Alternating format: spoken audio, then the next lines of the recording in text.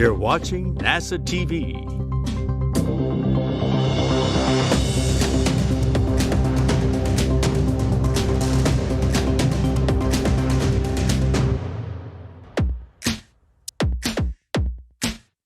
Airlock on 1. With you on 1. Good morning, and welcome to the International Space Station Flight Control Room. 5 and 1, 2.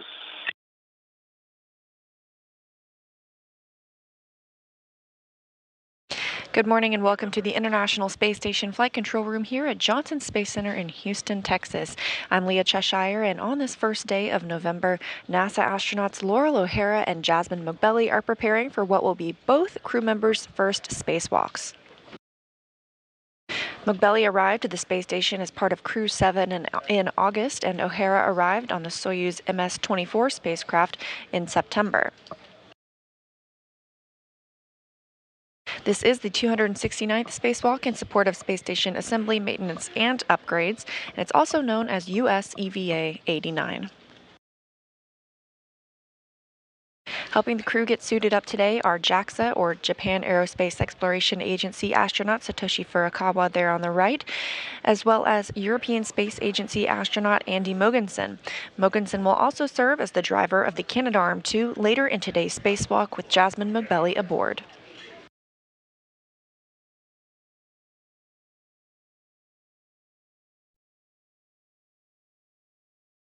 NASA astronauts Jasmin Moghbeli and Loral O'Hara will exit the station's Quest airlock to remove an electronics box called the radio frequency group from a communications antenna on station. They'll also replace one of 12 trundle bearing assemblies on a solar alpha rotary joint. These bearings enable the station's solar arrays to rotate properly and track the sun as the station orbits the Earth. We are in step 2-1, and the insert pre-breathe clock resumed at 1031 GMT. Copy 1031.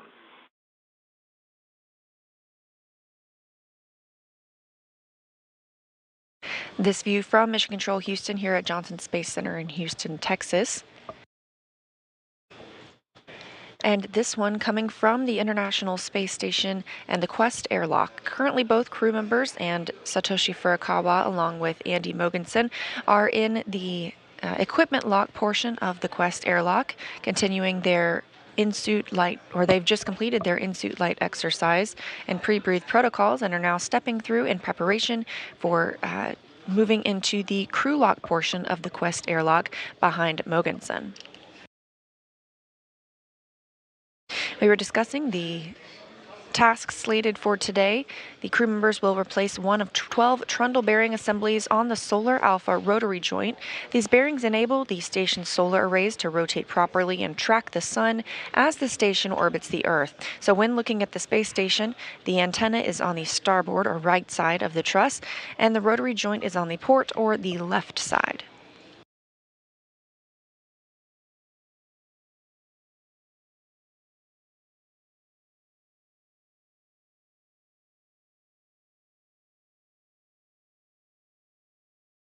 Before we get started today, let's get a different perspective of the spacewalk. So we'll take a look at the animation detailing the events narrated by Spacewalk Officer Sandy Fletcher.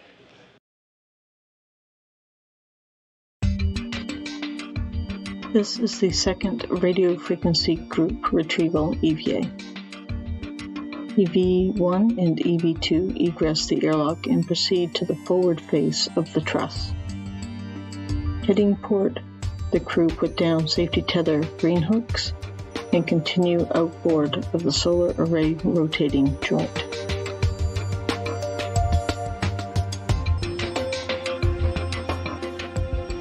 EV1 goes to the 2 alpha beta gimbal assembly and secures a crew lock bag of tools.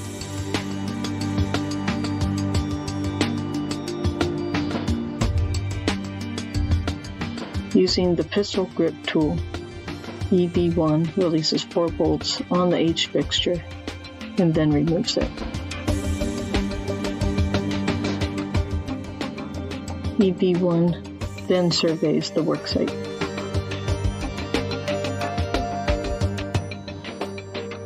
Meanwhile, EV2 goes to the solar array rotating joint and removes the cover, exposing a trundle bearing assembly.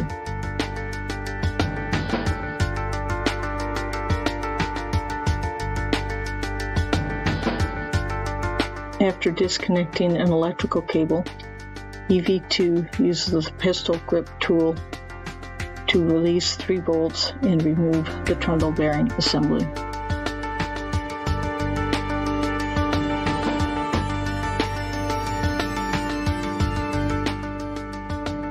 EV2 photographs the surface, then applies lubricant to the rotating ring using a grease gun.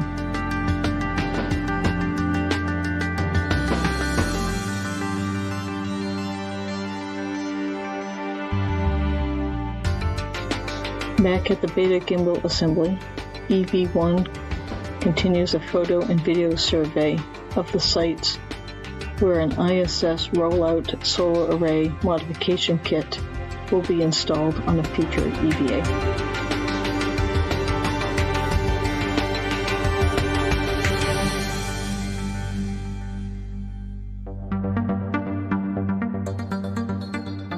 EV1 returns inboard to the camera port 8 worksite to adjust a cable interfering with movement of the camera light assembly. After lubricating the surface, EV2 installs a new trundle bearing assembly.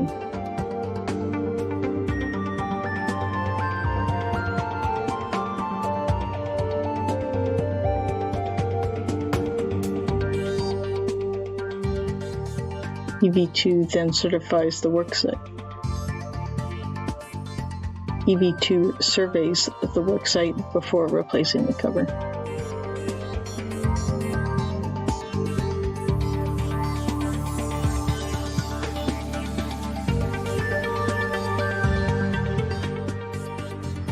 From camera port 8, EV1 translates inboard, down a strut, and temp stows the crew lock bag on the U.S. laboratory. EV1 goes to the airlock, retrieves a different crew lock bag, and takes it to the external stowage platform number 2.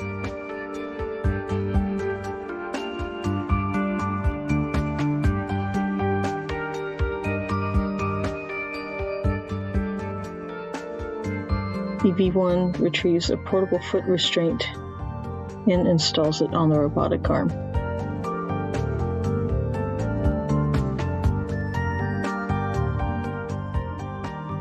Then EV1 ingresses the foot restraint and the robotic arm flies to the radio frequency group aft position. EV2 returns along the truss back to the airlock, stowing the large bag outside the airlock, and joins EV1 on the stowage platform. The crew work together to fold back the multi-layer insulation surrounding the radio frequency group.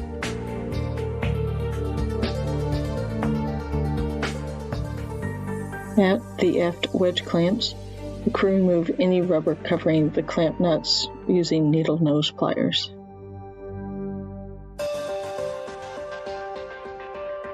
Then, using a ratchet wrench and a specially designed tool, they loosen the 5 aft wedge clamps.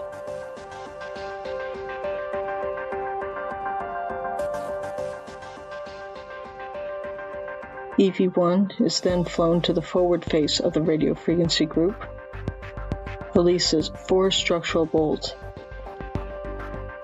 then removes it from the stanchion.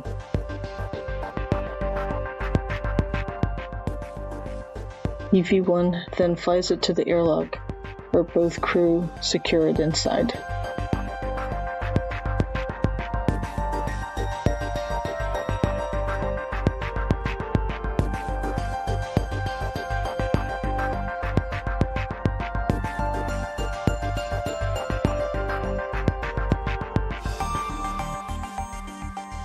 Back at the stowage platform, EV1 egresses the arm, removes the foot restraint, and retrieves the earlier temporarily stowed tool bag.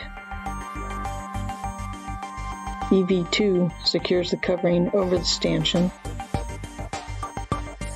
Then both crew return to the airlock and ingress.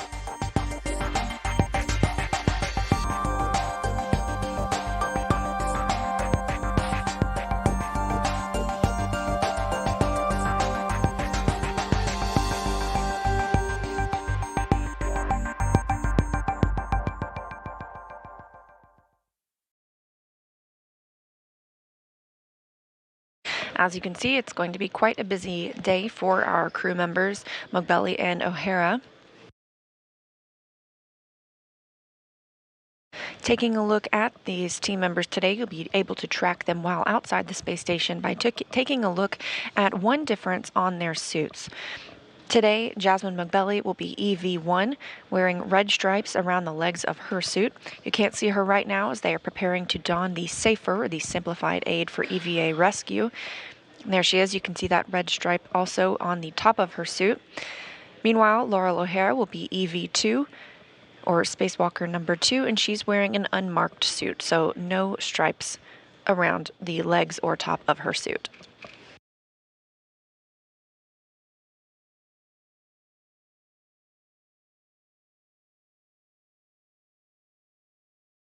As mentioned, the team members inside the Quest airlock right now that are not suited, that's Andy Moghbeli on the left of the European Space Agency and Satoshi Furukawa on the right of JAXA, the Japan Aerospace Exploration Agency. And they are helping Moghbeli don her SAFER. This is the Simplified Aid for EVA Rescue. It's a compressed, nitrogen-powered backpack of sorts. This would allow a crew member to maneuver independently of the space station.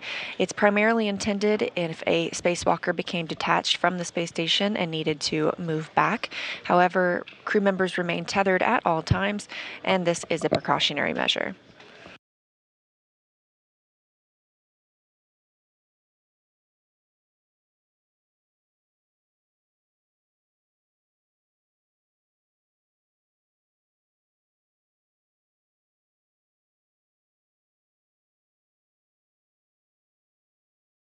Today is the fourth all-female spacewalk, the first 3 being completed by NASA astronauts Christina Cook and Jessica Meir, and the first of those taking place 4 years ago on October 18th, 2019.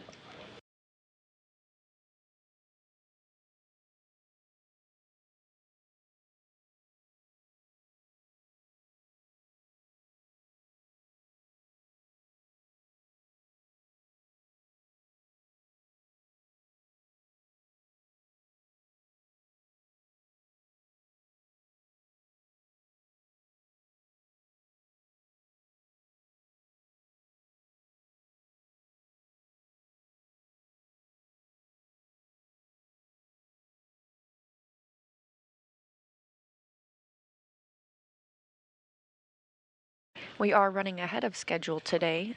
The crew members are about 20 minutes ahead of the timeline. They were intended to start the spacewalk at 7:05 a.m. Central Time. However, we may see that come a little bit early as they continue to step through all of their procedures with help from teams on the ground.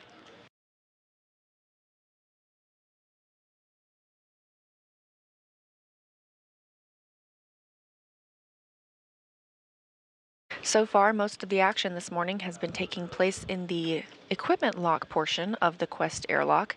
There are 2 portions, and in this equipment lock side is where crew members don their suits or put them on. They also conduct the pre-breathe procedures and, of course, as you see now, attach the SAFER. Once the SAFER is attached on both crew members, they will move into the crew lock portion. That's the outermost part of the Quest airlock. That's where we'll do final communication and suit systems checks with the ground. And then the spacewalkers will change their suits to internal battery power and start the timer for the spacewalk.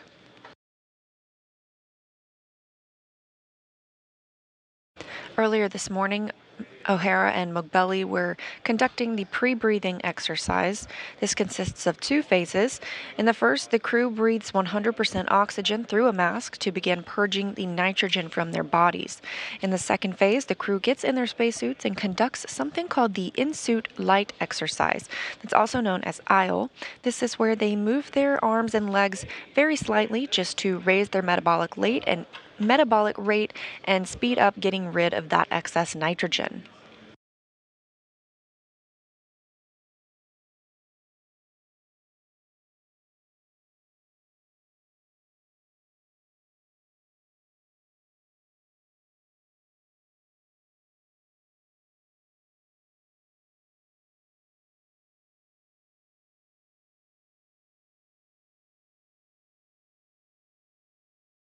These two crew members have been preparing for this spacewalk since prior to their flight to the International Space Station.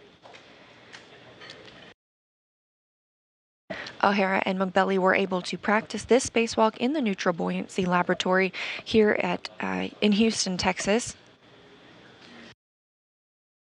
The Neutral Buoyancy Laboratory is a 40 million gallon pool, allowing crew members to put on suits, get into the water, and become neutrally buoyant, where they can practice different spacewalk tasks on a mock up of the space station.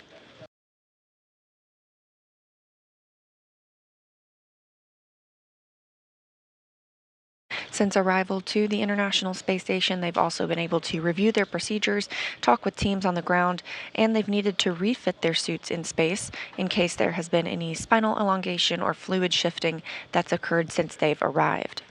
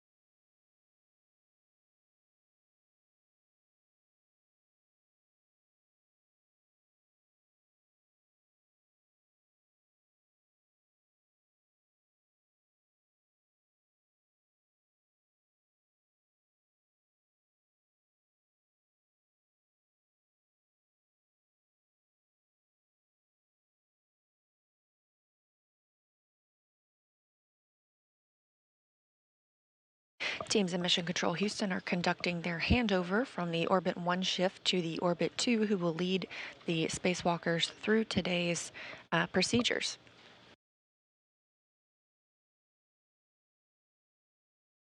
The International Space Station itself is currently flying 265 statute miles over Australia. It's entering an orbital nighttime, and once our crew members get outside today, you'll see a handful of sunrises and sunsets as the space station sees 16 each day.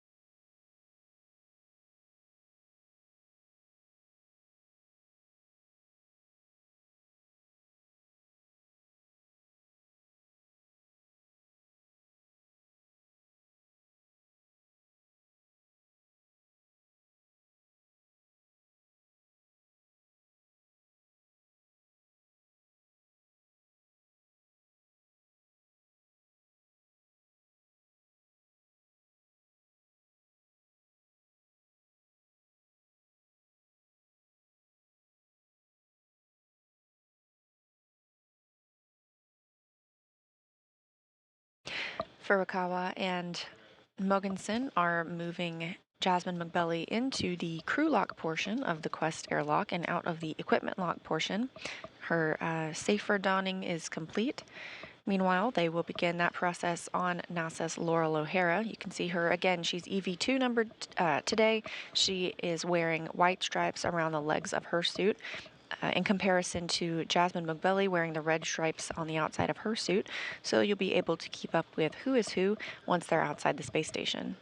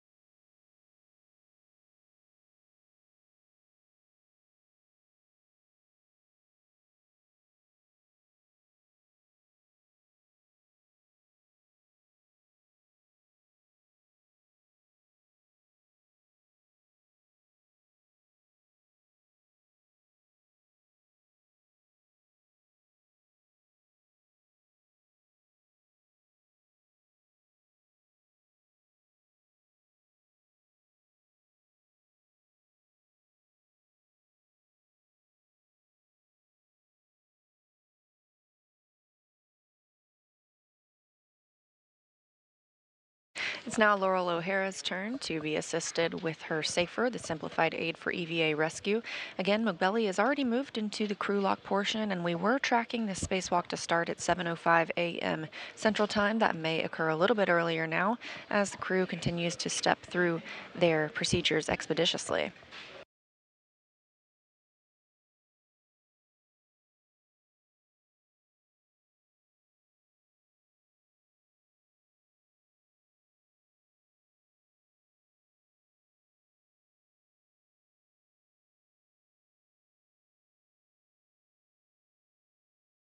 A reminder again of some of the tasks that the crew members will be working on today.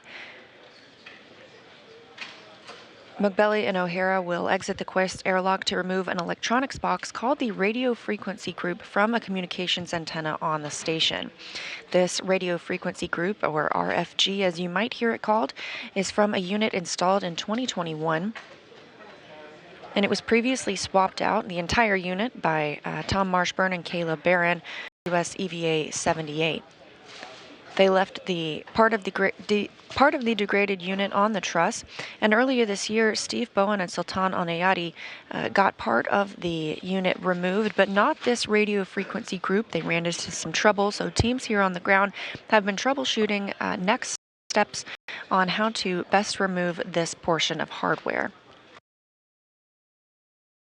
They've also developed a special new tool that'll be used today, a type of wrench that will help them secure the radio frequency, or secure the station on which the radio frequency group is placed, and remove the radio frequency group altogether.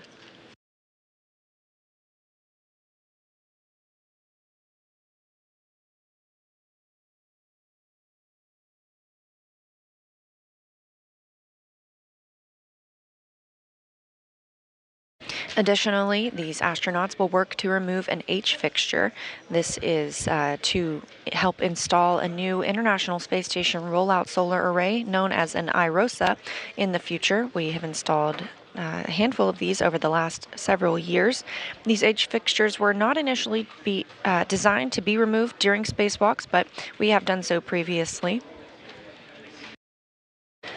And Loral O'Hara will take some time to work on a trundle bearing assembly. She will remove the trundle bearing assembly that's part of a solar array rotary joint, also known as a SARG.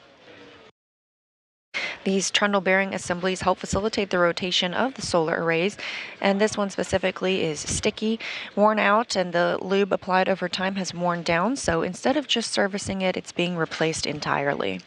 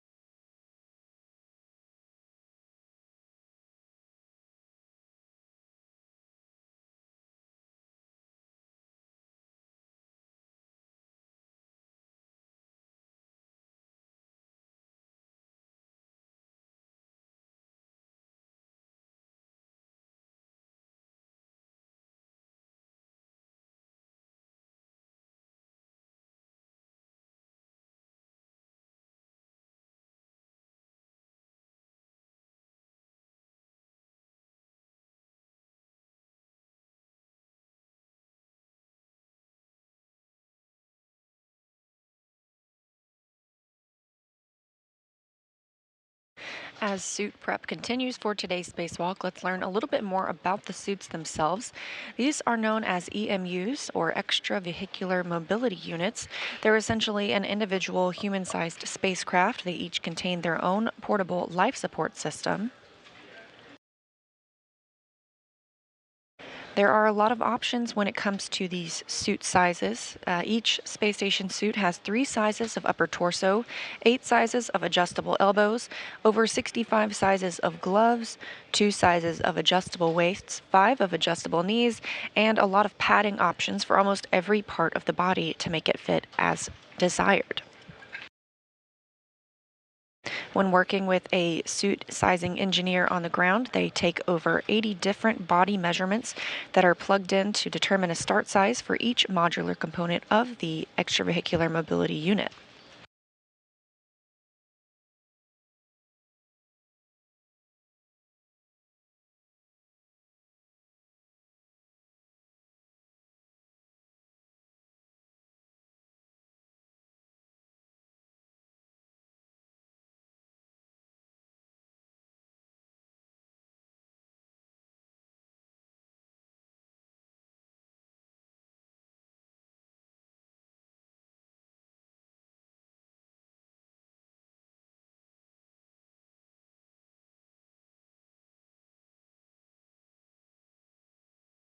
These extravehicular mobility units, or the spacesuits that you see today, have 6 layers and provide atmospheric containment, thermal insulation, cooling, solar radiation protection, and micrometeoroid or orbital debris protection.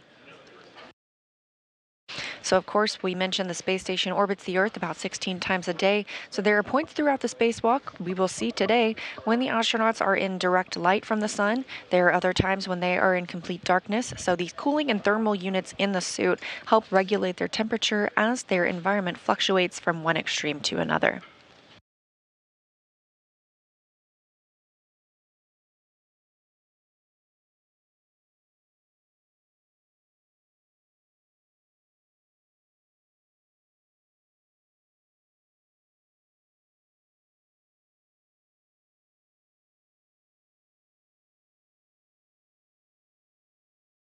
It looks like Furukawa and Mogensen are conducting some final checks after attaching the safer to Loral O'Hara's suit. They will start moving her into the crew lock portion of the Quest airlock. Once we get closer to the start time of the spacewalk, they will close the hatch between the crew lock and the equipment lock portion and begin bringing the crew lock portion of Quest down to a vacuum.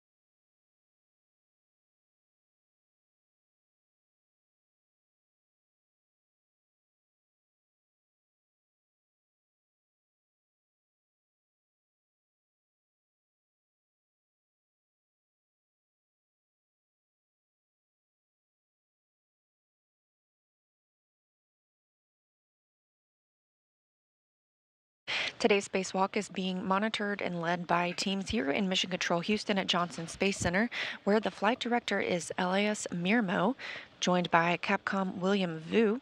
Spacewalks call for an additional Capcom of sorts known as the Ground IV, who will be relaying procedures to Hara and Moghbeli throughout their spacewalk. So serving as today's Ground IV is an accomplished spacewalker herself, NASA astronaut Anne McClain. Looks like she stepped off console just before we get into the procedures where the crew will begin the depressurization of the Quest airlock.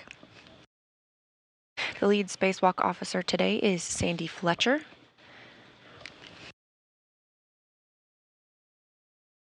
And today's spacewalk task is Miranda Nelson.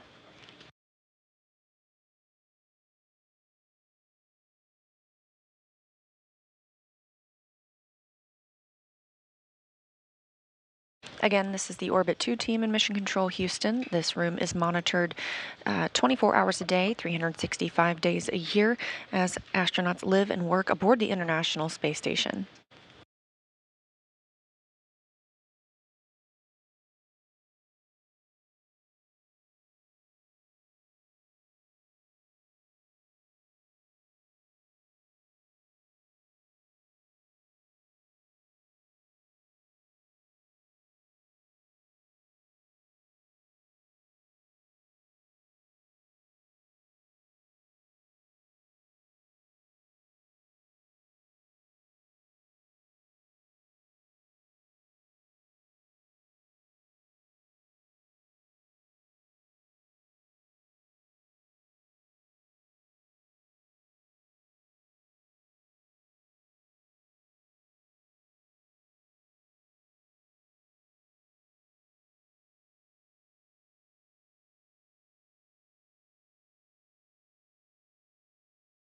Station on one from airlock.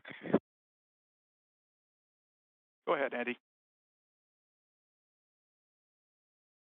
We're in step 69. We're ready to close the hatch, go into the crew lock. All right, Andy, we concur. Step 69.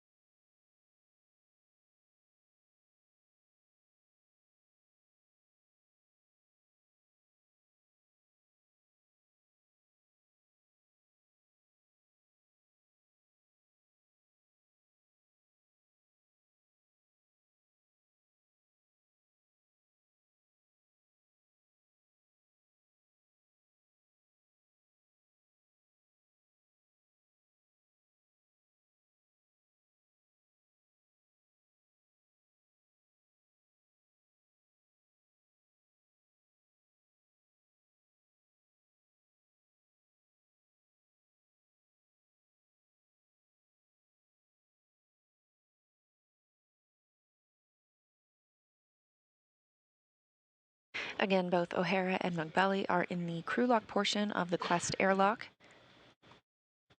They've just received the go to close the hatch between the crew and equipment lock. They'll then start the depressurization process of the crew lock side. bringing it down to a vacuum so that the astronauts can open the hatch and start their spacewalk. U.S. spacewalks officially begin when the spacewalkers switch their suits to internal battery power.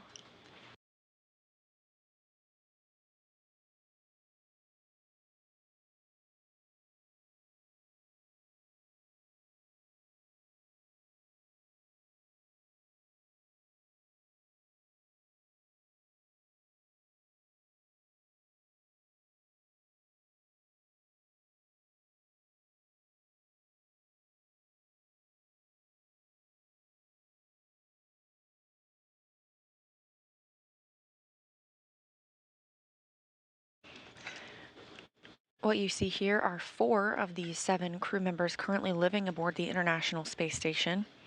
Also aboard are Sergei Prokopyev,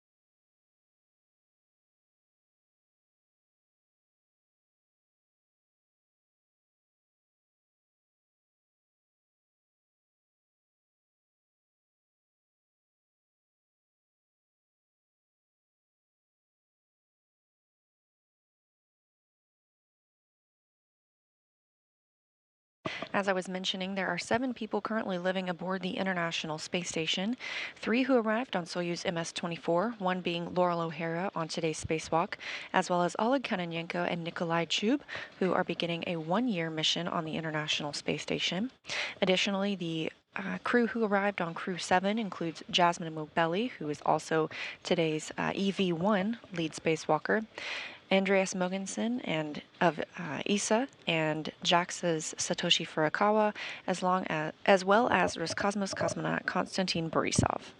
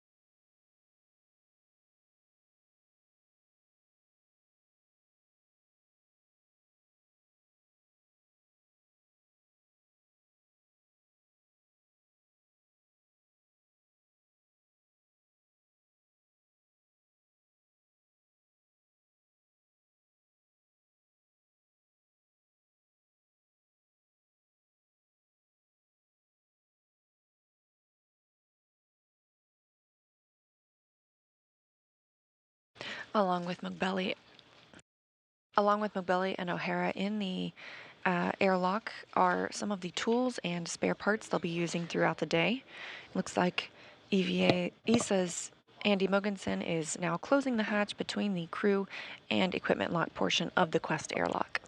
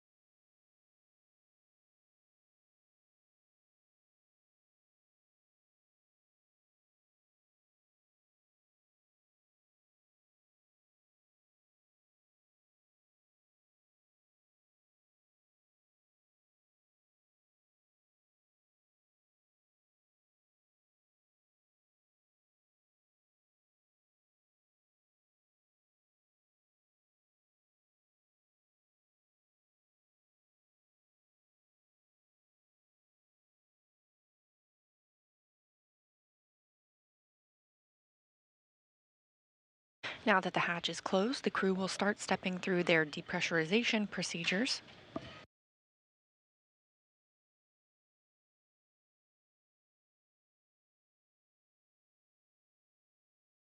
They'll be bringing the airlock pressure down to less than 0.5 pounds per square inch, as close to vacuum as possible in preparation for opening the hatch and exposing themselves to the vacuum of space.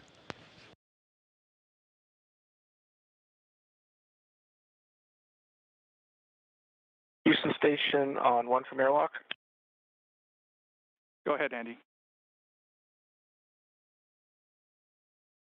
Step 76 and 77 are complete.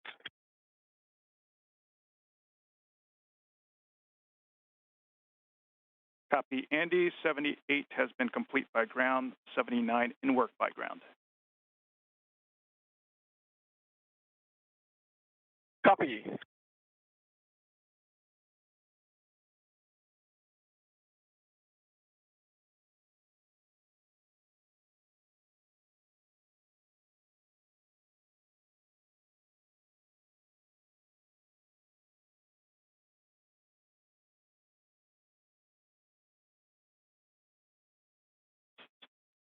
EV crew, Houston, good morning, Jaws and Loral. Just a heads up, we're working on getting you a hot mic. We're not quite there yet, though.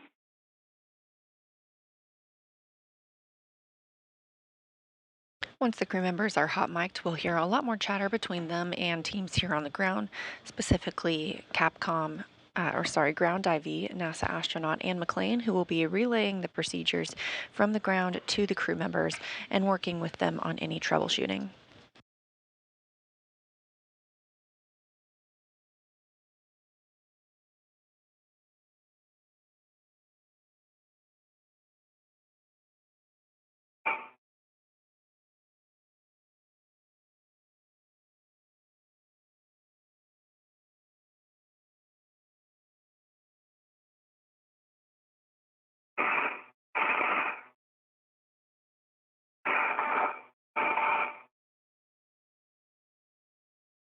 Oh, no. EV crew, Houston, you are now hot mic. But thanks for configuring it. Copy, hot mic.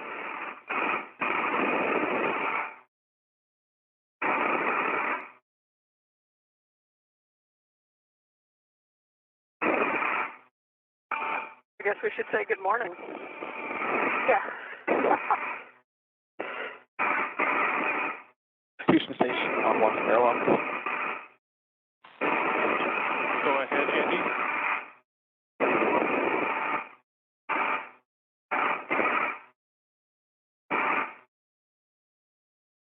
IC-81 is already done.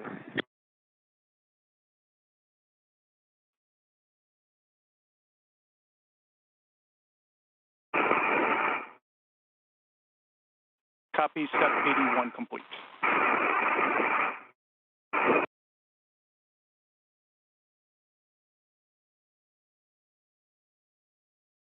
And Andy, As we prepare to get started with today's spacewalk, we are in a satellite handover. These are tracked as our tracking data and relay satellite systems transition from one to the next. The LED is on.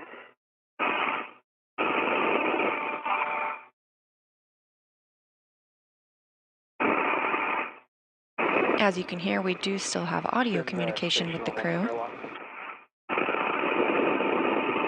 Andy, we are with you on one. We're having a hard time hearing you though. Copy, Alpha to speak clearly. We are just waiting for your go in step 84. All right, Andy, we can give you a go for step 84, crew lock, depress cue card. Copy. We are moving on to the crew lock depress cue card.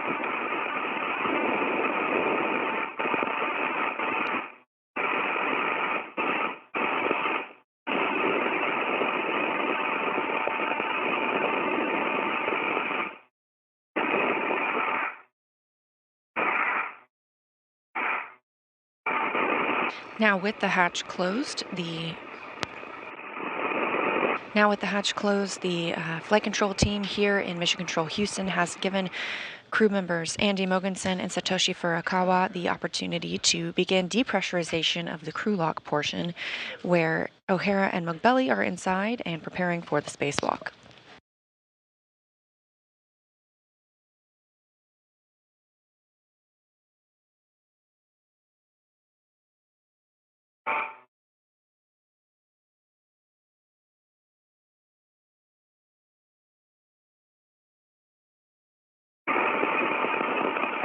Jasmin Loral from the equipment lock. How's it from? Have you loud and clear? There's a lot of static, but I can hear you. All right, we are ready to go on to the crew lock depress cue card. You're ready? Ready. Ready. Right, Loral on the UIA, switch depress pump power to on, ON, and wait 2 seconds for complete startup. Okay, depress pump power switch is on.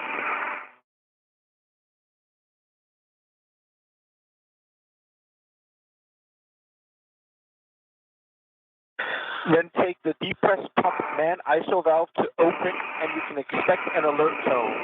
Copy, copy. Press pump man ISO valve is open. Monitor suit P gauge less than 5.5. If it's more than 5.5, stop depress by closing the pump manual isolation valve.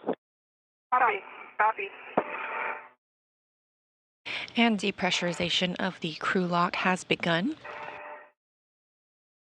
The atmospheric pressure we're used to on Earth is about 14.7 psi. At 6.0, you can expect an alert tone. Copy, copy.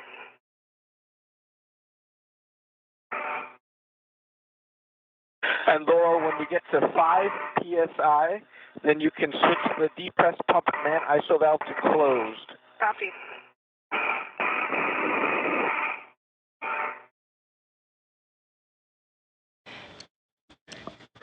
That pressure now falling. 8, and I see airlock C at 12.6. Copy, I'm showing airlock C at 12.5, and my suit gauge is right at 4.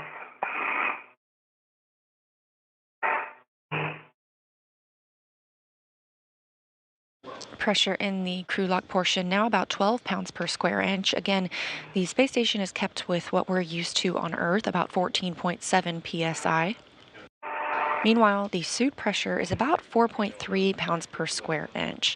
That low pressure in the spacesuit allows a lot more flexibility, which is critical when flexing these gloves for about a 6.5-hour spacewalk. That 4.3 psi is close to what you'd experience if you were at about 30,000 feet elevation.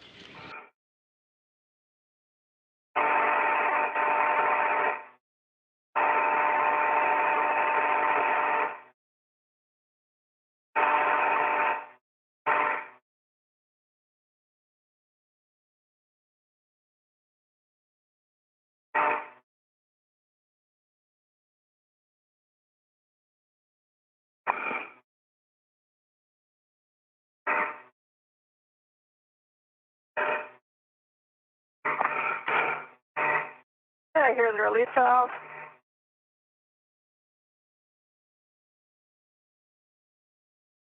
I can hear it. Copy.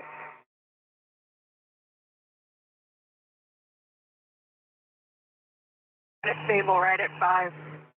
Same. On airlock T 10.5. I see the same. And don't forget to drink a little out of your Didby while depressing.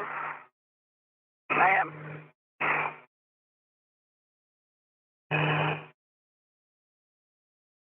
I just wanted to say Didby.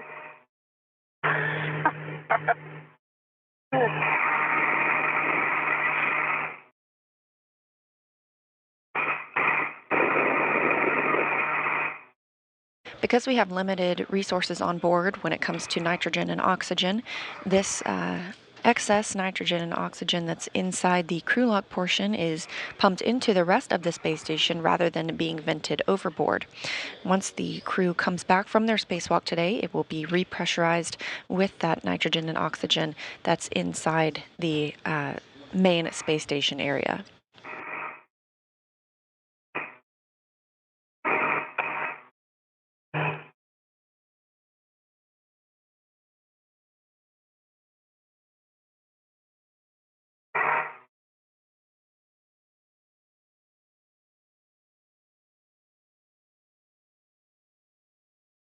The crew lock is now under 10 pounds per square inch of pressure, approaching 9.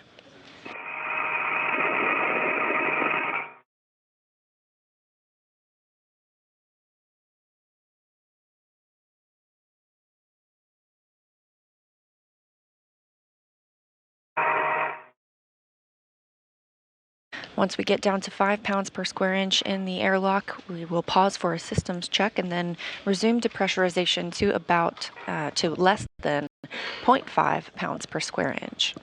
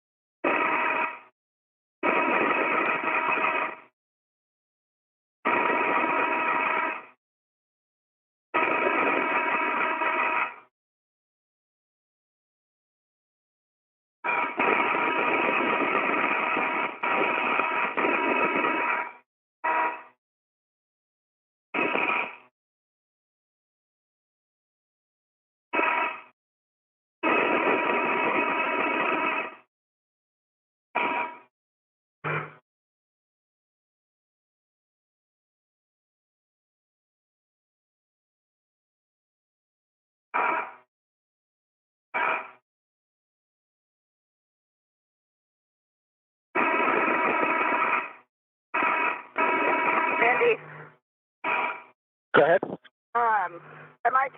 I take the depress pump and ISO valve to close on your call, or when I see current on my DCS? Well, when you see 5, you can take it to Okay. closed. Copy. What are you showing right now, Laurel? 7.1. Got 7.2. Yeah, and you'll get an alert tone at 6. Copy. Copy.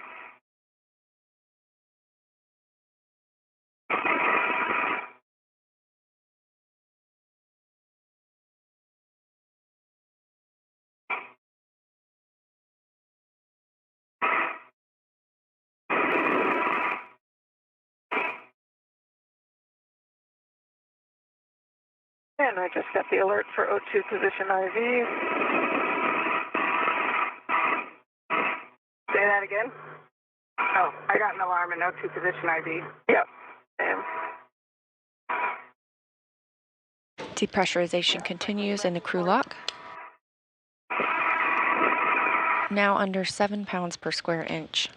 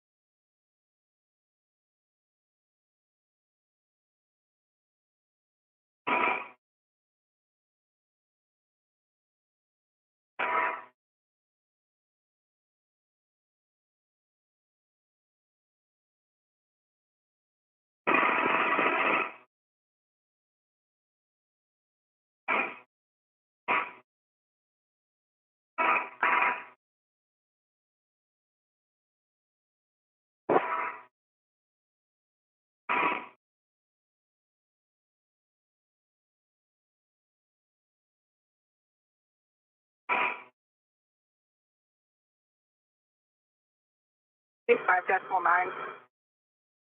Copy, I think mine's at 6, so.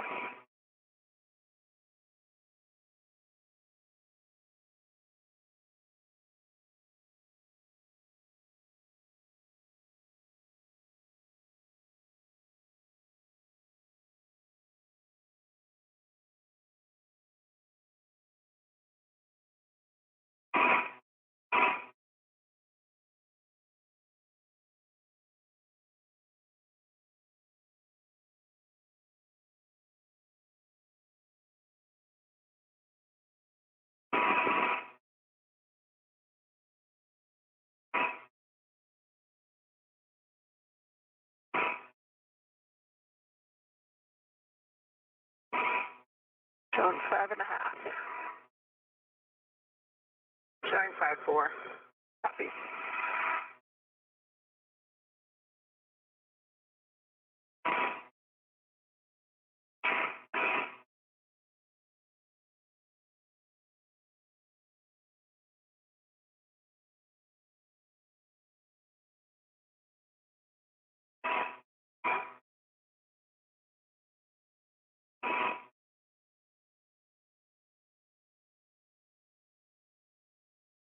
Okay, 5.1. Copy.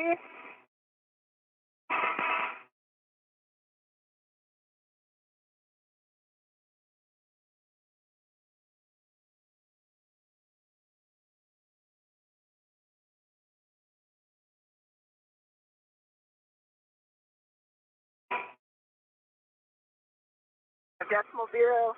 Okay, press pump man, ISO valve is closed. Copy. The depressed pump vent ISO valve is closed. Now on your DCM, you can switch your display status until leak check question mark is displayed. And then press a long yes, 2 seconds. Copy. Copy. And once you have a selected yes, long 2 second hold, then follow the displayed instructions and we'll do a leak check. Copy. Okay.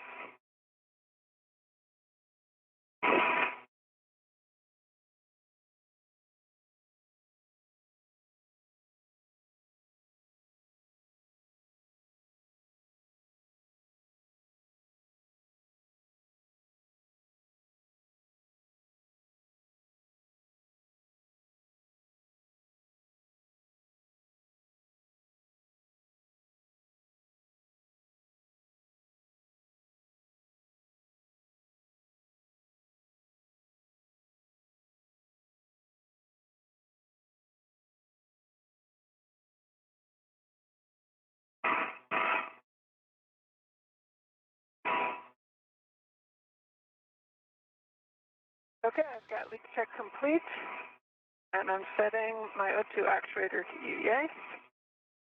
Okay, I see the same.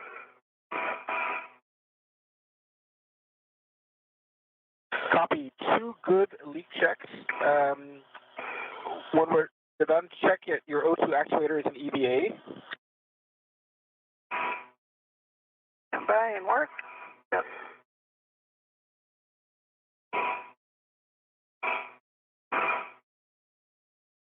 As you heard, the crew lock depressurization continues. O2 actuator in EVA.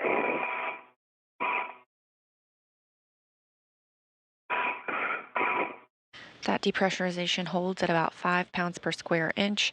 Again, we heard 2 good suit leak checks.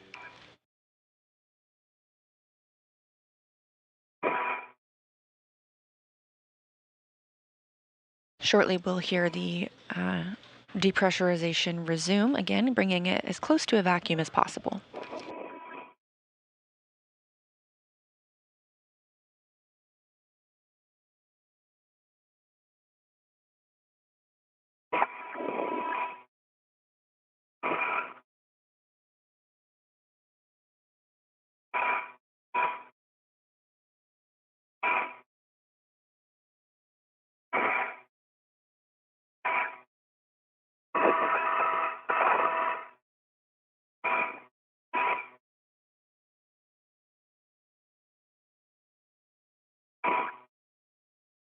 Okay, O2 actuator EVA for EV1.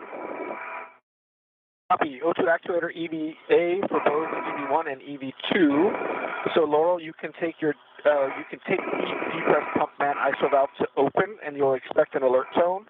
Copy. Press pump man ISO valve is open.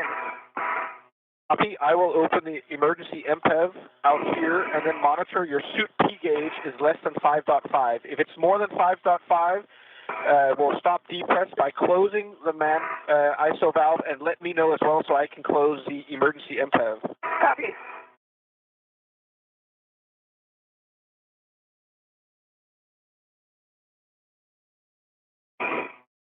Depressurization has resumed, now falling below that 5 pounds per square inch And Loral, mark. when the crew lock is at 2 psi, then you can close the depress pump man ISO valve. Copy.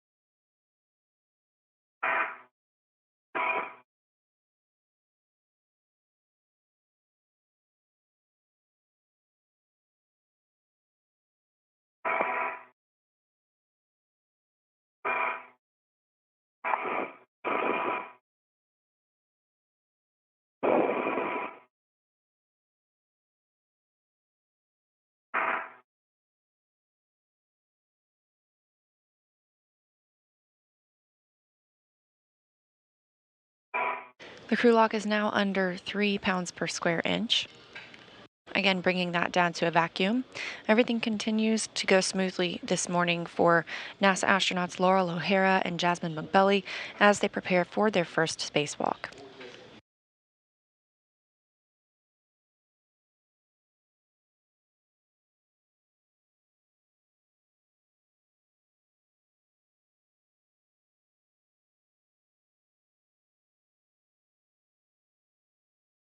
2.4.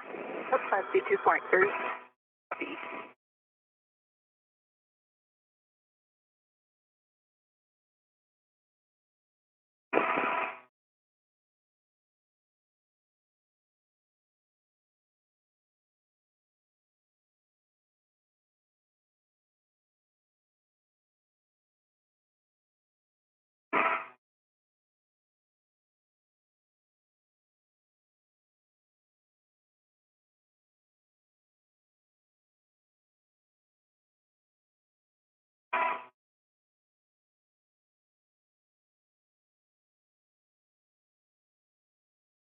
Airlock P 2.0. Copy.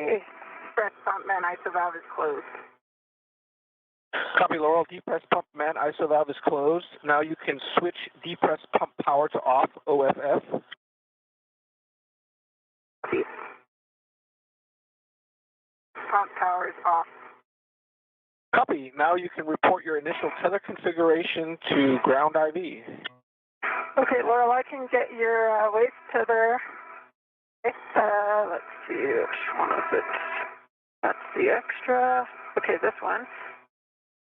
Okay, I've got it. J-close hook lock, black on the airlock D-ring extender. Okay, and I've got a small hook on my right waist, on my right D-ring extender, gate close, lock, black on black. I have my safety tether hook, gate close, black, locked, black on black, going to my red reel. Copy. And I want it up here. Red reel is unlocked. The large hook of my red reel is going to my green reel. It closed, locked, black on black. Okay. The small hook of the green reel is on the red reel. It closed, locked, black on black. Okay, and I can get it from there. I see your anchor hook. It closed, hook lock, black on black. My waist tether. It closed, hook lock, black on black. That waist tether goes to my right D-ring extender, and that is gate close, hook lock, black on black. Okay, and from my left side, let me get my safety tether. Okay, so my red hook is on my left D-ring extender. Gate close, hook lock, black on black. My red reel is unlocked. The green hook is attached. It is unlocked as well. My yellow hook is going to my green reel. That is gate close, hook lock, black on black. The green reel is unlocked. And I have the anchor hook on my mini workstation. And that should be it. You can also call my waist tether if you'd like. On the left side, goes to my left D-ring extender, gate close, hook lock, black on black. And, yep, that's it. EV crew, Houston, good, tether config. Copy.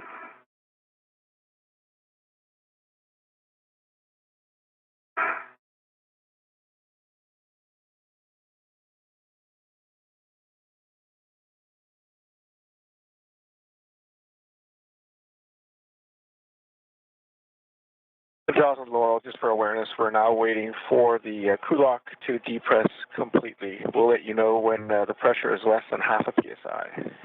Copy.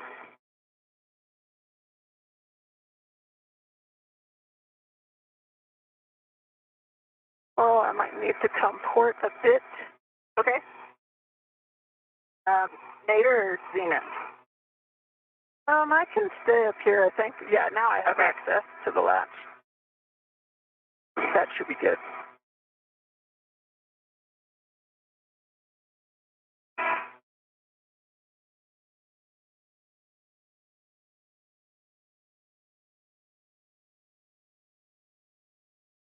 As you heard, O'Hara and Moghbeli are stepping through some checks of their suits and tethers. Again, depressurization of the crew lock continues, now at about 1.4 psi or pounds per square inch. Again, we want to bring that down to as close to a vacuum as possible in preparation for hatch opening.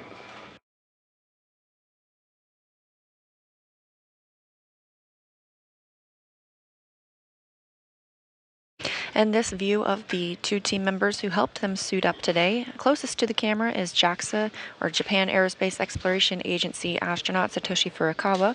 And down in the center of the equipment lock portion of the Quest airlock is Commander ESA astronaut Andy Moghbeli. Moghbeli is also prime for maneuvering the Canadarm2 today, which Moghbeli will use later in the spacewalk.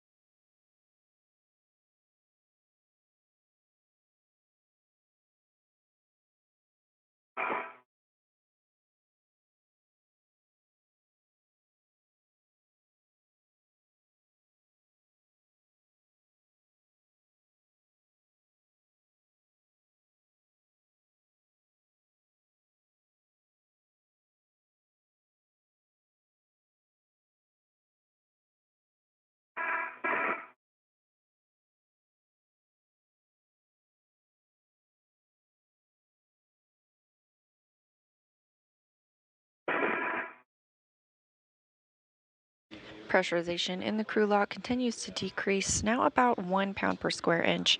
The rate is as planned. It gets a little bit slower as we get closer to vacuum.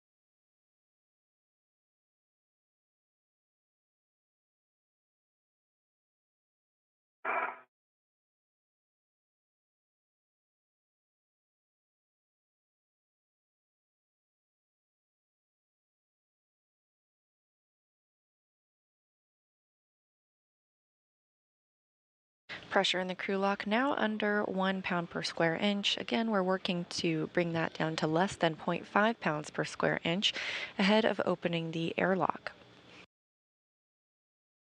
And a reminder, our spacewalkers today, EV-1, the lead spacewalker, is NASA astronaut Jasmin Moghbeli.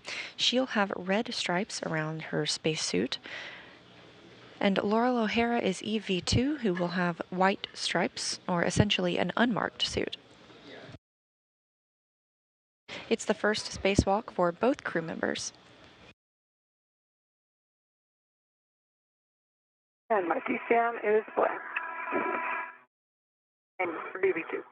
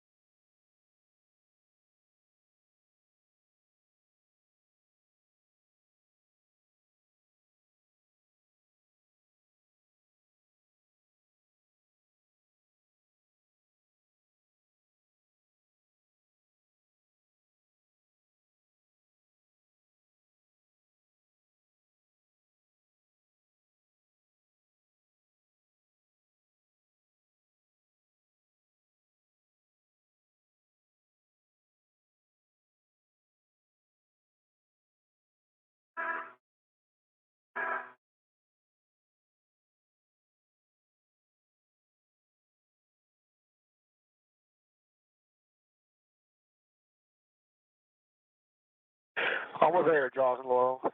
Copy.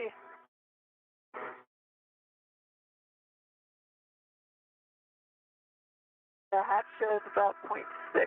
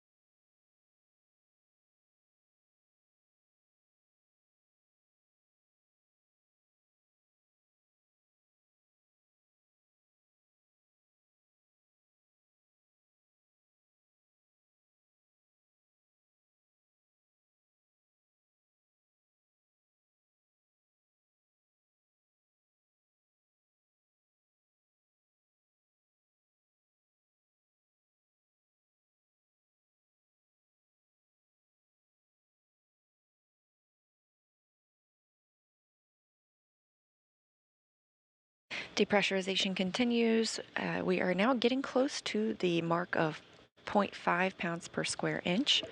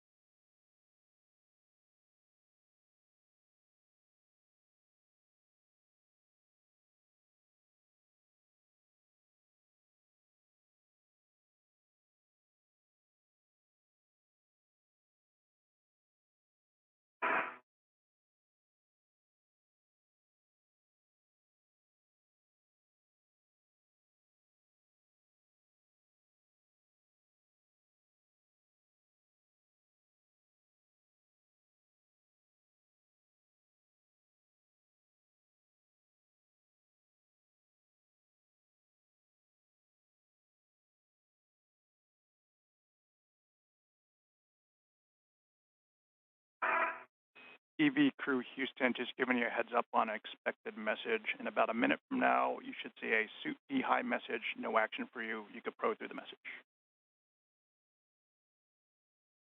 Copy. Copy.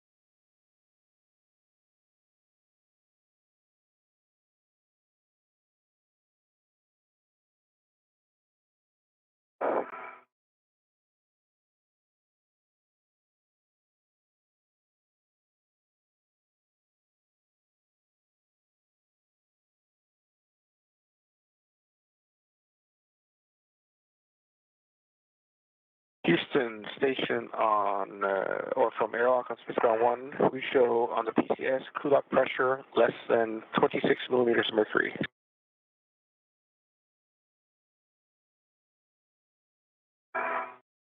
Okay, Andy, we copy and concur.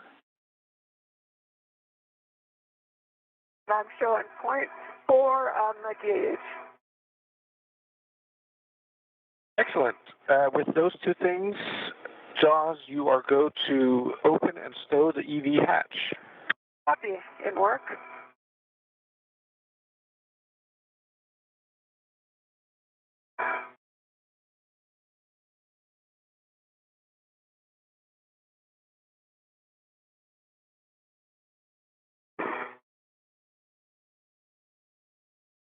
Now that depressurization is complete, the crew has a go to open the hatch. Again, right on the timeline today. They were anticipated to start this spacewalk around 7:05 a.m. Central Time. This live view coming from outside the International Space Station, looking directly at the Quest airlock.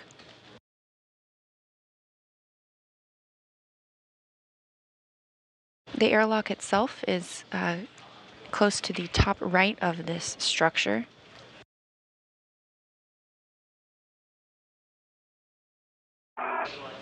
We won't see the airlock hatch itself open as that opens inwards. However, you will see the thermal cover open that protects the airlock hatch underneath.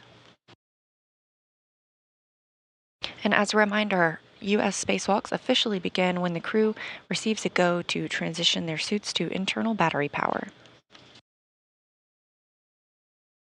Another tracking data and relay satellite system handover as we prepare to start today's spacewalk.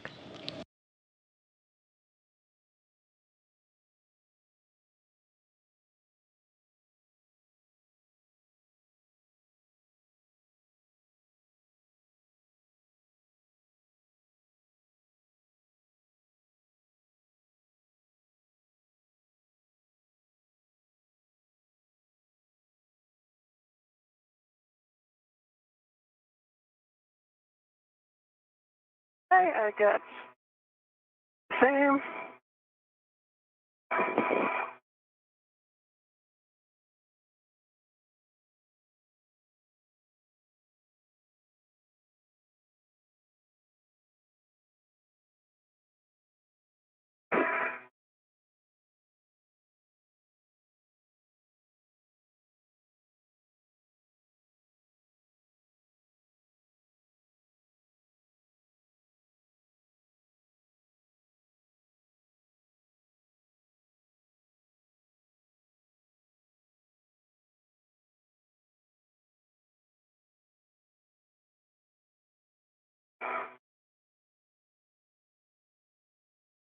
Okay, hatch is open and on the hatch tube.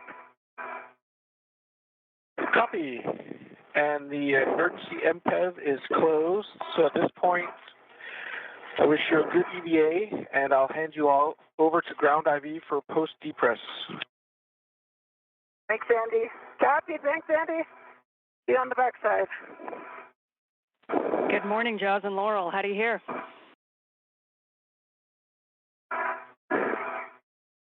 EV1 has you loud and clear. Good morning. Who has you loud and clear? Good morning, Ann. Excellent. Let's get this thing going. On your DCM, you can switch your powers to BAT, stagger your switch throws, and expect the warning tone. Okay, EV1. BAT. Your switch, John. I'm good. Good. You.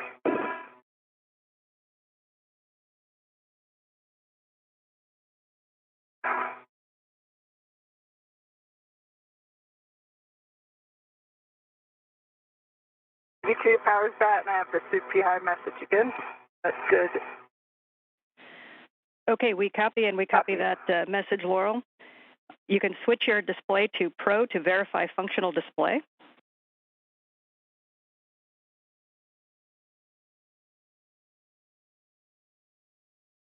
P1 functional display. EV2 functional display. Copy, Loral. On the UIA, switch power EV1 and 2 to off OFF and check that all 4 LEDs are off OFF. Copy. Power to EV1 and power to EV2 are both off. All LEDs are off. And I got the H2O is off message expected.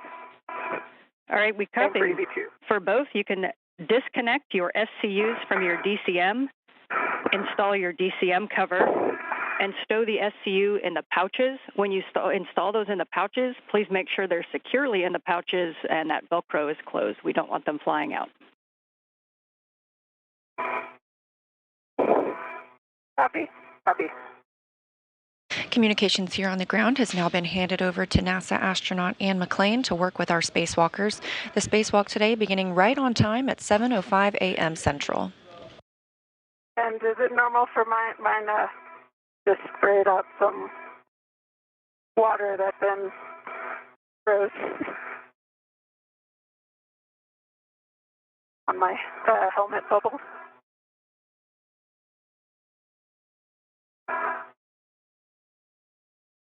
ED1. Okay, for Jazz, your Vox is kind of coming in and out. Can you clarify that last call?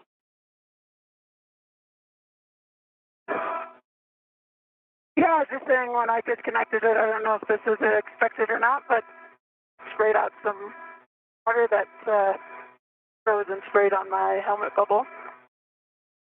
No issue. Okay, and we understand that that was from the SCU. DCM or SCU is stowed in the pouch.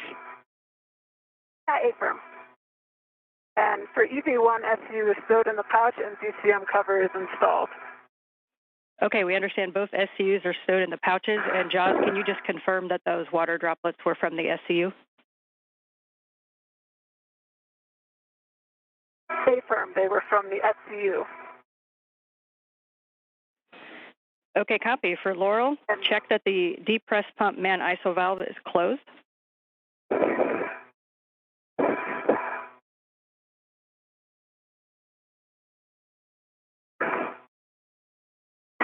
Press pump man ISO valve is closed.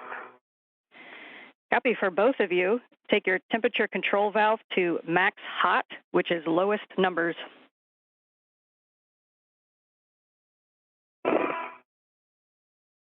CD1, CD is max hot.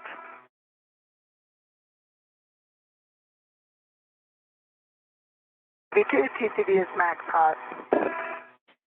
Copy. For both crew, you can switch your water to on, ON.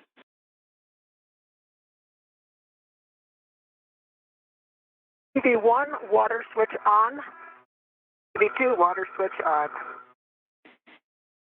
Copy for both. Check that your DCM is blank and your bite is off OFF.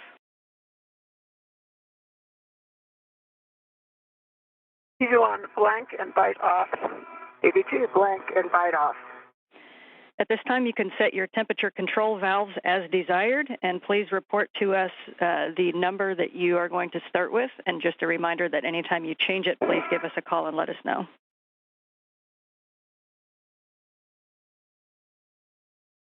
Copy. EV1, ECV set to 4.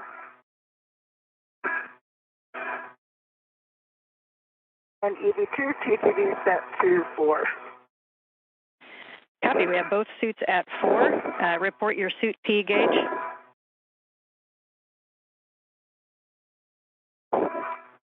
EV1, suit P gauge 4.2. EV2, suit P gauge 4.4. Copy. We have good numbers, and stand by while I check the last 2 steps.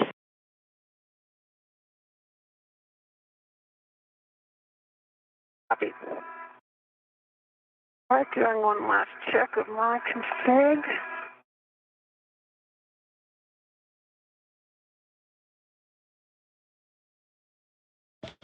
You heard some comms from NASA astronaut Jasmin Moghbeli. The end of the depress cue card. At this time, Jas, you are go to open the thermal cover.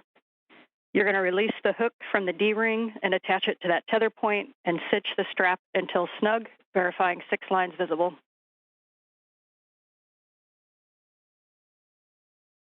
Copy and work. Moghbeli noticed some droplets coming from her service and cooling umbilical, known as the SCU. Again, the team here on the ground confirmed that was no issue. They've made it through the rest of their checklist. 1, 2, 3, 4, 5, 6 lines visible. Thermal cover is coming open. Wow.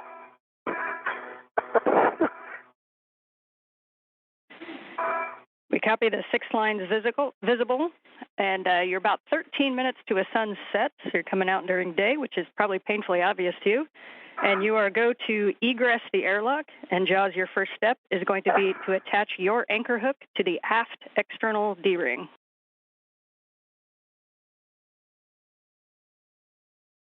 Copy and work. So will we go sun visors down here? I have mine up and it's fine right now. Okay. Yeah, you're only about 12 minutes from a sunset, so it is going to get a little dusky. For Loral, as Jaws works the tethers, your first step is going to be to hand out crew lock bag P, Papa, and a reminder that in this initial, as we hand out these initial bags, the large smalls are going to stay in the airlock.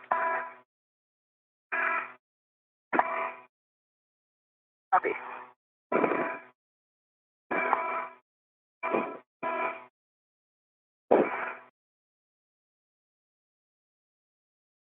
Okay, my safety tether is on the aft D-ring extender, gate closed, hook lock, block on block. Copy, your anchor is on the aft external D-ring. You can attach Loral's anchor, EV2's anchor, to the forward external D-ring. It worked. NASA astronaut Jasmin Moghbeli is the first out of the hatch this morning.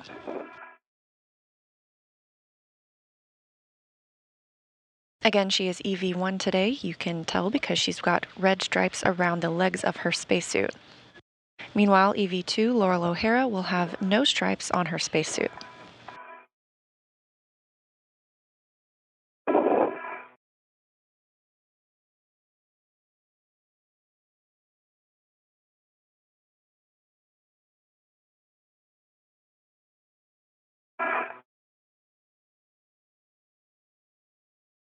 Okay, Loral, yours is attached to the forward D-ring, gate closed, hook lock, block on block.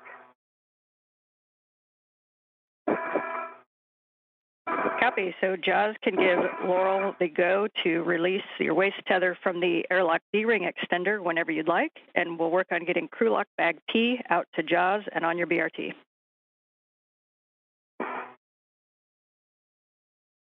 Copy. I will leave it on there for now. And Jaws, I'm ready to pass crew lock bag P. Wherever you are.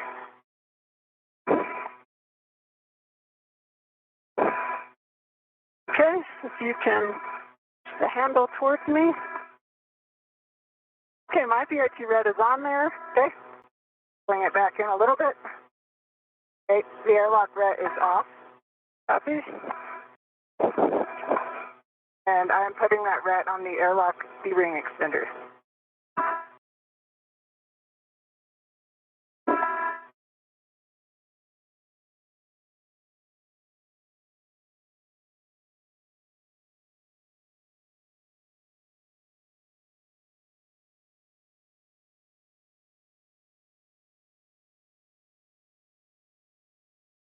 Okay, that is on my BRT. Okay, we copy, Jazz, that that's on your BRT. And while you're working on that, I'm going to take and just getting it in a good position. All right, and I'm going to take my waist tether hook and just clear a quick wrap on with my safety tether. Just taking it off, and I'm back on the airlock D-ring extender. Tethers are clear. Copy. And Laurel, the next thing will be to pass the large ORU bag out to Jaws, and that large small will also be stowed on the airlock D-ring extender. Copy. Okay,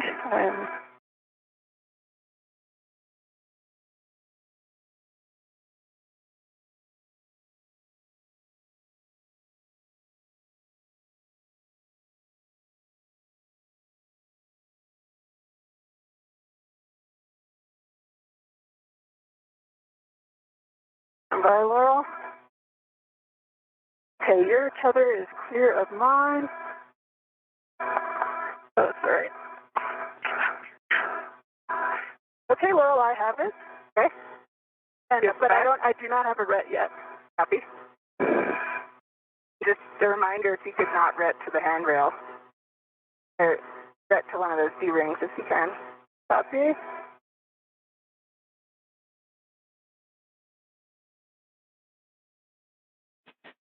We are about 30 seconds from a handover, so we'll just work to get the ORU bag out, and then when ready, Laurel can egress. Copy. Copy.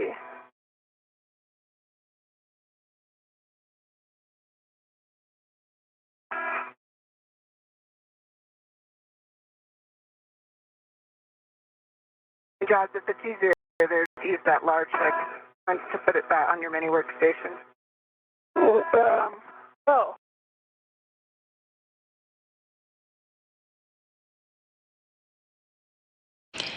As expected, we are in another satellite handover. We expect to regain communications with the astronauts very shortly.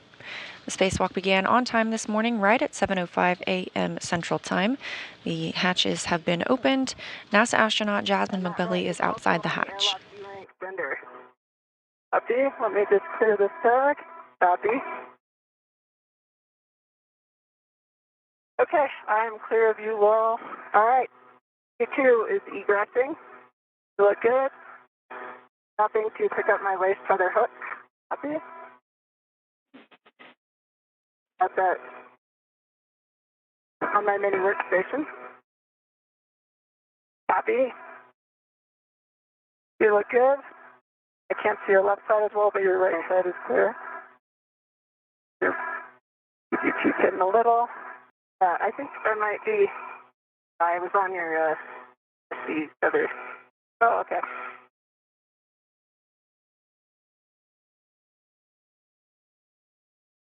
Moment.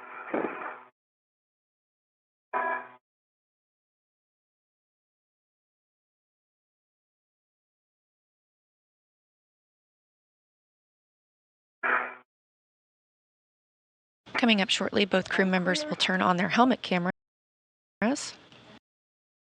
These will give us a view from their perspective throughout the day. Okay.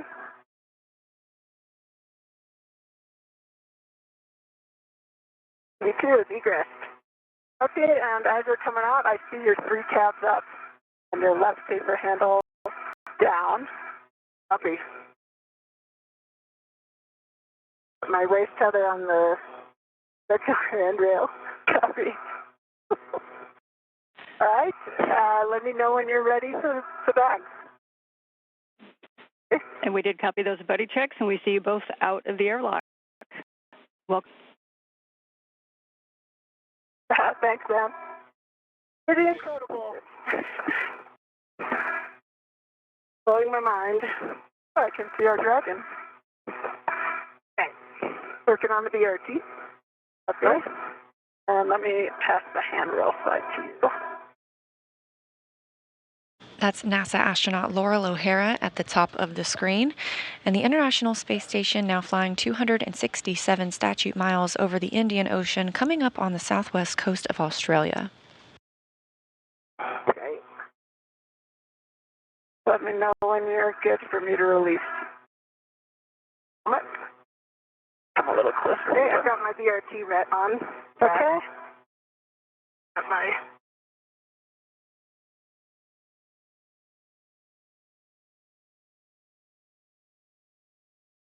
Okay. I've got the bag when you're ready. Okay.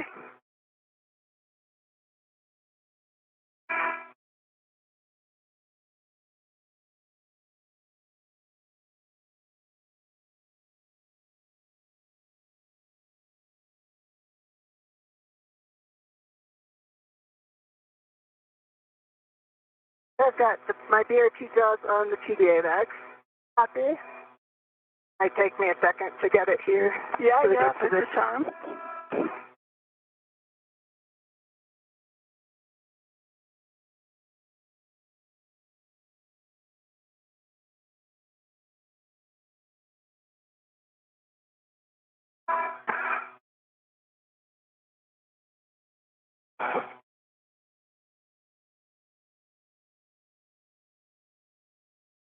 Let me know if you need any help.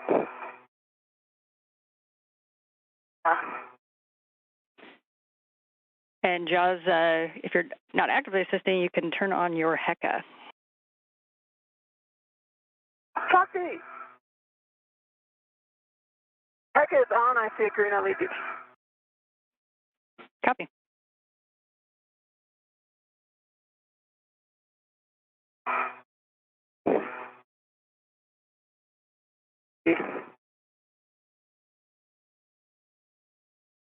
When it close to me.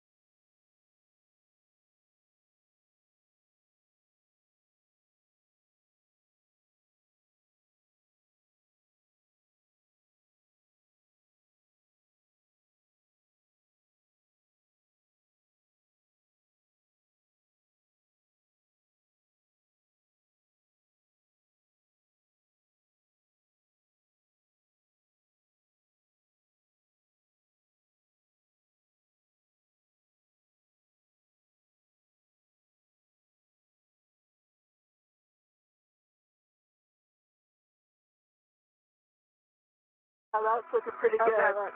Yeah, it's like right along your leg. I think that's really good. Okay. It's like that. I think that's about as good as you're going to get. It looks really good. Okay. Yeah, we concur, and when we do translation adaptation, if you need to reposition it, we can definitely take the time to do that. So, Loral, if you could turn on your HECA.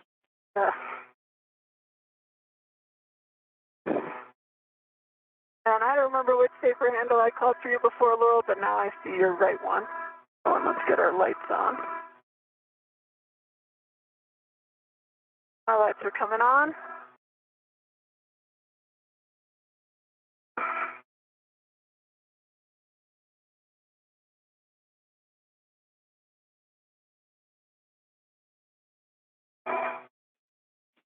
There, I've got mine on. Okay. And I see 2 green LEDs for you.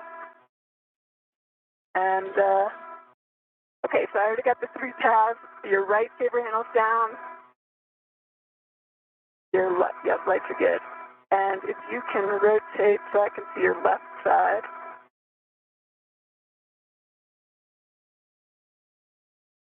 I can't quite see it. Copy. Yeah, it is. Can we give it a little bump just to make sure it's fully down? We're a little further off right there. Sit down.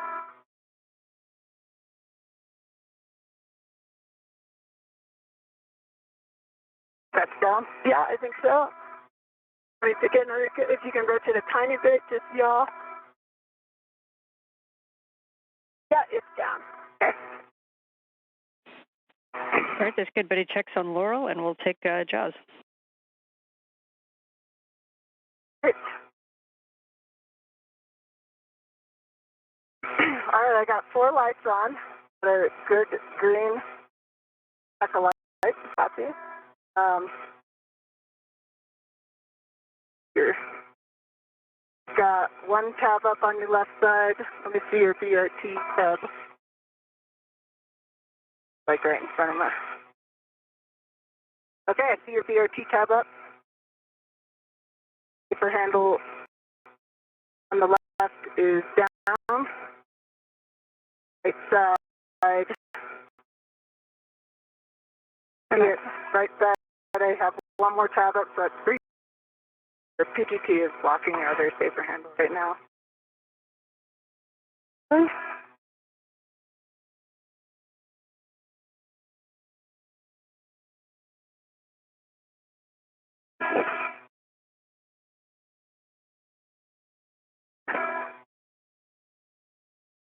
And it's better or worse? Yeah. And I see that handle down. They're both the safer handles down. Okay, let's take a good look at our tools and tethers. Yeah. Get turn around here. Good call. Yeah, we'll double check all those tools, tethers, and a good config and a baseline HAP for both. Copy. Okay, my HAP is dry.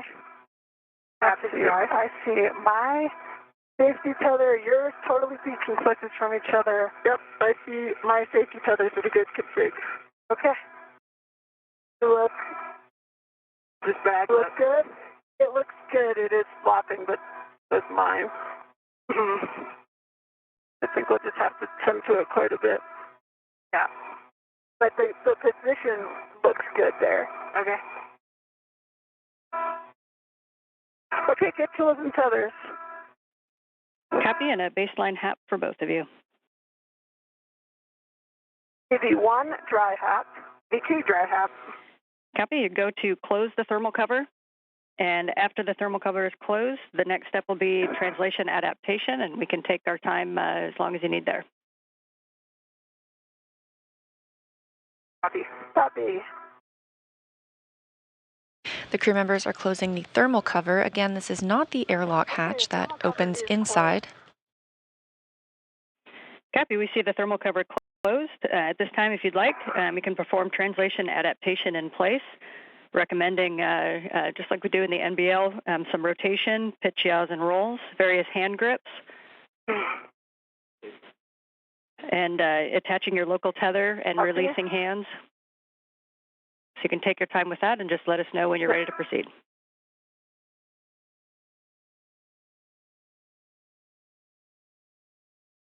Probably the best way out you've ever had.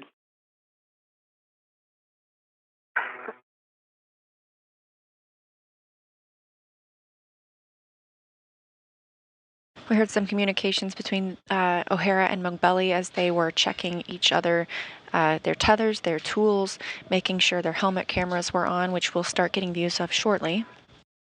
Additionally, they performed a HAP check, that stands for Helmet Absorption Pad, just to make sure there's no excess fluid in the suit.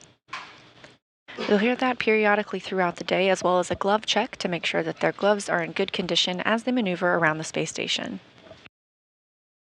Again, this is the first spacewalk for Moghbeli and Hara, so they are performing some translation adaptation, getting used to this zero-G environment where they're outside the space station.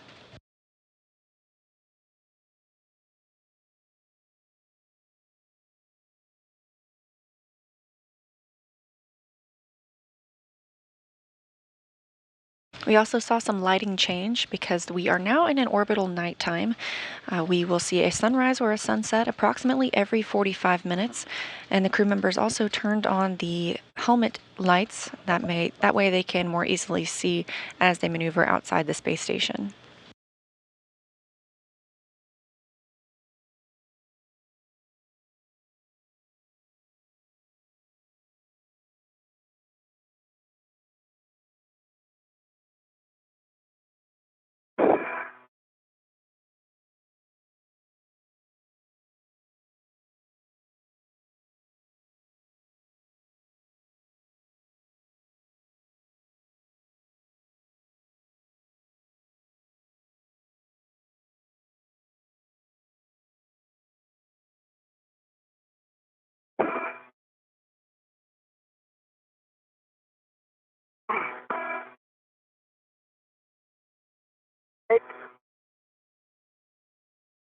Hello? I said, all right. You good? I'm good. I'm good. All right, we're all good then. So we can begin our translation. Reminder that Loral, you're going to lead out to the Green Hook location, and Jaws, you're going to head up to the starboard airlock toolbox. And just a reminder about MMOD strikes on face 1, so we don't want to slide gloves on the back of the handrails. And avoid inadvertent contact with the tusk cables on the zenith and nadir CETA rails. And then we're going to avoid translation on that bent-over brake handle on the starboard CETA cart. Copy. Copy.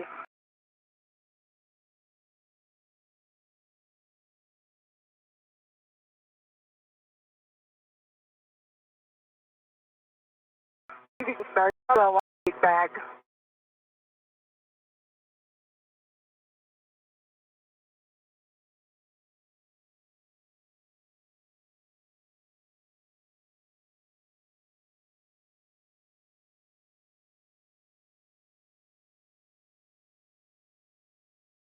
I'm on the CETA rail. I see you. I'm coming over your tether. I'm clear. My tethers are clear. Stay firm. You look good.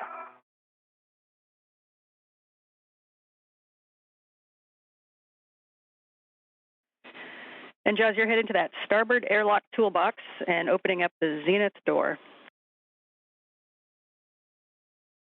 Copy. I'm on the starboard one and zenith door in work. And Loral, as you head out to the Green Hook location, mile marker 9180 is what you're looking for below the FHRC, and reminder not to fair lead before you get there. Copy. Okay, I'm up CETA rail. Copy, Loral.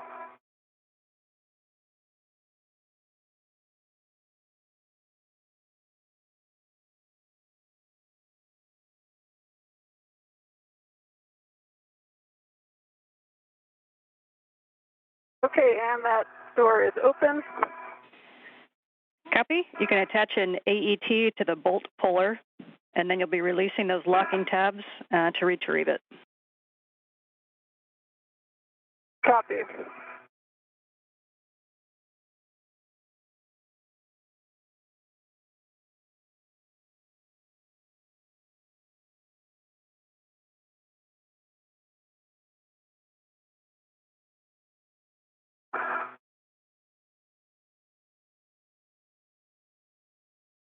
And I see my safety tether is hung up on some MLI. That is just part of the seat for it looks like. Copy, Loral. Let me know if you need any help. I am doing these bolt pullers, so I'll be up there momentarily. And we copy that, Loral. Well, it's down. Okay. It's kind of down towards The bottom, I didn't translate past that, so let's see if I can go back and clear that. We're just translating backwards. Okay, we copy, Laurel. And for Jazz, we see you got the toolbox door closed, and we're going to be stowing that bolt puller on the toolbox as you are doing. It's stowed. And then you'll be following Laurel. And I've released my wrench from it. Okay, copy. In work. Okay, I see my tether clear. I'm headed outboard. Bag is streaming behind me. I feel better. And Josh, can you give us a confirmation that the door latch is closed? Both door latches are closed. Thank you much.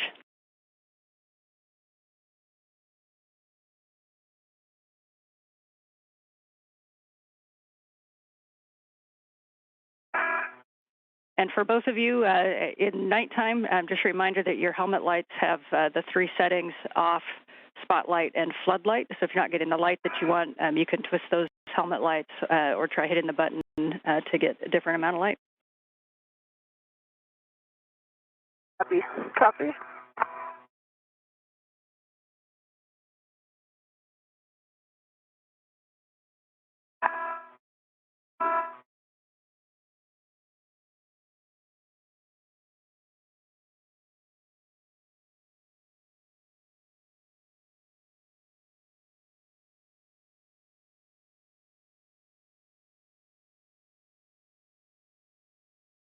Okay, I see Laurel's tether. Okay. Trying to come up. Okay, I'm clear of your tether. I'm coming up the Cetus spur. Okay, I can see my tether too. Copy.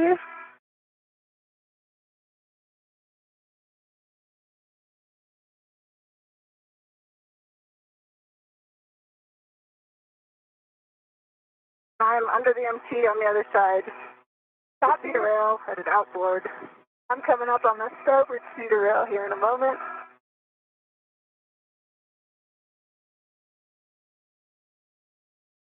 How's the MT today? I safe. Yeah. Yeah. Problem.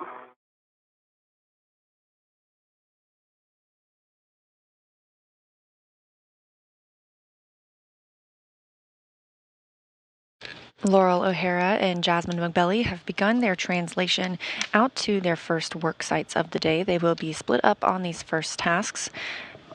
Moghbeli is heading out to work on the H fixture. I'm at mile marker 8760.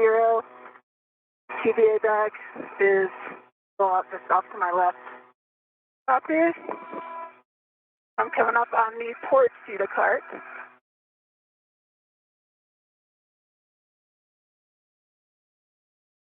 As Moghbeli works on the 2AH fixture, O'Hara will be working on the trundle bearing assembly removal and replacement. I'm at the FHRC.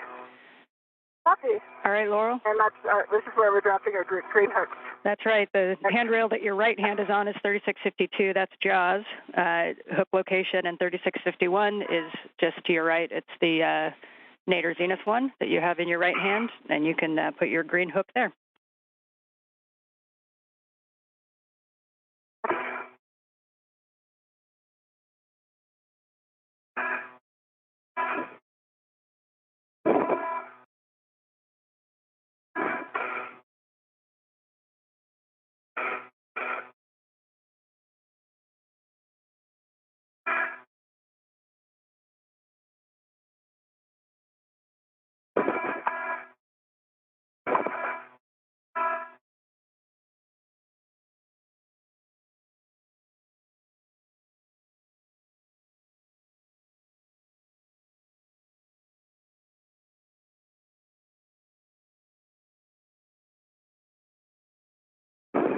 Okay, I'm past the port CETA cart.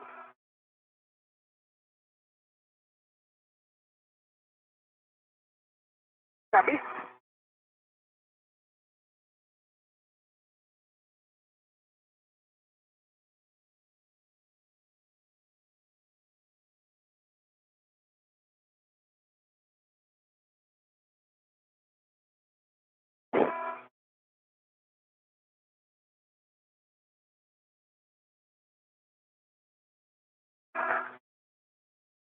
Okay, I have my end effector on.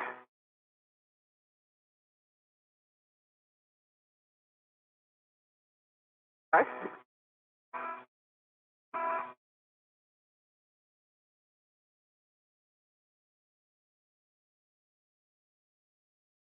End effector is on my green rail, and I'm moving my green hook over to structure. Up below, and I'm coming up on your left.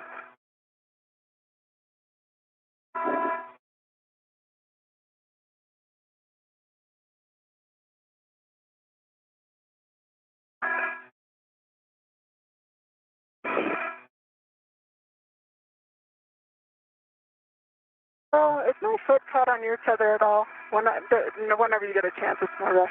Okay.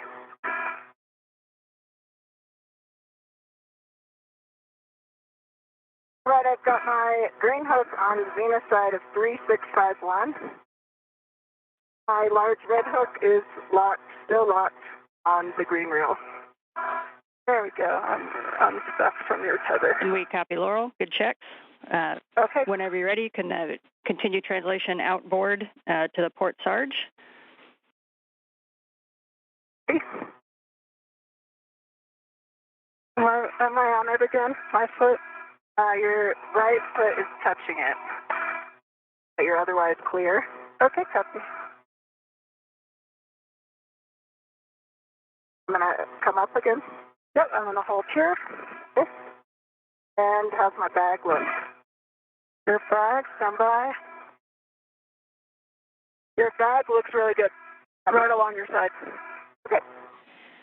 Heading outboard. Copy. All right, and Loral. Okay, Ann, and I'm at.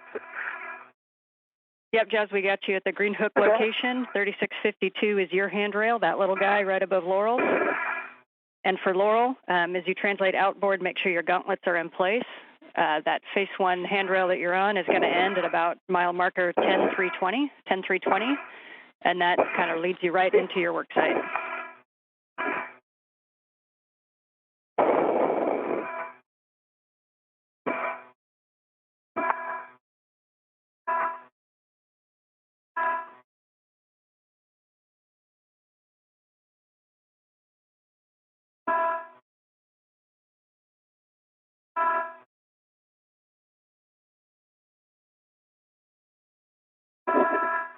I'm at 10050. Copy.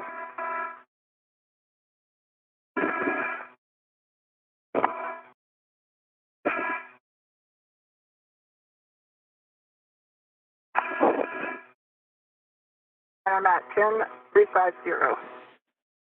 All right, we see you at the work site, Laurel. And my gauntlets are in place. Copy. Your first task is going to be to stow that large ORU bag. As you remember, we kind of recommend cover one. So just to orient you, right in front of you is cover two with TBA 7. That's the one you'll be accessing. You've got that 2.5-foot reach that you asked about over to your right side, to the outboard side, and that's where you'll find the short handrail 3864, the long handrail 3865. So you can get oriented, recommended feet outboard, but if you see something else that you prefer, let us know. And you can get that large ORU bag stowed on top of cover one. There is the tether point on cover one, and we recommend the zenith side of 3865. Copy.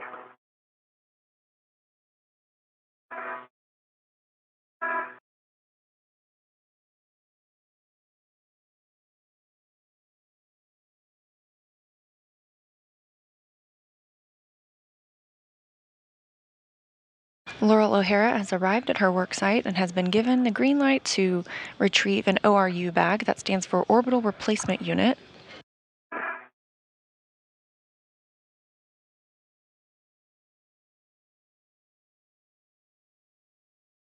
She'll be working on the port side of the station on a trundle bearing assembly. Again, this is one of 13 trundle bearing assemblies for each solar array rotary joint, and they help facilitate the rotation of the solar arrays.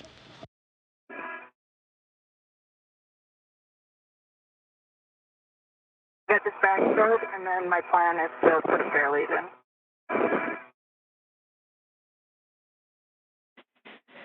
Yep, and a reminder, Laurel, you do have the setup steps and a diagram of that work site in your cuff pages 1 and 2 if you need it. Okay. Okay, my green hook is on handrail 3652. Okay, we copy a green handle on 3652. So you're also going to be heading outboard. You're going to head zenith when you get to mile marker 9540. That'll be the stanchion on face 1 with a label of 16 on it, and you'll head up to the zenith side. Copy. I'm just going to make sure I'm conflicted here from Laurel's tether.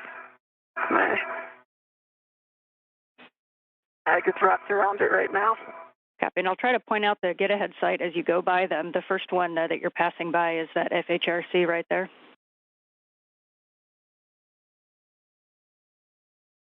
Say again? Yeah, just letting you know that that FHRC that you're at where you dropped your green hooks is one of the get-ahead sites. Should we come back to it? Yes, for the stress. Copy.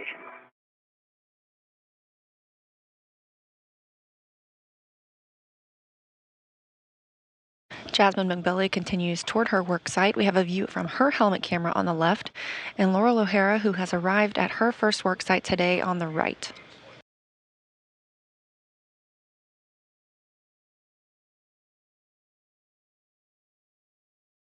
Okay, I'm continuing outboard. Copy. All right, we copy, and you'll be taking a left turn at 9540 mile marker. Copy, 9540.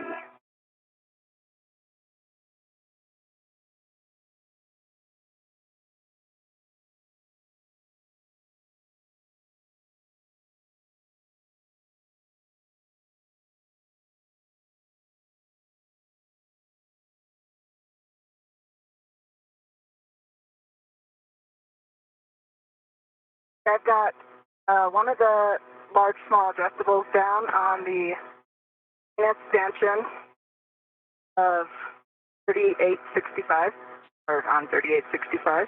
Okay, we copy. And I've got my beer.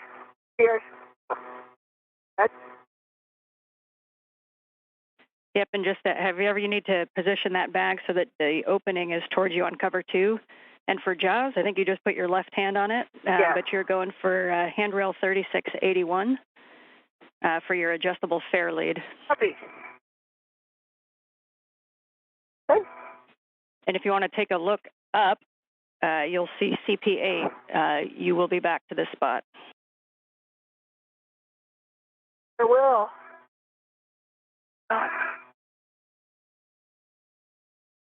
I see it.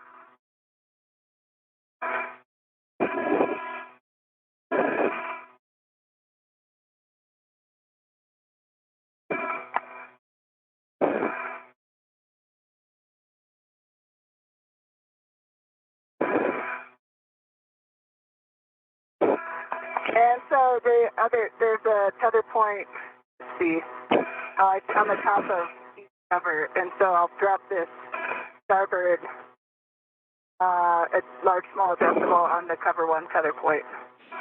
Okay, copy. Yep, that looks good. Yeah, and all the covers have those tether points in the same location, so basically zenith and inboard.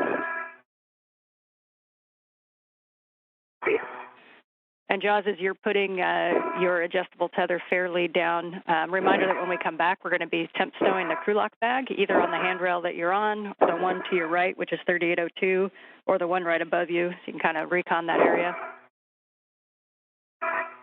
Copy.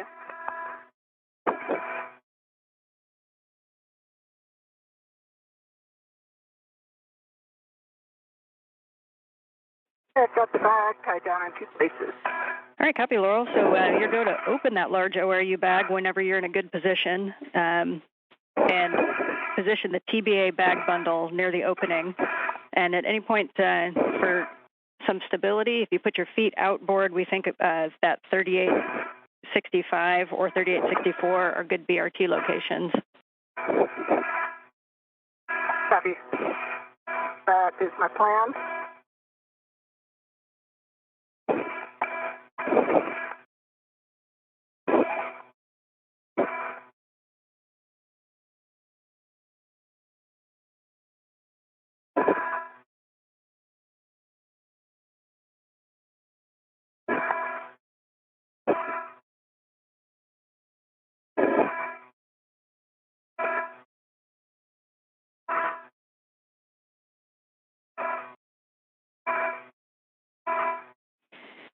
And Loral, as you scout out your best body position, just a reminder, you want to be able to reach back and forth into the bag, and you want to verify reach to all 6 of the bolts on that cover, and you'll want access to your small trash bag as well.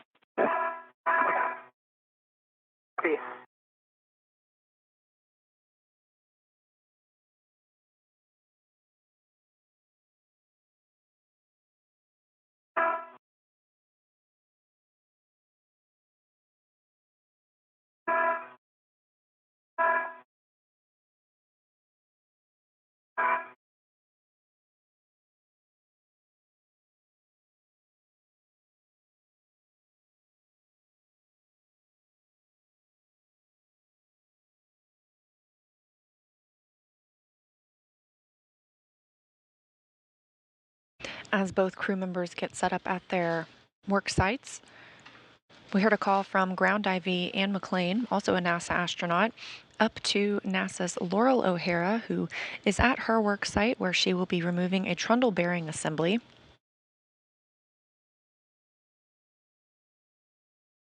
The first step is to release 6 bolts from the solar array rotary joint cover. Richmond fairlead is down. All right, copy. You are go to translate, continue your translation outboard, checking that your gauntlets are in place. And you're going to cross over the Sarge just zenith of Loral. Copy. Gonna get my BRT back to a good config first.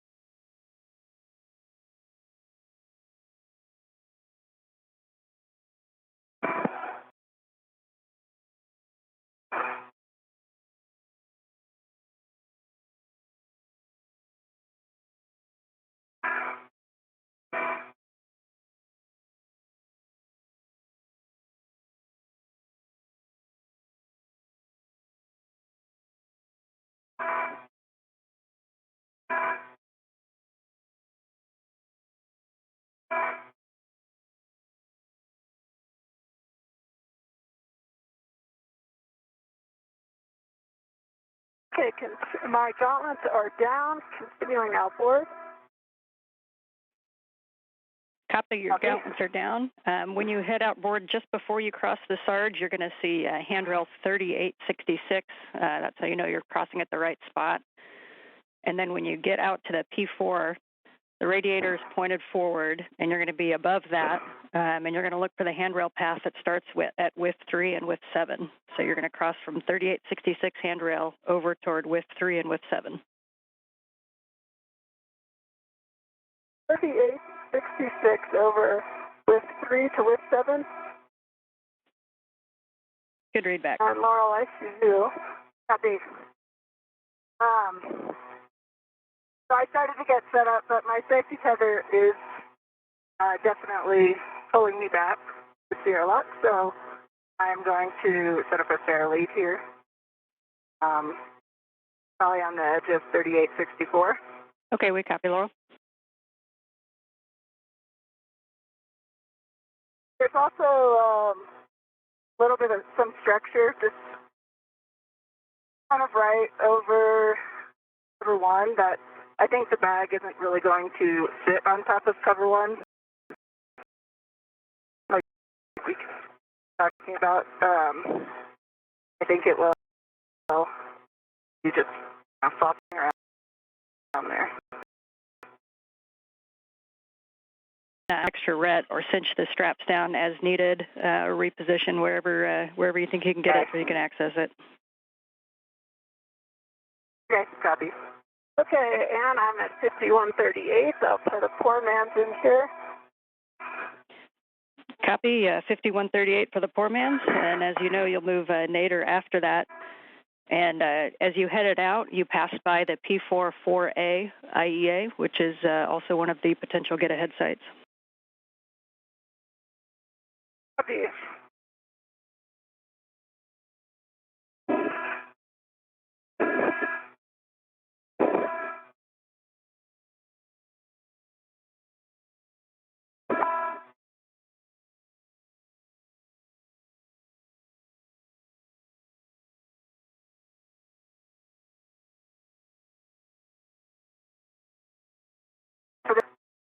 got one end of the adjustable on handrail 3864, and I'm going to put the other on the safety tether rail. Okay, we copy, Loral. Let go.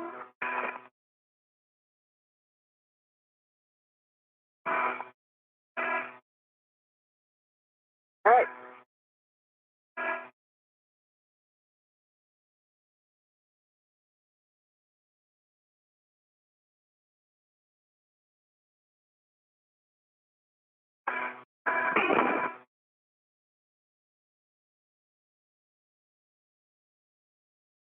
Okay, I have a fair lead on 5138.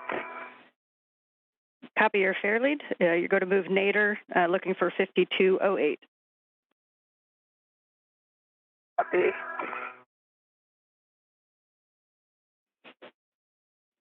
And 5208 might be a good spot to change your body orientation to be looking toward the mass canister, and then we'll be translating onto the mass canister. 5208. Okay. Copy.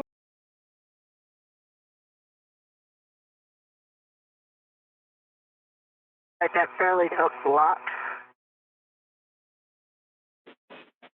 Copy. Good news, Loral. Yeah, we were wondering how much that was going to pull. Yeah, it's kind of pulled me into the large strut or the here.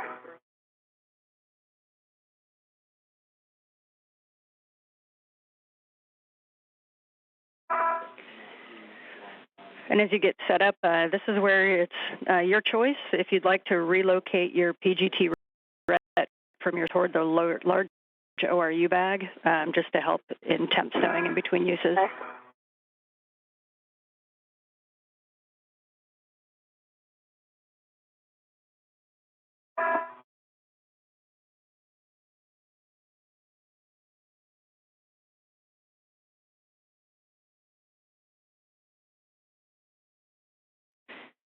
Jaws, as you get to the mass canister, reminder, we want to move very slowly on the mass canister so as not to impart loads and motions, maintaining that less than 2.5 seconds per foot, no cyclic loading, and then no kind of lateral loading on the BGA.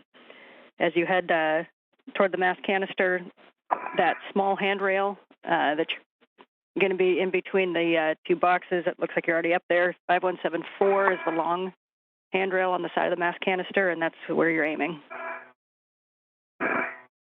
Copy. I'm in position, and I'll work on stowing my bag. Yep, we see you there. And a reminder to keep your BRT ret attached to the bag. I always move slowly. Thank you. I did not remember that, so that was a good reminder. And we recommend this one go to the middle stanchion. Copy, middle stanchion. And as long as you have your hands on the bag, you're also going to be accessing an AET from that crew lock bag to the H fixture. Stay firm. It is still on top where I put it. See?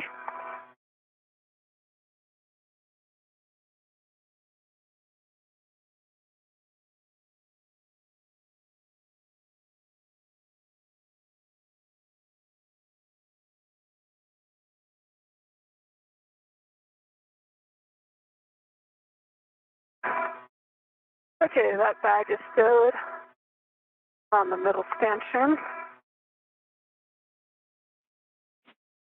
Copy. Oh, I see the sun coming up. I can see it too. I like it.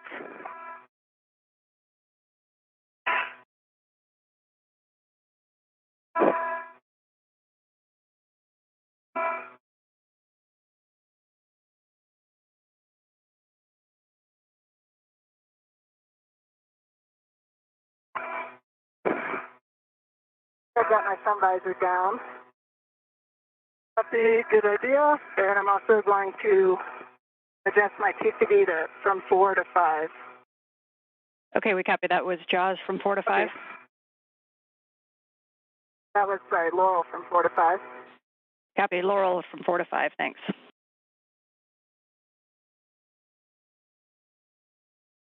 All right, I've got my bag open. I've got the PPA bag out here. Okay, copy, and I will move my PGT. we copy. Oh, go ahead.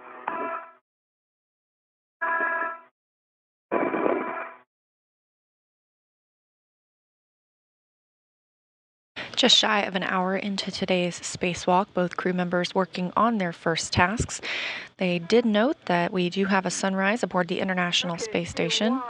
TCV is set to 5 as well. Copy EV1, TCV to 5.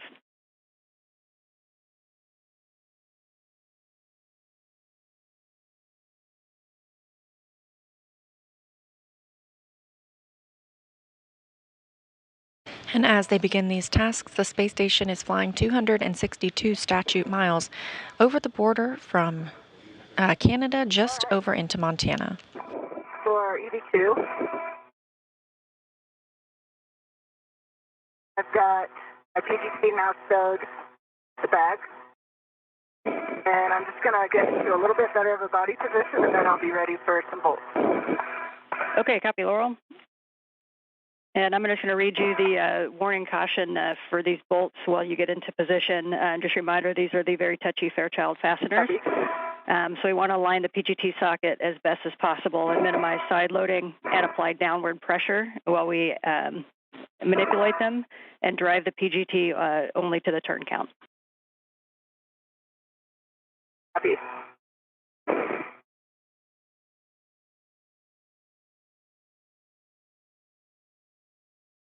Look at that, still on top.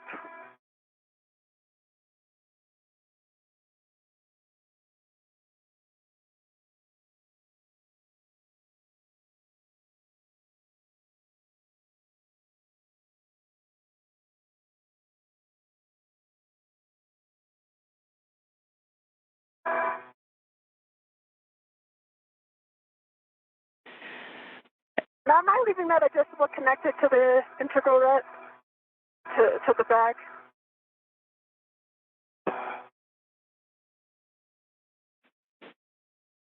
Checking. And while we check on that, just so you know, you guys are 1 hour in. You're on or just slightly behind timeline, but catching up, and we're happy with your work sites. Limiting consumable, battery. Copy, thanks, Dan. Copy.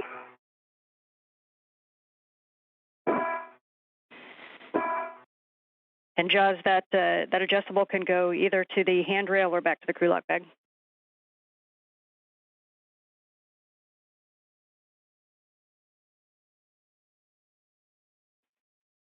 And we're okay. about 20 seconds from a handover. So, Jaws, you'll be getting in a good position and accessing your PGT and preparing your small trash bag. Copy.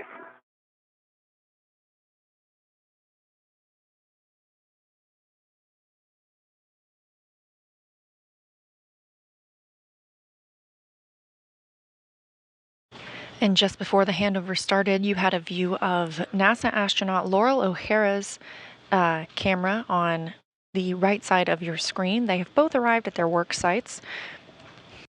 They will also both be using a PGT. That's a pistol grip tool, sort of like a drill, specially designed for use on the outside of the International Space Station.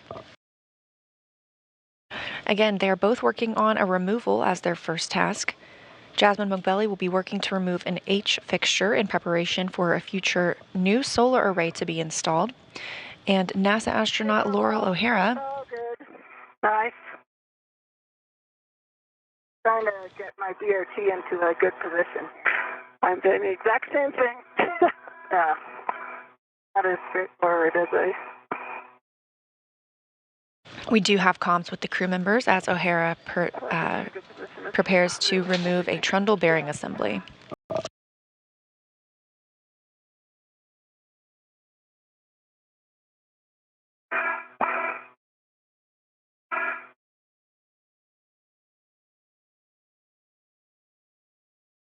Okay, and I don't know if we're back with you, but my trash bag is ready, and I'm ready for PPT settings.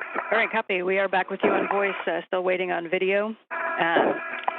Just a reminder that we're going to have the Bravo 7 setting, so Bravo 7 counter 1, and a warning that the B7 torque setting may cause bolt failure. So we really want to make sure that we don't have any side loads on that H fixture or on the bolts. And then the same notes I just gave Loral, just making sure that your PGT is fully installed, and then you're applying a little bit of downward pressure and drive only to turn count. Copy it, and I have a good cow. Copy, good count. So Bravo 7 counter 1. And for both of you, since we're going to be working bolt ops at the same time, when you call down turns and torques, if you wouldn't mind just clarifying.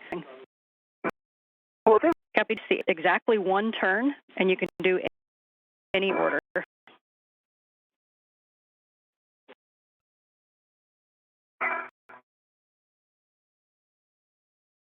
You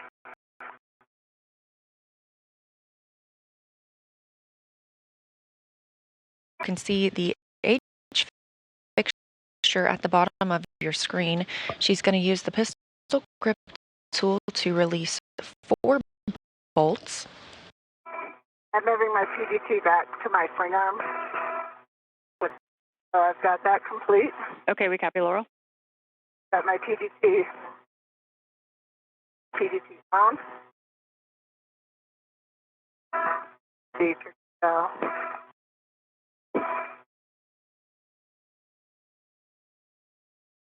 After the 4 bolts are released on this H fixture, Moghbeli should be able to remove it with by holding a tether point.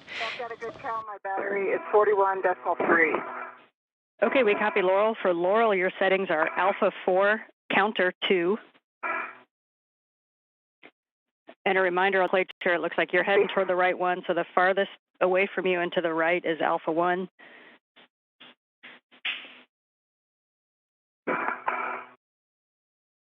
And I've got Alpha counter 2 set. Alpha 4 counter 2 set. Okay, so for these ones, we're going to be doing bolts 1B and 1A. Those are the 2 next to the tether point that you're at.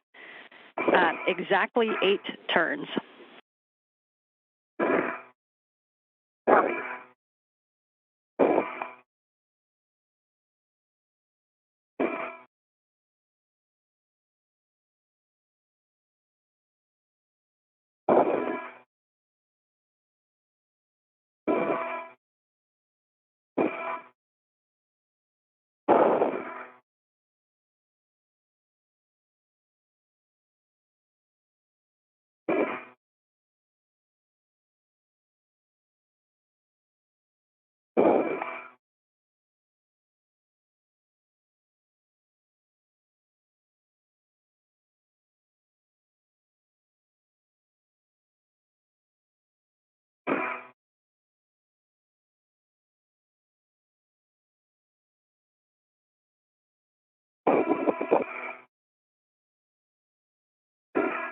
Okay, that's 8 turns on big Alpha 1.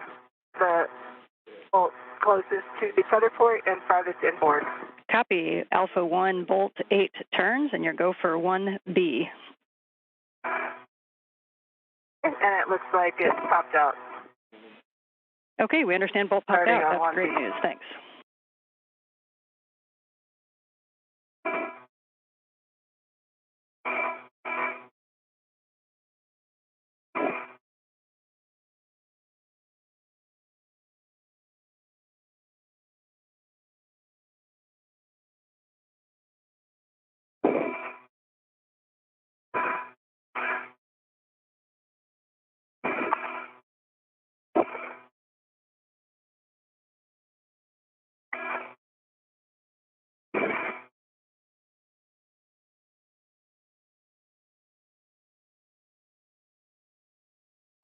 Okay, and that's Alpha 2 bolt popped out.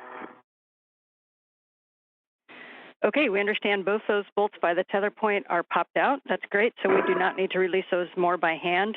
You're now going to install a RET from your mini workstation to the tether point. And we recommend installing the other hand on 3864 or another location if you recommend a different one.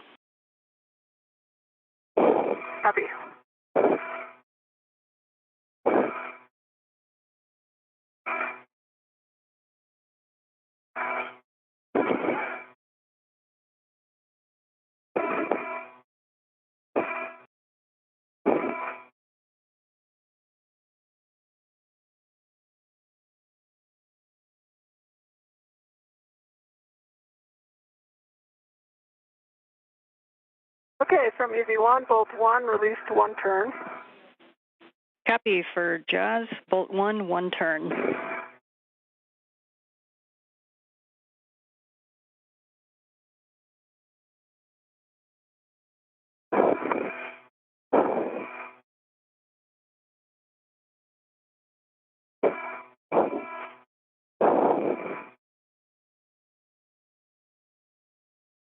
Bolt 3, release 1 turn from Jaws. Copy H fixture bolt 3, released 1 turn.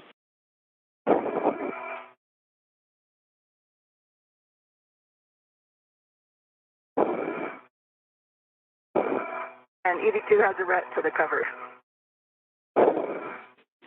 Copy the ret to the cover, and the other end of the ret is where's that based at? My mini work. Oh, it's still on my mini workstation, but I will move it. Okay, yeah, sorry, 3864 or another location if you'd rather have that tended somewhere else. Copy. EV1, bolt 2, released 1 turn. Bolt 2, 1 turn for the H fixture.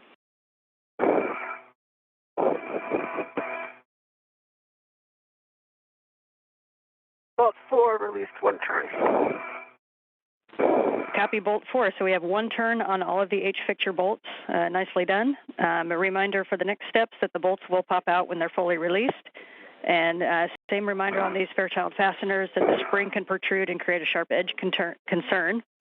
And that the H fixture can kind of self-release from the GSE pad due to stored energy. So you can reset your PGT jaws to alpha 6. I hope so. We do too. You can reset your PGT to alpha 6. And set to alpha 6. Counter 1.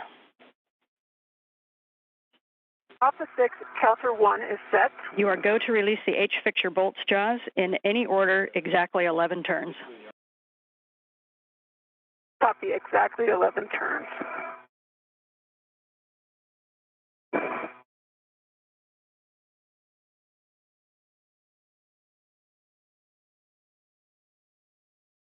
Jasmin Moghbeli, whose camera view you see here, you can watch her fully remove all 4 of those H fixture bolts. Meanwhile, NASA astronaut Loral O'Hara is working to... EV2 has cover 1. Other to the Nader handrail. Okay, we copy cover 2 is redded. So for Loral, you can just verify that your PGT is alpha 4, counter 2. And we're going to release the Sarge cover bolts, the remaining 2A, 2B, 3A, and 3B. And these are the ones that are inboard right next to each other. Alphas are farthest away from you. Bravos are kind of the next ones in. You can go any order, exactly 8 turns. The bolt will pop out when it is released, but we're looking for exactly 8 turns for Loral.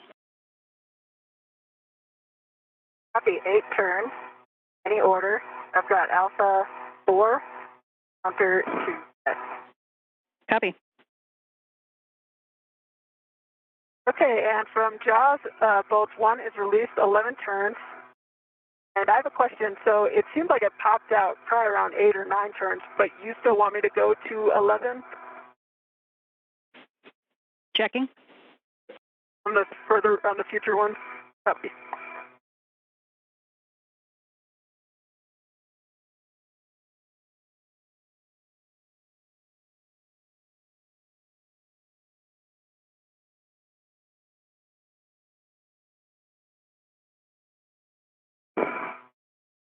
As Moghbeli works to remove H fixture bolts, O'Hara is working to remove the solar array rotary joint cover. If the bolt pops out, you can stop turning. We just don't want you to go any more than 11. Copy.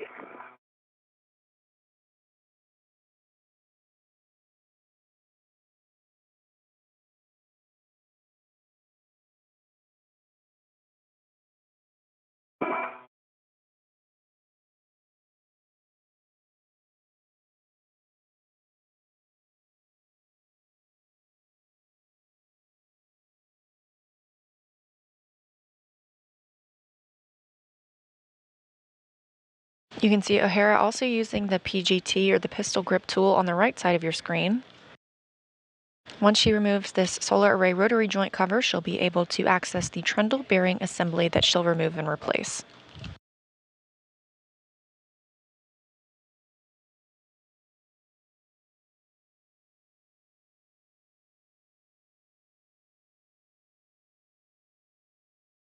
Eight turns on 2 Bravo, outboard. Copy 2 Bravo, 8 turns for Loral.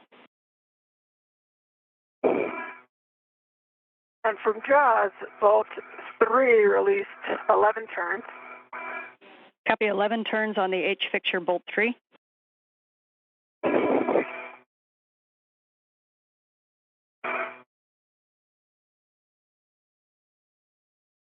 As you know, it's topping out, but it's not quite like the other one. Like, it doesn't seem as fully released as Bolt 1 does. Okay, we copy. Bolt 1 is definitely released. Bolt 3 seems like it maybe has another turn on it or something.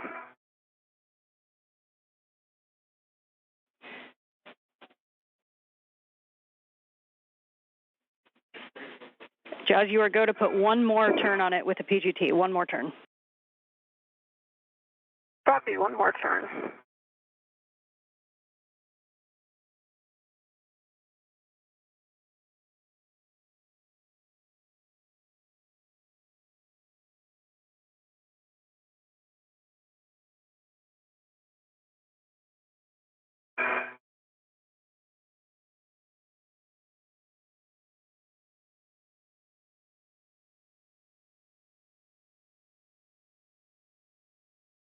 Okay, one more turn on both 3. I think it is actually released. Okay, good copy, Jaws.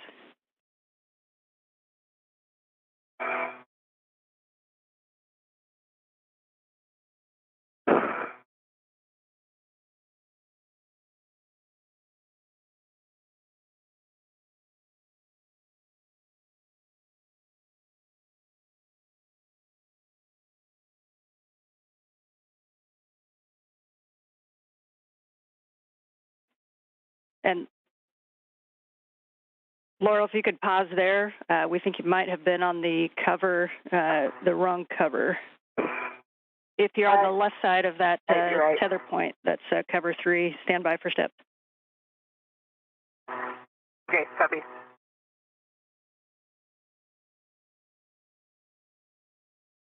I was just about to ask. I thought I was. What am I doing? And Loral, can you let us know how many turns you put on that bolt? 8. Okay, copy. And no worries. You're go to continue on cover on your cover 2, and we'll have steps later just to retorque that one back down. Okay. Okay, copy.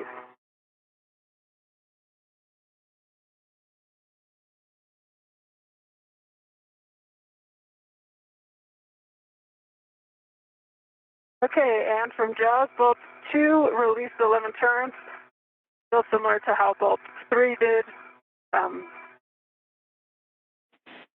So I don't know if you want me to put one more turn. Checking. And you are go for one more turn on bolt 2. We do copy 11 turns on the H fixture bolt 2.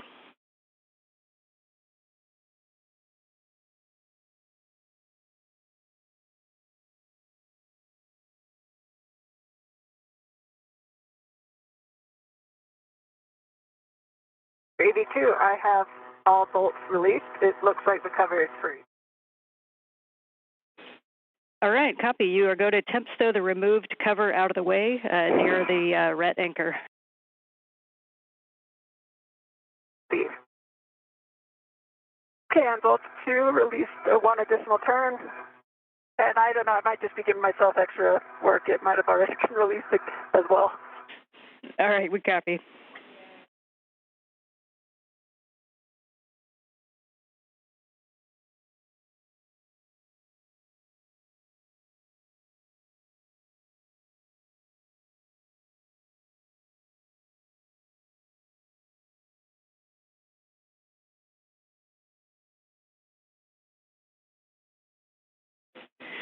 And as that cover comes off, Loral, a reminder, the first thing that we're going to want to do is kind of check for any of that metal flakes or damage to the race ring or anything else that you see as you get your eyes on. Copy.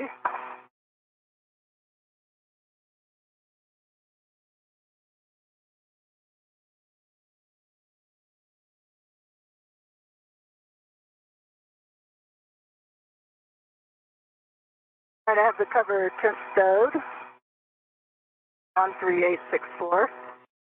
Copy, it's temp stowed, and so we'll take next thing a good HECA inspection of the outboard race ring in particular, reporting any metal flakes or damage that you see.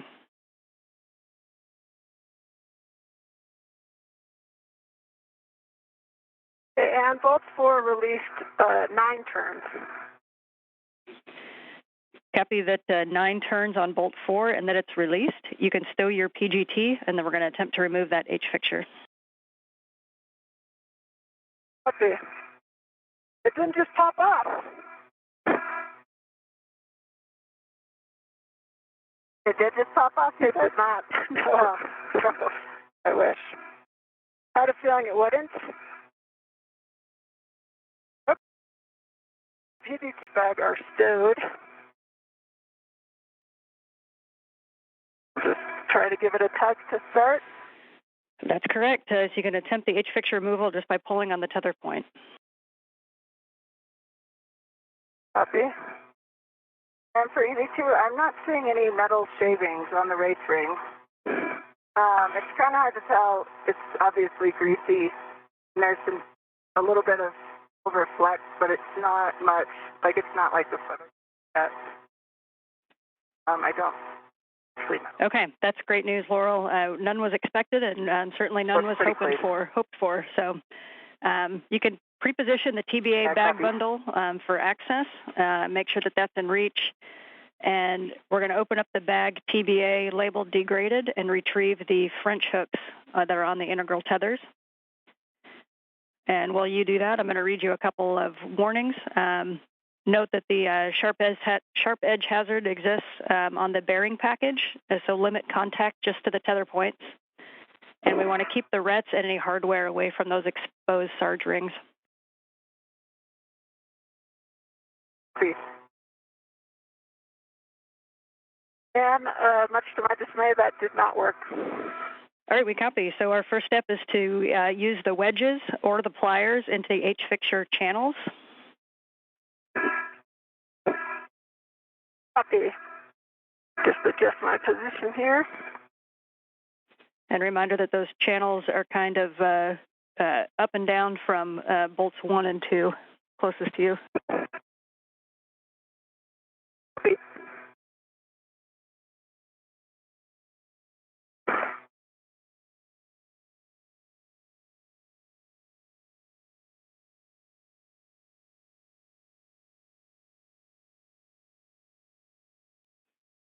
For Loral, I'm going to give you these couple prep steps together in case you see stuff in front of you. So we're going to get those French hooks from the bag labeled degraded. And we're going to open and prep an EVA wipe. Copy. And then we're going to open up the TBA bag and make sure the caps are in reach. Great.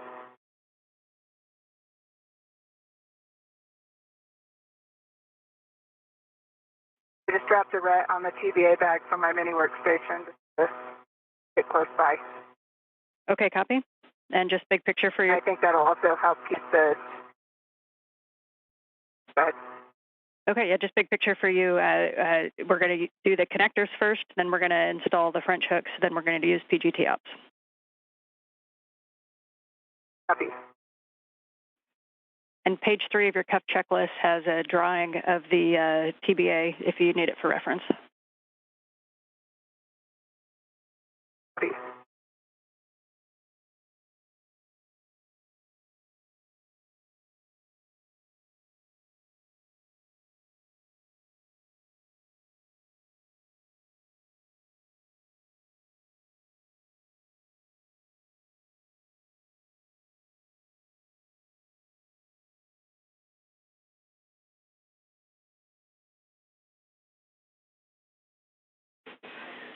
for Jazz is you get out all of the tools there. You can choose whether you want to insert the wedges or the pliers into the H-fixture channels. If you do the wedges, the end of the wedge should go flush with the H-fixture. Copy. And you can tend back some of that MLI if you need to.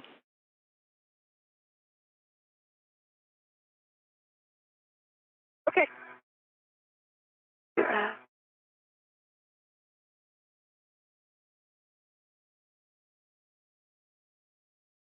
Now that O'Hara has removed the solar array rotary joint cover, she can move on to demating and remating some cables ahead of removing the trundle bearing assembly.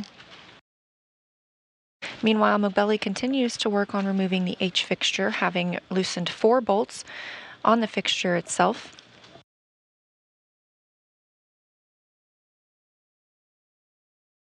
That's the French hooks out of the degraded bag.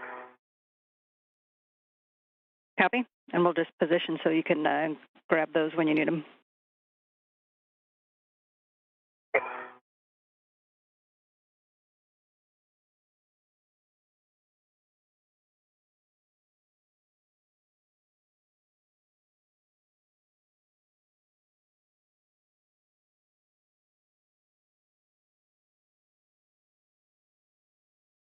The next step.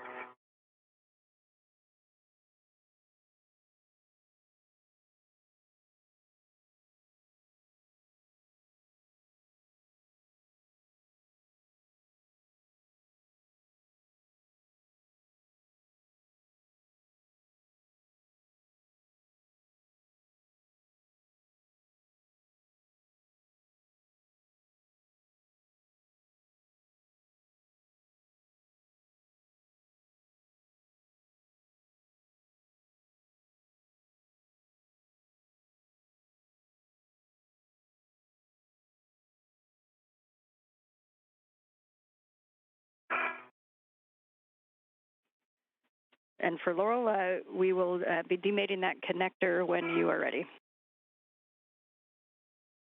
I'm ready. All right, we're going to go for the NZGL connector on the inboard receptacle. So that's farthest from you. You go to demate the TBA NZGL connector from the inboard Sarge ring, and then we'll take an inspection of those connections. See, I'm on the inboard L, J15. I'm demating. Copy, and this is the same place that we'll end up remating with the new TBA if you want to make a mental note. Copy. That's all pretty obvious. I get it. Hey, and I see good 10. City in my band, no thoughts. Copy, good. Receptacle is good as well. Copy, good inspection. You go to mate the twist cap from the degraded TBA bag to the Sarge NZGL jack, and you can release the RET once it's mated.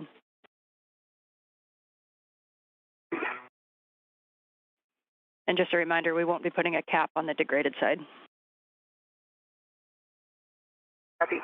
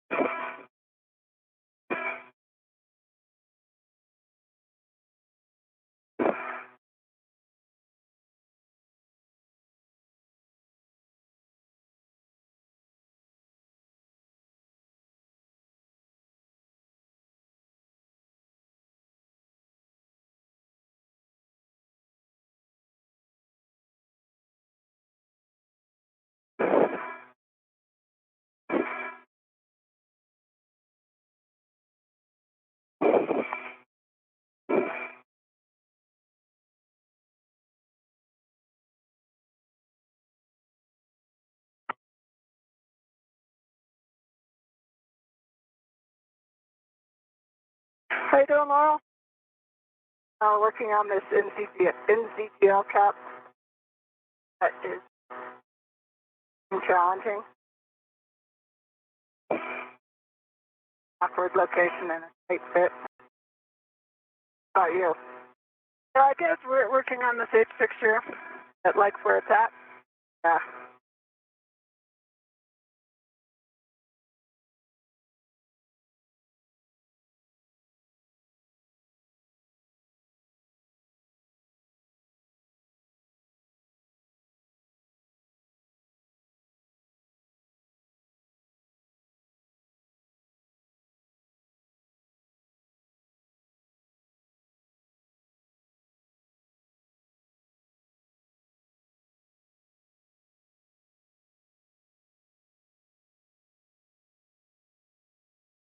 Coming up on 1.5 hours into today's spacewalk, Jasmin Moghbeli continues to work on removing the H fixture that will allow for future solar array installation.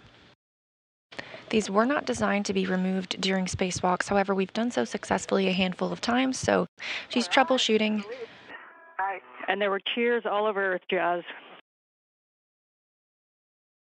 And confirmation that that H fixture has been removed. All right, you can stow that H fixture onto the AET back by crew log bag P, and then we'll take an inspection of the pad. Okay, copy. Okay, it'll probably take me a moment to get this bag cleaned up again.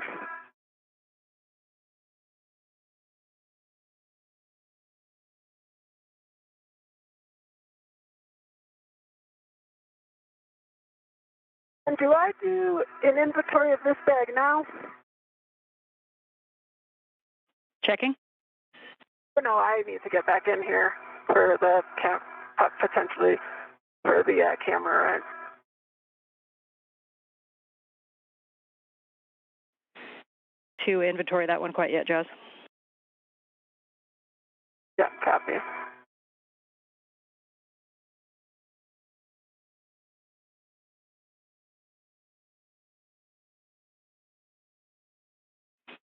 And Jazz, as you get everything in there, just a reminder that the next thing you may want out of there is the scoop for CP8, if you want to put that on top. Okay, copy.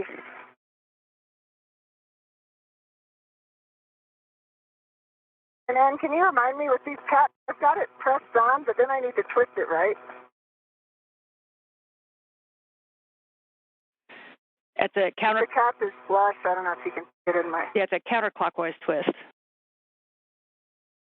Yeah, that's what I'm doing. I have it flush. All right, okay. So it looks on. Can't pull it off.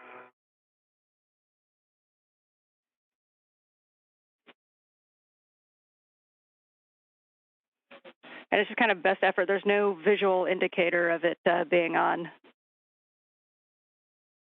Yeah, no, the cap is on. Okay, then you're going to release that ret, and the ret will just tend back to the bag. And while that tends back to the bag, your next step will be to install one of the French hooks to the bearing package.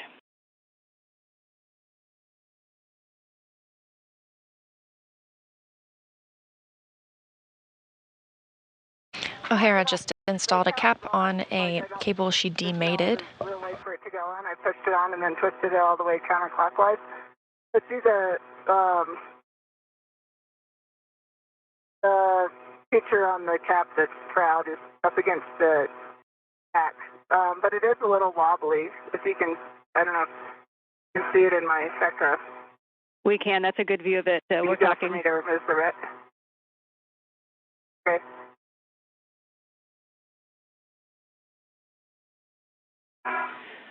And Laurel, we think that's good enough. So as you move the ret, we just say to kind of do that carefully, and then we'll make sure we don't hit that so as not to dislodge it. Okay, copy.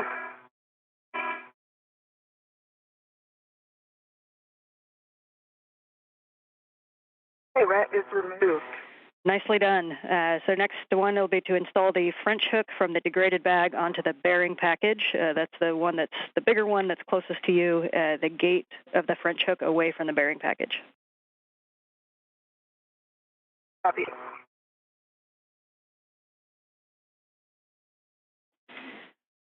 For Jaws, when you get everything stowed, big picture for your next steps is going to be an inspection of the pad and a photograph, and then we're going to be stowing and moving on to your survey. Copy. And I'd like to take a moment to thank your classmate Josh for the tips he gave me. They were definitely helpful. His H-fixture lessons learned.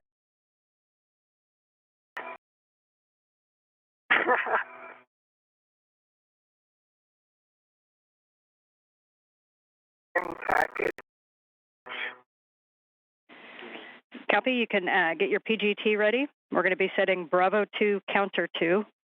Just a reminder that the Bravo 2 torque setting can cause a bolt failure on bolt 3, which could result in a non-captive sharp edge. So we'll just use the same care that we did before. So Bravo 2 counter 2. Copy.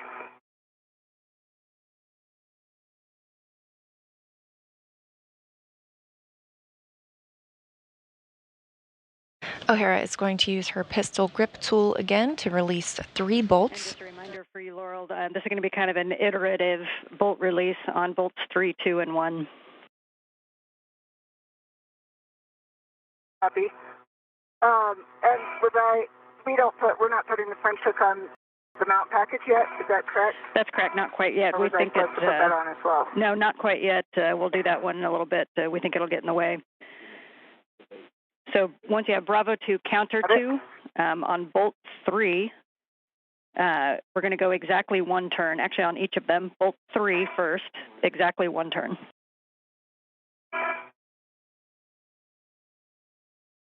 Okay, I've got Bravo 2.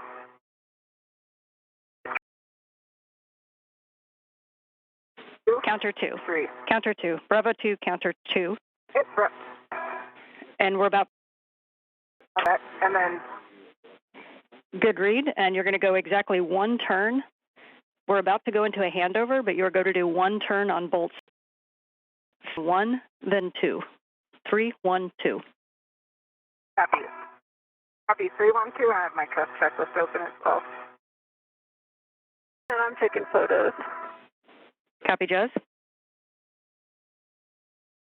And just as expected, we are in a tracking data and relay satellite, which we will regain shortly for communications with the crew. Again, Spacewalk started at 7:05 a.m. Central Time. Jasmin Moghbeli has successfully removed the H fixture where a future International Space Station rollout solar array will be installed in the future. And Loral O'Hara is working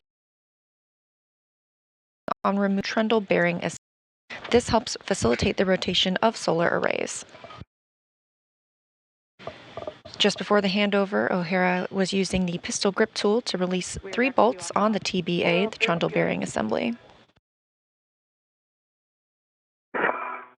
Copy. Once that trundle bearing assembly is removed, she will. It looks like they are all recessed. I don't see much sod, maybe a tiny bit on what would have been 3. But I think it's within the expected picture, so it looks good to me. And I've also taken some photos, but you probably want more. We always take more photos. We appreciate the report. When you're complete with that GSC pad, we'll take a glove and hap and moving on to the survey. We're going to basically be moving over to the left side.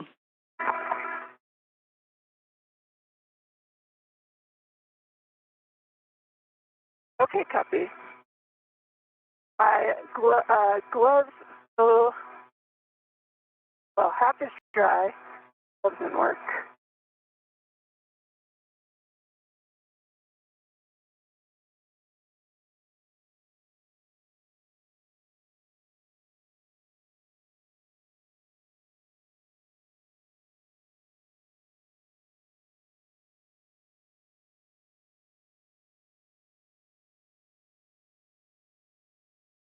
Gloves are good for EV1.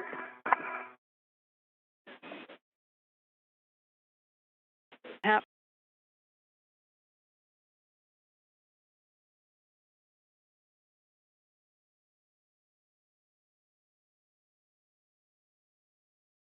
Jasmin Moghbeli confirms a good glove and hat or helmet absorption pad check. And can work for EV2. Got my safety tether. Come up into my work site. I'm going to get that clear. Copy. The glove and hat check is done for each crew member after completion of tasks. Give us a status on which bolts you were able to get a turn on.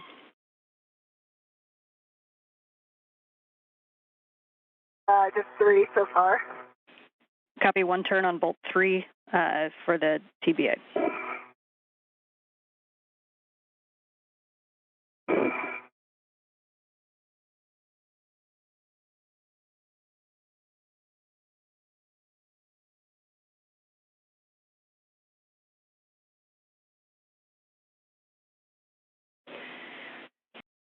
Some words as you get ready to move. We'll be stowing stowing that crew lock bag on your BRT as you're doing. And then I think you're familiar with a 5-spot.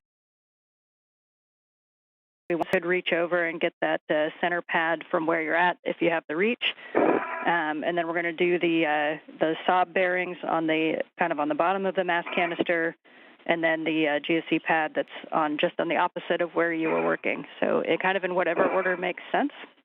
And good HECA surveys and photos of each of those.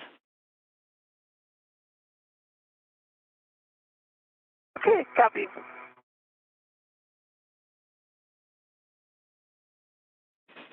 Also, one note for you, Jazz, as you move to the outboard side of that mass canister, you may be toward the end of your safety tether reach. And so as you translate around the inside when able.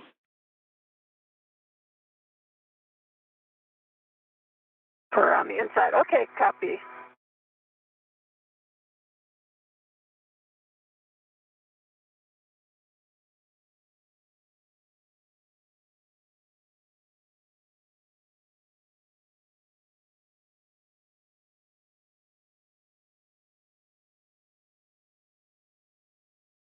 And then I'm going to take a minute and reset here. I keep pulling my safety tether up into the work site. So I just figure out those that are positioned right now. Okay, good call, Loral. And just a reminder, we want to try to keep the PGT close. Yeah, I see.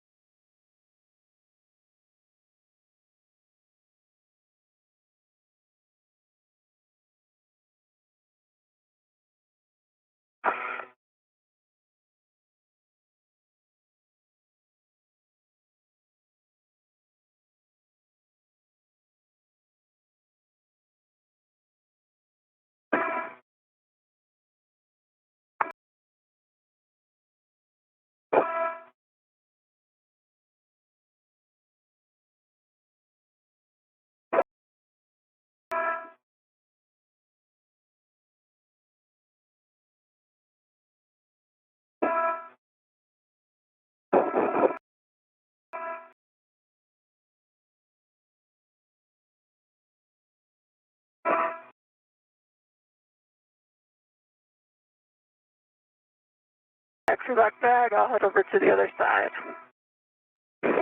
We copy.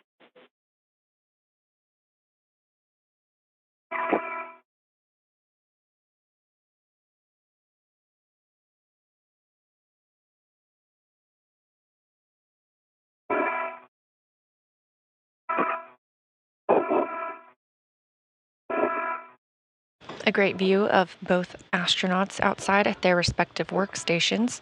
Down at the bottom right, with the red stripes around the bottom of her spacesuit, is NASA's Jasmin Moghbeli. She's EV1 today. On the left, with no stripes on the suit, is Loral Hara, who is EV2. Again, both spacewalkers on their first expedition outside the hatch today.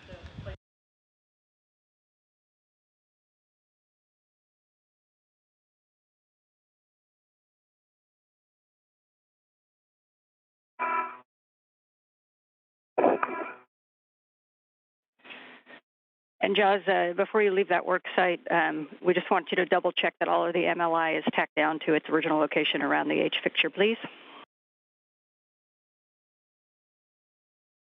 Yeah, it is not. Thank you.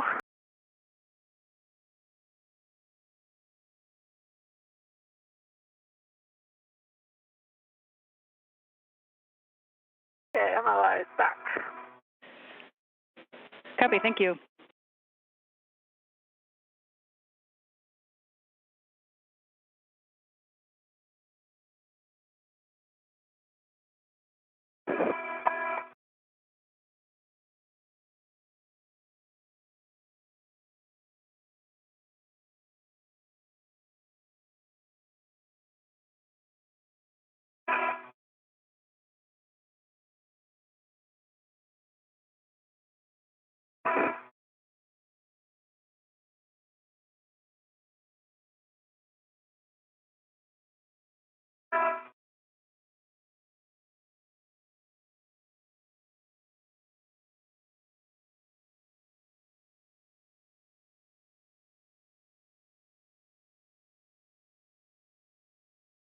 But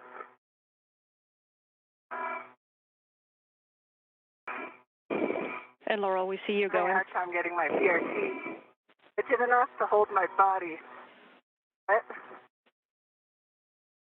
We see you going for bolt 1. Yeah, I couldn't get mine nearly as rigid as I wanted either, Will. Bolt 3, correct?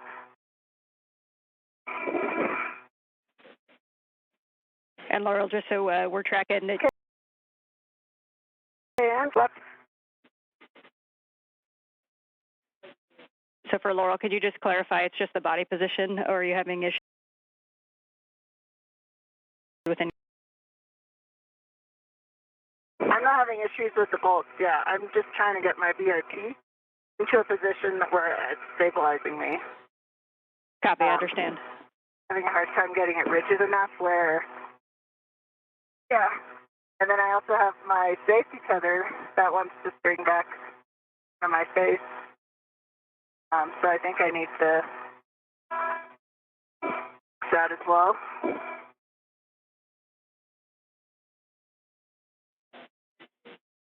Copy, and would it help it to route the safety tether around kind of the outboard of the BRT to help hold it down?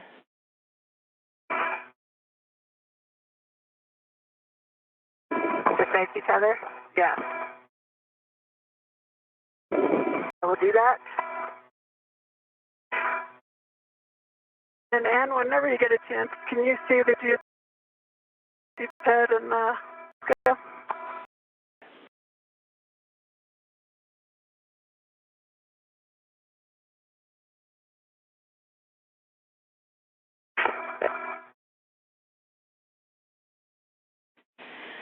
And for big picture, we're talking about the TBA, and we think that 4.2 is what is suspend the survey at the moment. And we're going to have you translate you just zenith of Loral. And we think that you can get into a good position either on that 38 just zenith of her, wherever you can assist her with handing tools back and forth and managing that bag.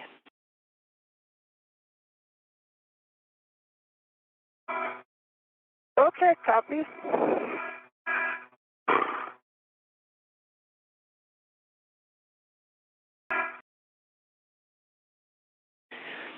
And Jaz, we are not planning on coming back out to this. If you happen to translate by some, but other than that, we'll get you moving back into Loral.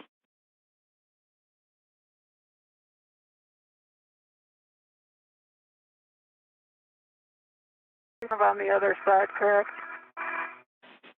Yeah, they're kind of at the base. If they're not in your translation path, then you don't need to go find them. Okay, copy.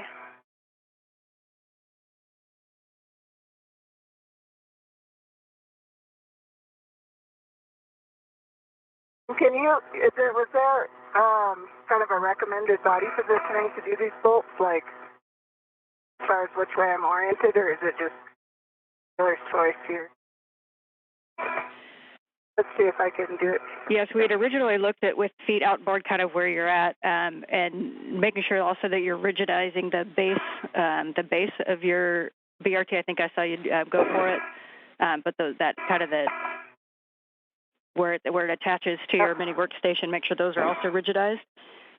You could potentially also try to go from face one in the seat-to-hand row. There. Okay, I thought about that as well.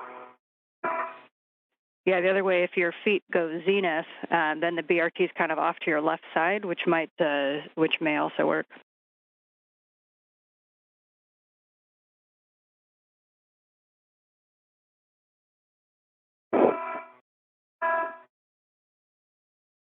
Like even with it, I've got it fully rigidized, and I just kind of move. As soon as I put the PGT on the bolt, it's just floating away. And if this one doesn't work, we can also, if there's a twist in your BRT, it won't rigidize properly. As Jaws gets over to you, we could have her actually position on face one to see if she could help you from the get a better grip on the PGT from the seated side. Okay. Come on over to you, Laurel. Copy.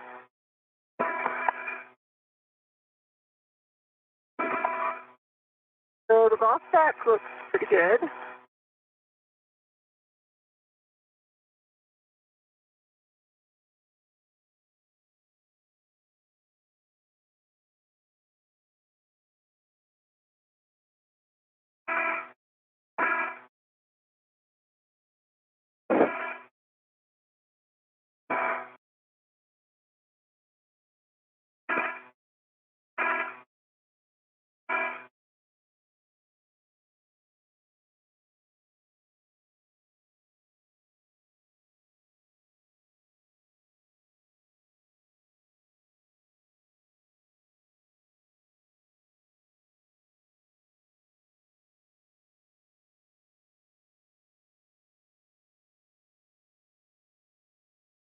And my command fairlead is removed. Copy, the fairlead's removed, Jaws.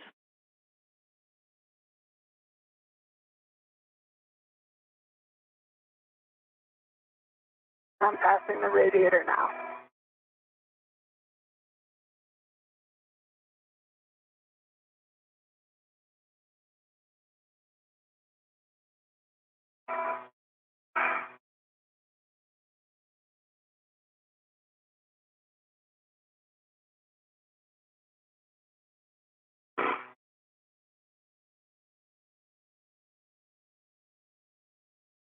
See.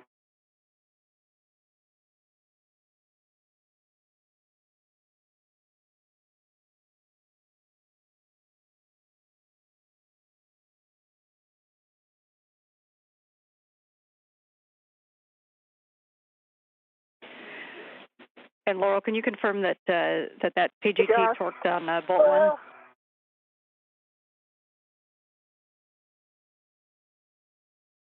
I have, it did. I didn't get one turn on it, but I have a green light. Torque says 13.8. Okay, so understand on bolt one that you did not get one turn?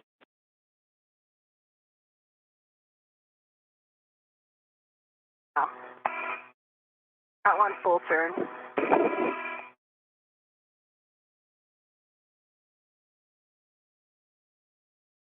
Okay, I've got a local down. I'm just zenith of you, Laurel. Copy.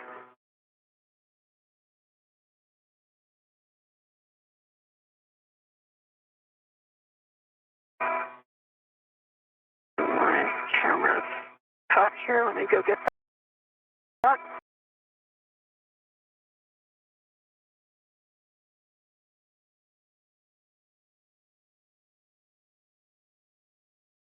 Okay, and Laurel, we understand that I'm getting my visor up for night. That the PGT on Bravo 2 did not give you one turn for bolt one. set Bravo 5, counter 2 for bolt 1, 1 turn.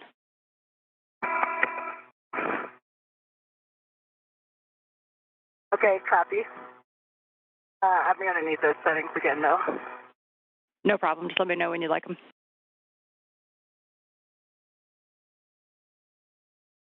Just for your essay, I got my local on the same handrail that your bag is. Other two. Okay. Could I come down like inboard of Loral, you think? Or stay up here, do you know? So a couple options on how you guys want to attack the work site. I see Loral moving inboard to see if she can get some more stability on the side of the seat of handrail. So you could stay zenith of her to manage the bags and passing things back and forth if she can get into a good stable position.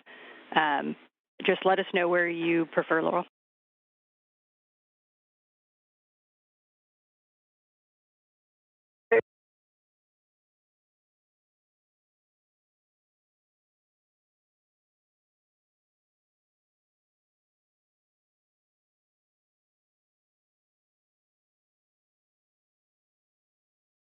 We're in another satellite handover with the International Space Station and the TDRS, the Tracking Data Relay Satellite System. We do have audio communications with the crew, just awaiting to regain video. At the meantime, the International Space Station is in an orbital nighttime. See the BRT with this S turn in it. Josh, can I just kind of... Yeah, can you like half a second? Sure. Okay. I have the PG. Like such a simple setup, but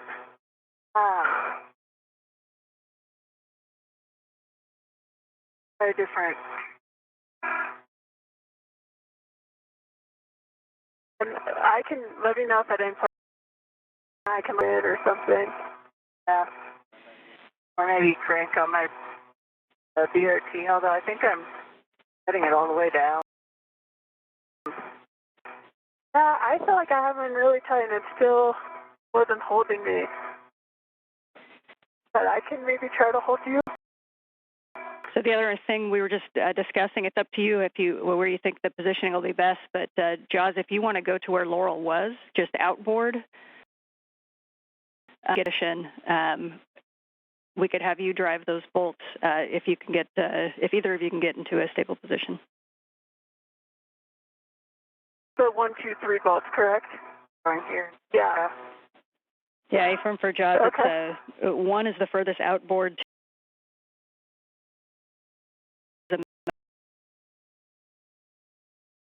Okay.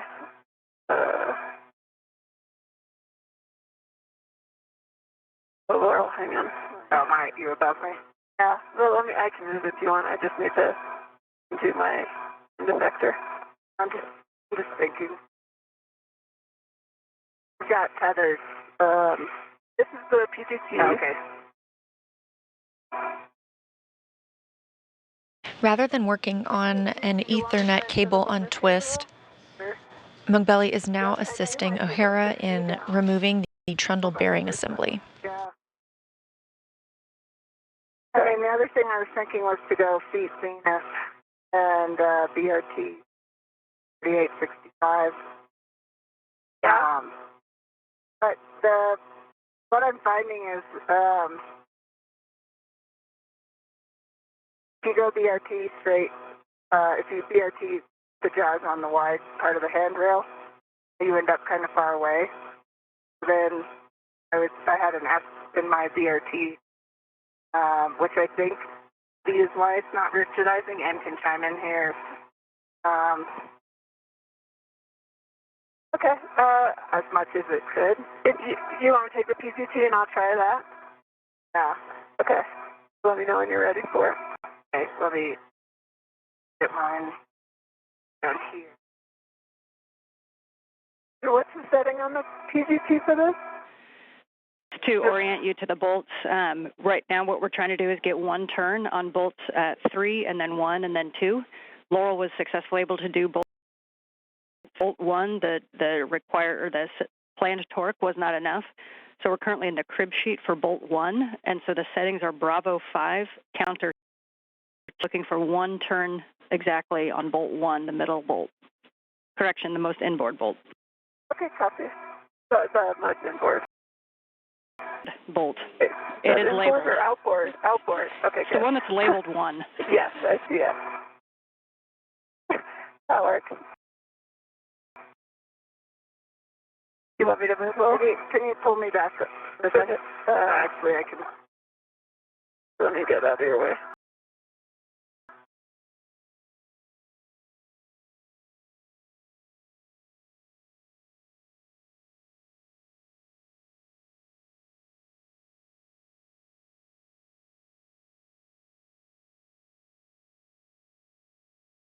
Let me just try this one more time from here.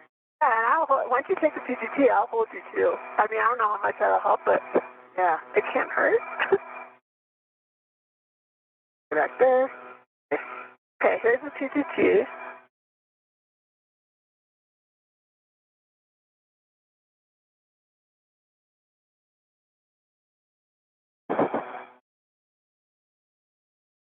Okay, and then wait till I get your back. Let me know when you're in position.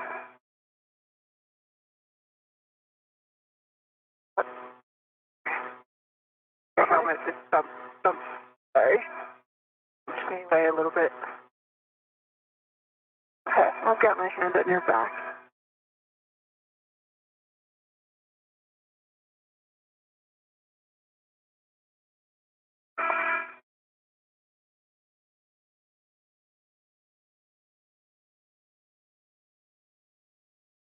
All right. Okay, I'm helping you. And I've got just to check Bravo 5 counter 2. That's correct on bolt 1. Bolt 1, correct? Issue bolt 1.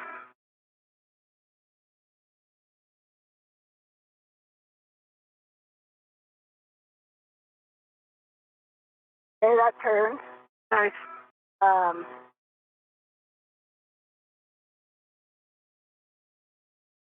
was it you weren't at that torque? Affirmative, 1 turn.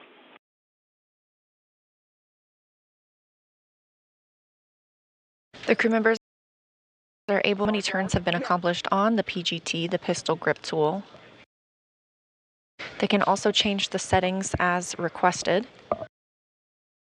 Your calls like Alpha 1 and Clockwise 2. And you can see the... Yeah, I can tell you when you're a corner. Okay, ready? Stop. Okay, 1 turn on bolt 1. All right, nicely done, you guys. We can reset Bravo 2 counter 2, Bravo 2 counter 2 to 1 turn. Copy.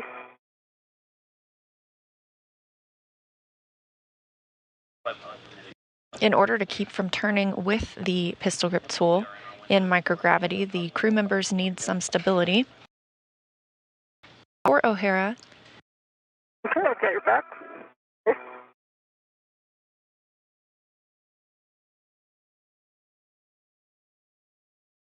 Not turning. Oh, did that turn? Okay. Yeah. Okay, nice. 1 turn on bolt 2. That 1 turn leave. Okay, copy. And just for Jaws, you know what to expect. It's a little bit of an iterative release with different settings and different bolts. So the next thing we're going to do is we're going to set Alpha 6 counter 2, Alpha 6 counter 2. And we're going to release bolt 3 again, exactly 1 turn. And just note, this does not release it fully yet. We just want 1 more turn on bolt 3.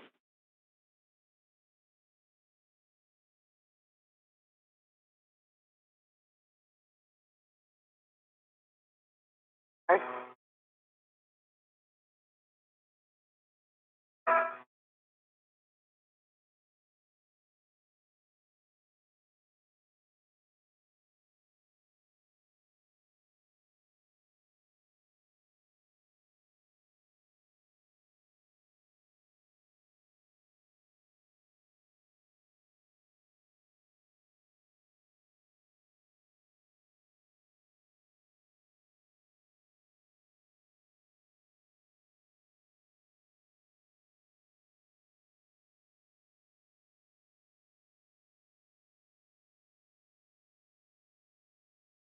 Alpha.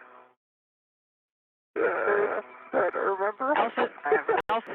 Alpha 6, counter 2, and we're going to release Bolt 3 exactly 1 turn. Alpha 6, counter 2. Copy.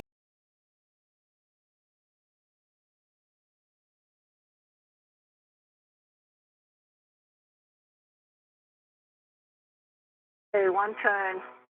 Now, can you count the time? Jump by. If you move your, you can say, I think. Okay, go. Ready? Yeah. Turn. Okay, 1 turn on 3. Copy, 1 turn on Bolt 3. So, Jazz, you can reset the PGT count. For Loral, we lost your heck if you don't mind resetting your button, and then we're also due for a glove check for Loral. Again, for the PGT, Bravo 2, counter 2.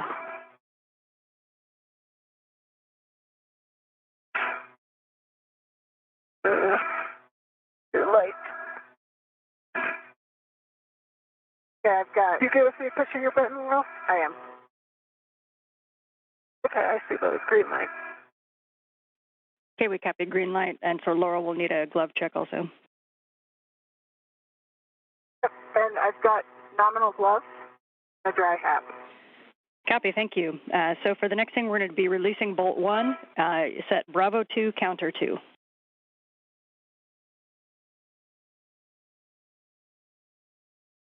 Let's see, Bravo 2, counter 2 is set.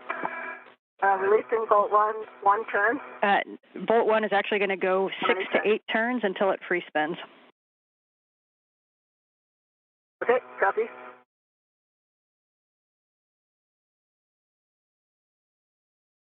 Okay, it's on, and I can count. Ready? Yep. 1, 2, 3, 4, 5. 1 more. 6. That's 6 to 8 turns till it free spins. I don't think it's free spinning yet. Oh, sorry, I thought you said 6. Yep, okay, I'll count. 7, 8.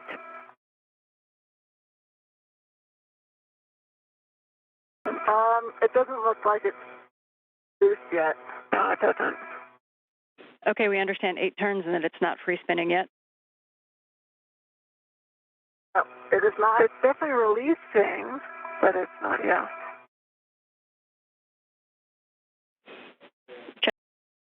Checking.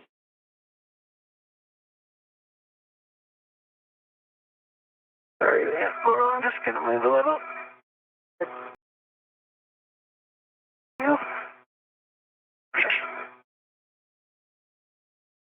All right. Let me go for the... Oh, sorry. Okay, I'll let you go. All right, you guys are go to continue releasing Bolt 1 until it free spins. Okay. Copy, copy.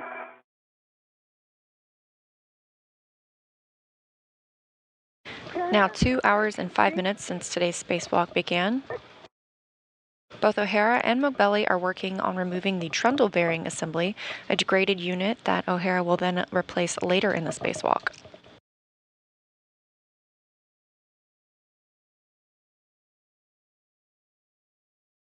Ready?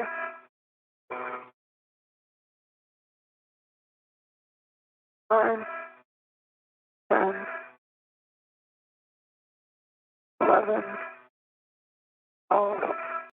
How's that look? It doesn't, I mean, as far as I can tell, it's not free spinning. 13. No, I think it is.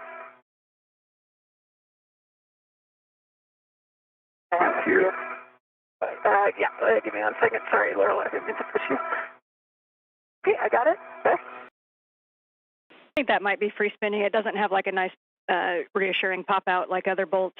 So we're going to move on to Bolt 2, and reminder that releasing Bolt 2 releases the preload arm until the arm swings open.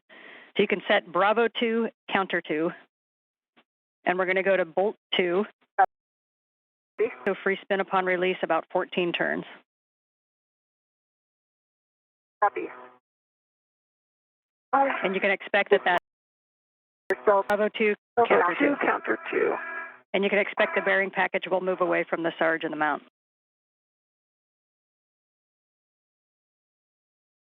Okay, I'm ready. 1, 2, 3. This is the second bolt being fully released. After the next one, the crew member should be able to remove the trundle bearing assembly itself. 7, 8.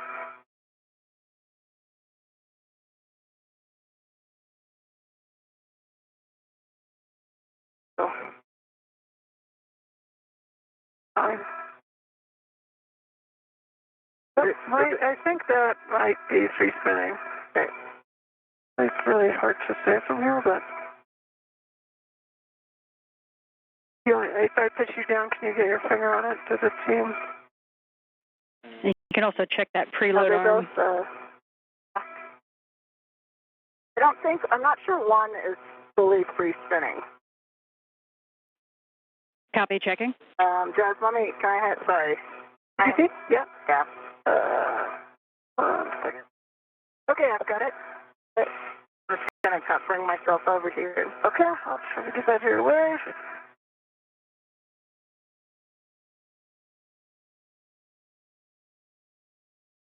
There, that one is, yeah. I don't know. I can't really call either of them free spinning, but I think it moves. It is. Like, I can't even wiggle the bolt, if you can see that.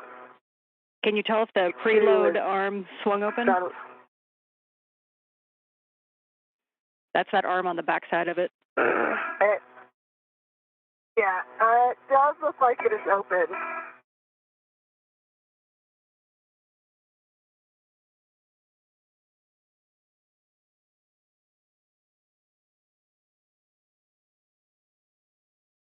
It's still being...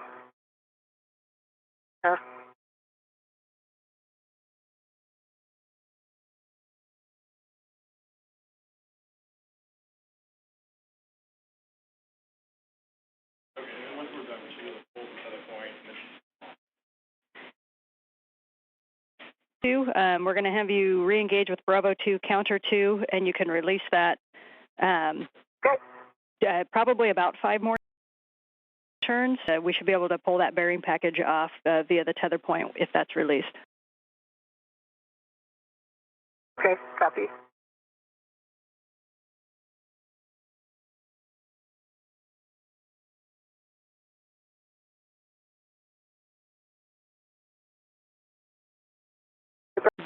Bravo 2, counter 2. Bravo 2, counter 2, correct. Oh, yeah, counter 2.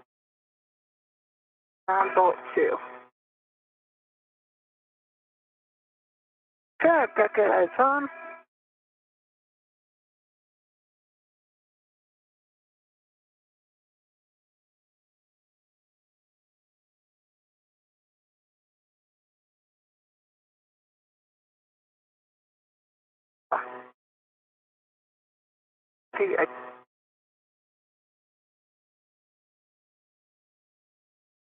That's weird.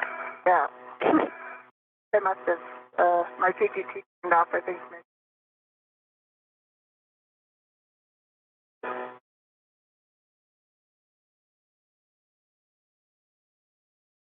Bravo 2, counter 2.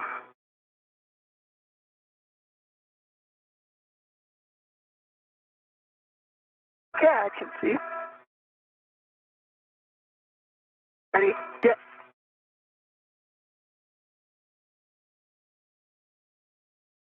1, 2, 3, 4, 5. Oh, I think now it is. I think it's yeah. You want me to get the PGT or you going it? So actually this is going to go back into one of those bags over there. Oh, the PGT does? Yep. No, the bearing package. Oh, the bearing. Okay. I can stow the PGT on my phone. PGT, and then we're going to pull that bearing package off. Reminder to keep the hand away from the grease that's on the bearings on that outboard race ring. And we're going to stow the bearing package back into the TBA bag labeled degraded, and while you're in there, you can retrieve the other French hook for the mount package. That's one of these ones? Yes. Okay, yeah, I see it degraded.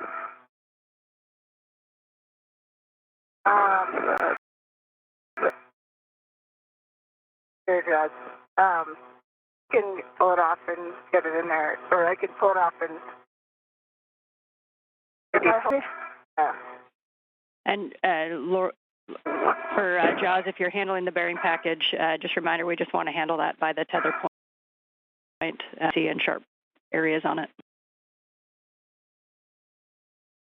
Okay, we'll try to let Loral handle it mostly. Okay, I'm putting away, hang on. Great.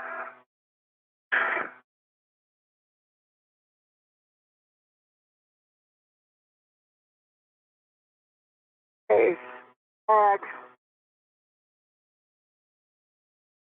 Now we need this other point.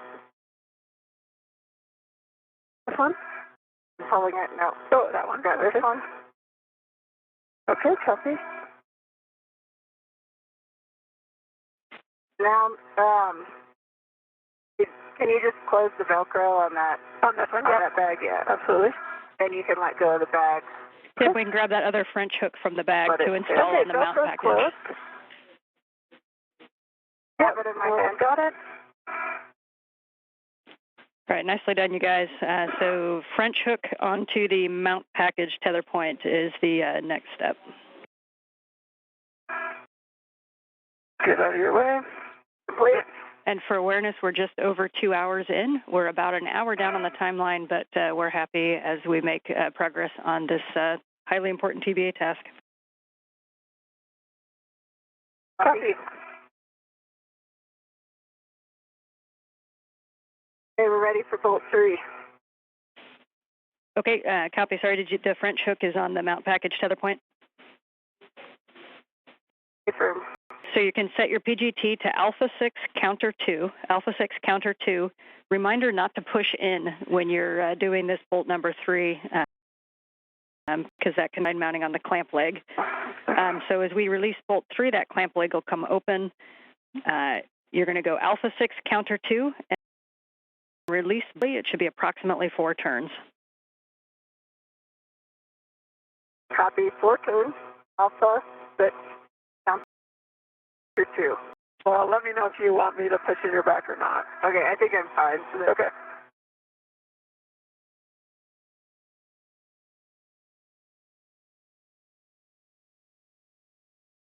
Maybe not. Okay.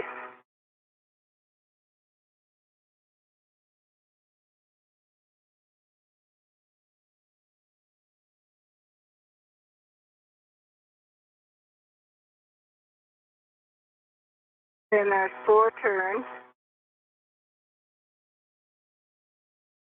And the bolt popped up. I need to push it down to release the... Yep, good memory. So while holding the mount package tether point, you can press on bolt 3 with it. And then we're going to very carefully remove that mount from the race ring using the tether point and stow it in that same degraded bag. Copy.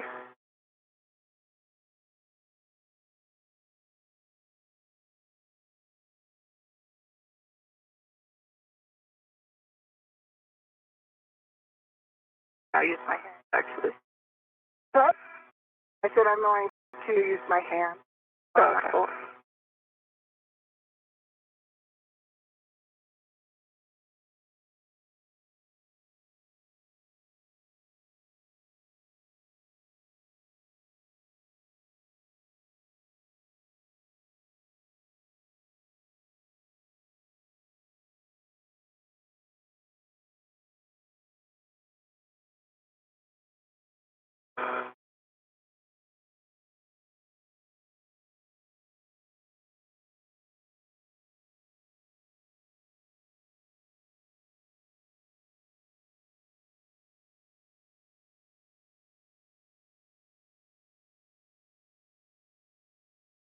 Okay, the mount package is off the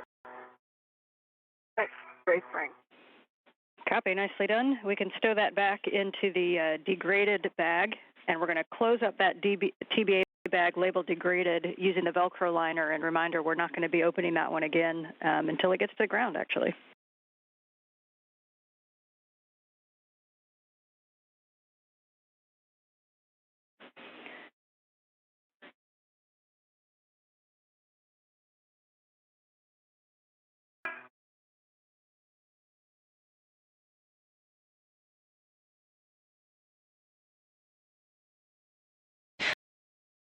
Almost 2 hours into the spacewalk, the degraded trundle bearing assembly has been removed. Hara will now move into some tape that area before installing a new trundle bearing assembly. Parts of the degraded TBA are in the degraded bag in the back. Okay, copy. We'll take a glove check from you both, and while you're checking your gloves thoroughly, I'll give you some big picture words. We like the way you're working together at this work step is going to be to do the lubing. We think that this is probably a one-person task since there's no PGT ops. So we're thinking that Jaws could move up to CP8 while Loral works this lubing task. But if you feel strongly that four hands are going to make that task more successful, then we'll take your recommendation. Loral, you let me know what you think. Yeah, I think lubing is probably just a one-person job. Be easier to move around a little bit more. Yeah, and I won't be far if you do decide you need to be back. Okay, so I'll head cleaned up and head there. Okay. And for gloves, I just have some black and yellow scuffs, but otherwise they look good.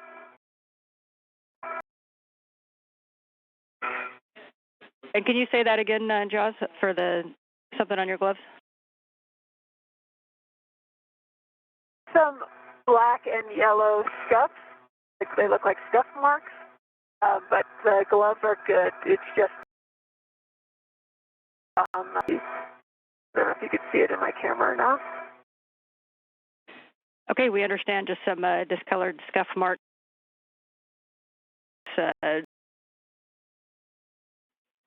Okay, and you can start heading up to EV. Go ahead for Laurel. You can go ahead. I was going to get my glove report. Yeah, go for it. I'm set. Make sure I'm not untangled from all this. EV2, same, just a little bit of grease on the right glove. Okay, copy. So Laura, you can get into position for the ring. And Jaws, you can start moving up to the CP8 work site. Reminder, I think you've stowed that crew lock bag. I think you may want to grab it as you go by.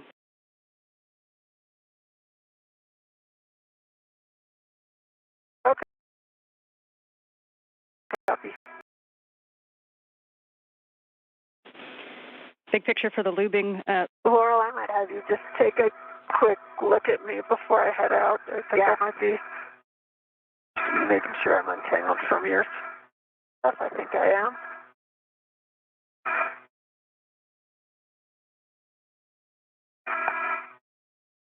Okay, actually I am good. You good, Jess? I'm good. Yep, I can see I'm clear. Okay.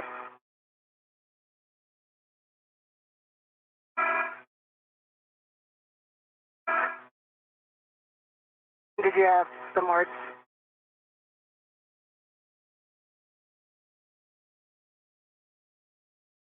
You handled it?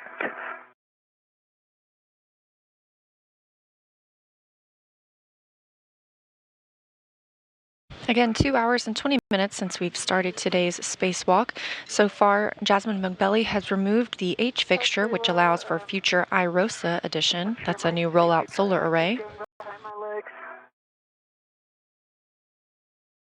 Okay. Have you? The team ran into some difficulty removing the degraded trundle bearing assembly, but that has been successfully accomplished as well.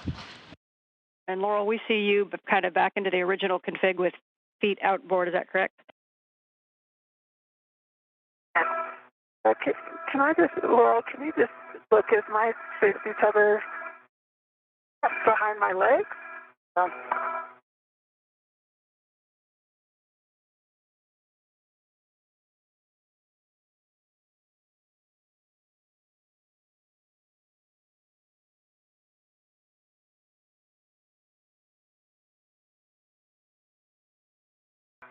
It is, yeah, it looks like it's between your legs right now. Okay, which way do I need to go? Let's see. It's streaming basically straight back, like in line with your body. So if you just go the legs up and then rotate your body, else you need to go a little farther. Which side do you want it? Well, it's coming off my left side. Oh, there. So did it fall under now? Yeah. So now your safety tether is the truck. Okay. Perfect. Thank you. O'Hara was helping Moghbeli configure her tether properly as Moghbeli heads out Ethernet cable untwisting task. Meanwhile, O'Hara is preparing for her next task. She'll be applying some lubricant to that to prepare the work site for the lubing by retrieving and positioning dry wipes and temp sewing both grease guns to where you can get them. Copy. And the first one that you'll want in your hand is the J-hook grease gun.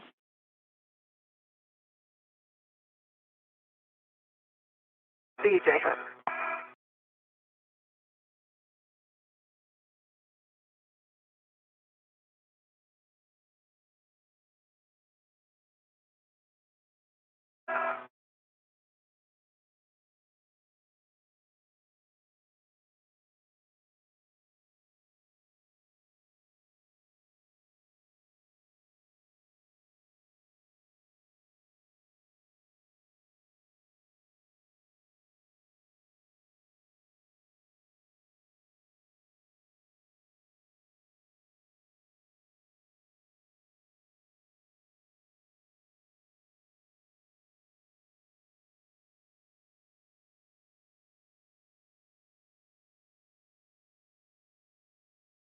I'm back at my fair lead, which I will leave in place. Okay, 3681 at your fair lead. So we're going to be assessing that work site, assessing the cables. If you need some translation aid out on the TVCIC, you can take that round scoop. Okay, copy. And we're just going to be trying to align that cable so that the cable travels straight along the stanchion.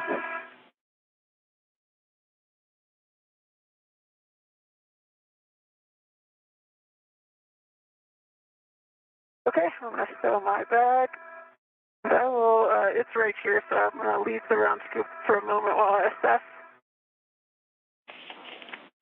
Copy, and we're hoping that just that twist on that cable is sufficient. Do me best.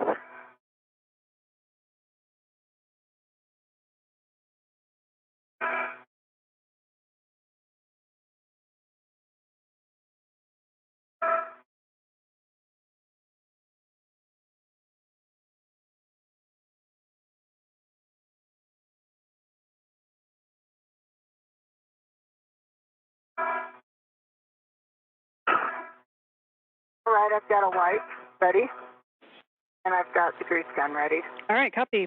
J-hook. Awesome. Reminder now that I will leave the straight grease. I'll leave the straight one in the bag for now.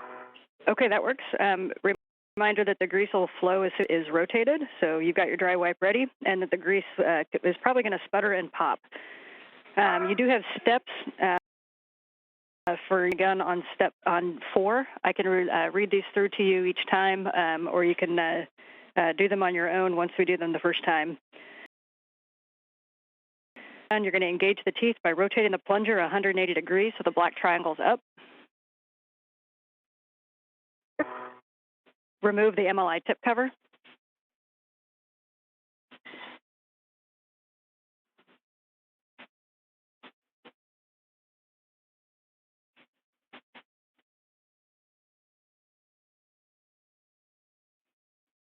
rotate the hinge restraint ring.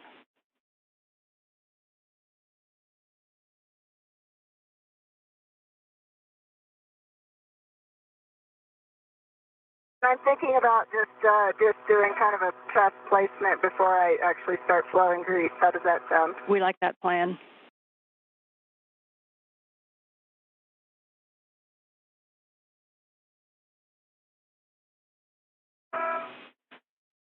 And we want to especially prioritize. We especially want to prioritize that area where the TBA is going to, where it just came off of, and where it'll go back onto. Okay.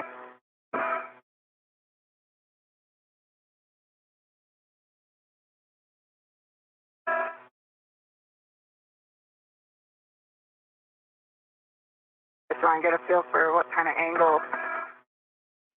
And there is some Velcro on that cap if you want to tack it down to the side of the gun so it's not in your way as much. You. This view from O'Hara's helmet camera showcases one of 2 grease guns she'll be using. So we're looking to hopefully just roll the excess toward the racetrack so that it aligns. And if you look up, you can kind of see the hood. And the issue that we've been having is we think that camera hood has been catching on the cable excess. So that's what we're going to try to fix. Copy. Meanwhile, Jasmin Moghbeli is going to be working with this Ethernet cable to tie that closer to the International Space Station structure.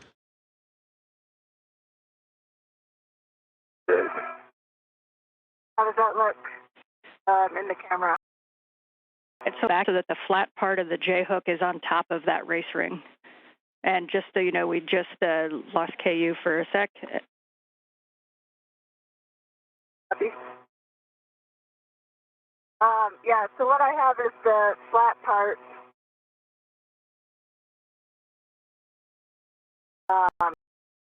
Feedback. Yeah, so the handle is probably going to be a little bit up from where it was when we lost the camera. But yeah, the flat part of the inside of the J is on the flat part of the flat surface, and then that hook will just kind of go right in there.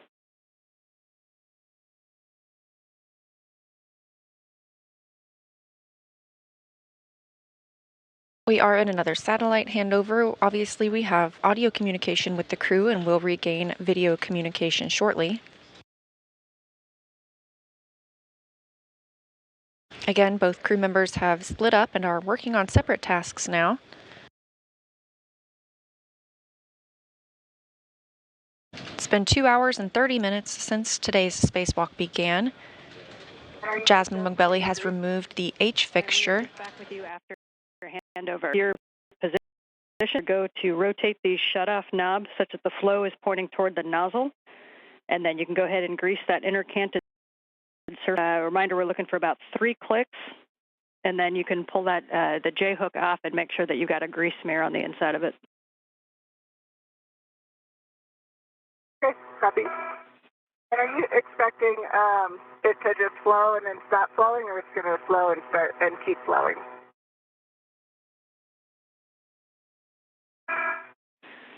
Each click will give you a certain amount of flow, and then it should stop. Okay. And let me know when you've got a second. And go ahead, Jaws, just so you're both aware, we have no camera, but we got you on audio. Oh, okay. I was going to ask you a camera question.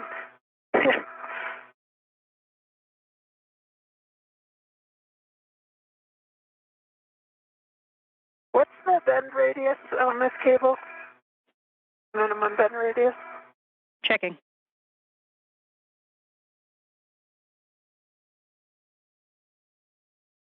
Speaking with the crew members here on the ground is NASA astronaut Anne McClain, today's ground divee. She's the single point of contact during the spacewalk to O'Hara and Moghbeli to ensure communication remains streamlined as they work through our tasks. Copy, we understand no grease flowing. If you just take a look at it, double check that the black your tip covers off, the hinge restraint ring is rotated. And then that shut-off knob is, so the flow is pointing toward the nozzle.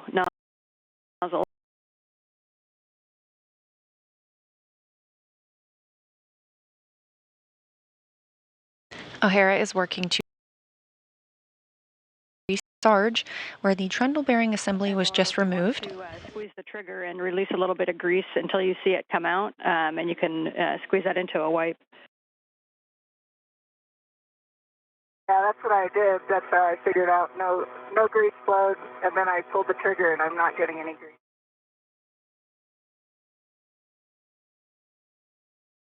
Checking. After this worksite is lubricated, she'll then install a new trundle bearing assembly. Okay, I got some grease. Sorry. Okay, we copy. Yeah, we were going to have you manipulate the triangle in the back, but if you have a good flow, then we're happy with that. Oh. And if you could just let me know when you get video back. Copy, not quite yet. It'll be about 2 minutes, Jaws. Okay, copy. Maybe I'll just put this in place and then you can look.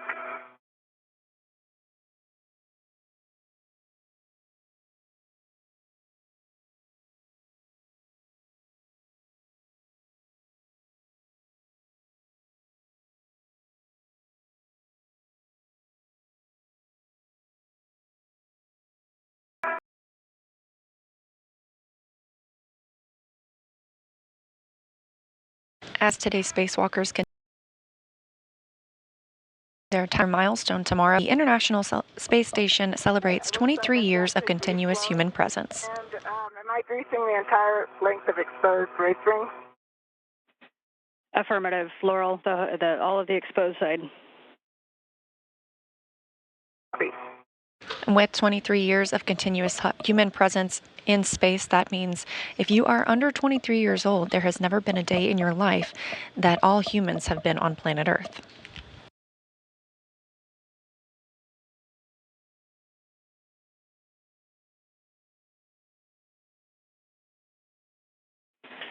And Jaws, the bend radius is about 3 inches on that cable. We do have your video back. We see you on the race ring. Okay, so if I were to, it goes on the outside of this other cable. If I were to put a wire tie down here and pin it there, like pin it down here where my thumb is, where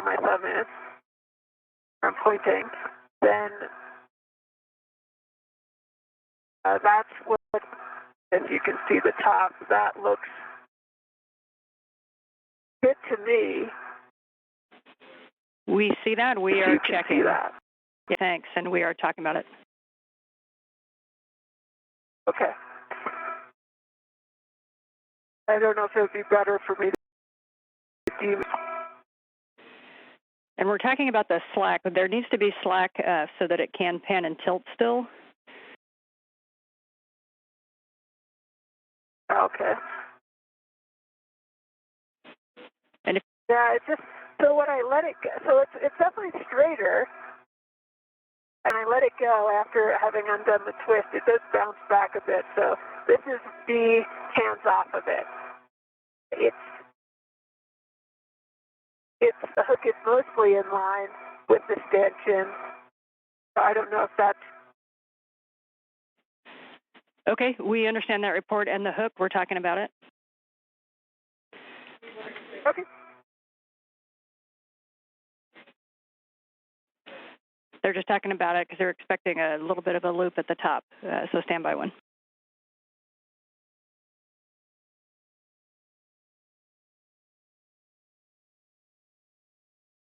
Yeah.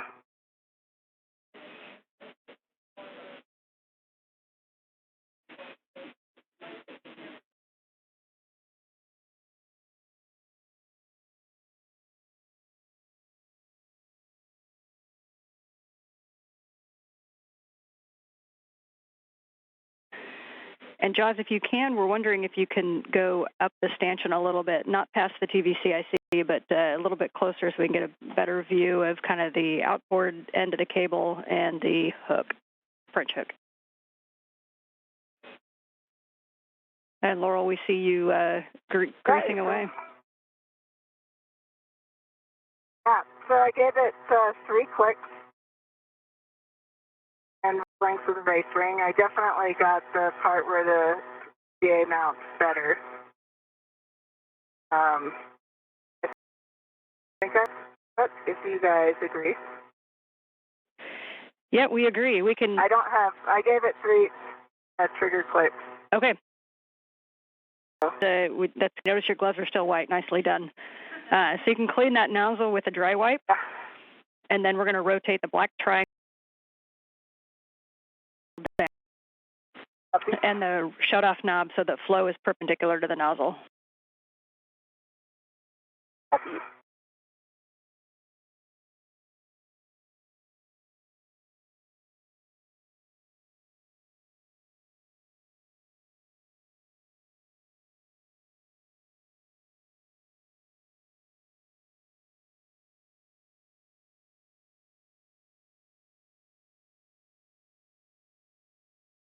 I totally have 1 goose mark on my list.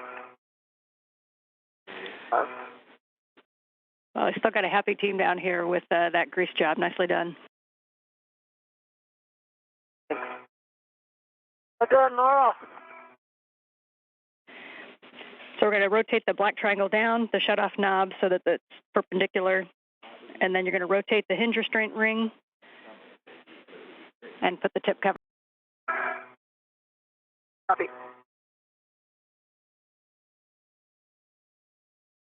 Good words coming in Mission Control Houston. You can get her helpful. Okay, yeah, the problem is without even or getting rid of the slack, it kind of just pops back up a bit. So I can put it down. But We are looking and talking about it, Jaws. you can see the French hook right now. That's where it's sitting naturally. Copy. We don't have a great view of the French hook if you could look a little bit more outboard. Okay, let me know when you see it. See the French hook kind of facing port. This view from Moghbeli's helmet camera as she works to some of the slack on this cable and more closely secure it to the International Space Station. Kind of how you want it, correct? Yeah, we're later through there, but so that it's not pulling so port on the French hook. They're talking about it. In the back, the International Space Station is flying 259 statute miles over the Gulf of Mexico. Twist on the cable.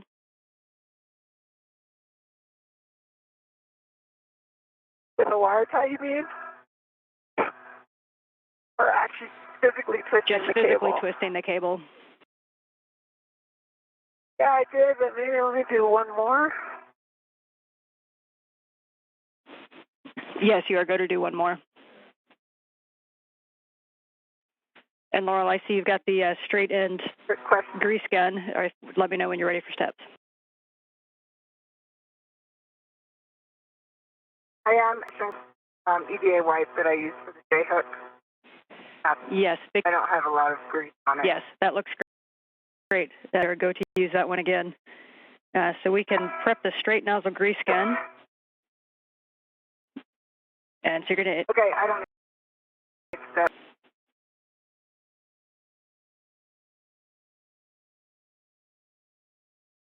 Yeah, and the problem is if I release it, it goes right back. And if I tie it down, then there's not a lot of slack. Copy, we see that. Talking about it. And for Loral, when that gun is ready, you're going to be greasing the outer canted surface and the datum A, that flat surface. Also about 3 clicks with the gun trigger, prioritizing where the PBAs will be installed, but greasing that whole exposed surface if you can. Okay, copy, and that's 3 clicks on the datum A and 3 clicks on the outer can. That is correct. That's correct. Or 3 clicks total. 3 on each.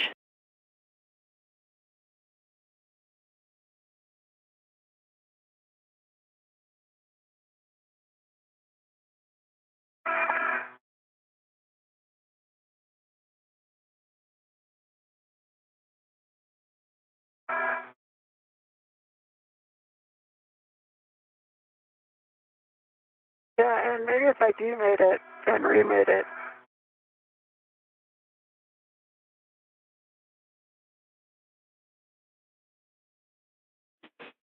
We're talking, Joss.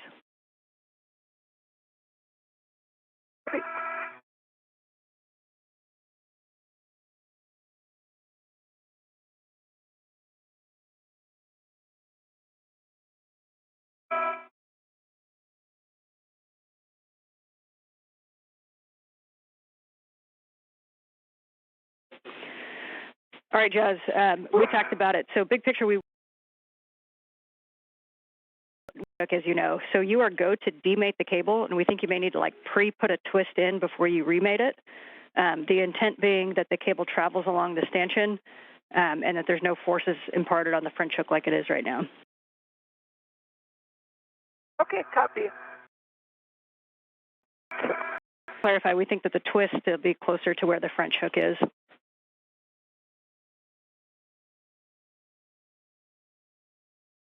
Demating from right here, correct? And Loral, you were asking about clicks. The official answer is more grease is better. That is quite all right. Okay. I don't know if you can see in my Heka, but I think. Yep, it's a little shaded, but that's a good view. And so you're going outer. Okay, is that sufficient for the inner fish?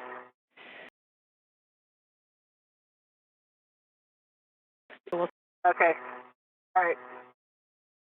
And I just want to confirm after the last comment you made, I'm demating here at the base, correct? That is correct, Jaws. Copy.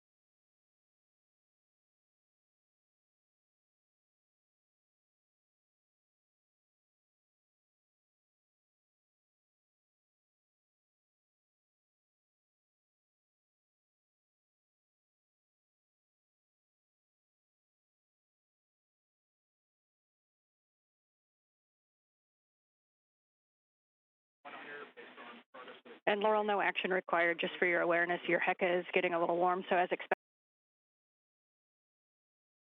we're going to that we can view back that you are go to continue the greasing. Okay, copy.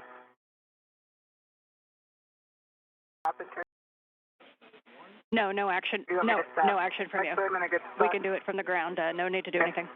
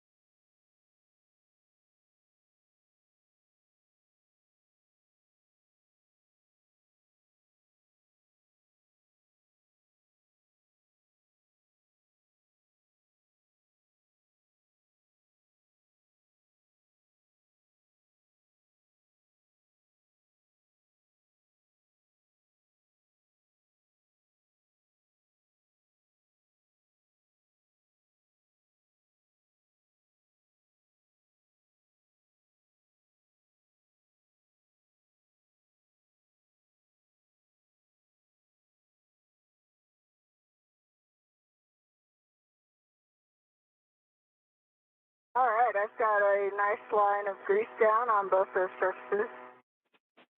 That's excellent. Thanks, Loral. You can go ahead and safe that straight nozzle grease gun. And once that's safed, your next steps are going to be to stow the grease gun back between the TBA bags and then use a dry wipe as required to clean up your suit and any tools.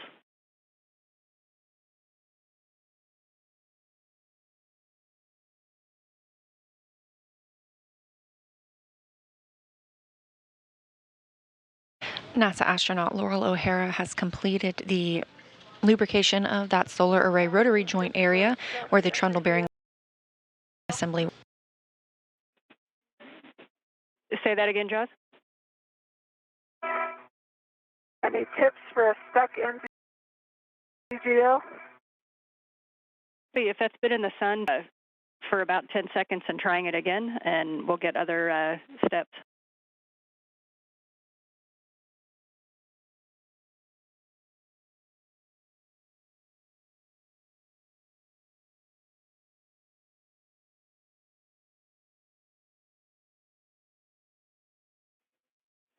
And Jaws, can you give us any words? Has it moved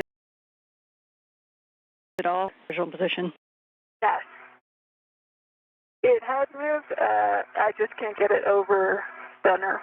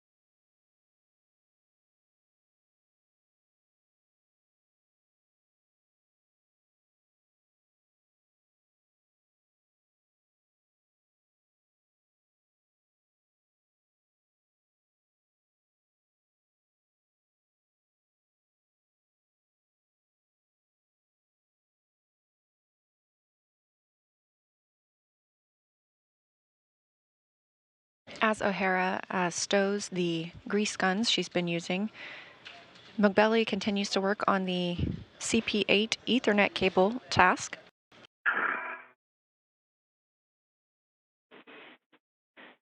Okay, Jaws. Okay, Ann, I got it. Excellent. Aft over center. Love it. All we had to do was open the crib sheet and it came off.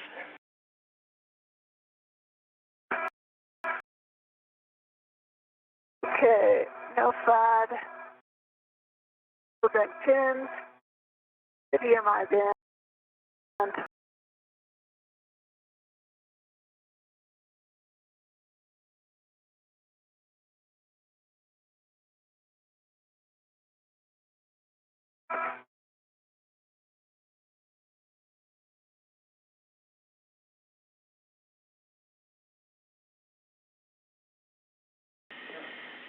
And Loral, as you stow that stuff back in the bags, your next step is going to be to, and we'll be retrieving the mount package of the spare.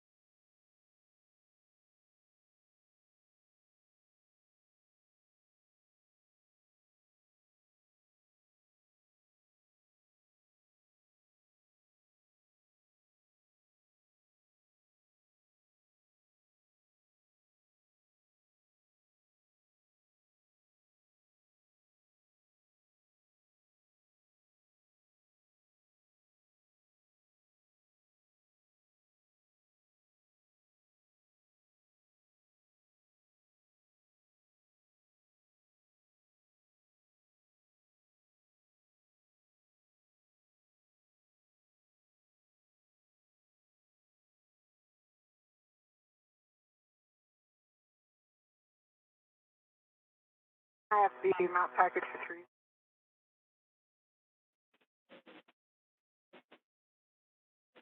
And copy. So you got the mount package, Laurel?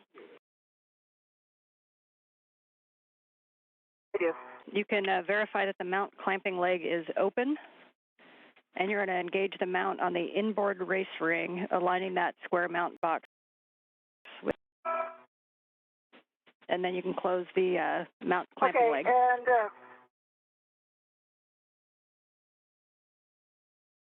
to do this, I'm going to have to put my hand down into the race ring in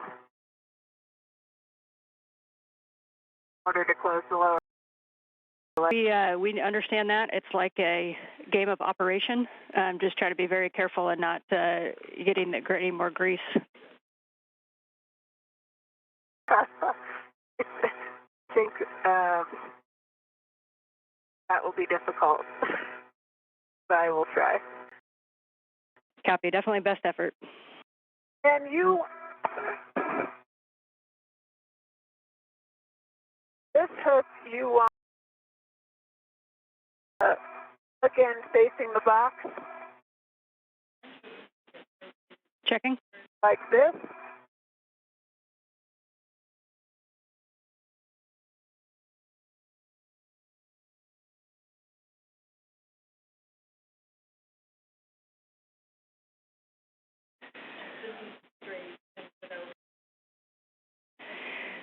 Yeah, so Jazz, you're looking at the problematic spot for sure. So we think that that cable should be, rather than coming down the port side of that TVCIC and pulling on that hook, it should be kind of coming down, tended more toward the middle side so that there's no actual tension on that French hook strap, so that it just kind of free floats.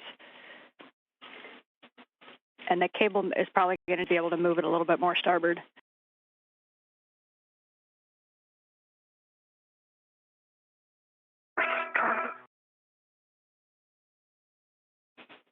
And Laurel, as you get that mount clamping leg closed, a reminder that your first step is going to be to turn by hand bolt number 3 closed, and you want exactly 2 turns on that, and those turn counts are really important.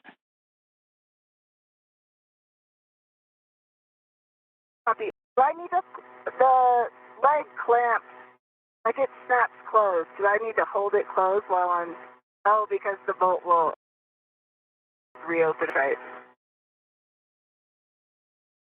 Answered my question. Yeah, that was a good catch, Laurel, on the bolt, obviously, that opens it back up.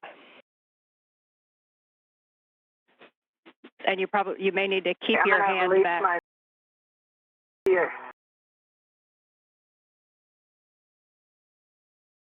And my understanding is how it is now is how you want it, correct? You can see in the hookup. Can you move a little bit port with the Hecka? We can't see the French hook.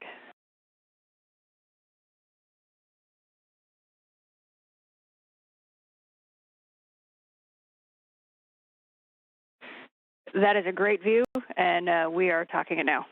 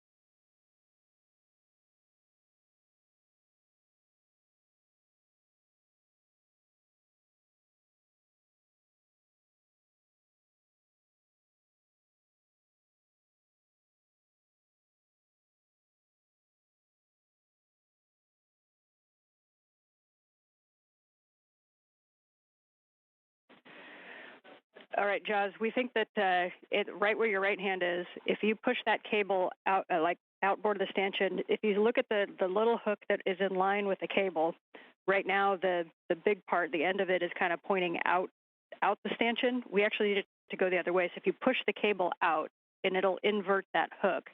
And then when we reinstall the connector, we want to make sure we don't pull back down on that. Does that make sense? Like it is now? Go a little bit to your right.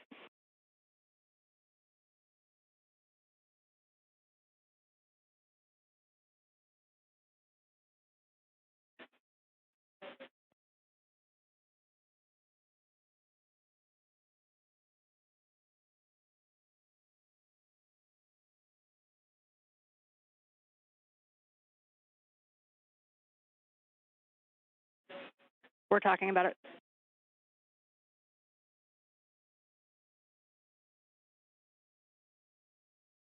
And for you now, I think I have the bolt hand started. Okay, and we want exactly 2 turns on that if you can. Okay. And once you're good with the 2 turns, Loral, you're going to be transferring the RET from that to the not the low profile tris cap, but to the cap that you have installed. Copy. We've just reached 3 hours into today's spacewalk. So far, the trundle bearing assembly has been removed, and Loral has completed where she is preparing to install a new trundle bearing assembly. Okay, 2 turns. I will remove the RET and over to the cap. Yep, right over to the cap, and then after that, you're going to be retrieving the bearing package. For Jaws, that's a good orientation, and we don't want to change that. So what we want to have you do is gently put a wire tie around the racetrack and around the cable so that when we install it, we don't pull it into the wrong orientation. Okay, copy. Since the start of today's spacewalk, NASA astronaut Jasmin Moghbeli has removed the H fixture in preparation for a future IROSA install, a rollout solar array. She also assisted with the trundle bearing assembly removal and is now securing a wire or a Ethernet cable to the space station.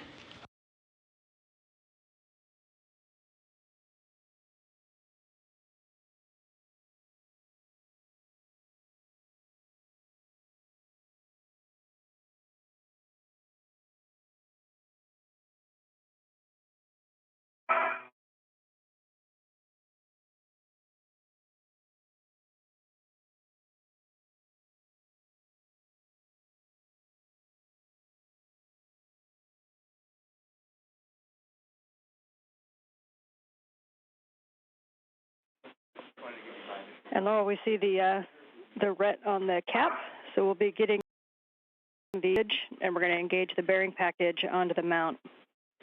And again, minding that race ring that you just beautifully greased.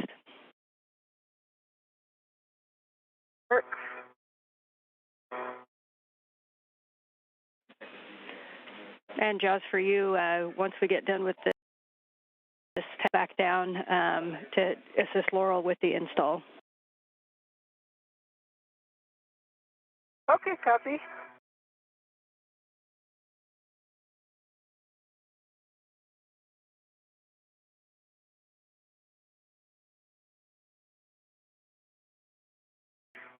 How about you? Not good.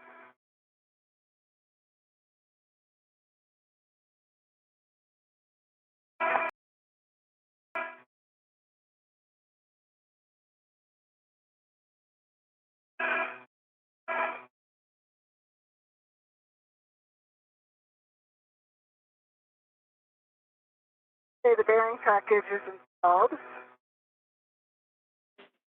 Copy, Jaws.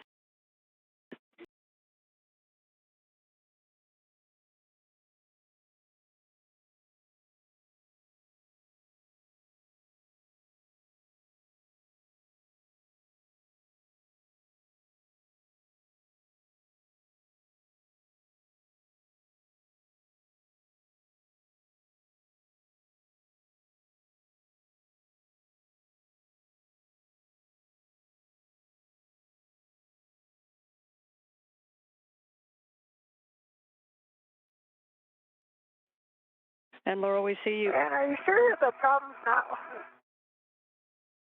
what's above it? Yeah, standby 1 JAWS for Laurel. Your go-to, now you've got that bearing package on, you can access your PGT, and we're going to be driving bolt number 2. Copy. And JAWS, go ahead, sorry. I was just saying the problem might be above it, but I'll try to get it to stay.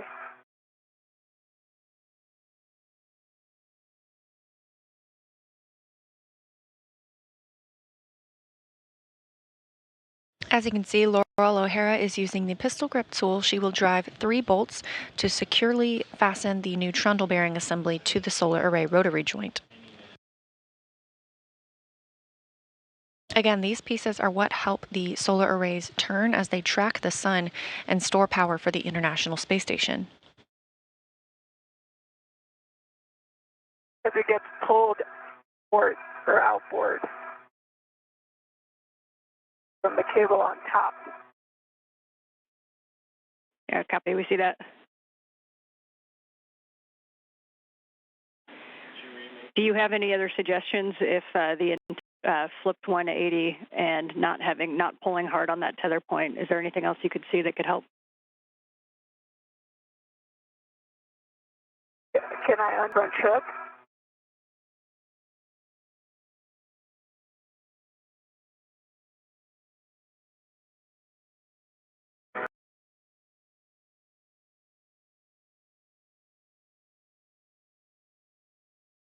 Or is that really? All right, JAWS, yes, you are go to unhook and rehook that. For Laurel, your settings are Alpha 1 is 2, and reminder that the straw bolt 2 will engage the bearing arm onto the race ring. So Alpha 1, clockwise 2. Copy. Right. And it'll be the draw bolt. It's going to be 12 to 14 turns to torque, and if needed, you can push from behind. Copy. I've got Alpha 1, clockwise 2 steps, having 12 to 14 turns. And yeah, 12 to 14 turns on draw bolt 2. And bolt number 2. Okay. And you can push from behind. If you need slight side loads, can torque out an Alpha 1 setting, so just be real careful. Okay, copy.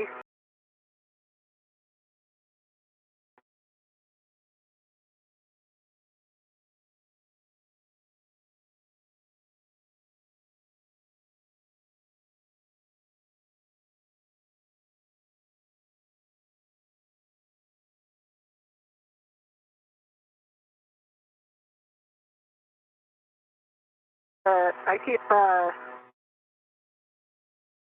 my TV off. Copy, you see that?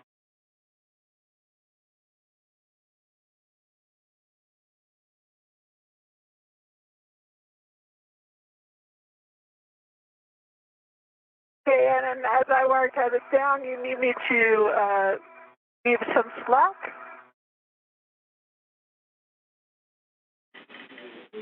Checking. Yes, there does need to be some slack in the cable to allow for the panning and tilting. Copy.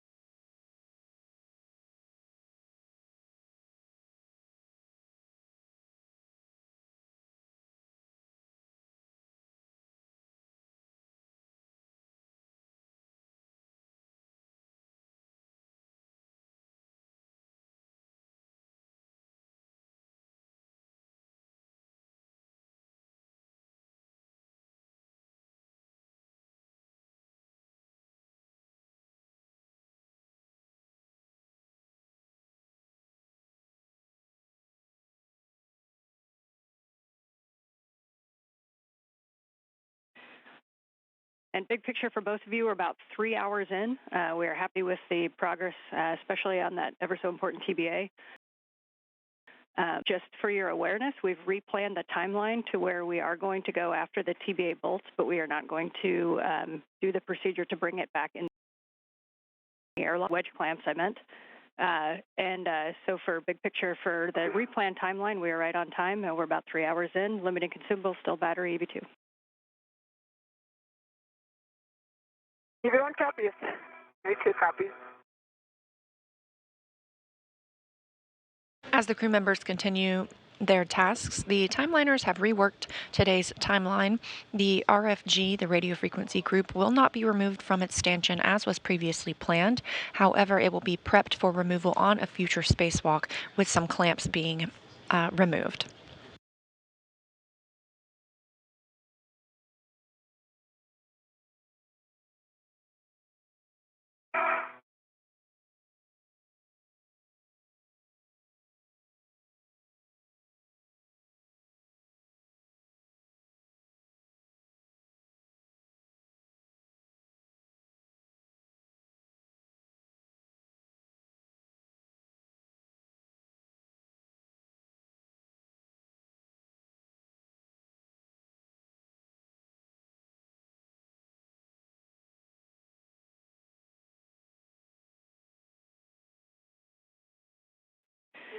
And Loral, it might help if you put your end effector down on one of the adjacent handrails that you can kind of push against. I do call. Okay, and let me know when you've got a good view.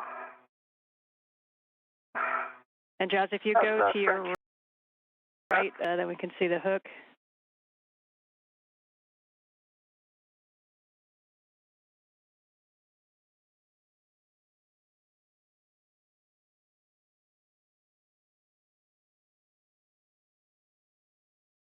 What's that?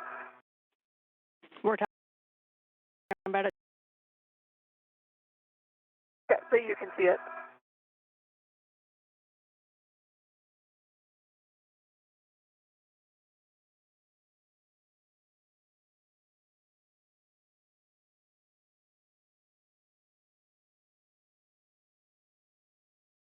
Jazz, we are happy with the configuration for CP8, so you can go ahead and translate down and reconnect the connector. See? Nice effort. We know that's a tough task with a lot of gray area.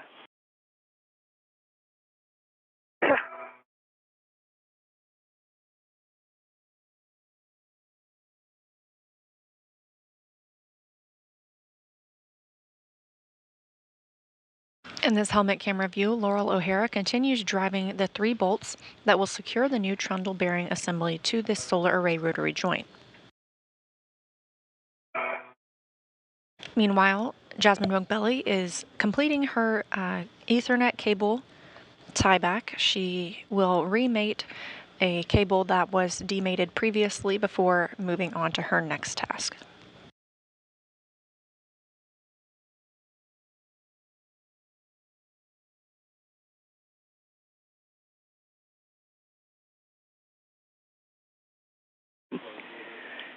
Hey, Laura, we think another thing that may help is if you want to hand start that bolt. If you want to hand start that bolt rather than trying to use the PGT, that might stabilize the whole package. Okay. And you may have to use one hand to push on the back and then one hand to hand start.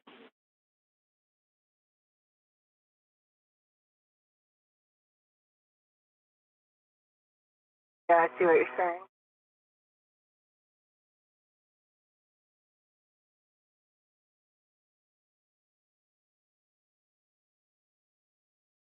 Okay, and rated over center, no side, no bend pins, good EMI band.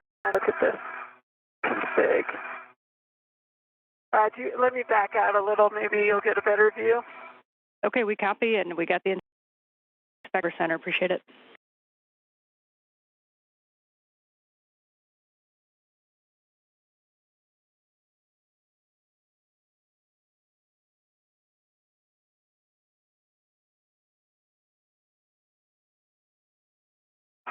Okay, Let me know when you've got a good view.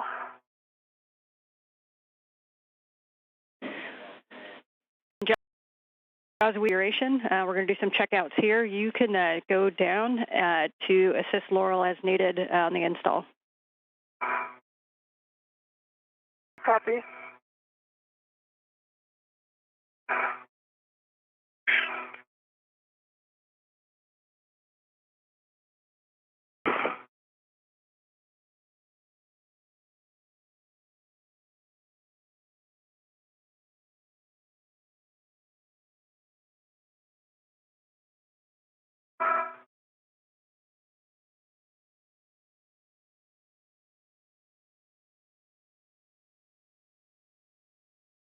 And where did my bag go?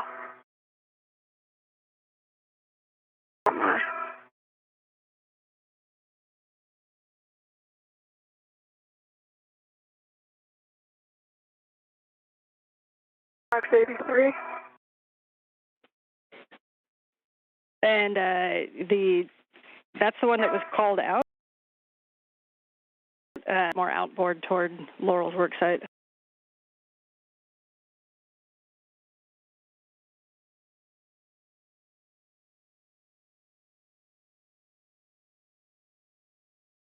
And I've got on bolt 2.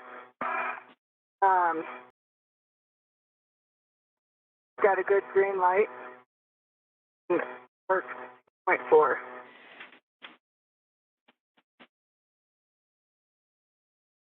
Seven turns, checking.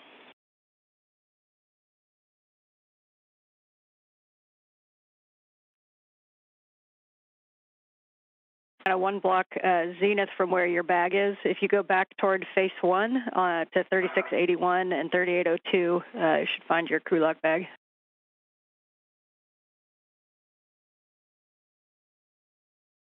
You're saying go back nadir? Yep, got back toward face 1. Back toward where your rich man's fair lead is. That's mine. Okay, stand by.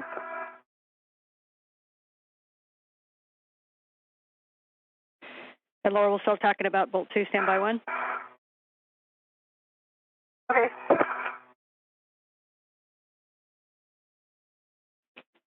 And Laura, did you know how much hand start did you get before those 11 turns on the PGT? I didn't hand start it at all. Okay, copy. And for what it's worth, the PG is 12.3. That we don't use outside. And for Laurel, we're going to hit it with one more turn. It's a little bit lower than expected. So on that Alpha 1 clockwise 2, go ahead and do bolt number 2. Copy. And I'm back at 3681. You're at 3681. I do not see my bag. Okay, we copy. Out a little bit toward Loral. So go out back toward 3866, just above where the large ORU bag is.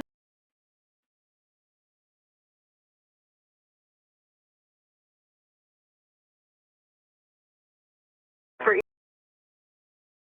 kicking out, I'm not getting an additional turn on it. Okay, copy. I'm just full on clockwise 2. Okay, that's a good bolt 2, Laurel. So we're going to move on to a handover. As noted, we are in a handover of the satellites and that allow us to communicate with video and audio to the space station. We'll regain that shortly. In the meantime, Moghbeli is going to retrieve a crew lock bag before heading back to the airlock, stowing that.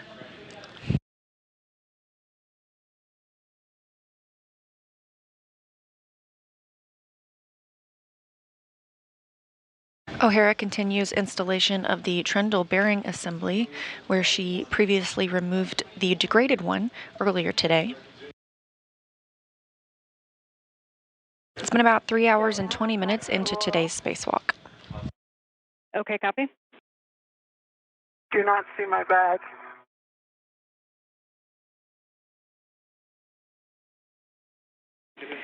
And Josh, when you saw a large ORU bag, we're wondering if maybe Loral put it inside of the large ORU bag or if it got stowed or tied up in there.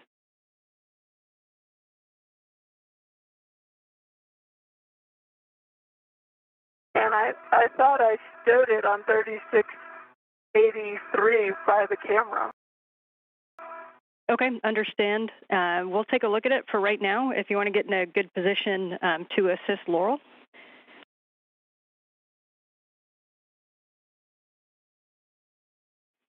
And for Loral, you're looking for Alpha 2 clockwise 2, and you're going to be driving Bolt 1 to torque. And note that if it doesn't bite on the first kind of couple of turns, you may need to use a hand behind the bolt. This is some threads. So if just try to see if the bolt is kind of free spitting or if it really bites on it. So again, Bolt 1 to torque, Alpha 2 clockwise 2, 6 turns.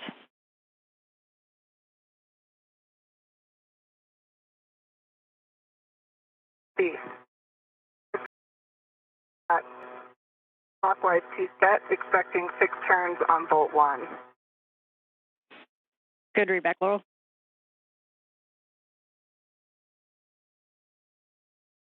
Hey, Jess. Hey.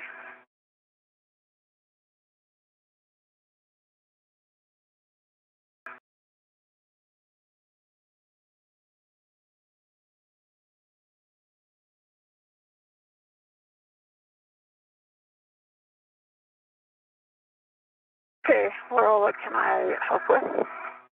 I'm just about to. So I'm going to be in a good position. Okay, so I'll just stay out of your way then.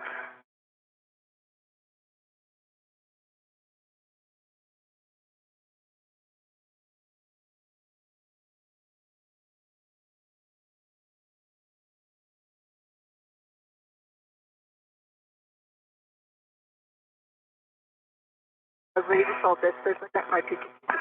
Yeah, give me 1 second. I can just. Okay, I can take it. Okay.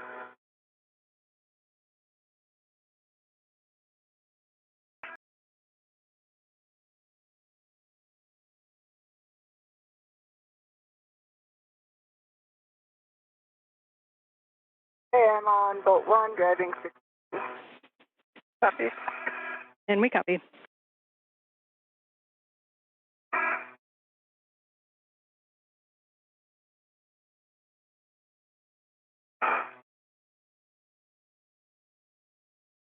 Hey, I got about 5.5 turns, green light, torque 3.6. Okay, we copy. That is a good bolt. So the next thing we're going to do is drive Bolt 3 to torque, 2 to 4 turns, and that's also Alpha 1 clockwise 2, Bolt 3.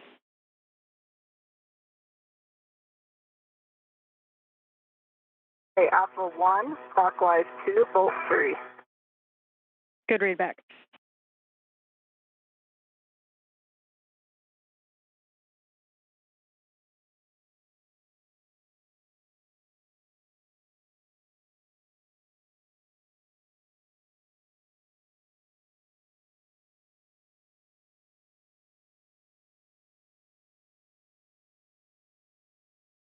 Jazz, could you help me count turns on this one? Yeah. I'm in a good position. Okay. Do I look straight on the bolt? You do now. Okay. Starting turn. Okay, copy. 1. Okay, that torqued out, I think. Green light. That was 1 turn. Copy 1 turn, and we copy the torque. Stand by 1. Between 1 and 2 turns. Copy. We're checking. Stand by 1.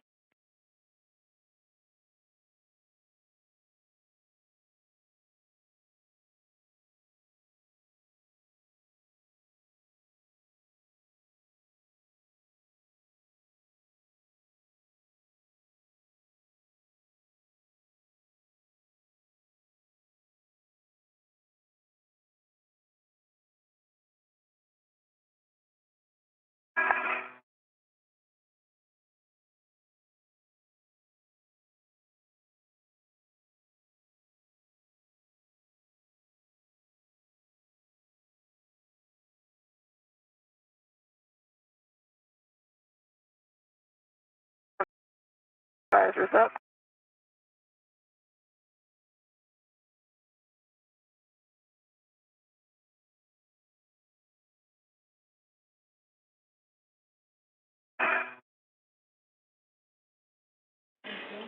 We're still chatting about it. Okay.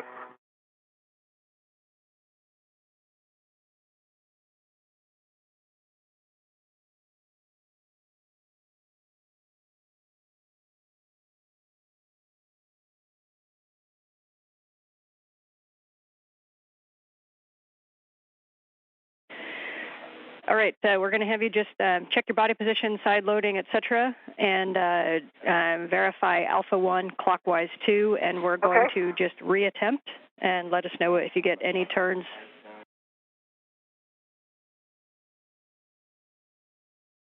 Okay, Alpha 1 clockwise 2 is checked.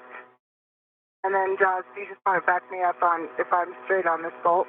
Okay, copy.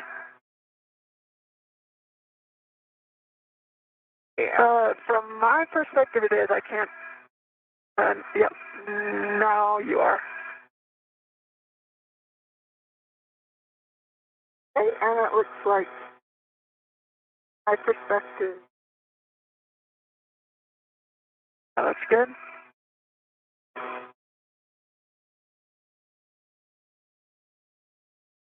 And yeah, I'm not getting any additional turns, and I'm seeing torque 2.3. Okay, we copy. Checking.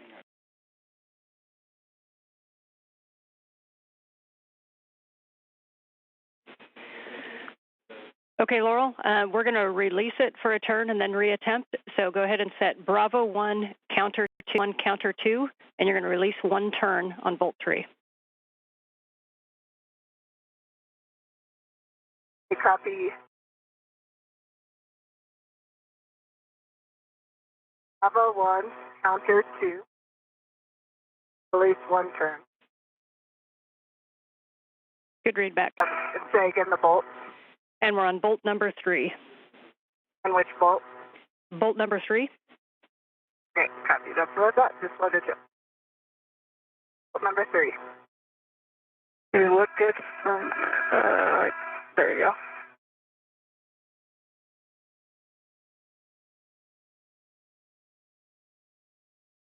One. There's 1 turn release. Copy, and we're going to set Alpha 1 clockwise 2 again, Alpha 1 clockwise 2, and we're going to drive that to torque. And we're hoping for 2 turns. Alpha 1. Okay, copy.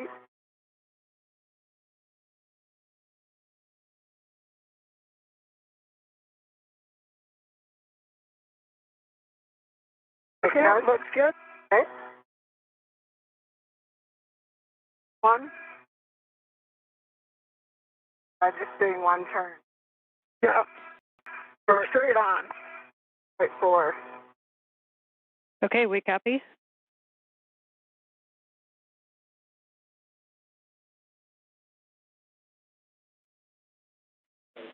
Okay, we're going to increase the torque just a little bit. So we're going to set Alpha 2 clockwise 2, Alpha 2 clockwise 2. And go ahead and drive that. And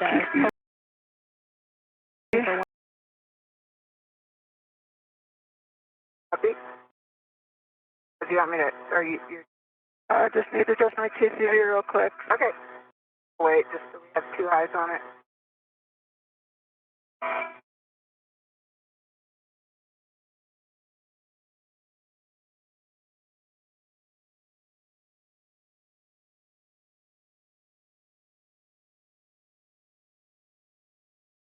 Okay, my TCV is set to 3. Copy, Jaws, TCV set to 3. Okay, I've got eyes on. Okay. And Jaws, are you close enough? See those 2 the French hooks with the rets on them? Where are they? Right next to the bubble socket. Be close enough to the, or even if you pull the TBA bag back a little bit, they should go with it.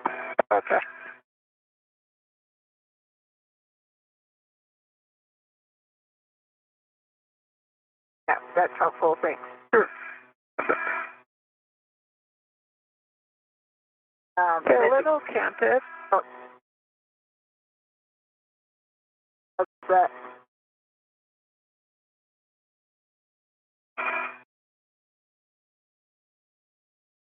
Looks straight. Looks good.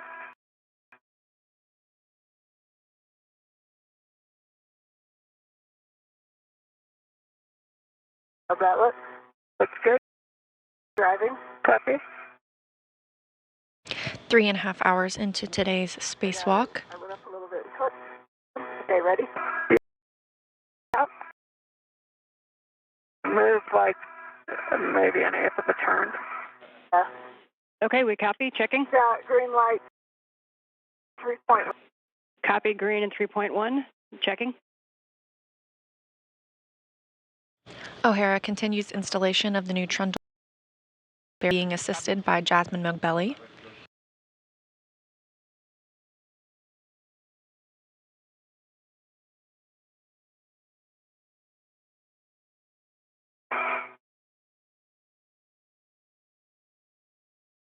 This setup is similar to what we saw earlier. Report to O'Hara as she drives these bolts using the pistol grip tool.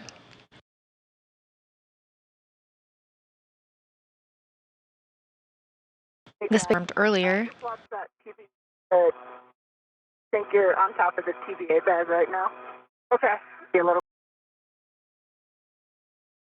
Okay, just don't slide any or step over here. Okay.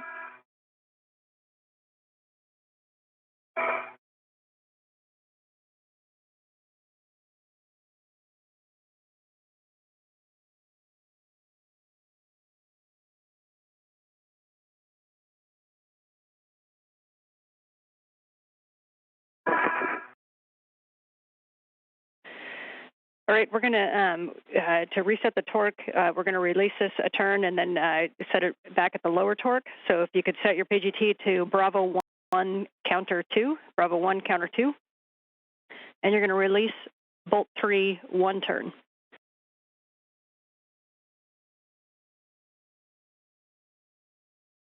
See, Bravo 1 counter 2, 1 turn, 3. Looks good.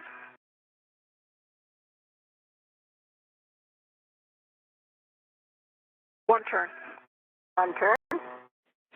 Copy, and you can go ahead and set the PGT to Alpha 1 clockwise 2, and we're going to drive it back into torque.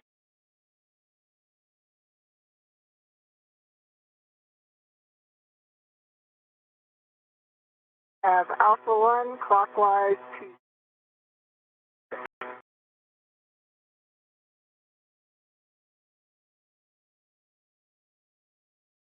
Looks good. Right there. Yeah. Due to some of the unexpected issues removing the trundle bearing assembly earlier, the crew will not be able to remove the RFG, the radio frequency group, as previously planned. Copy 1 turn and 2.4, we're talking about it.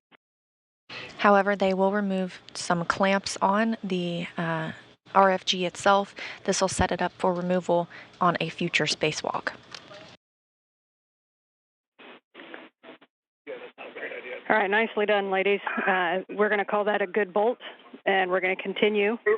So you can stow the PGT. Want you to verify that you have no grease on your gloves and on the cable and the cap, and we're going to be doing NZGL ops. Copy.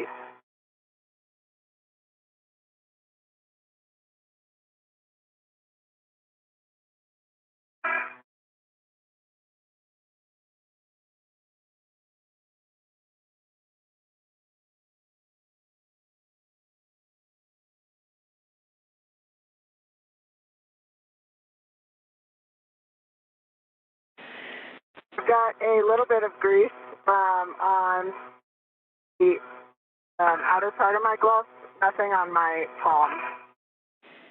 Okay, copy. If you can see you have a view. Yeah, we do see that. The important part for the NZGL ops is we don't want to get any grease, obviously, on the connections. So this time you can transfer the RET from the bearing package onto the cap. I can.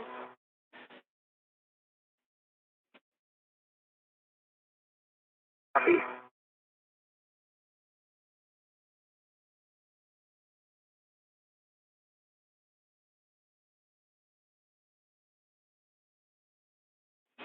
And that's the cap on the, yep, the one you got in your hand, the one on the cable.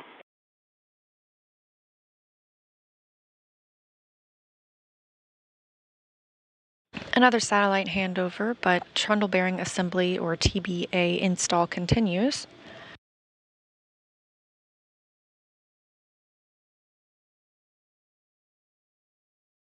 O'Hara has completed driving the 3 bolts necessary to attach the TBA. Okay, so you go to demate that Sarge NZGL twist cap from the inboard receptacle and stow it in the TBA bag spare.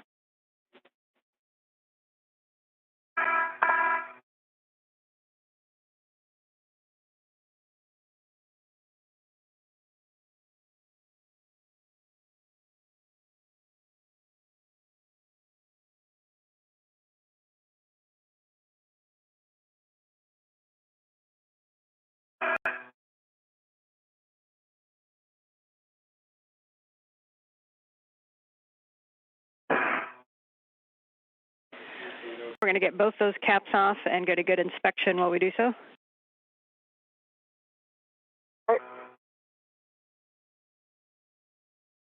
From the helmet camera of Laura O'Hara as she... Let me know if you want me to hold your back or anything, Laurel. Okay, good right now. Loral now removing a twist cap, an NZGL, which stands for NASA Zero Gravity Lever. Camera views of the bag being at the Sarge work site. So if you want to look around, we saw it earlier. So if you want to kind of retrace your paths back to CP8 and kind of around that work site to see if you can get your eyes on crew lock bag P. Okay, copy. Good news. Okay, so you want me to go do that now? Yep, I think Laurel's got the connections, and so we'll give a good effort to find that crew lock bag. Copy.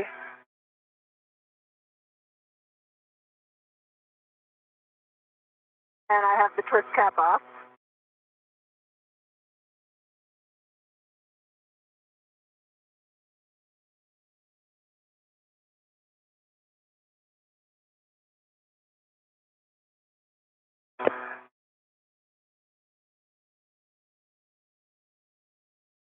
Now that the work with the pistol grip tool is complete, O'Hara is removing these caps. And it's back in the spare bag. Okay. Yeah, bag. And sorry, are both caps back in? Nope, working on the second one. Copy. She will then mate one NASA Zero Gravity Lever to the solar array rotary joint. Okay, I'm headed back inboard.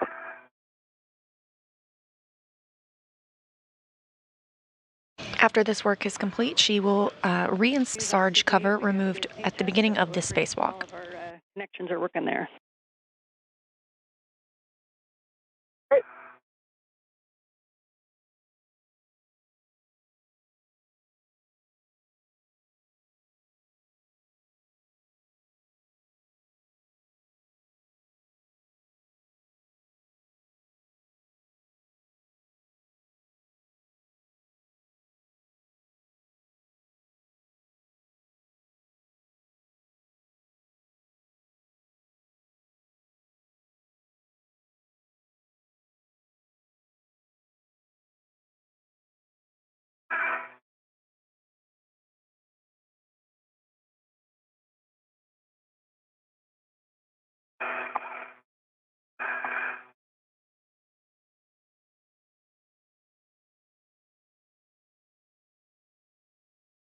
Those caps are back in the bag. Okay, copy. At this time, we'll take a good inspection on the receptacle and the NZGL. And then we're going to mate the TBA NZGL to the Sarge receptacle on the inboard side.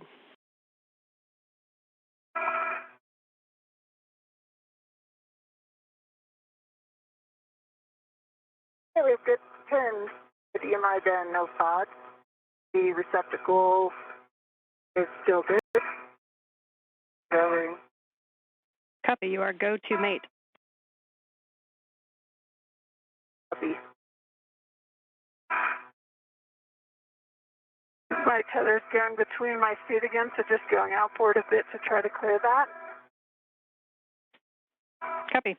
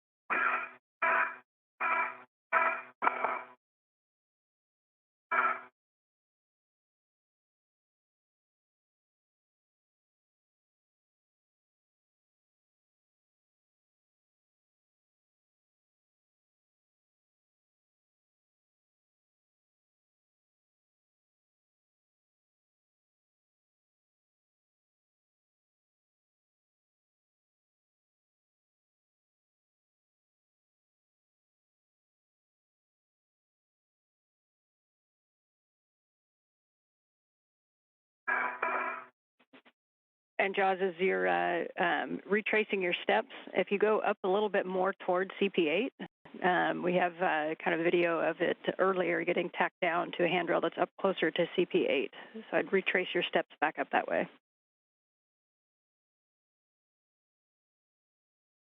Okay, copy.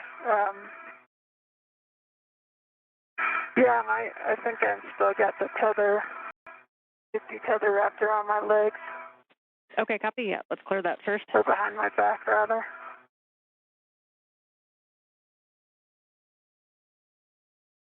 Okay, the NZL is made its full forward over center. Copy. At this time, we can perform a work site. And then we're going to be cleaning up our tools from there. Our next step, obviously, to the great view, and just make sure we don't have any extra tools or tethers down in that work site. And we're going to stow things back in the ORU bag, and you can report the inventory as you clean up. Don't stow anything inside of the degraded bag, and if something wasn't opened, like crew lock bag T, then we do not need to inventory it. Copy. RFB.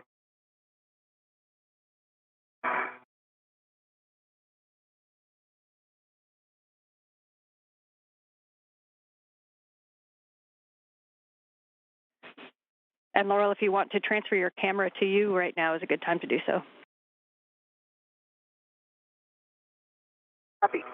I will do that.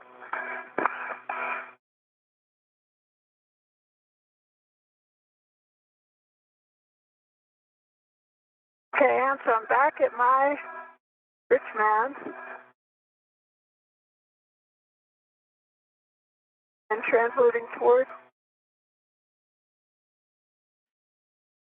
Copy. And I'm at CP8.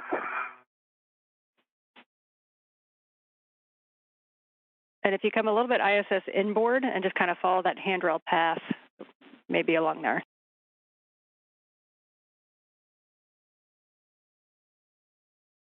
ISS inboard.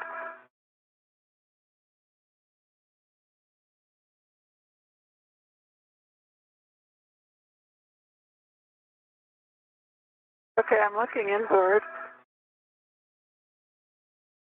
I don't see my bag. Copy.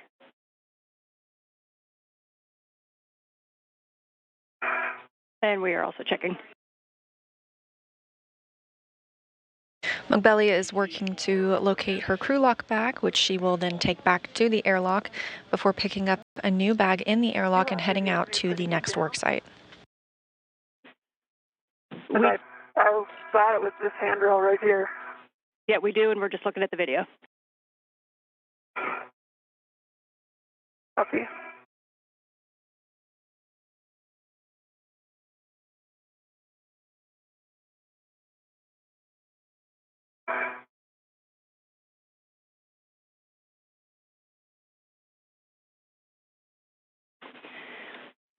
Hey, John, from where you are, just on the other side of CP8, there's a couple of handrails on the aft side of station that you can kind of reach if you just reach past CP8 right there, and just double check on those. It's just on the other side. Copy. Yeah, you see one right there, and then there's one inboard as well. Just want to check both those.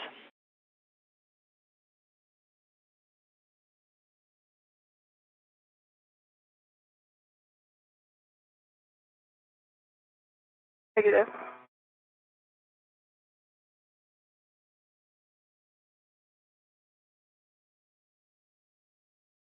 Start on this one or the one inboard of this one. Okay, copy, Jazz. We can have you move toward your fare lead, and we'll have next steps for you in a minute.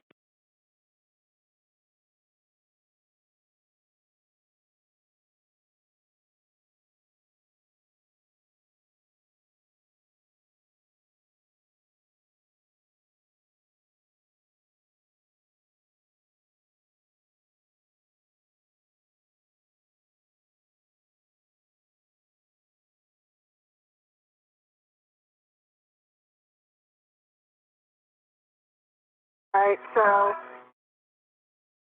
for EV2, I am reassembling my TDA bags, and I did not get into the T bags. Okay. So that's still intact. My camera is now on my mini workstation, along with the red that it was on in the larger LU bag. The trash bag, large trash bag, is back in the TDA bag. I have one a wipe on a ret. I have one loose ret, the contingency ret.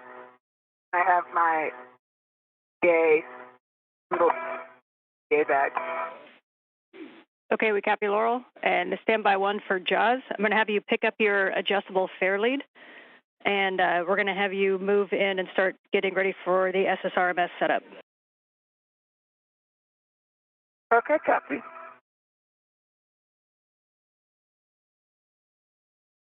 And I'm going all the way back to the airlock, correct? And that is correct, yes. We're going to go back and retrieve crew lock bag R. So big picture, you're going to be heading back in, green hook, and then coming down the front of the lab. We're going to do the adjustable fare lead there, and then go back to the airlock to get crew lock bag R.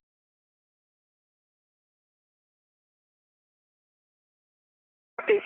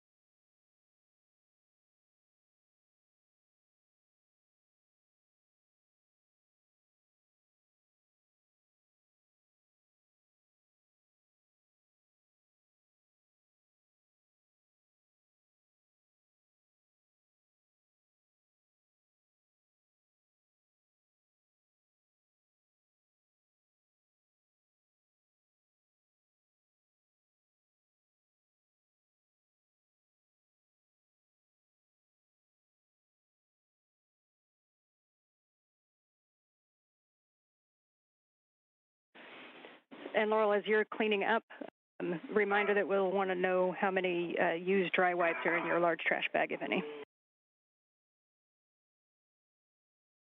3 hours and 50 minutes into the EVA. Inside out and then rebundled it. Okay. Is that okay, or do you want it in the large trash bag? Nope, that's a good config. Copy. So as you get that buttoned up, just let me know when you're in position to do the Sarge cover, and I'll get steps for you there. And for Jaws, as you head back towards your green hook, reminder, you're going to head back inboard on the zenith side of phase 1, come down at bay 16, and inboard to the FHRC, and we'll pick up our green hook there. Copy.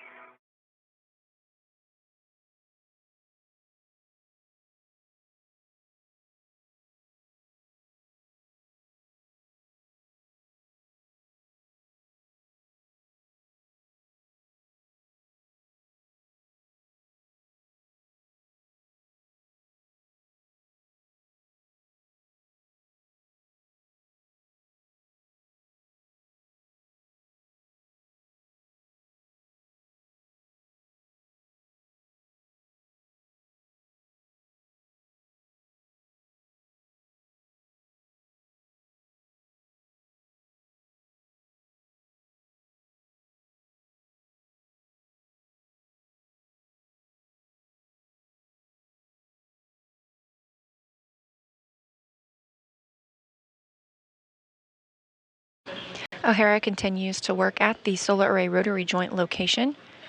She's installing the thermal covers that she removed earlier to also expose the trundle bearing assembly, which has also been removed and replaced.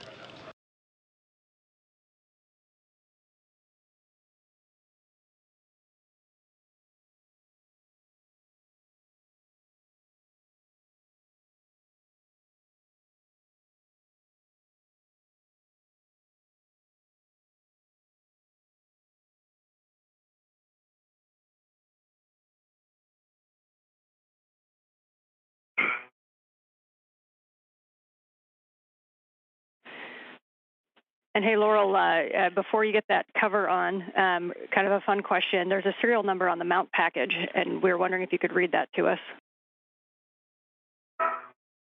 Okay.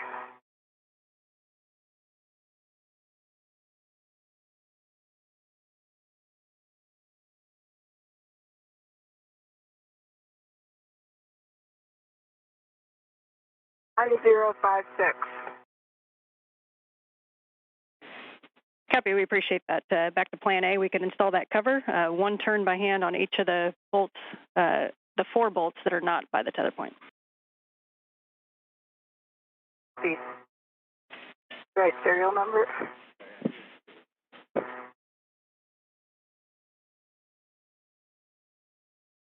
I'm kidding. And as you get this on, we recommend you start with 3A, which is the farthest one away from the tether point. Okay.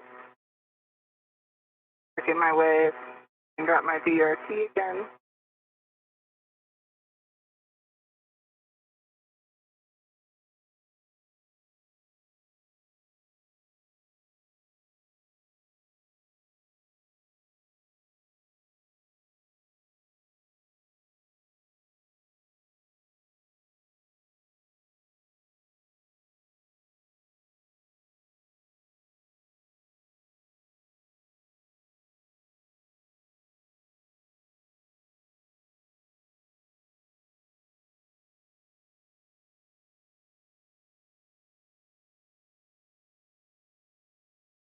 Okay, I've got my green hook back. Okay, copy. And it is locked. Yes, good check. I was just about to say that. So you can go inboard to the lab struts. Those are mile marker about 7680, and you're going to go a nadir on the port side lab struts, and then cross over starboard on that gap spanner, and you'll be looking for handrails 252. Copy.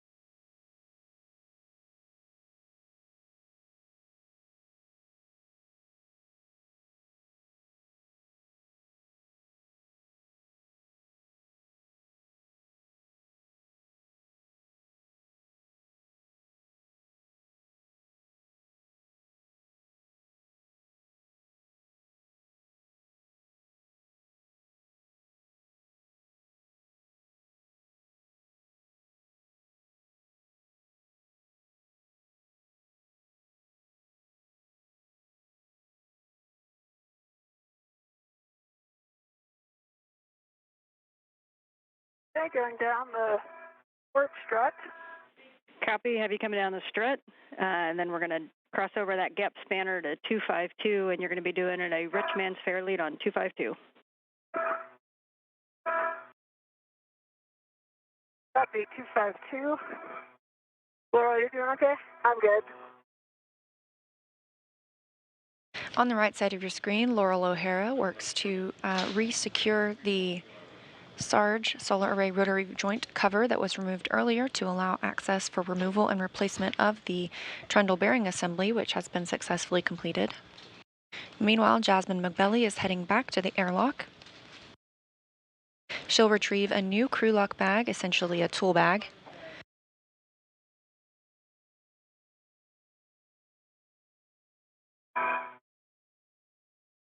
The next big task for these crew members is to start work on the RFG, that's the radio frequency group. Steve Bowen and Sultan Al-Nayati had some trouble with this RFG earlier this year on a spacewalk. The crew members won't have time to fully remove the RFG today. However, they will remove a couple of clamps that are attached and put it in a good configuration for removal on a future spacewalk. We're coming up on 4 hours since the start of the spacewalk this morning at 7:05 a.m. Central. Bravo. I went for a bolt of opportunity. Okay, bolt of opportunity, we'll take it.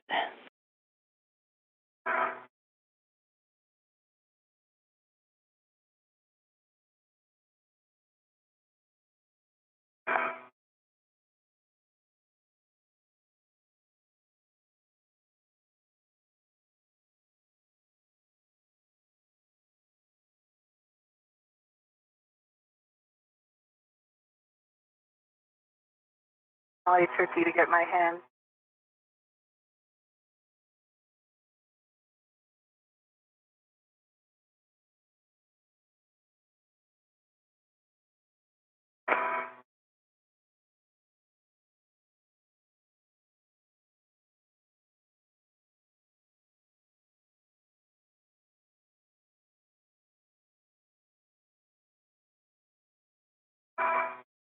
Okay, 2 alphas hand started as well. Copy, nicely done. I will work on 3 alphas.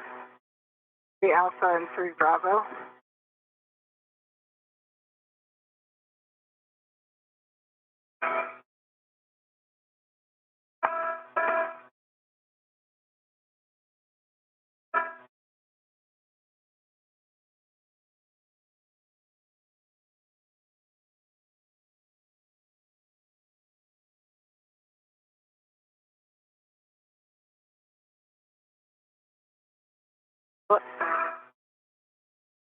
Over.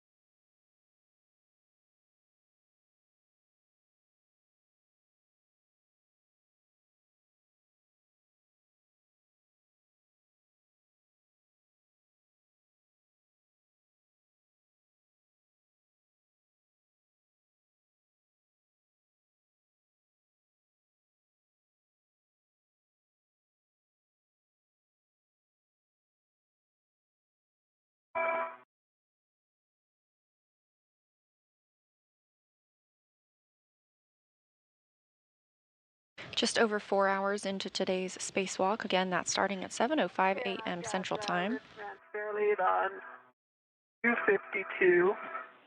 Okay, and if you just look up and left, we're just seeing your safety tether. Maybe that's your expected routing, but your safety tether kind of goes up above your head, and then it's just kind of cut a little bit on the MLI on that strut. So just make sure that's at a good config.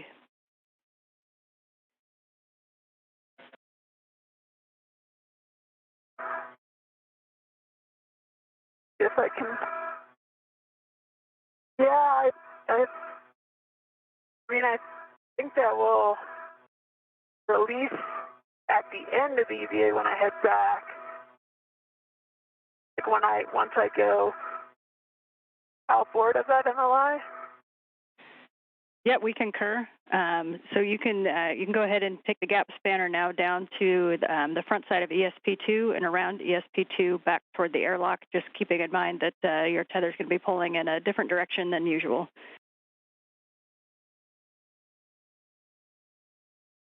Okay, copy.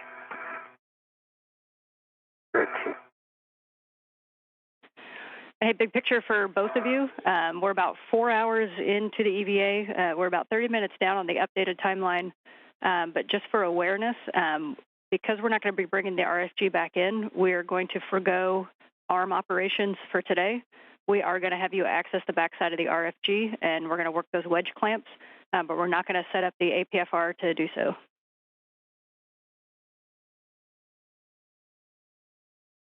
Copy. Okay, copy.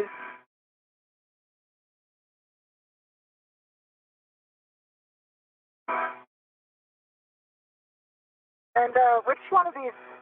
Oh, never mind. They were both of these bolts were engaged earlier. Yes, we believe so.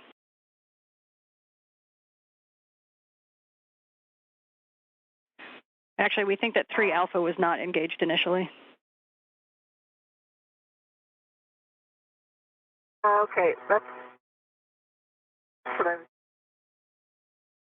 Are we trying to re-engage it, or am I just going for 3 Bravo?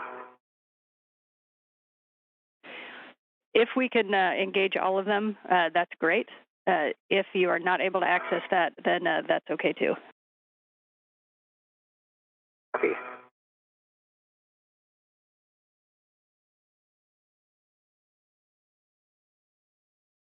I can. I'm not sure it's 3. If I can push the bolt just kind of all the way down into the hole. So I'm not sure if I can do that with all of them. Okay. No, that makes sense. And we're talking about it right now to get the steps for the PGT. Just as you know, these bolts are kind of touching, so the concern is kind of stripping them or breaking them with any side loading on the bolts if we don't already have the first thread in. So that's why why we've got these hand turns first. But stand by one, and I'll get you the words for PGT. I feel like, especially with 3 Bravo, there's this piece of MLI right here, so it's hard to come straight in and not put head loads on the bolt with my hand, with the size of my glove. Copy, and that may be the issue why 3 alpha wasn't done in the first place. So we've rediscovered MLI problems.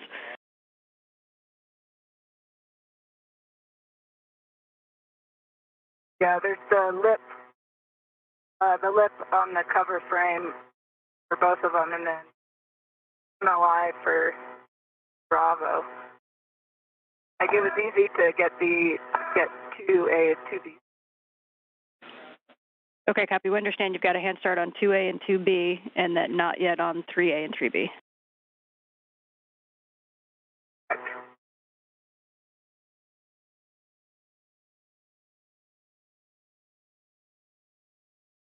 I think that 1A, 1 Alpha, 1 and Bravo will be similarly challenging as Alpha and 3 Bravo.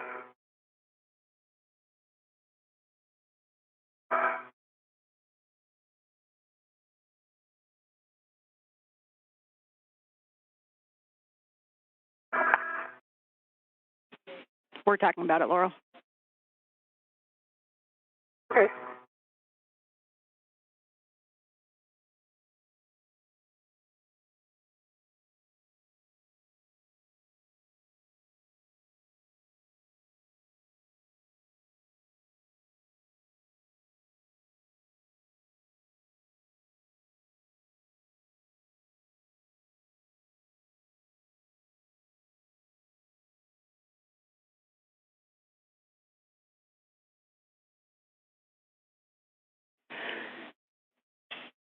Okay, Loral, we can switch to the PGT at this time, so you can get your PGT. We're going to go Alpha 1, clockwise 2. And again, very touchy bolts, so if you could make sure that we're putting downward pressure on them, no side loads, and we really want to make sure that that bolt is in the receptacle prior to turns. Okay, copy. Loral O'Hara continues work reattaching the solar array rotary joint cover that she removed earlier to access the trundle bearing assembly. That assembly has been successfully removed and replaced. Additionally, Moghbeli earlier removed the H fixture that will allow for a future International Space Station rollout solar array installation. Moghbeli also completed the Ethernet cable untwisting task. I have eyes on the onion pin. And around the aft side of SP2. Copy, great view.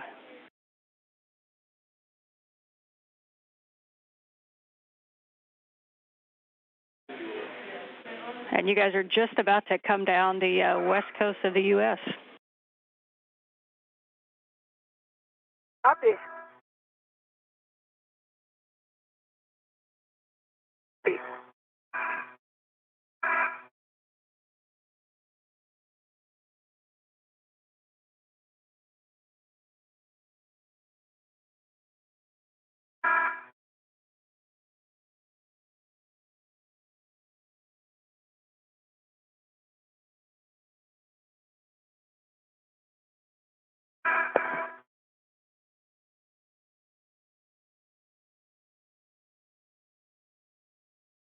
And say again, settings, I've got Alpha 1.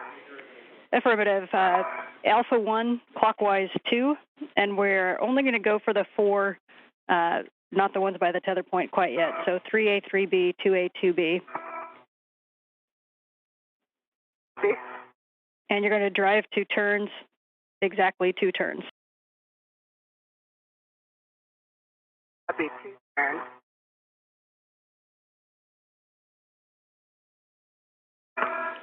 And to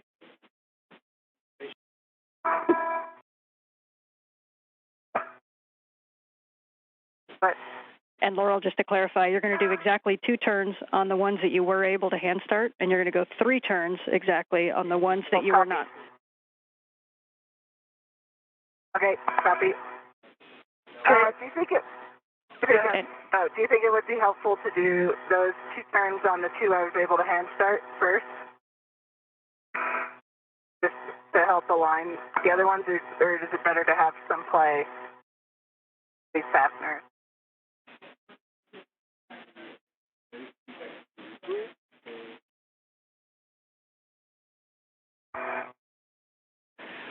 And yeah, going after the ones that you did not hand start may be advantageous. And Jaws, we see you back at the airlock. Okay. And I'm good to open thermal cover? You're good to open the thermal cover.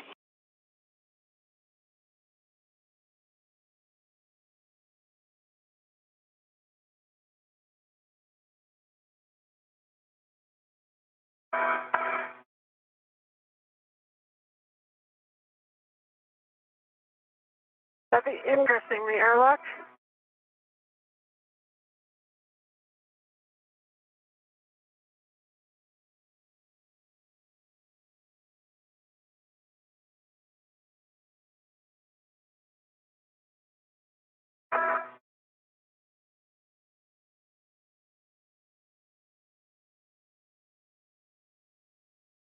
This view from Jasmin Moghbeli's helmet camera as she has made it back into the airlock. She's going to be retrieving the crew lock bag you see there at the top left before moving out to the next work site. The next work site will be the RFG release. The crew members will not be removing the RFG entirely today. That stands for Radio Frequency Group, but will be preparing it for removal on a future spacewalk. You'll be retrieving crew lock bag R, and you're going to keep the large small ret on the crew lock bag. Copy.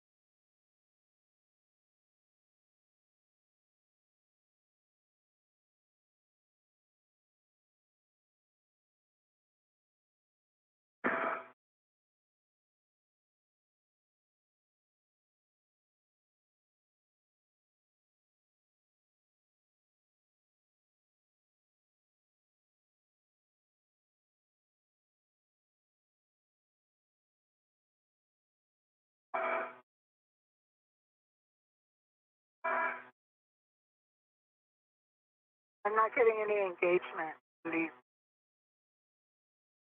bolts. Okay, copy. I wonder if the socket is the socket too deep so that it's not applying any downward force on the bolt? It's spring loaded. Okay. Copy. And you may need to just push on the cover as well, because the cover is probably going to pull that bolt back a little bit. And you may need your end effector to react against. Okay. Yeah. And you may be able to use your end effector on that tether point of the adjacent one if you want to be kind of right next to it. Okay. Disregard that suggestion. But there is the handrail right there. Oh.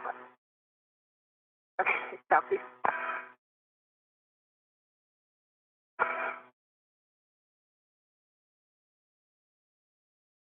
Yeah, that's where I want my end effector. Hopefully it's not interfere.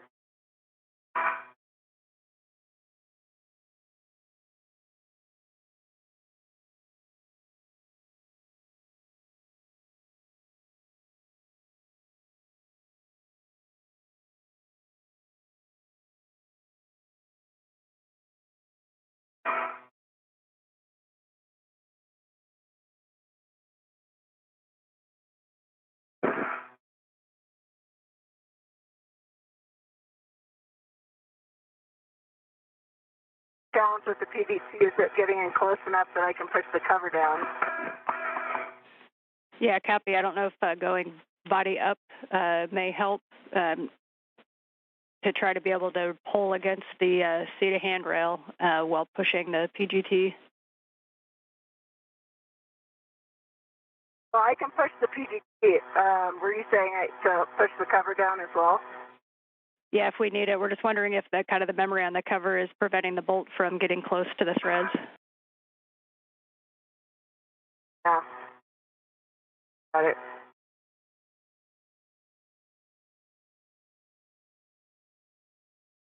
What do you think about trying the 2 Alpha, 2 Bravo? And we are good with that. Just a reminder, 2 turns. Copy. Hand over.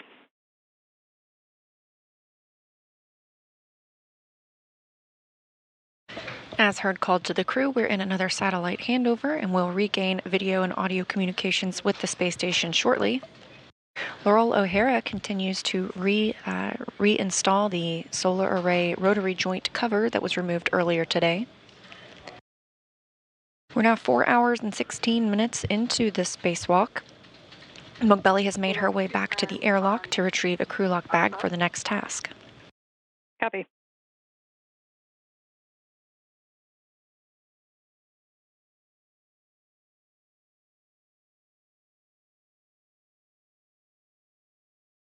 Two turns on 2 Bravo. And this isn't the final turns, right? Yeah, Not flush that's yet. correct. Just the 2 turns. Okay. All right. Let's see.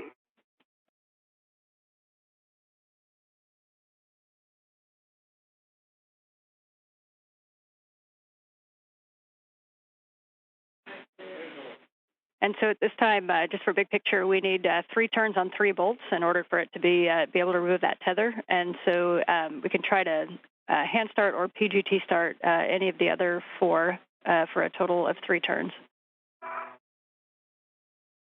Even 1, Alpha, or Bravo? Yes, if you can access those around the tether, then yes, you can try those. Great.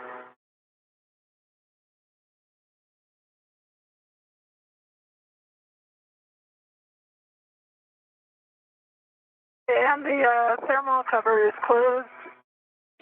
RFG bag is on my DRT, checking my safer handles now. Copy.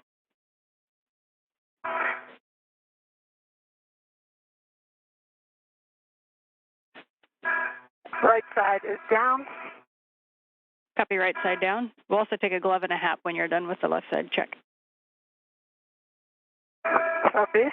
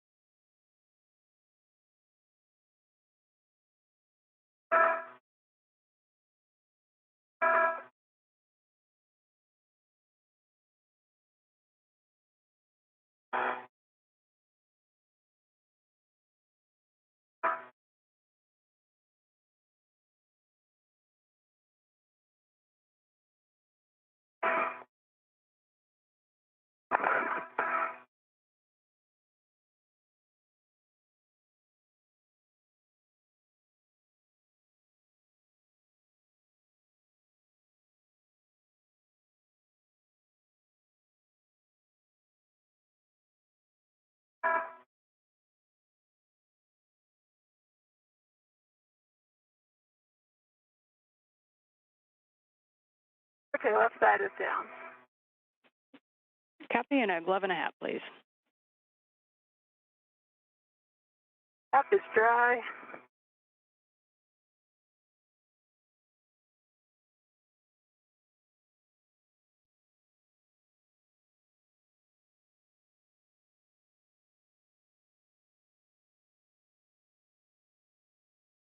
I try moving my BRT. Copy, And Laurel. going heads up like he suggested.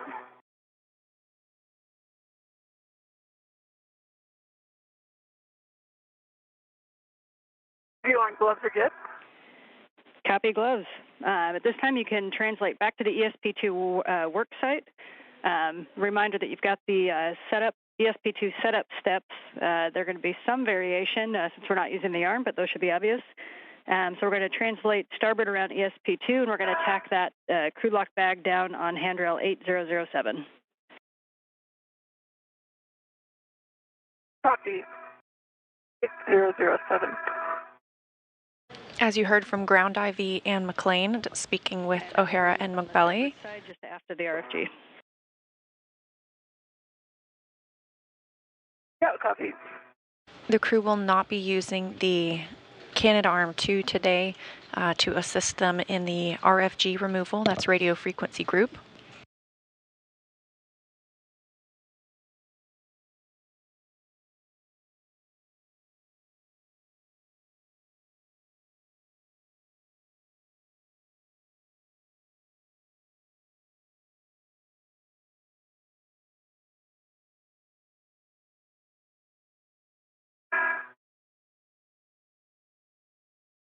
And again, due to the difficulties that were experienced today, the crew members won't remove the RFG entirely, but instead will prepare it for removal on a future spacewalk. Okay, seatbelt, safety tethers. And I will try to say either of both of them. Copy.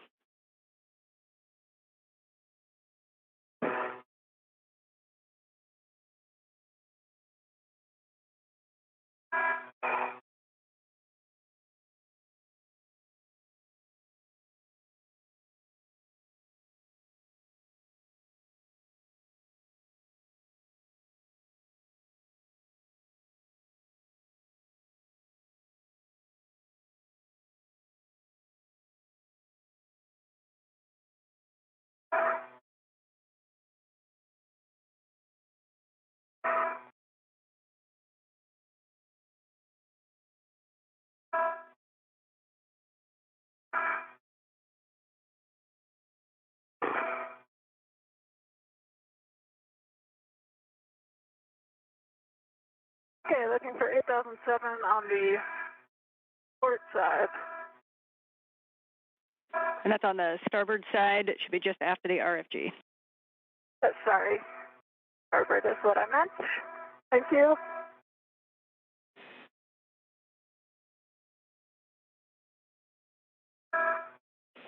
You were going to the right place. Yeah. It's not a bad translation without the pool NBL structure in the way, huh? Yeah, it's definitely better.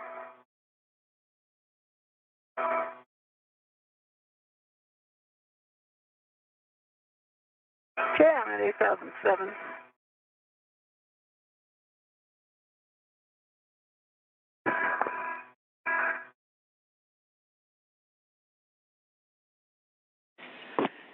And Loral, Jaws is in a good breakout position. We want to know your opinion on whether it's you think it'd be helpful to get these remainder bolts with both of you working on it. I don't think so. My feeling. It's just, I mean, one person could hold the panel down, I guess, but I'm not sure.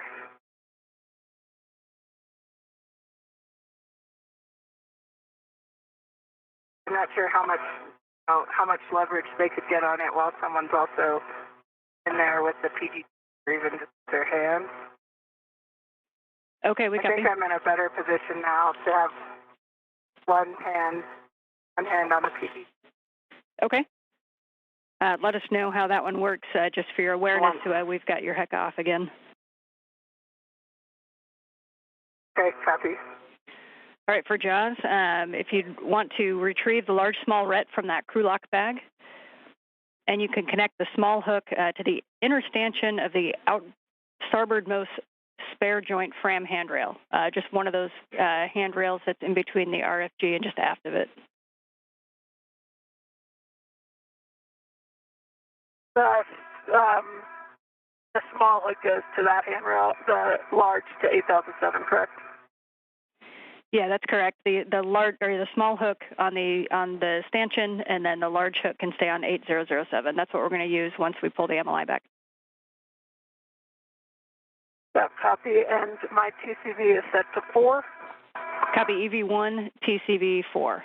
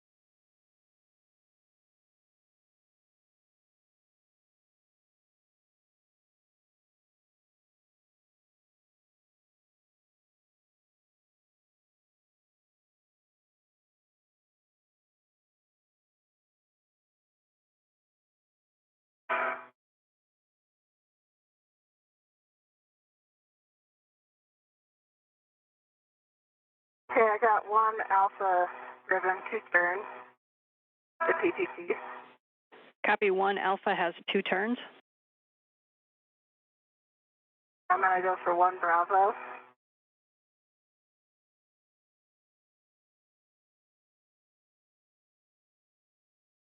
And I have 1 bravo driven with 2 turns. Okay, copy. Nice work. Thanks. Nice job, Loral. Yeah, very nice job, Loral. Do you think Finally that managed to get in the right position. we'd like to give the old college try on the 3s again, if you think you can get in a good potty position for those? Okay.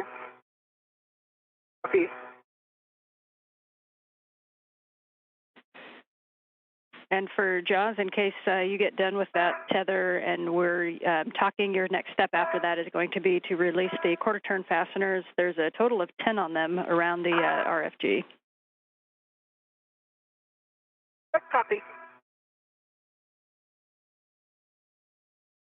Okay, the RG bag is stowed on 8007.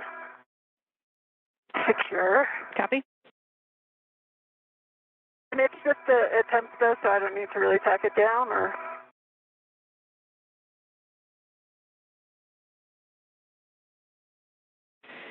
Yeah, but it's a temp stow location because we actually move it to another location if we were going to do the RFG remove. We'll probably, we may leave it there for now, so however you think it's secure. Okay, copy. Okay, and it looks like I was able to start 3 Bravo. We are going to start engraving the trophy down here. 3 Alpha seems to just...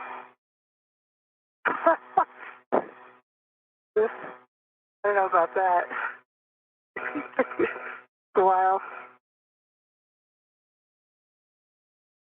And then we also have the one that I loosened on cover 3. Yes, we are tracking that one. How many turns did you get on the hand start?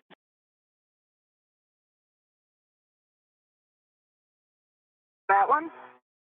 I haven't done anything with the cover 3-1 Alpha. Oh, no, sorry. Or, sorry, 1 Bravo. And then the other, for 3 Bravo, I put 2 turns with the PGT. Okay, 3 Bravo, you got 2 turns with the PGT. So we got 2 turns on the 1s and the 3 Bravo. 3 Alpha, we have no turns on, and we have a total of 3 turns on the 2s. Correct.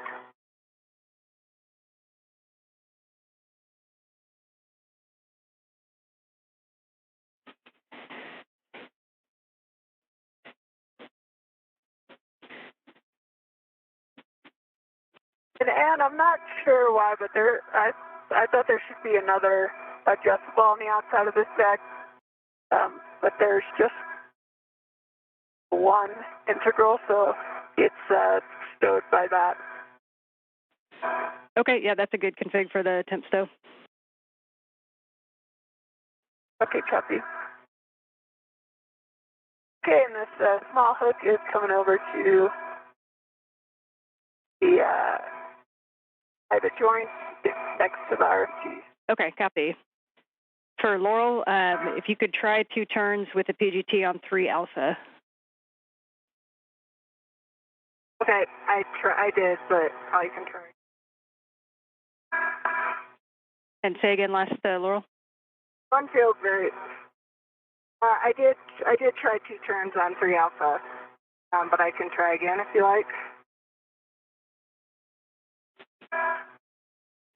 No, we don't need to retry it. So we'll go on to the final torquing. Okay.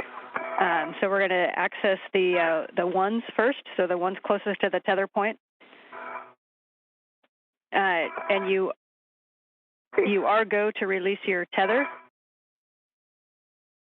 And we're going to drive. Okay, I'll just keep driving. And I'll get the tether. That's okay? Sure.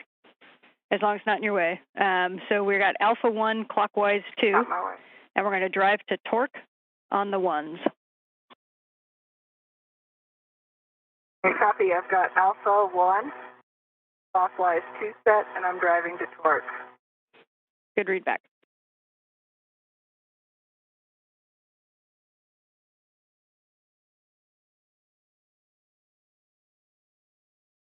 Just over 4 hours and 30 minutes into today's spacewalk, Loral O'Hara reinstalling the solar array rotary joint cover. Okay, I put 5 turns on Alpha 1. Green light, torque 2.4. Copy, 2.4.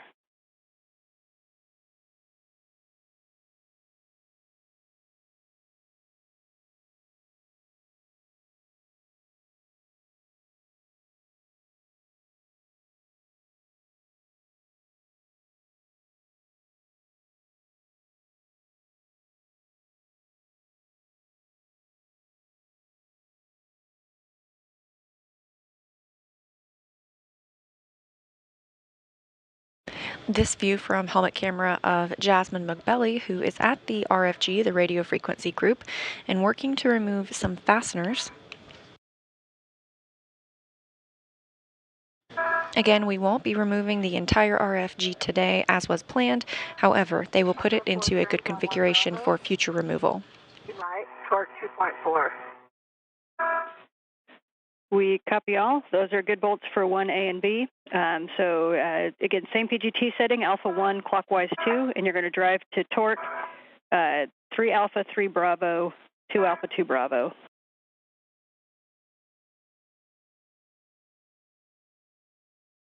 Okay, we didn't start 3 alpha, so I'm going to do same. Could you repeat that? Yep, and Loral, sorry, I was just double checking that. So your alpha 1, clockwise 2, you do not need to worry about bolt 3 alpha, the one that we couldn't get hand started, but we will hit the cover 3 bolt with that same alpha 1, clockwise 2. Okay, copy.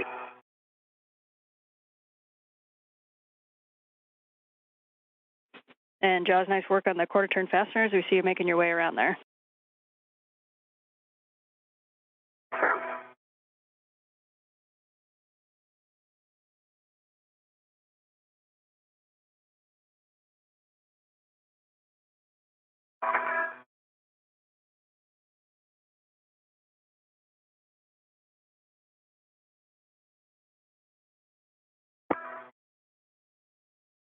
Okay.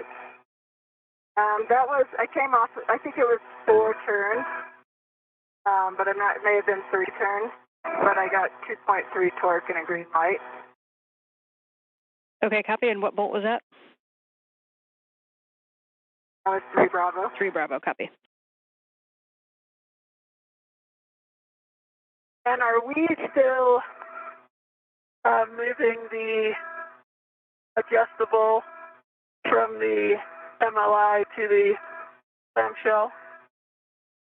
Or are we forgoing that? Checking.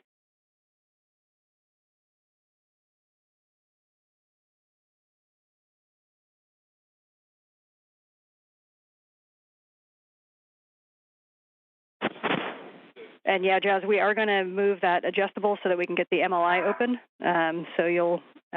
It should be looped through on the clamshell, so you can release the equipment hook from the MLI tent and put it on the clamshell handhold strap and cinch it down.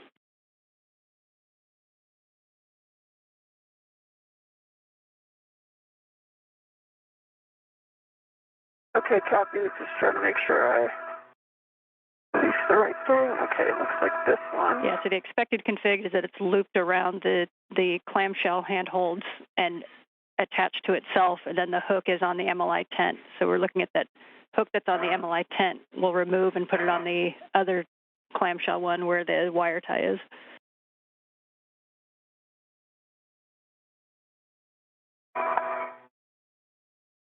And real quick, am I go to drive 2 alpha and 2 bravo? A and 2B? Yes, you are, and we're also going to do the alpha 1 clockwise 2 on the cover 3 bolt. So yes, you are go for 2A and 2B. Copy.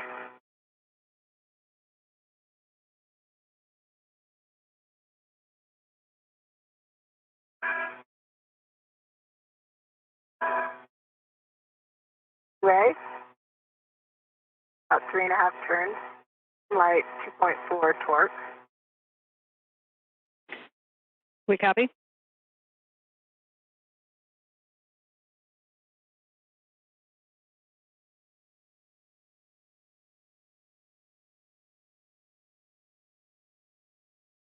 As we wait to regain communications from video on the International Space Station, this is the International Space Station Flight Control Room in Houston, Texas. And Laurel, did you say that was a 2.3 torque?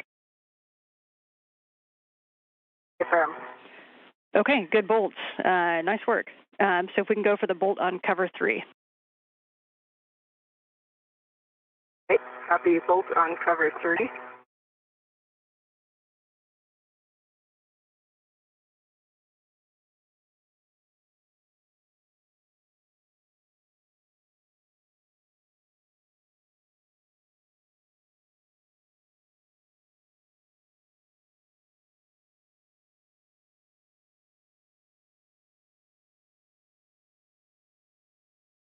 And is that the torque, or do you want me to put the initial 2 turns on it?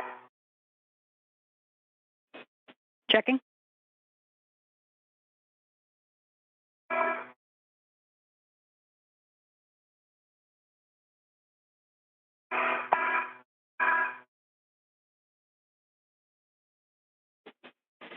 And you can go ahead and drive at the torque, Laurel.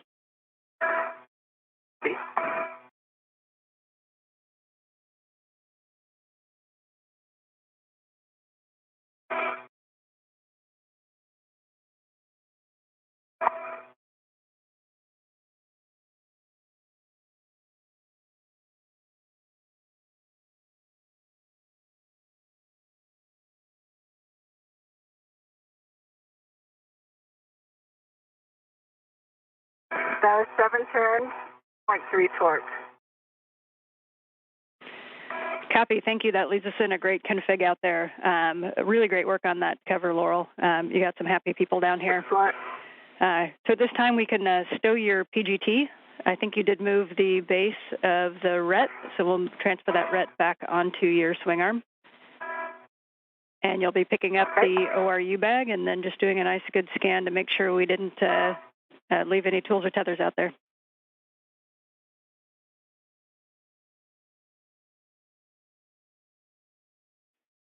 And we would also love a glove and hat check from you, Laurel. Okay. I'll stow my PGT and then take it up.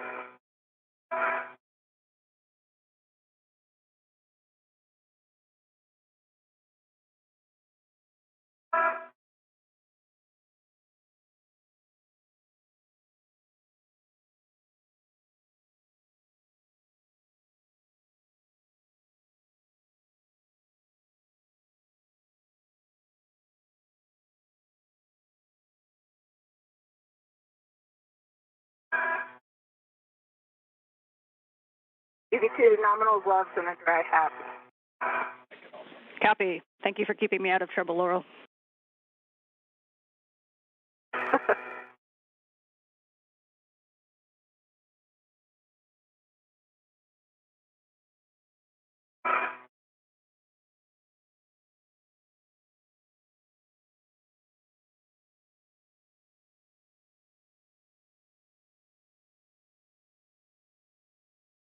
Okay, and just so you're aware, so the adjustable equipment tether it's disconnected from the MOI, but I think I need to attach it when I go around the other side.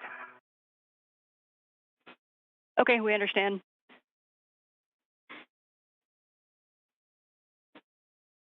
And Judge, if it's easier, you can rotate that clamshell. And if you remember, one of the things that we were going to do is kind of fit check for the snugness on that. And so if you do end up rotating it, we'd love your words on that for awareness for next time. Okay, copy.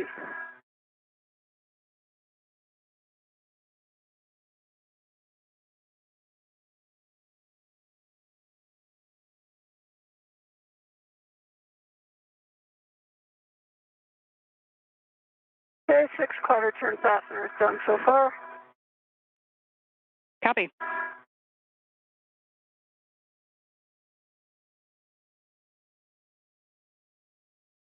And now 8. Copy. 8 quarter turn fasteners.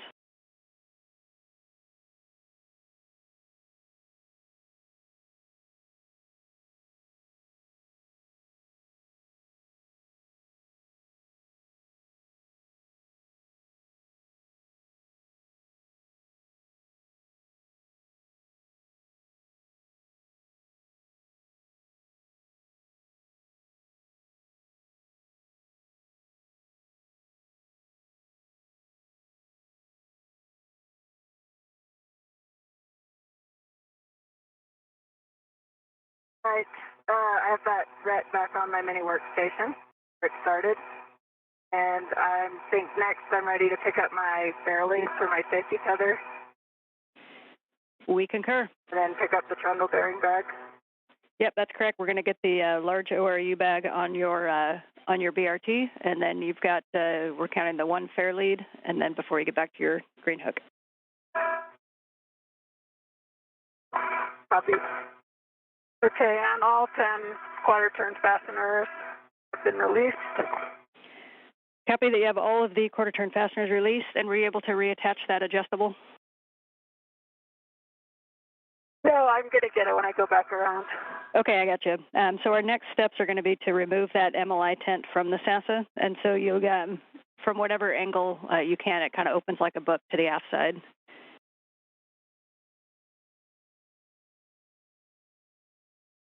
Copy.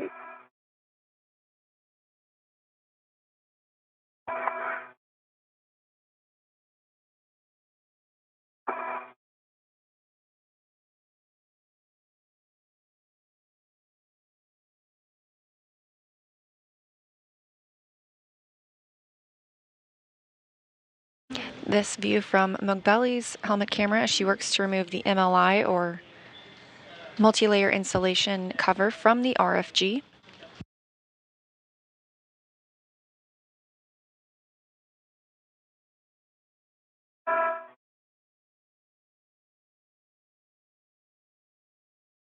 You also heard McLean reference the SASA, that's the S-band antenna subassembly. And Jaws, as you're accessing the RFG, this will be our first look at that Z93 paint. If you have any words on the condition of it, or if you see any flaking, just let us know. Okay, copy. I'll take a good look.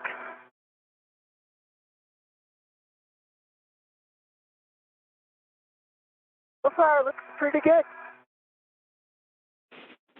Copy.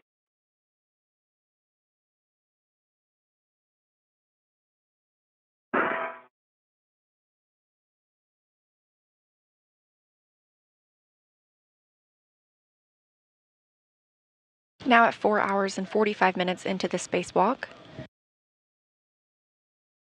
O'Hara has completed the trundle bearing assembly removal, lubrication, and replacement, and has reinstalled the solar array rotary joint thermal cover. She'll now move to help Moghbeli on this radio frequency group work. Again, 2 crew members, Steve Bowen and Sultan Al-Nayati, worked to remove this earlier this year, but ran into some unexpected issues. The crew today will not be able to remove it either, but are putting it in a good configuration for removal on a future spacewalk.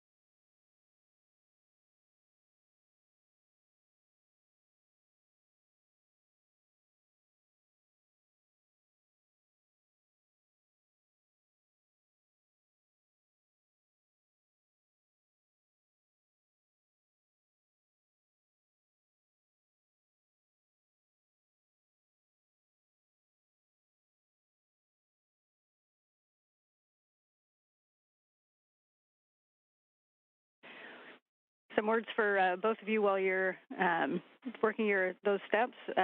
JAWS CP8, we just got a good checkout on it. The pan and tilt is working. We're not seeing any of the problematic areas that we did before. So nice work on the cable.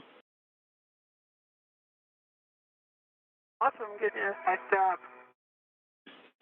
Loral, for you, big picture, the steps that JAWS is working through are mostly one-person tasks, and so for your next steps, we're going to have you take that large ORU bag all the way back to the airlock and then stow it inside the airlock and get the bolt puller on the way. And also on the way, we're going to have you do the CETA brake handle get ahead. Okay, copy.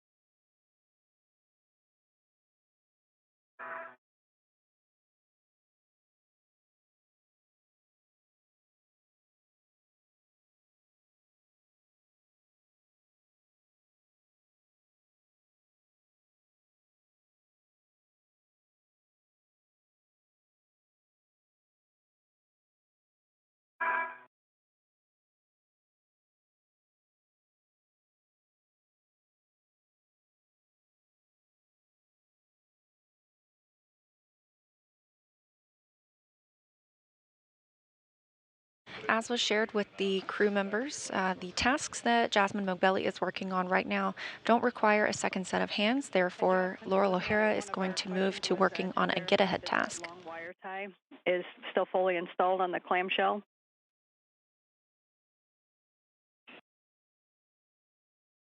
It is. Good news. Is that a good view? That's a great view.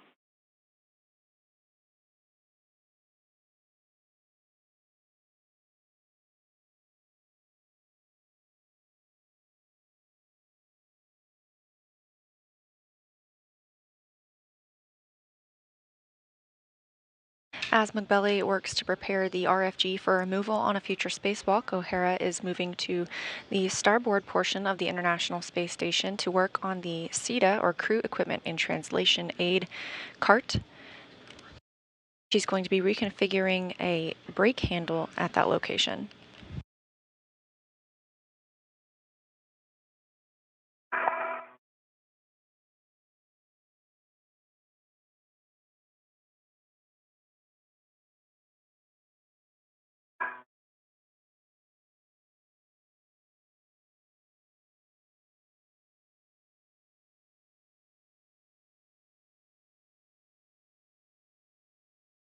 All right, I have the TDA bag on my ERT. Okay, copy, Laurel. One good last look at the work site. Make sure everything's picked up, and you'll go to translate inboard and retrieve your green hook below the FHRC at mile marker 9180. Copy. Work site looks good and clear.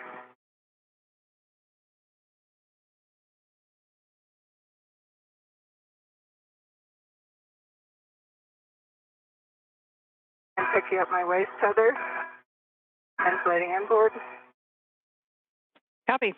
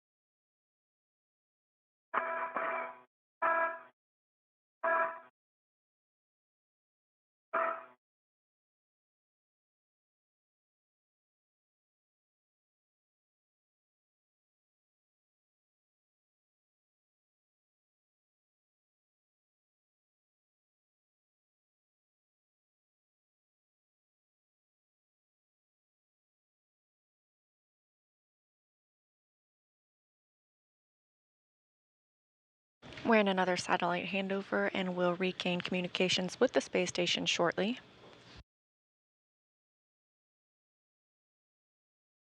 At my green location.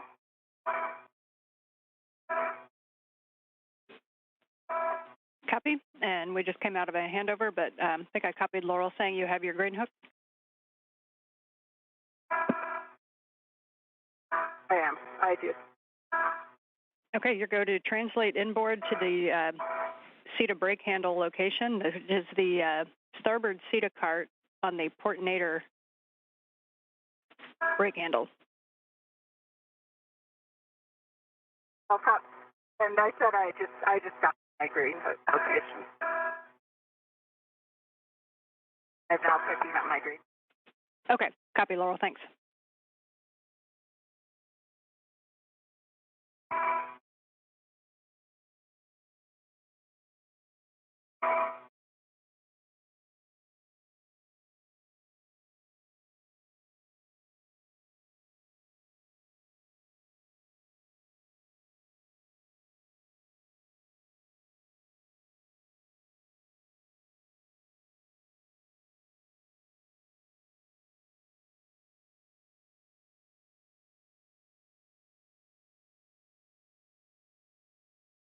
I've got my green hook back on my red reel.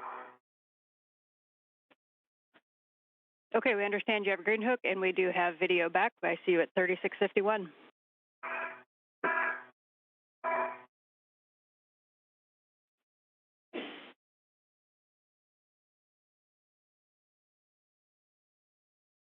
And that adjustable is now tight around the clamshell as well.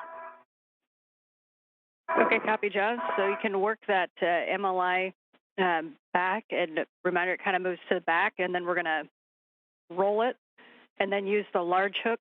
And there are some soft tether points that are just inside the bolted side of the MLI on the RFG, and that large hook from 8007 goes over the MLI and can kind of tack it down. Okay, copy.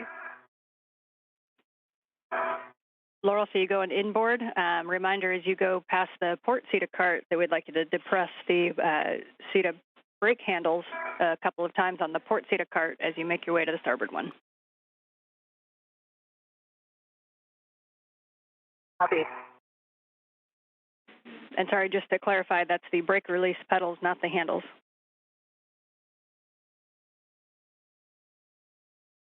Copy.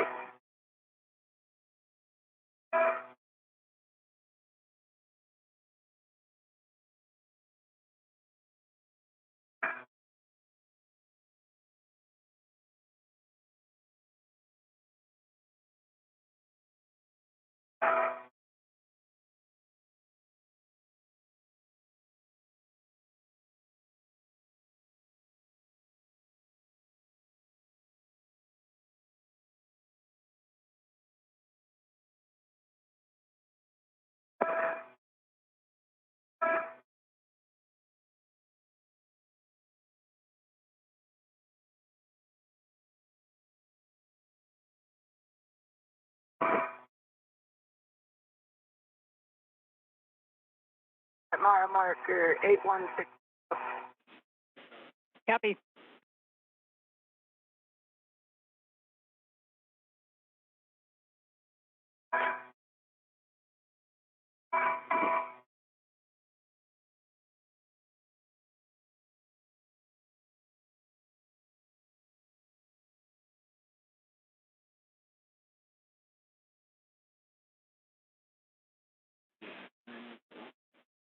And 7890, Loral, is about where you'll start running into port SETA cart.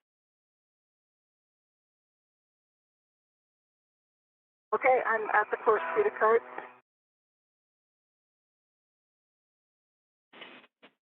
Copy. You can just depress the brake release pedals twice and continue inboard to the starboard SETA cart.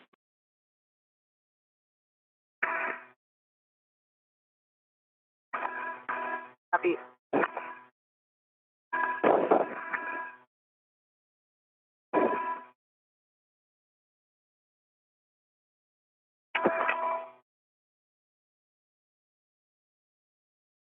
That's 2 passes on the port seated cart.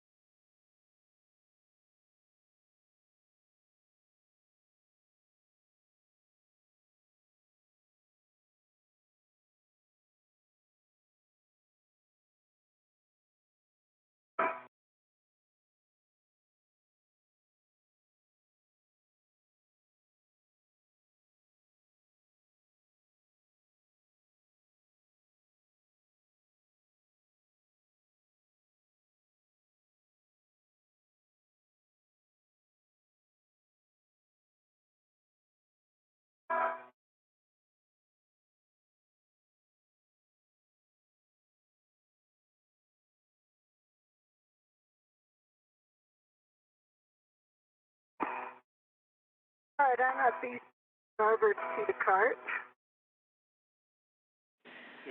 Okay, copy. You're at the starboard seated cart. So just to orient you to the work site, on the Nader port brake handle, you'll see is bent over at a 90-degree angle-ish. Yep, I'm here and I see it. All right. And I think it is about exactly 90. Yep, so we're going to straighten it, slide the collar over. You're going to straighten it, then slide the collar over the joint, and then you're going to rotate that collar to engage the pin in the jig groove.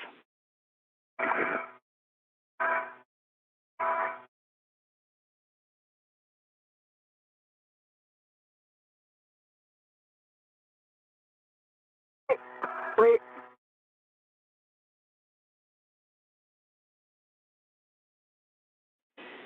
All right, and then we'll just point that brake toward the MT. That took just a little less time than the TBA.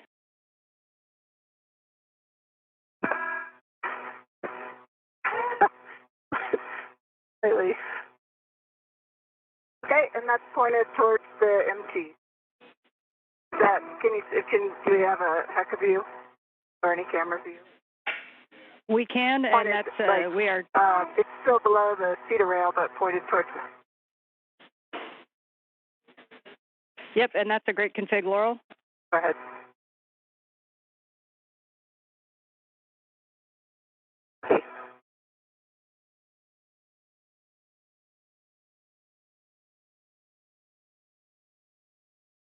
Okay, and that's MLI tended back.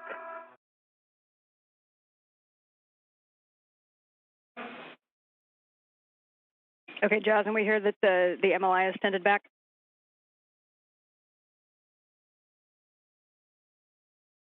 Yeah, affirms you have a view. Okay, and do you have a good view of the aft side of the RFG where those wedge clamps are?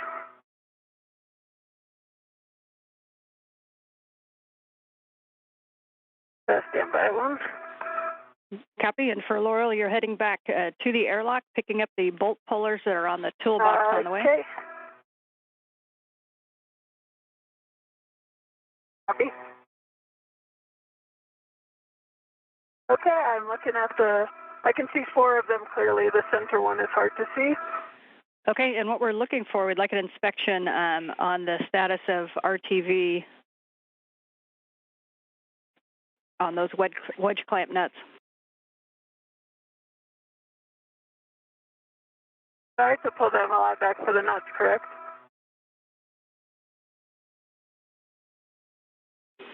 And yes, there is an MLI that goes around the mounting plate.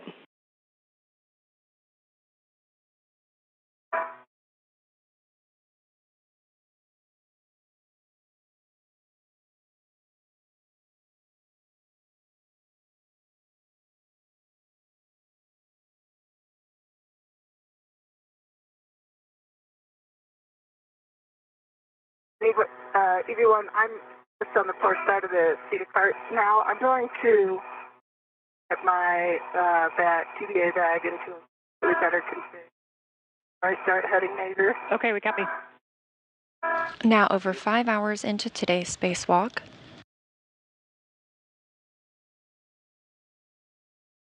Jasmin Moghbeli, whose camera view you have on the left, and you can see there, is wearing the red stripes as EV1 today, continues work on the RFG, the radio frequency group. It was planned to be removed in this spacewalk. However, the spacewalkers will configure it for removal on a future EVA. Meanwhile, NASA's Loral O'Hara has completed a get-ahead task on a crew equipment and translation aid cart.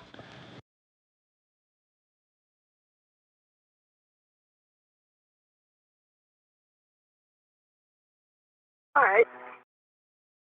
My waist tether. Getting back under the cart. Copy.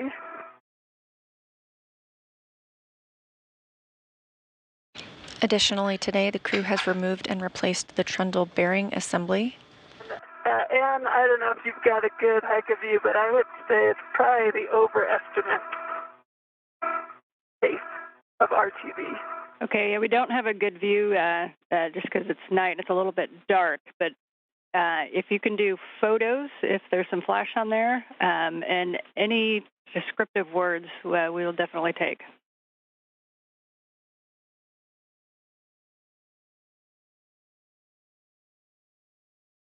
Copy.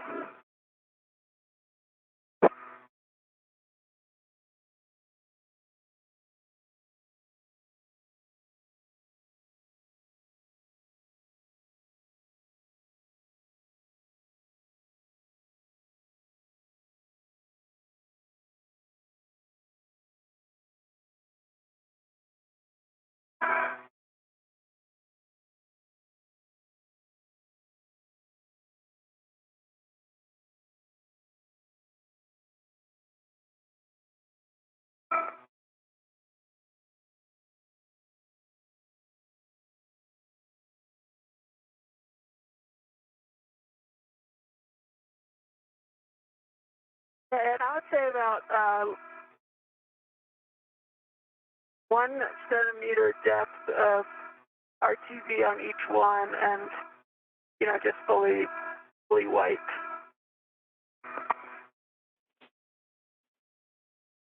Okay, copy, Johns. We are going to have you try. Can you guys tell me about? Go ahead. Go ahead, Ann. I can hold for a second. Okay, I was just going to let Jaws know we are going to have you try to remove some of that RTV. So if you want to go to the crew lock bag R and pick up the EVA needle nose pliers. Okay, I'll just get some photos first. As Moghbeli is at the... If it's doable, you can get both the needle nose pliers and the dyno cutters. Otherwise, we think maybe the needle nose pliers may be sufficient.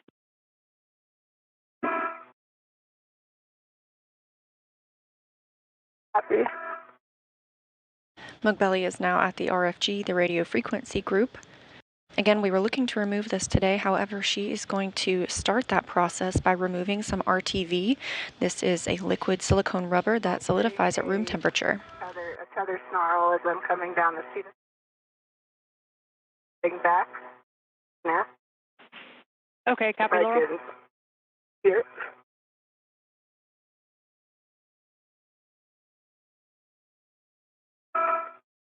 Oh, and it looks like mine on that same MLI. Again. I'm going to continue heading. Copy, Laurel. And we did know when Jaws tacked down her safety tether on 252 on the top of the lab, there was a loop of safety tether on some MLI on one of the struts, and that might be what you're seeing too.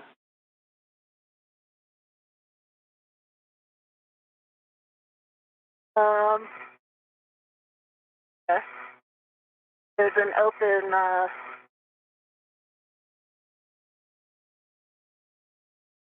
TA clamp that it was snagged on. We copy.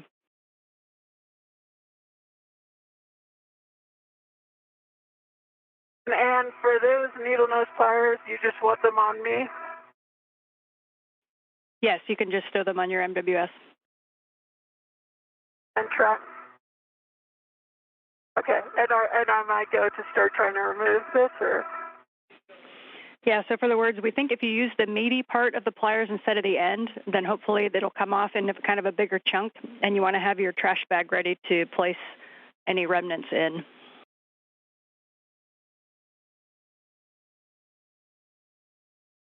Okay, copy.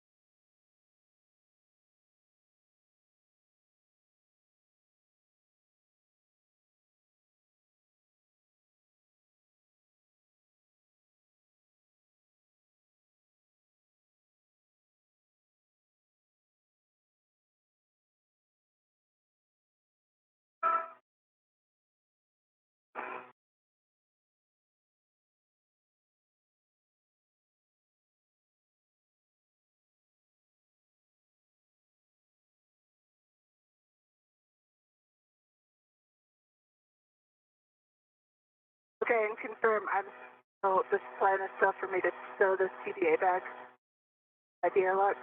Yes, you'll be picking up the dyno cutters and, the bolt pullers that are on that toolbox, and we're going to stow both the large ORU bag and the bolt pullers back in the airlock.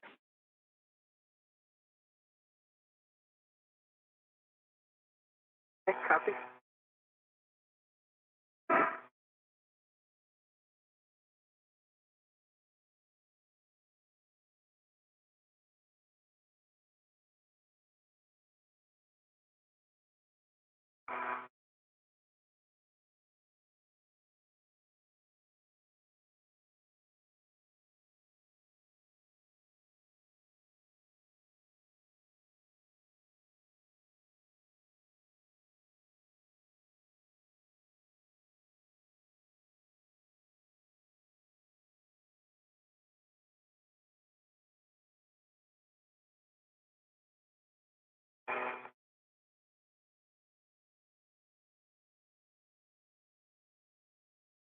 And there's no reason I need to transfer this to me, right? I can leave it on the cigarette.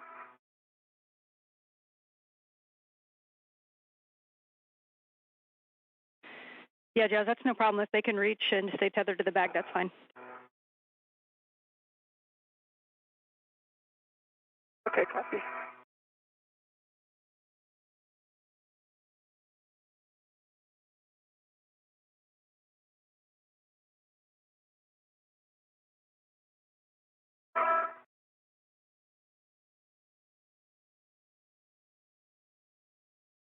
On the right side of your screen is Loral O'Hara's camera view. She has moved back to the airlock.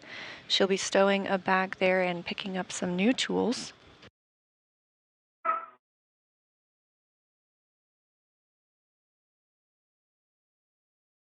Jasmin Moghbeli is going to be starting the RTV removal. That's room temperature vulcanizing. It is the liquid silicone rubber that solidifies at room temperature. And removing this RTV should make it easier to remove the entire radio frequency group on a future spacewalk.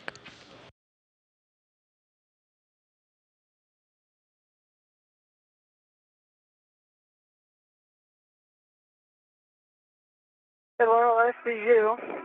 Okay, can you see my tether pack? Standby one.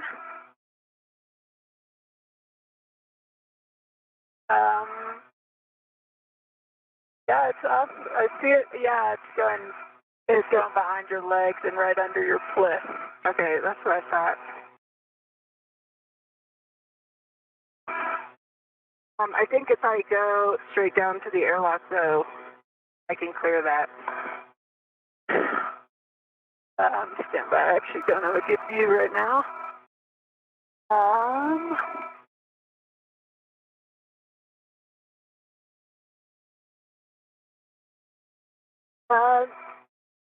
No, because Not on the back of your foot. So I'm not going to be able to twist to get rid of it. I don't think so. I mean, if you can get your legs under it, yeah.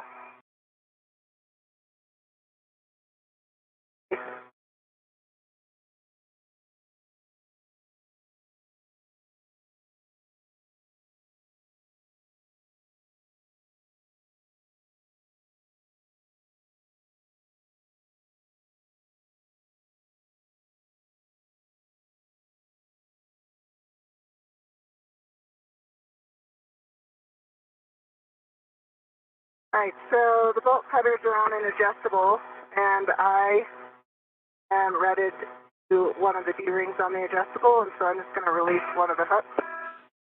Copy, we concur. And I will just send it down to the airlift.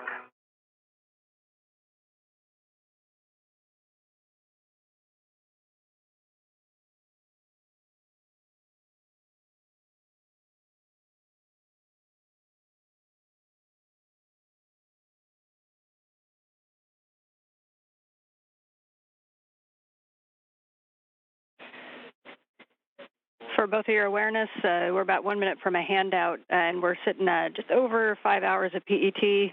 Hard to determine ahead and behind since we're kind of in different procedures, and we're talking about what we'll do for the remainder of the time, but the limiting consumable is still EV2 battery.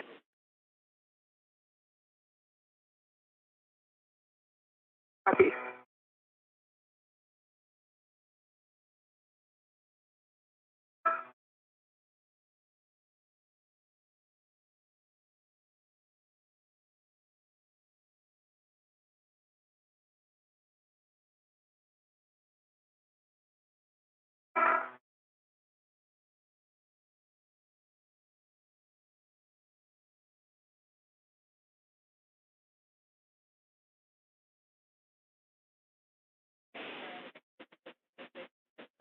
Then, Jazz, if you need to lock out that wrench so you don't get the pull on the tools, you can.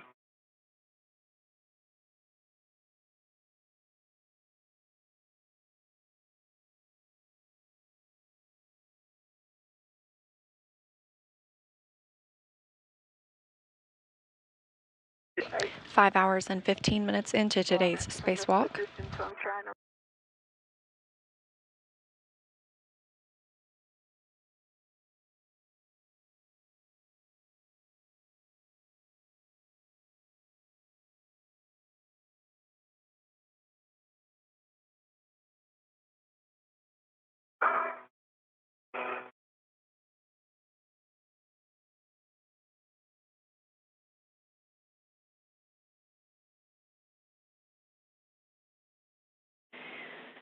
And we're back with you both after the handover. We don't have a video yet, but we're tracking Jaws working the RTV and Laurel getting back to the airlock to stow the tools. For big picture for you all, we have about 40 to 45 minutes to work with the RFG. So Laurel, when you stow those items in the airlock, we'll have you go and assist Jaws over at the RFG. And what we'd like to do is get as much data as we can. If we can get the RTV removed, that's a win. If we can get the RFG wrench and the ratchet wrench out and try to undo some of the bolts, that would also be a win. So any of the data we can gather about the RFG task would be great. Copy. Copy.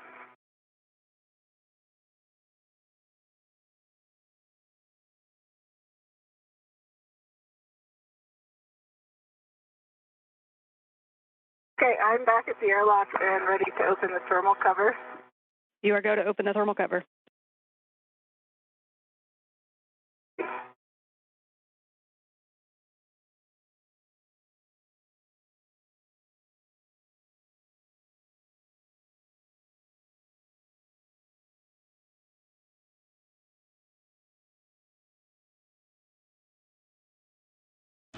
O'Hara is back at the airlock. She will stow an orbital replacement unit bag inside before moving to the RFG, the radio frequency group, where Moghbeli is currently working.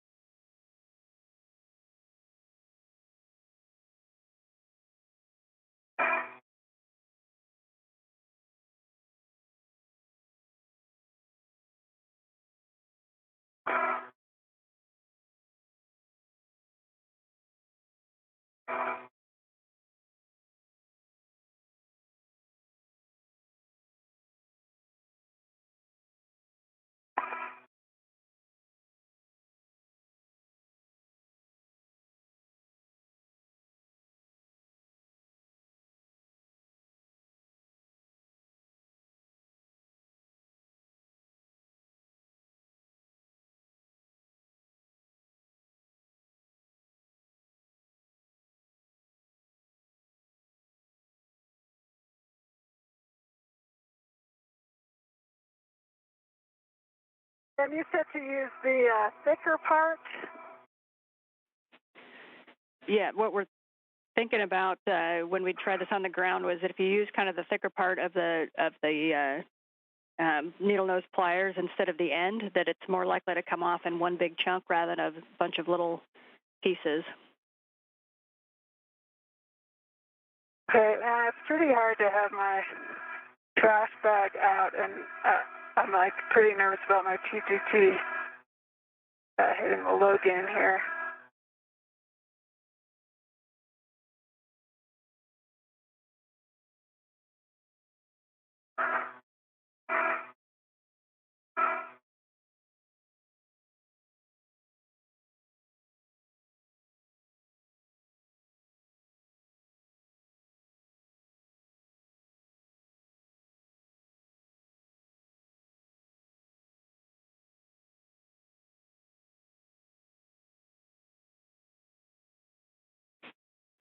And Jaws, can you just give us a status? Have you been able to pull any of the RTV off? No, I've tried on a couple, but nothing has come off. Okay, we copy.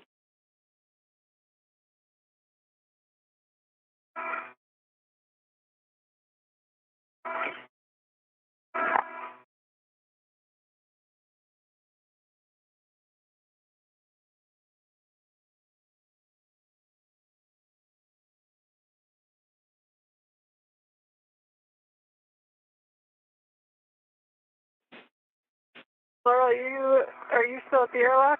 Yes. Copy. The trundle bag is in the airlock, and I'm dropping the bolt cutters off here as well, right? That's correct. The bolt pullers will stay in the airlock. But speaking of cutters for Jaws, we think that maybe if you try the dyno cutters, we may have a little better luck on the RTV. Yeah, and when I tried the dyno cutters during the OSV the other day, it was really hard to get a grip at all on them and have any sort of accuracy. Okay. So I'm just trying to get in a better body positioning here. Copy. And if you have any recommendations, it's hard to get in a position where I'm not hitting. Yeah, that makes sense. And if you can't get to the perfect to spot, any words that you have that can help us develop this one for the next time, we'll definitely take, whether there's a tool you wish you had or a body position that you wish you could get into.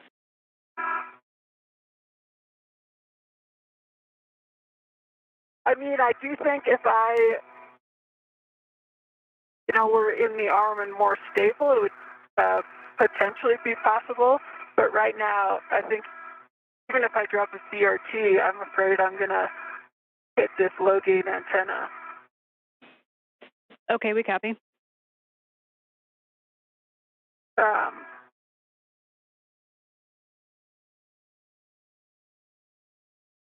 kind of wedged between this, the whiff extender and the high gain. And then, I mean, if I stow my trash bag, at least it's not sticking out. But then I have nowhere to put the RTV. Copy. And Laurel's just getting out of the airlock, and I'll be over there in a minute if she could assist in either doing the cutters or holding a trash bag. Okay, copy.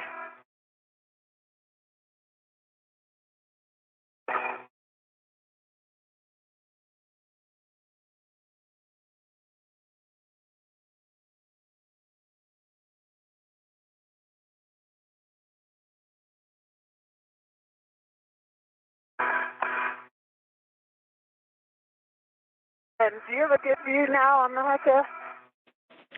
We do. It's not quite the angle that gives us a good insight onto the RTV and the bolts. Okay.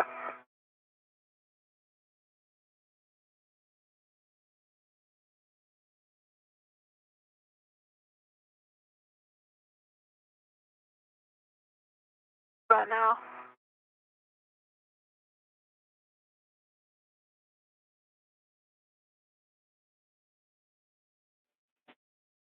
Yeah, we're looking, Jaws.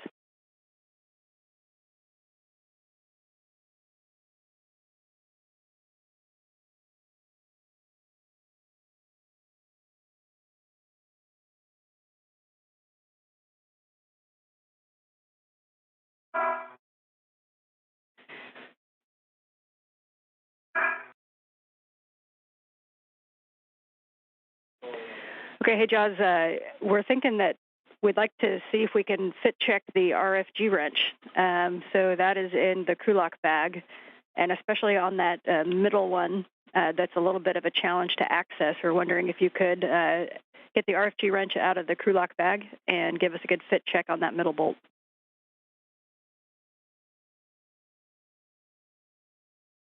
Copy.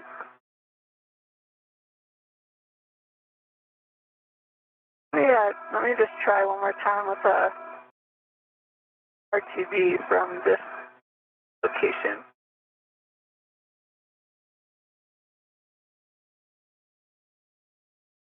I don't know. Yeah, I don't have my truss rod out.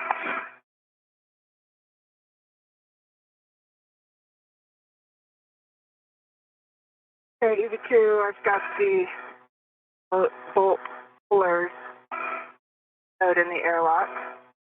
Copy. And one of the UIA, aft UIA ring.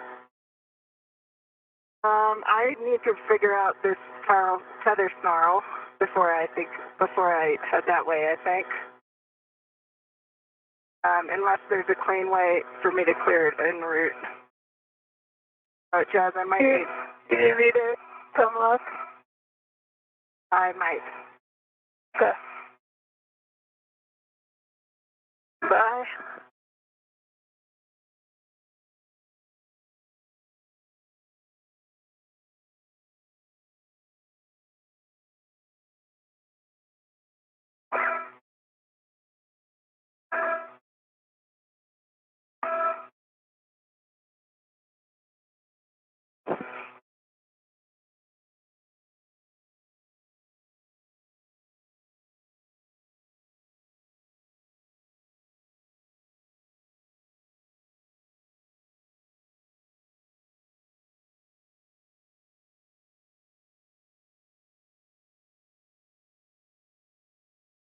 Okay, Loral, I can see. I think if you rotate, you yaw to your left, okay, and just yaw all the way around. Copy. I was thinking it might be easy to do in here. Okay, I see your tether coming up. Now you should see it off your left. Crossing, I think it's crossing. See it now? Right by the, it's just coming out the airlock. Yep, good. You look good.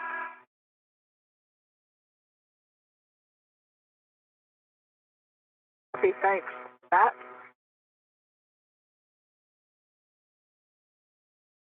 Okay, Dan, so I'll grab the RFG wrench.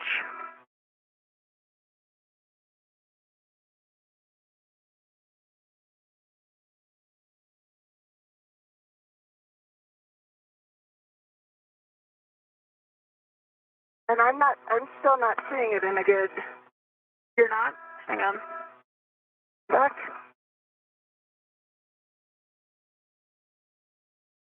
Got my green tether reel right in front of me. Yeah, I see it off your left side, under your BRT, your tether pack. Is it trapped in my BRT or? Rotate towards your head, like a roll. Right? Oh yeah, okay. If you bring your left arm, yeah, it's under your BRT. So,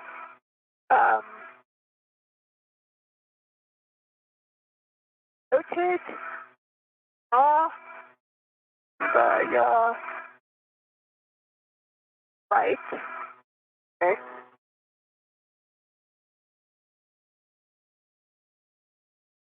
That'll clear it. And basically just keep doing that. So it comes. Okay, now do you see it? On your left side? Clear? Yeah, but it should be on my right side.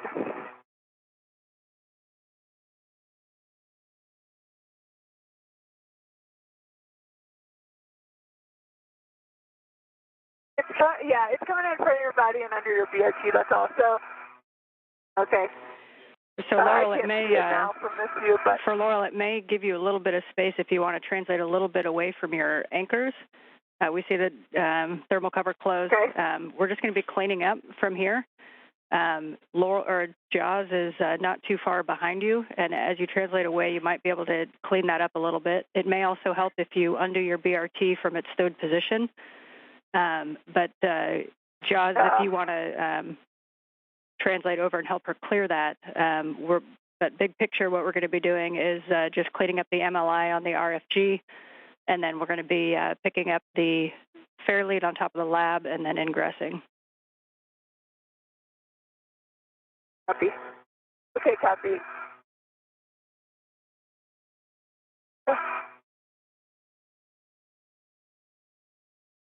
I see, yeah. If you unstill your BRT, Loral, okay, and pull it, like kind of up and forward, okay?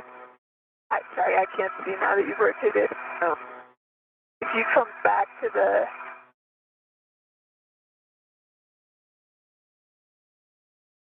If you do that,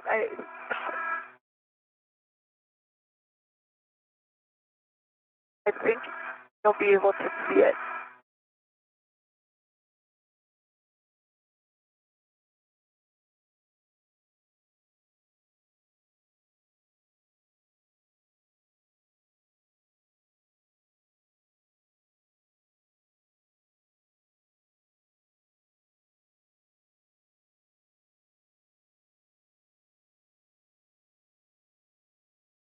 Oh, yeah, I see it. It was caught in my BRT. Okay, yeah, it's clear now. So, I think I need to undo my BRT. Thanks. I think I've got it from here, though. Okay, copy. And can you say one more time? Do you want me to try an RFG wrench before I pack this bag? no, we're just going to pack up that bag, but we would like to ask you for a couple of photos of that aft part of the RFG before you put the MLI back on, and then we'll get everything back into the crew lock bag, and then we'll kind of undo everything we did with the MLI, tacking those quarter turn fasteners back down, moving the AET, and then we'll be heading back in.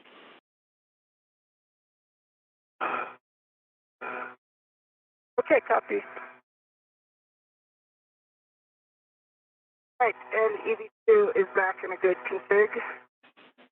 Excellent, Loral. Nicely done. So if you want to assist with the RFG cleanup and getting the MLI back over, you're welcome to translate out to the nadir side of ESP2. Copy.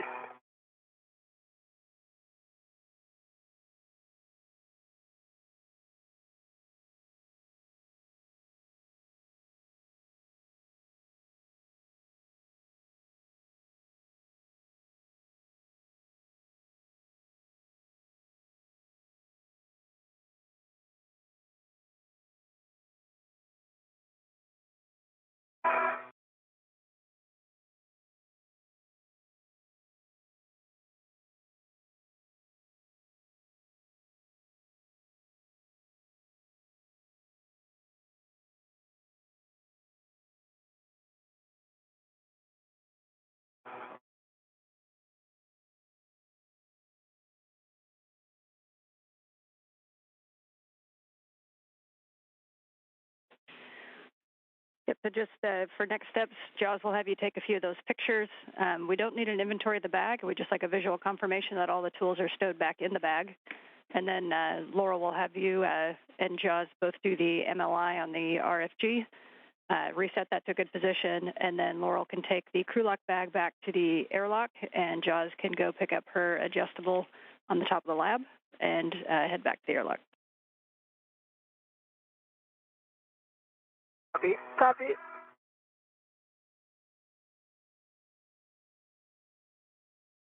I have arrived at RFT. Copy. Jaws, I'm just at your head.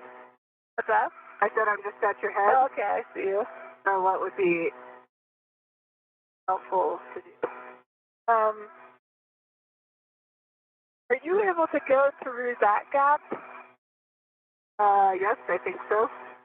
You go that way and start working the MLI. Actually, are you able to get photos from where you are? I need to get farther away. I could take some photos here.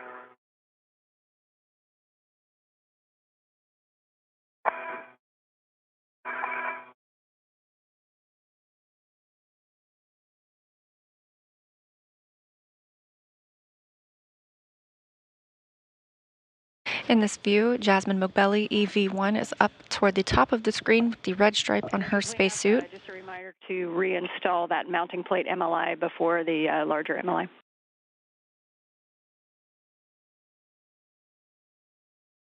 Copy. Loral O'Hara, who is EV2 today, is down toward the middle of the screen wearing no stripes on her suit. Both crew members are now at the RFG, the radio frequency group. Tether keeps pulling me back that way.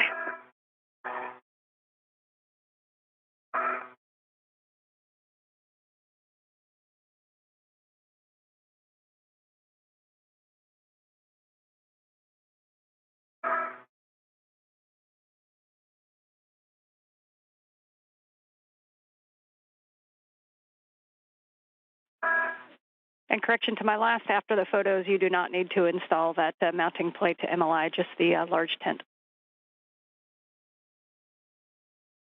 Okay, copy. I got some far out photos. Copy.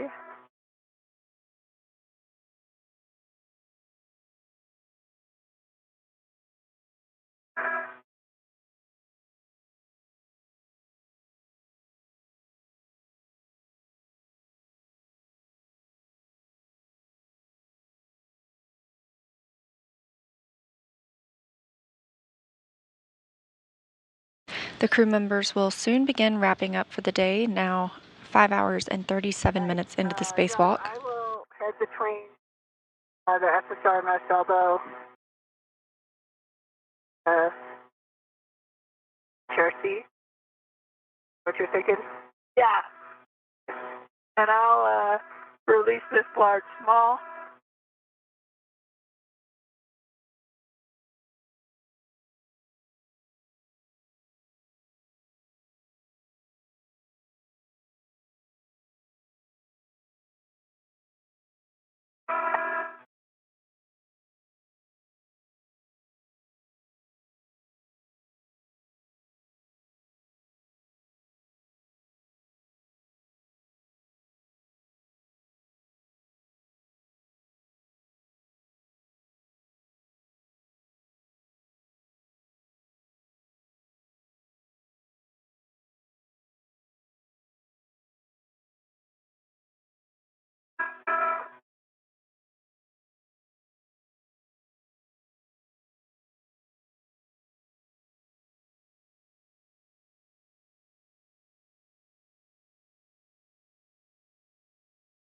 And does the adjustable need to go back on to the MLI? Yeah, affirmative, so that where you took it off of the MLI tent, we'll have that hook go back to the MLI and cinch it down. Okay, copy. Guys, I think it's a little, well, it's what? Oh, that translation? I got it. So my safety tether is going under it.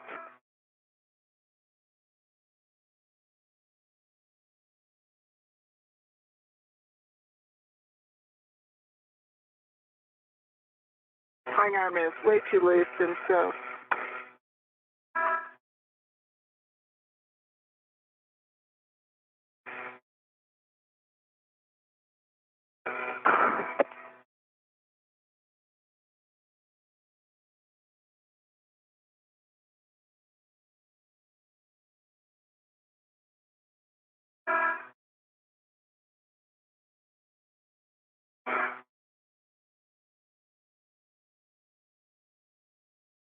Judge, I think this is a tight translation path. I'm going to come around. Okay, copy. The nominal way, like for the had me going for the procedure. Yeah, that sounds good. Now move this way. Totally doable.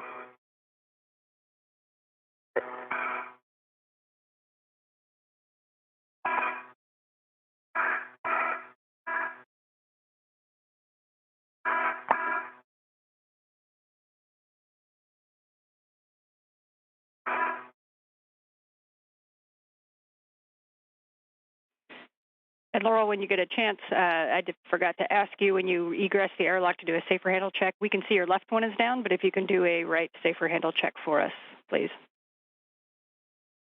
Okay, copy.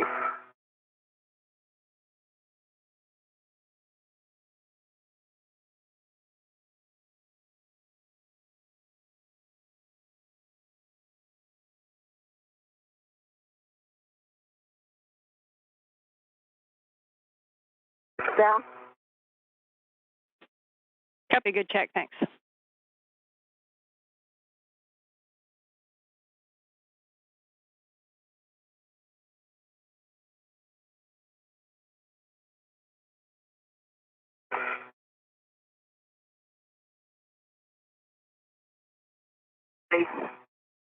Okay.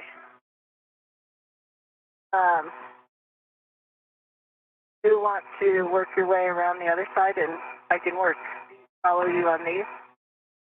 Yeah, that sounds good. I was just going to try to get one on so it's big, but...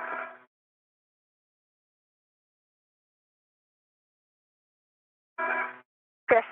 Let me grab my sugar.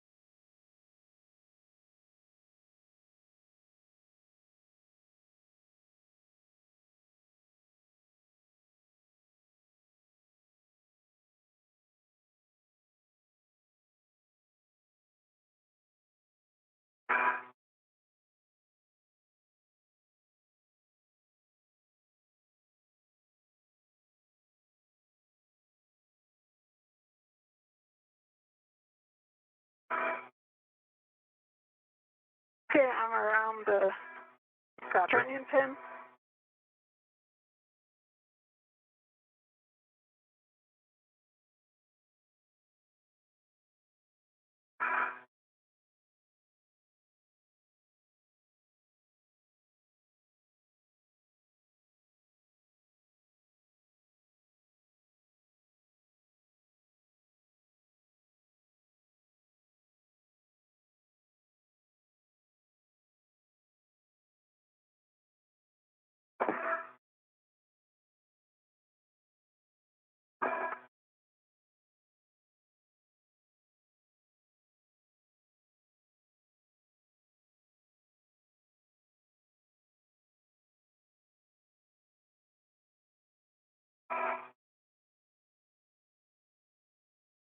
Coming up on 5 hours and 45 minutes into today's spacewalk, which started at 7:05 a.m. Central Time. Jasmin Moghbeli is reinstalling some multi-layer insulation covering over the RFG. That's the radio frequency group.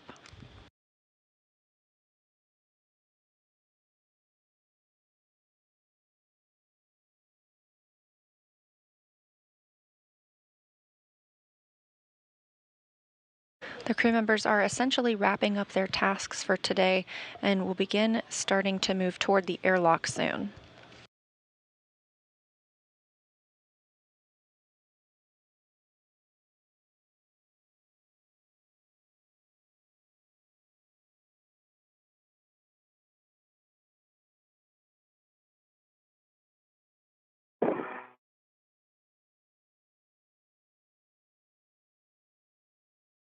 Okay, 2 of the 4 are done on this side. Okay, copy. Let me get these 3.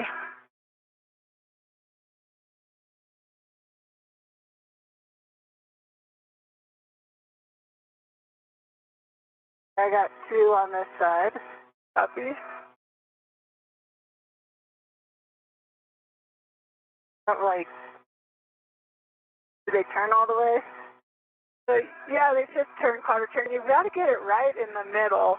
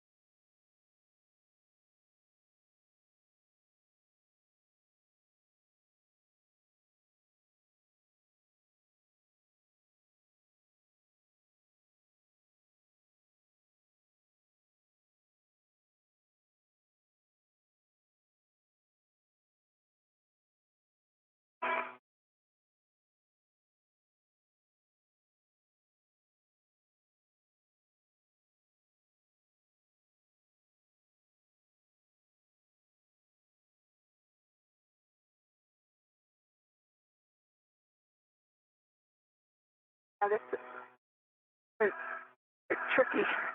Yeah.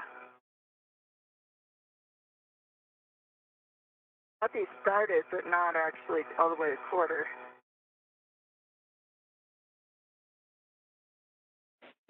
I'm underneath. And Loral, from your current position, you may have a target of opportunity in front of you to do the AET repositioning that's on the side of the clamshell.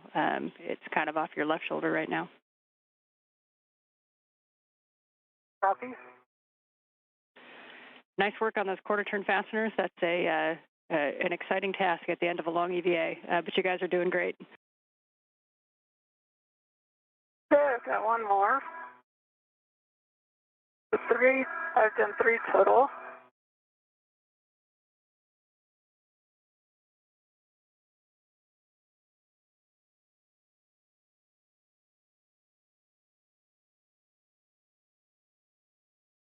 And my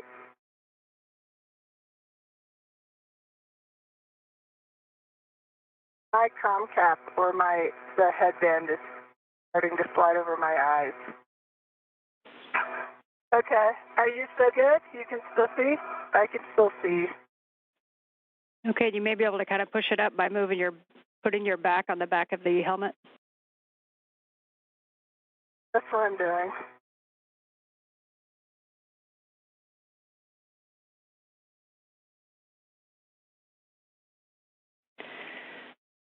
Okay, for Loral, we'd like you to pick up the crew lock bag that's by your right hand, and you can start heading back toward the airlock.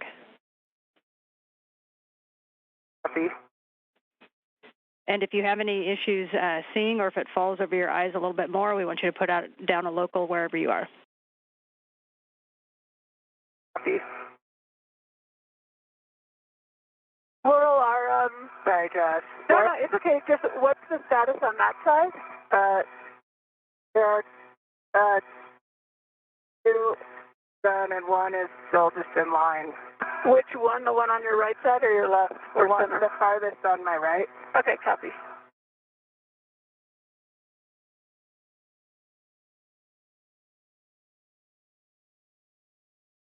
All right, I'll see you back at the airlock, Loral.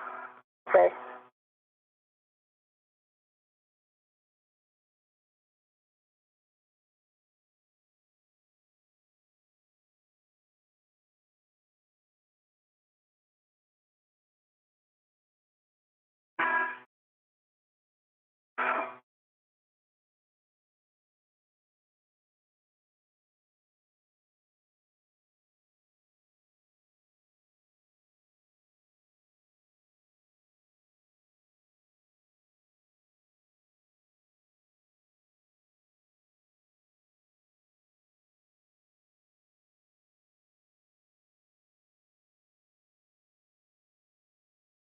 Okay, on the 3, which side am I on right now?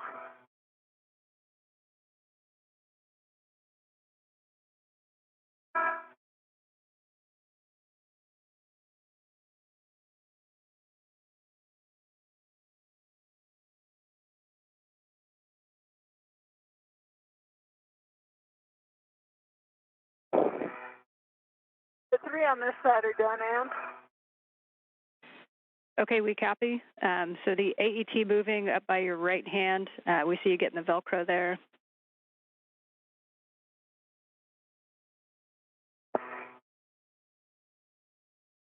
Okay, yeah, the AET I'll do from the other side. Okay. And can you confirm you got that large, small ret that we used to tie back the MLI? Just the large end is released. I did not get the small. I have not retrieved it yet. Okay, so that small end is still on the frame handrail. Yes, that's correct. Unless Loral got it, which I don't believe she did. Okay, we'll probably have you pick that up, Jaws, as Loral's picking up that crew lock bag.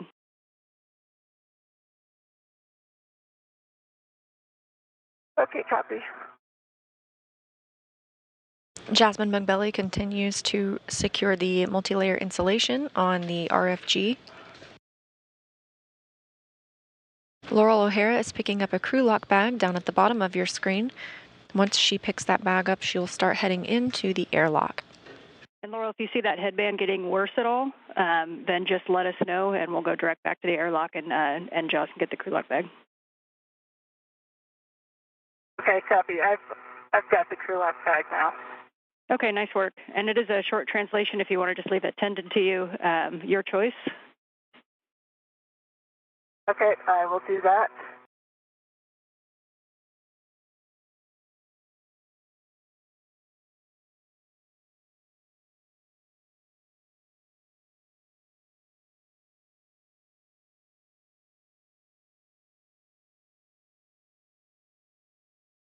Have my local picked up. Copy. Found the onion bearing.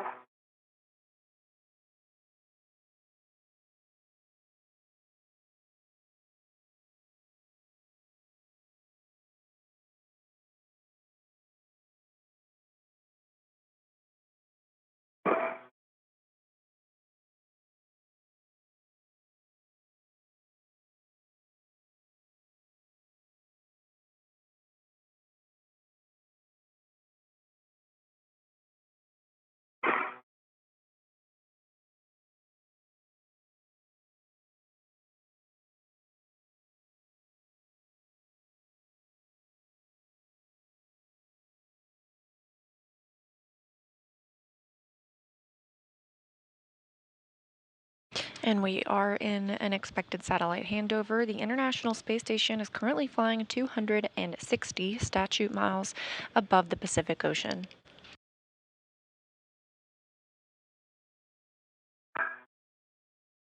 Dan? And we are back with you after the handover.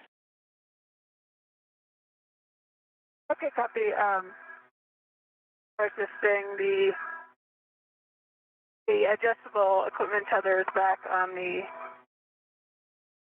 MLI loop. Copy, nicely done.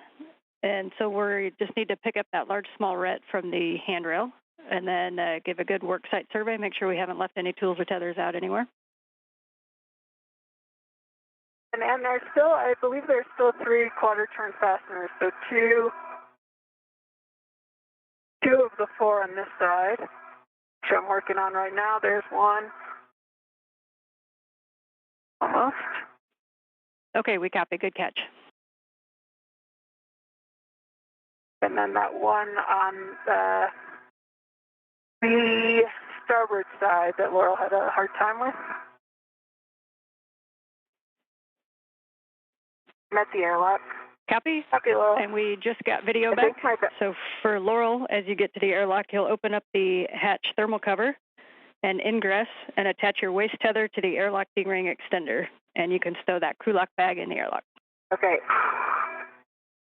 Then the plan for me is to stay in there. That is correct, and Giles will be joining you here in just a few minutes.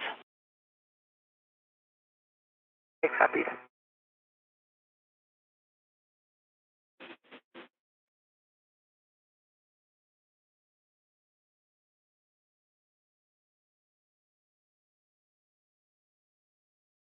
Okay, and those two are done. Okay, we copy, Giles. And Loral, as you go in, you may want to tuck your PGT a little bit tighter to the right side of your body to get in through the hatch. Copy.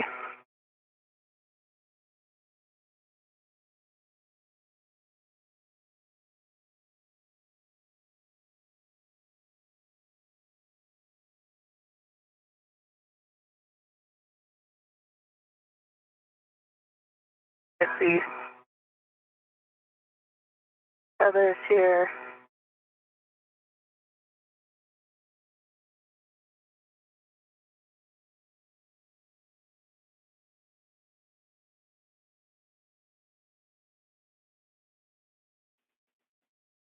And it may be easier to do on the way in to get a waist tether on the airlock D-ring extender, and we'll lead gate closed, hooks locked. Copy. And, Laurel, that's the small quarter turn fastener that you were not able to get. That's the one closest to where it touches, right? I remember that one being tough to get off. Yes. Is it partially engaged? It is not. Okay.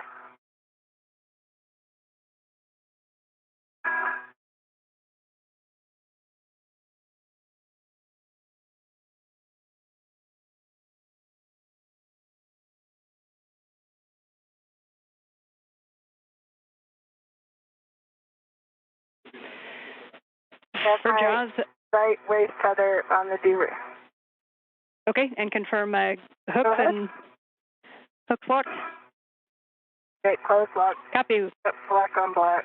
We see that. You are go to ingress and pull that crew lock bag in for Jaws. If we can't get that last quarter turn fastener, just do us a favor and make sure that there's no gaps in the MLI or holes letting some sunlight in, and we are go to leave that one unfastened. Okay, copy. And I'm just going to stay put here and not move. Copy, Laurel. Copy, Laurel.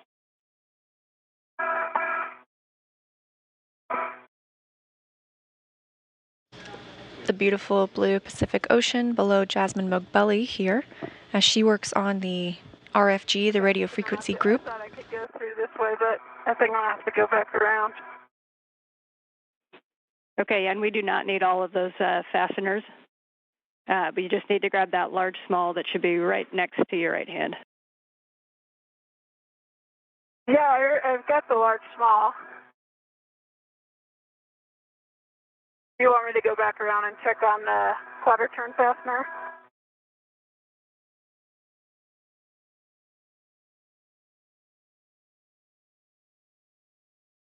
Well, do you know, was the MLI pretty tight? Like on the side I was working on? Yeah, were there any gaps by where that quarter turn fastener was? No, it was tight. That's what was making it difficult to turn the quarter turn fasteners, because you couldn't pull it tight enough. Yeah, you needed a little bit more slack in it to get the quarter turn fastener centered in the hole. Okay, and let me know if you're good with that, or if you want me to go back around. And we are good with that, Jaws. Thanks for the good check on that. So you can pick up the large small, and then we'll have you trace your path back to lab handrail 252. Okay, and I've already got the large small. Copy. Your go to translate back. 6 hours since the spacewalk started today at 7:05 a.m. Central Time. Jasmin Moghbeli is heading back to the airlock to reunite with Loral O'Hara, already inside as they prepare for final ingress and repressurization.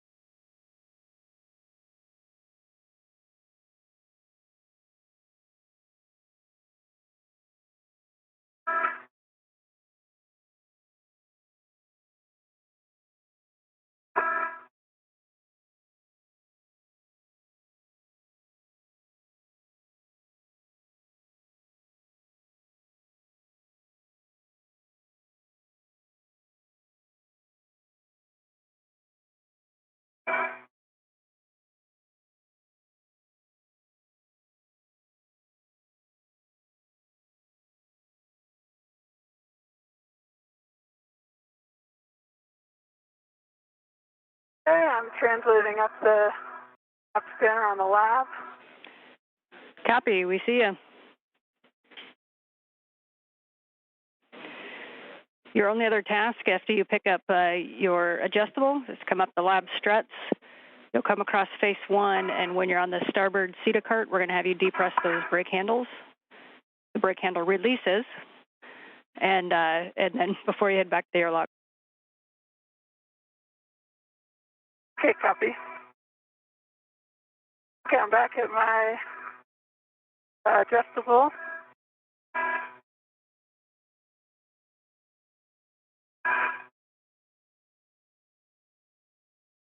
And I see that crew lock bag outside. You?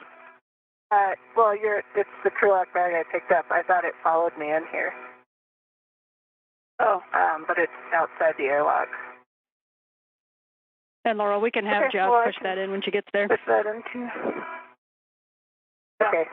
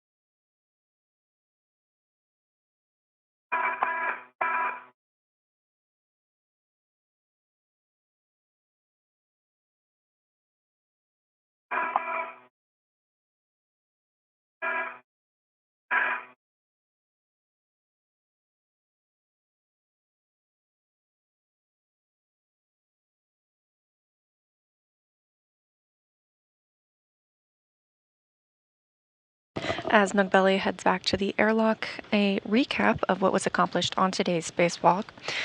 Moghbeli started by removing the H fixture in preparation. Just retrieving my adjustable equipment tether from the fairlead.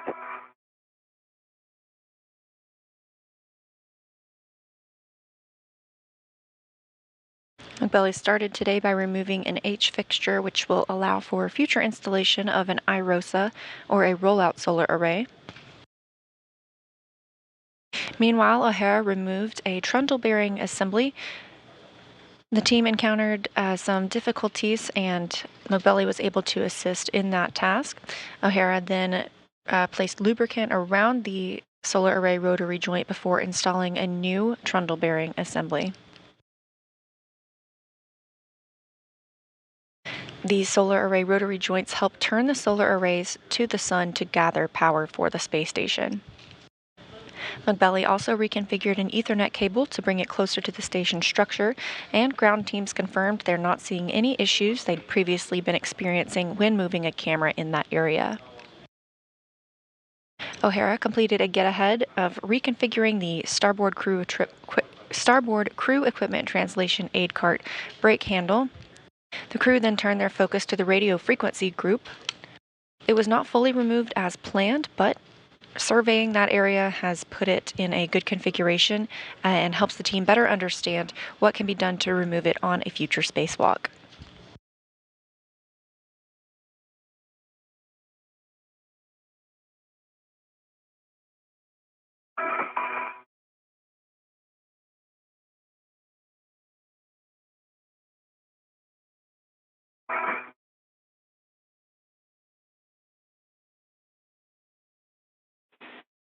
And Laurel, just for awareness, are you able to see all of the UIA switches, buttons, and lights? I am. Copy, good news, thanks. Just a precarious position where either the headband or I'm pretty sure that's what it is, but where the com cap is just sitting kind of on top of my eyes. Okay, copy. Yeah, so we'll preserve. Above my eyes. Yeah. Okay, yeah, we copy. So we'll just have you stay as still as possible as long as you can see the UA switches. That was our biggest question. And Giles will be back. She's just leaving the lab now, so she should be back your way in a minute. Copy. Thank you.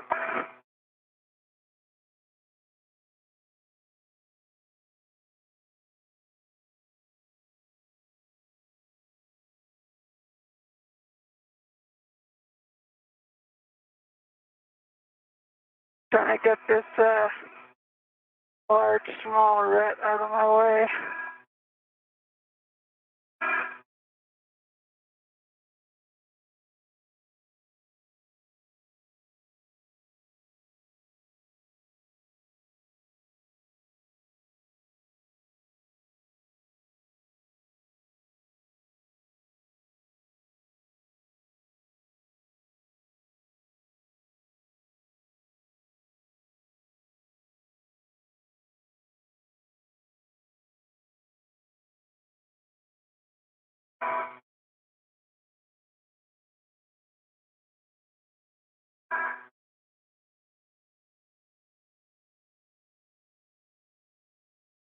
Okay, I'm leaving the lab.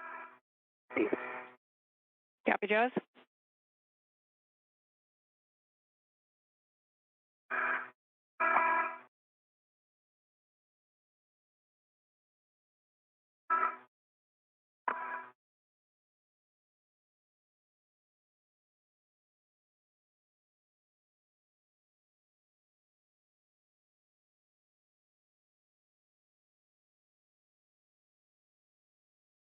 Okay, I'm coming under the MT.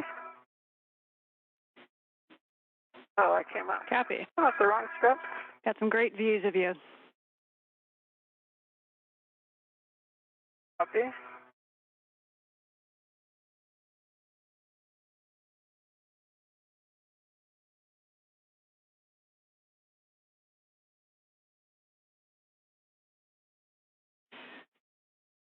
And as you come to the CETA cart for the brake pedals, 2 pumps a day keeps the myrrh away. Thank you. Oh. Oops, sorry. Okay, coming down. Later. Copy.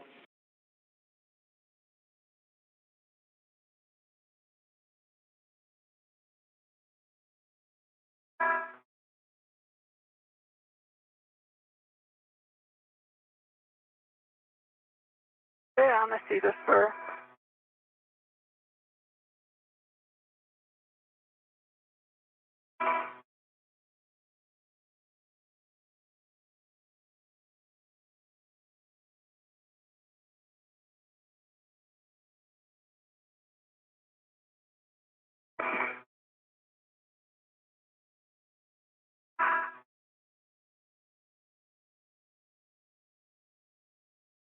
Yeah, on the toolboxes.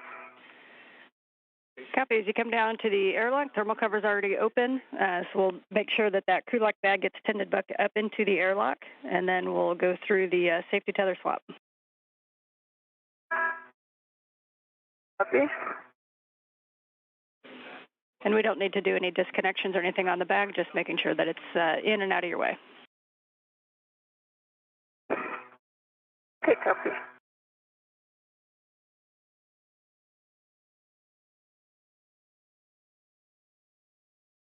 Okay, I've got a local down, and Loral, the bag's coming to you.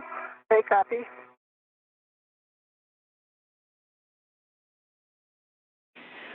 All right, for Johns, we have a good safety or waist tether check for Loral, and so you can RET2 EV2's anchor hook on the forward external D-ring and release it.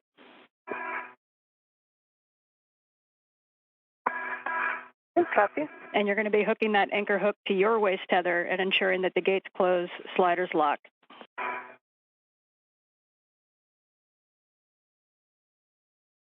Copy.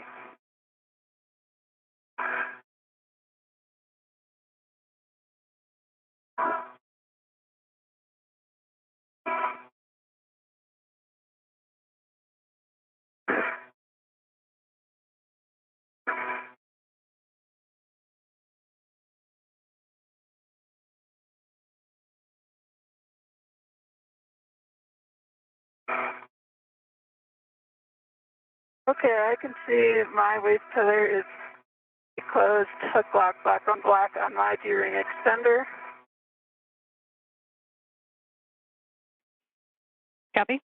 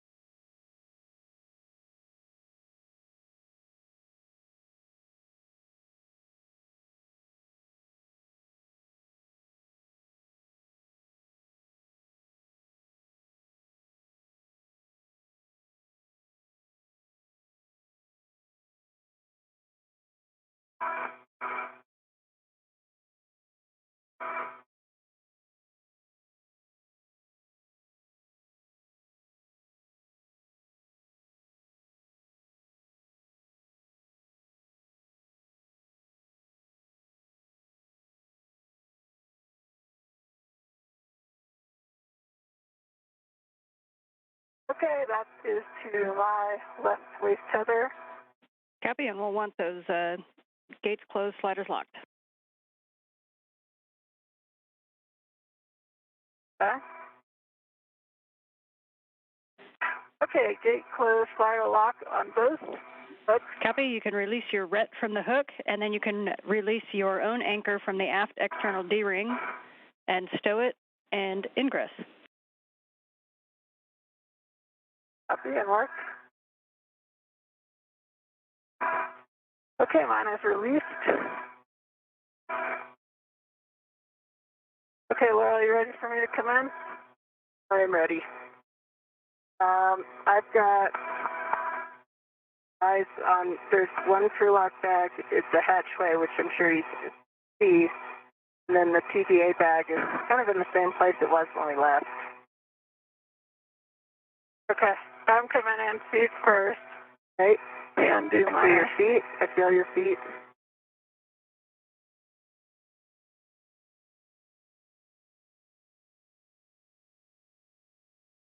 Looking good. Okay, I see your waist ring. Been hitting, let me tuck in. He is tucked in.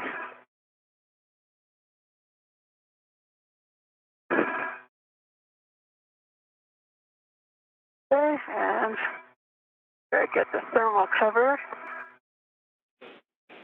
Yep, good call. As you ingress, we'll close that thermal cover, and whenever you have a free hand, you can turn off your HECA. Copy.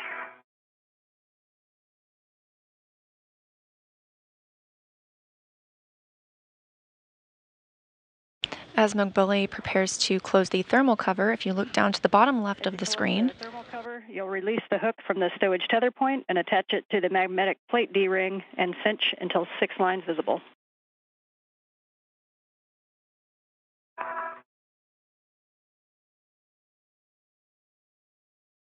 Copy. And Laura, let's see. I'm gonna come. this thermal cover being closed right now is not the airlock hatch itself. That opens inward. We had a view for a moment from Jasmin Moghbeli's helmet camera. Once this thermal cover is secured, Thermal cover is closed. Let me get my HECA. Copy, and we'll just make HECA is off. Copy, and we'll just make sure the magnet is engaged, and then release the hook and move it over to the magnetic plate D-ring.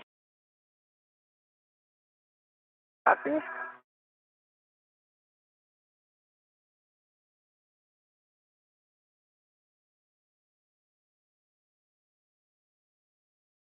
Do I need to take my heck off? And Loral, yes, we will have you push your HECA off as well.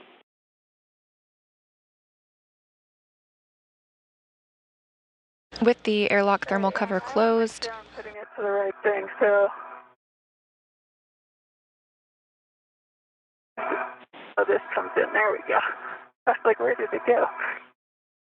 the crew members have been informed they can turn off their helmet cameras. To the magnetic plate D-ring, and then cinch until 6 lines visible.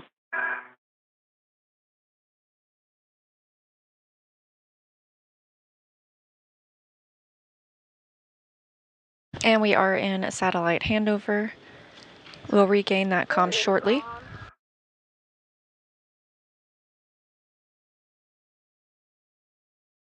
Both crew members are now inside the airlock. The spacewalk is not officially complete until repressurization begins. A little bit. Yeah. Is there a clear a bit? Yeah. Yeah. And I'm going to push it a little further so I can get lower. Right. Okay, and I've got it on, but it's twisted, so let me fix that. Okay, copy.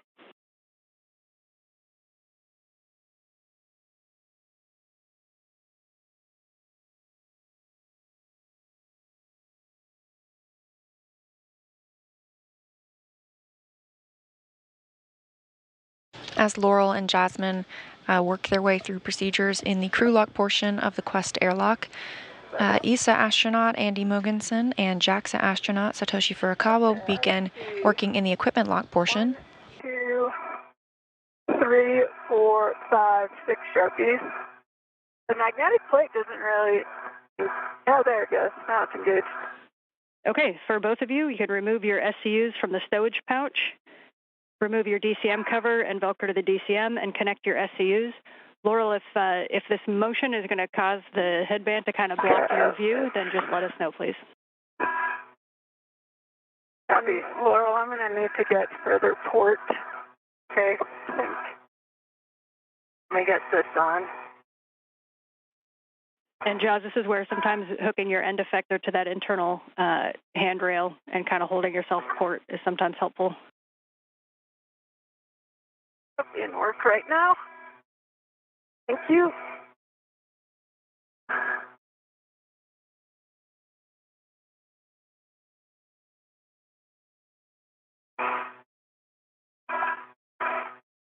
I'm not sure what my are hitting. And for Loral, if you wouldn't mind pushing your HECA button one more time for us.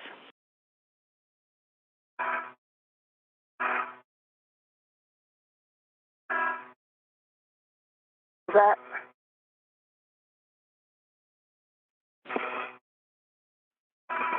And EV2 has my SCs connected. Jaws, what do you need? What are my, I'm not sure what my feet are hitting. And do you see my pouch? Oh, there it is. Your feet are hitting the ceiling or the top of the airlock, crew lock. Okay, copy. And that communication coming from inside the space station, Andy Moghbeli now back in touch with the crew. And then right now you're on the umbilical, the SCU. Yeah, I know. I need to get more ports. And I'm hitting. You've got Loral's umbilical between your legs. Okay, that's not convenient. Okay, if I go back to starboard.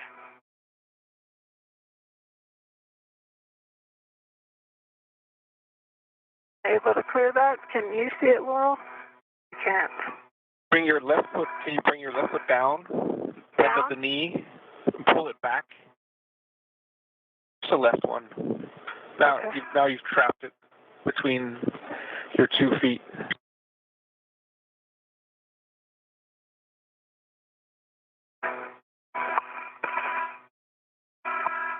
But Loral, are you able to push those back a little so I can see?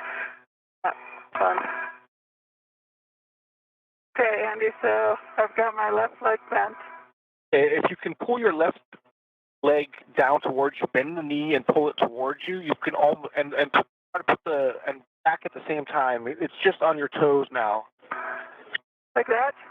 I think so. I can't really see, but now you might have resolved it. coast. Andy, is there anything I can do? No, it's kind of hard to see, but I think there's enough slack that if you just walk your feet back, I think you'll be okay. I mean, it'll be between your legs, but it shouldn't be the big deal. I'm hitting something that maybe your bliss, Loral, I don't know, might be my... Can you rotate towards and the other way, like against the wall? How about that? You're hitting her bliss. That's what you're hitting. Your left foot is kicking her the bottom of her bliss.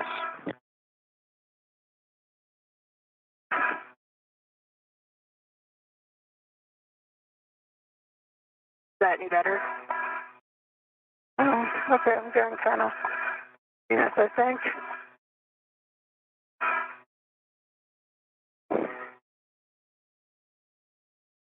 So can you pull your feet down towards the hatch? Yep, how about that?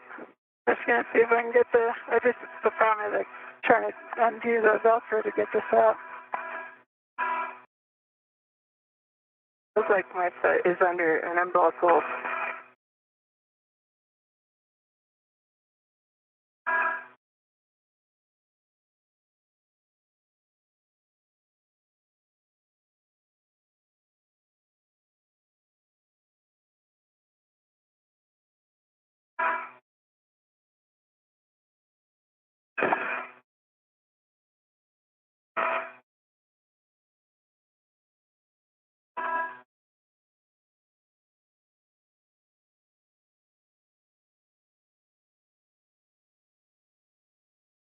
You're going to have enough room to move around to do the hatch ups, though?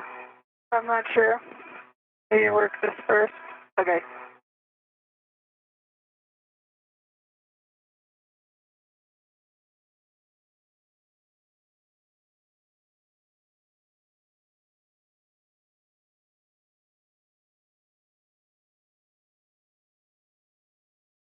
You can pull the bags out. Yeah. It helps, yeah.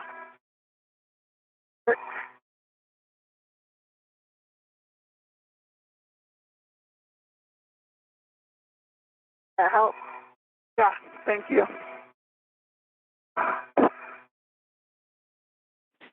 And just for awareness, when Jas, when you get the SCU connected, just because of backflow, Loral, you may get an O2 use high message. Okay.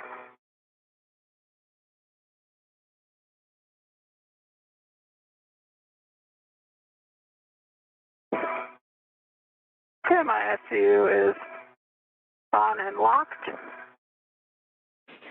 Okay, copy. Reminder that you could increase cooling on the TCV to a higher number to minimize the risk of fogging.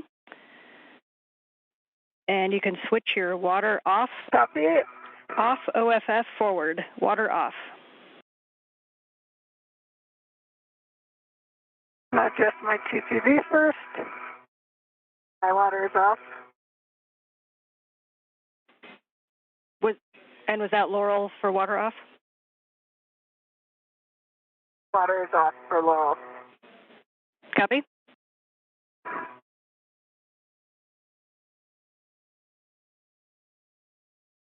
Okay, my TCV is set to 6, and water is coming off. Water's off. Okay, copy. EV1 and EV2 have water off OFF, and we're going to hold here for 2 minutes. So I'm just going to take a quick second to tell you guys, really nice job on the EVA today. The highest priority task was completed. We haven't done checkout yet, but we'll update you when we do. We got the H fixture, we got the CP8 complete with a good checkout, we got a get ahead, and we got a lot of good info for the RFG. Congratulations to you both on your first EVAs.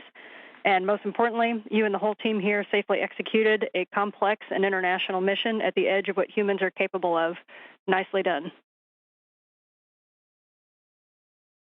Thanks, Ann. I'd like to also thank the entire RFG Retrieval Part 2 EVA team, both on the ground and our crew members on board who helped prepare us.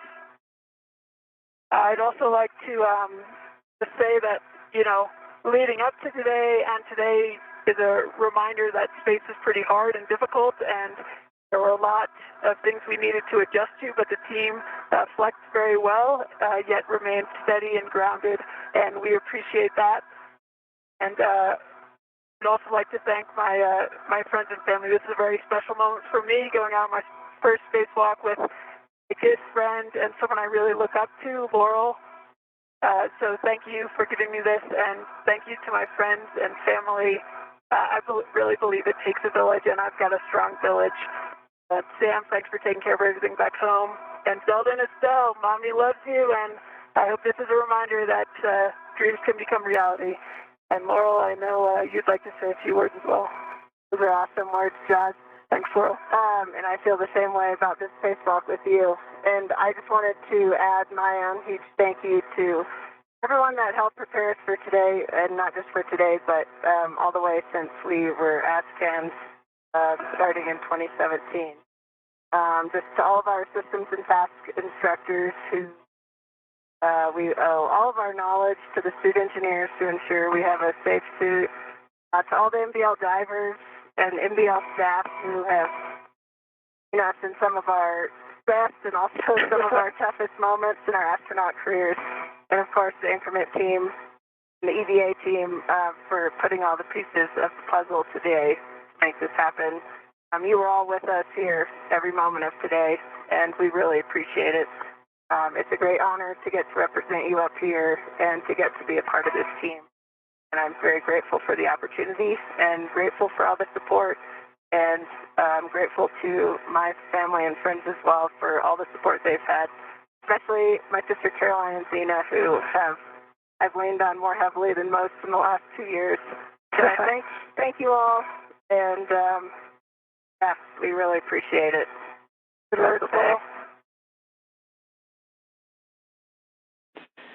All right, lots of smiles around the room. Thank you to you both. At this time, Jaws, you can verify that the outer hatch is clear of hardware.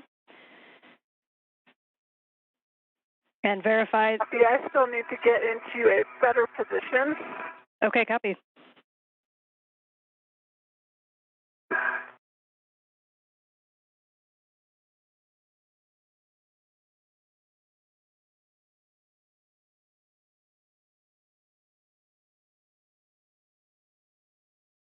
We're now coming up on 6 hours and 30 minutes into the spacewalk. We did just hear that the port sarge successfully drove, so nicely done to both of you guys. Excellent. Okay, I can verify that it's clear of hardware. Copy. Verify the hatch handle is per the hatch decal. Okay.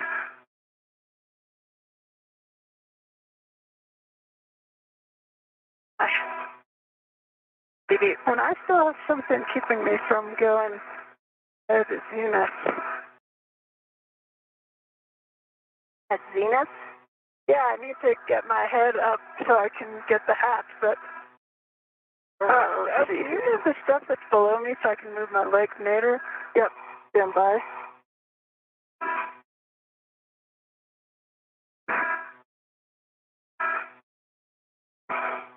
How's that?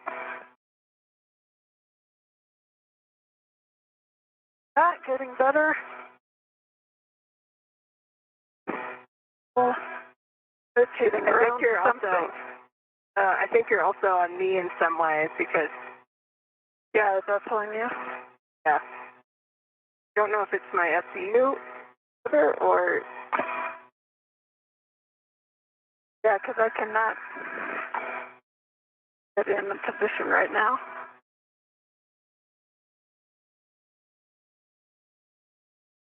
Any easier? I think if my foot would.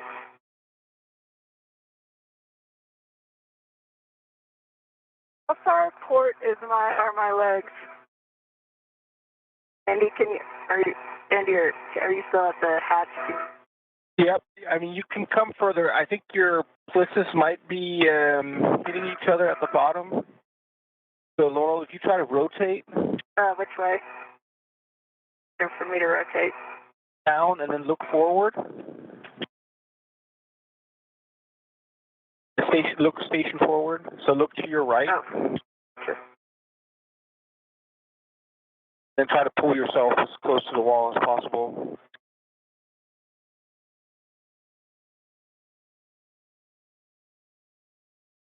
Jaws, if you roll to your right, then you should deconflict. You will deconflict your plisses. Okay, copy. Let me get this. That's cute. We're about to have a handover. See you on the other side. Copy. And a handover right on time. The crew now at 6 hours and 32 minutes. The spacewalk clock continues to count as repressurization of the airlock hasn't begun just yet, but we heard some fantastic words from Ground IV Anne McLean mentioning that indeed this was a complex spacewalk, and Moghbeli and O'Hara reflecting on their time outside, as well as some special shout outs at home.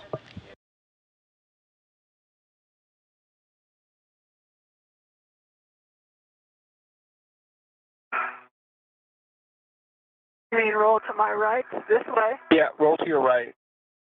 Yeah, like that. Oh, but I'm still hitting something. Need to get your head.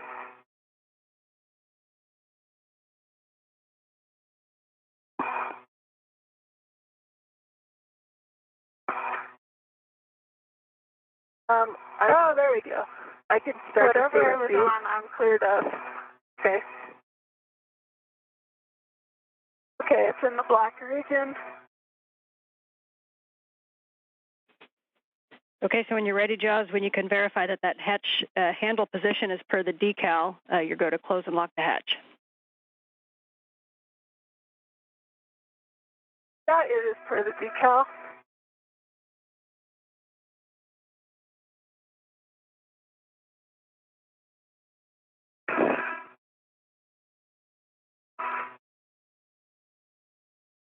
And the card has floated in there.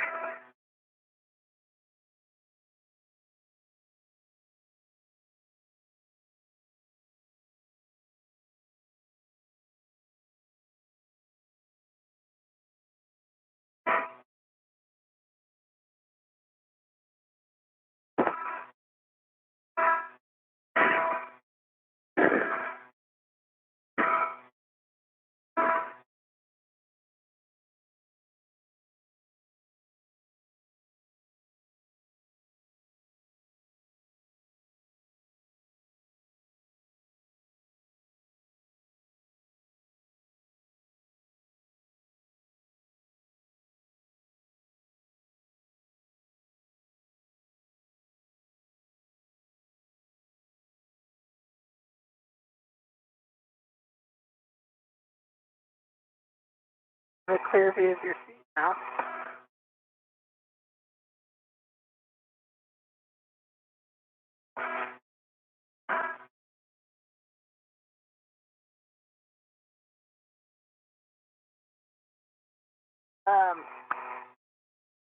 Okay, the hatch is closed. I just need to close and lock it. Copy. Understand the hatch is closed and locking is in work. Okay, and just the head.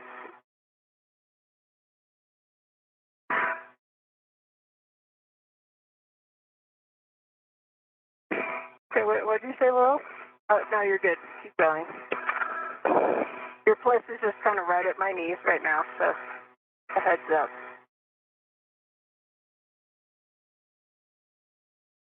Copy.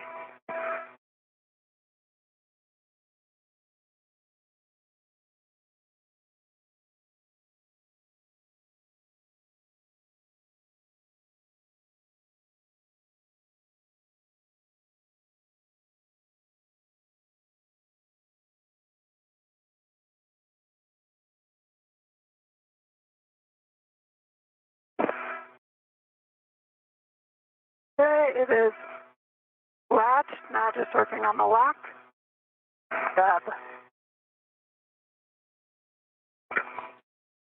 And you may need to wiggle the handle a little bit in order to get that lock, Jaws. Okay, thanks. My defector back down.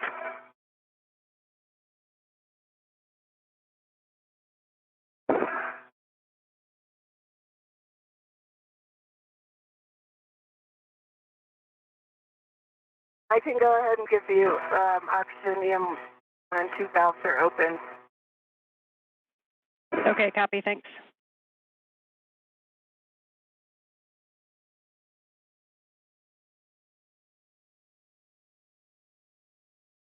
And there's no set position it needs to be in, and this is just a pull down, push down, correct?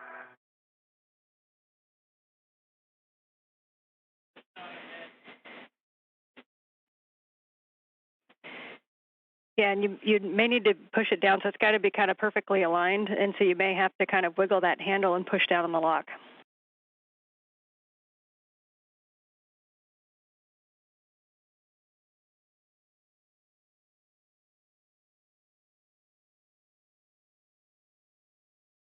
As hatch closure steps continue in the crew lock portion of the Quest airlock, this is a view inside the equipment lock portion. On the left is JAXA, or Japan Aerospace Exploration Agency astronaut Satoshi Furukawa. The handle should be lined up with the black alignment marker on the decal.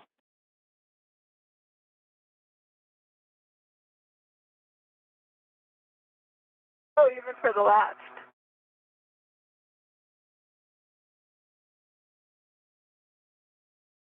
Okay, that one, I see. Yeah, the little black one. Okay, it is locked. Okay, we understand. Closed and locked. Hatch closed and locked. So Loral already confirmed the oxygen EMU 1 and 2 valves are open. So Loral, you can switch power EV1 and 2 to on ON and verify the LEDs are on ON. And volts between 18 and 19. Okay, EV1 is on, standby. EV2 is 1 and now EV2 and EV1 are both on. Copy. Check that the LEDs, 2 of them are on, and the power volts are between 18 and 19.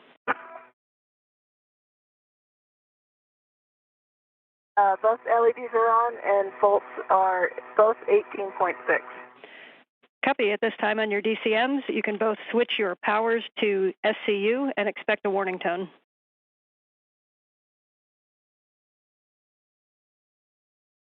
Is SCU. Copy. EV1 is SCU.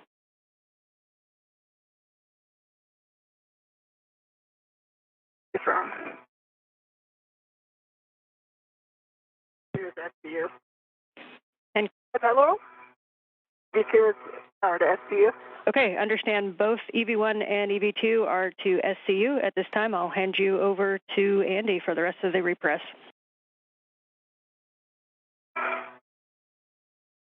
Thanks, Ann. Thank you, Ann. Well, hey, Andy. Hey, Jaws and Laurel, welcome back. So we are going to begin crew lock repress.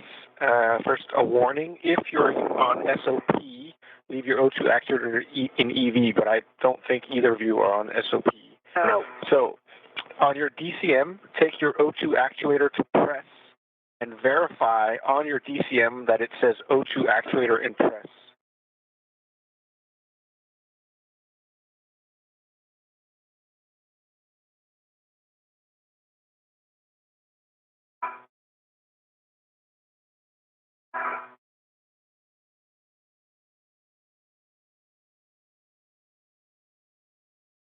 Mine is off.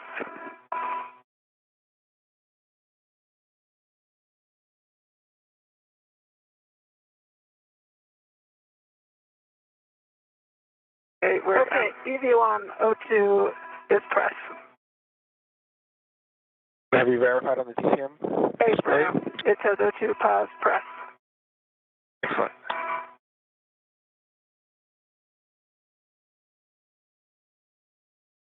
And then work.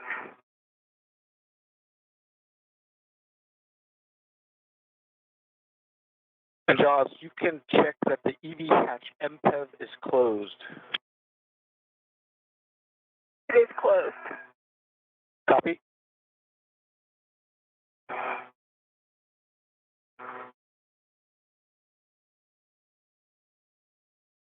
Yeah, I'm in press. Copy, Laurel, you're in press. And can you verify on your DCM that it displays press? Affirm. It's O2. Say again? Affirm. Have a good display. Copy. So we are ready to repress. I will crack the hatch equalization valve here and go slowly. Let you know if I need to stop at any time, okay? Okay, copy.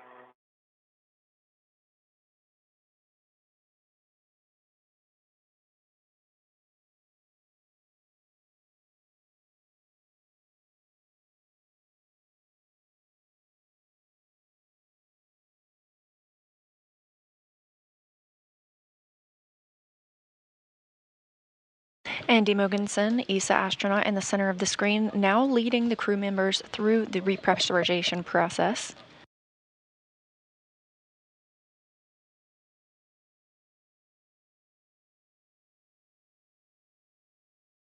Standing by for repress to begin.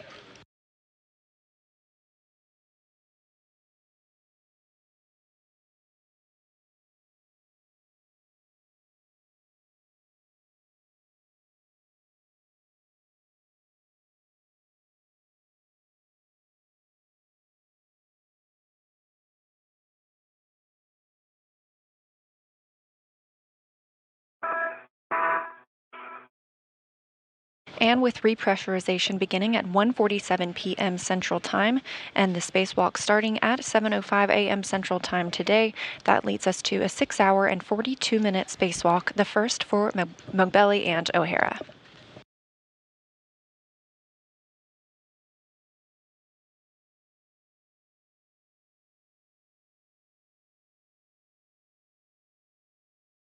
As repressurization continues, we will recap what today's spacewalk entailed. As Ground IV Ann McLean said, a very complex spacewalk and a lot of great work accomplished.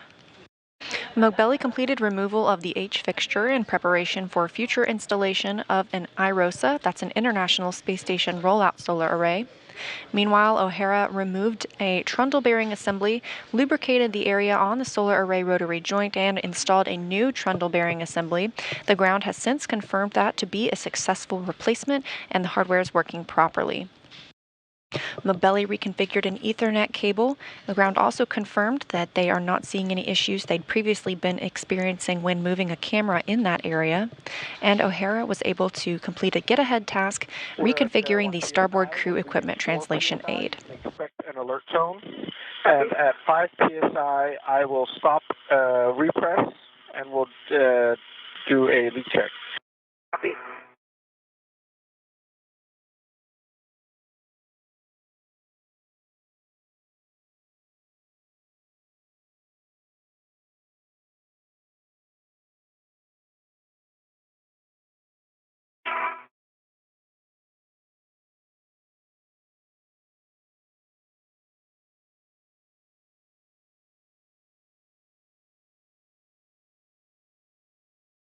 I've been phone. TV2. Copy. I'm showing airlock pressure 1.2.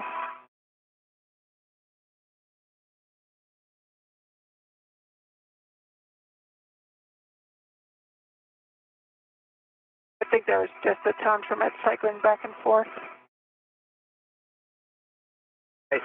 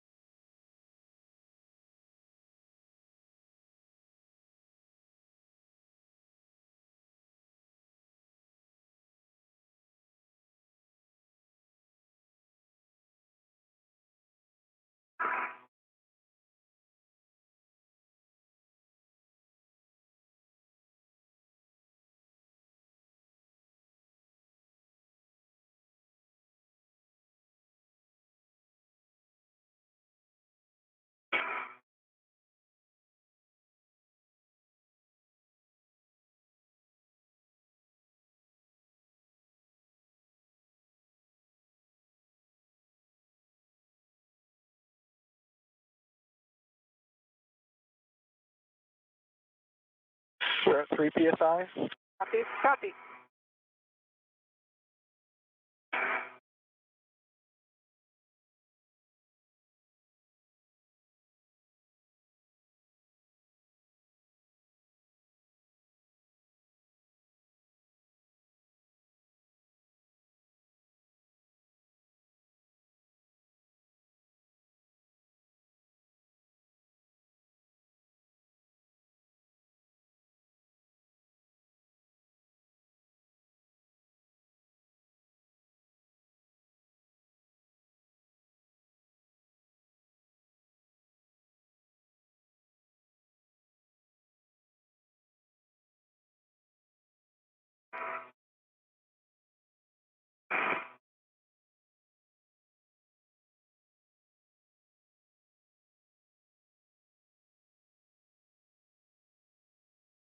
Four psi. I got the tone.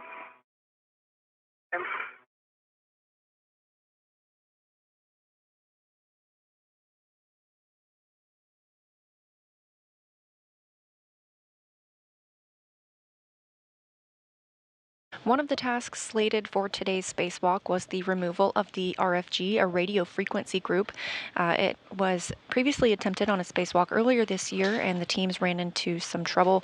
That was not removed today. However, the site was inspected, and the teams here on the ground have a better understanding for what can be attempted for removal on a future spacewalk.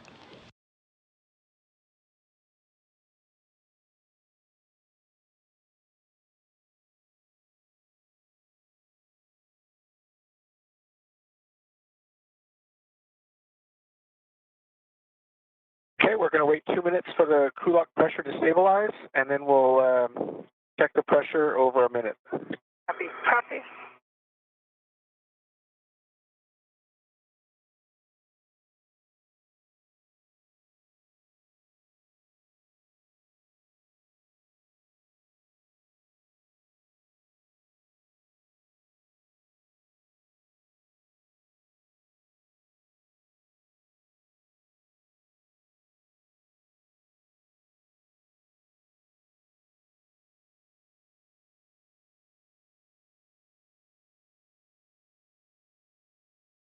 Repressurization continues in the crew lock, now at about 5 pounds per square inch, 5 psi.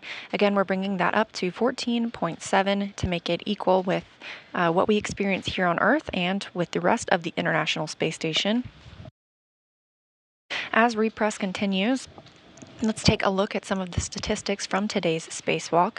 It started at 7:05 a.m. Central and ended at 1:47 p.m., meaning it was a 6-hour and 42-minute spacewalk.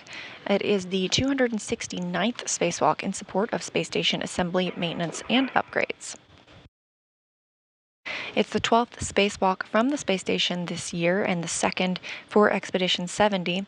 Total spacewalk time for Expedition 70 with one Roscosmos spacewalk and one U.S. is 14 hours and 23 minutes total. It's the first spacewalk for both Hara and Moghbeli. Again, total time of 6 hours and 42 minutes. And the total spacewalk time for all 269 spacewalks in support of space station assembly, maintenance, and upgrades is 1,710 hours and 49 minutes. That's equal to about 71 days, 14 hours, and 23 minutes of spacewalking time.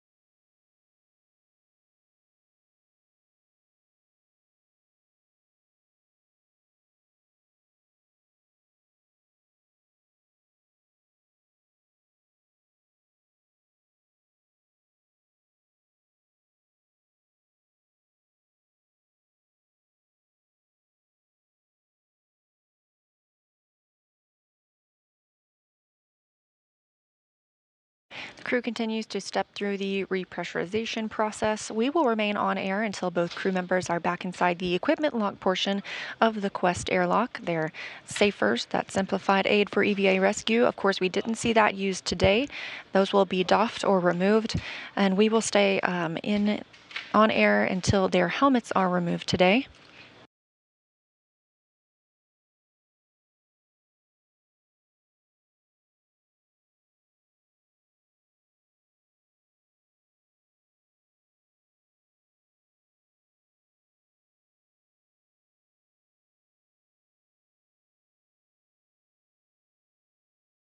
All right, we show a good leak check. Check that your glove feeders are off, OFF.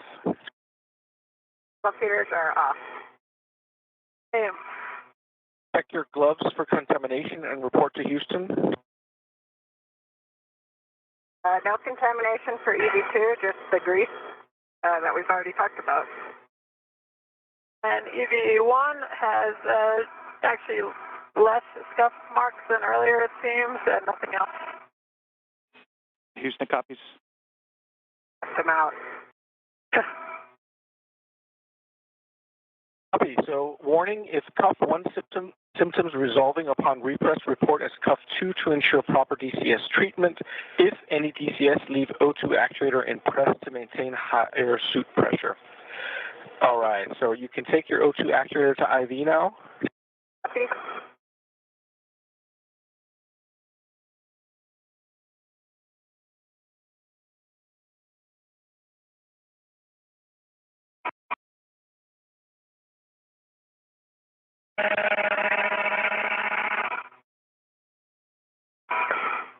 EV1 is IV verified on the display.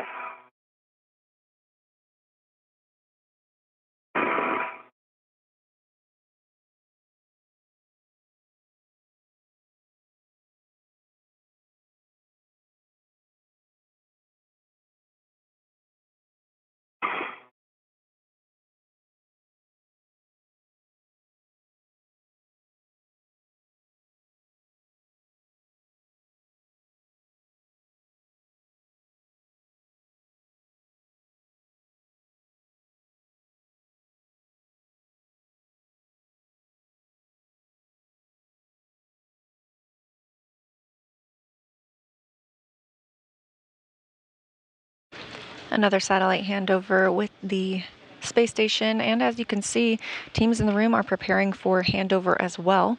The team leading the spacewalk today has been the Orbit 2 team. And again, as mentioned, this is staffed 24 hours a day, 365 days a year. So the Orbit 3 team will come and replace this team to get some well-deserved rest.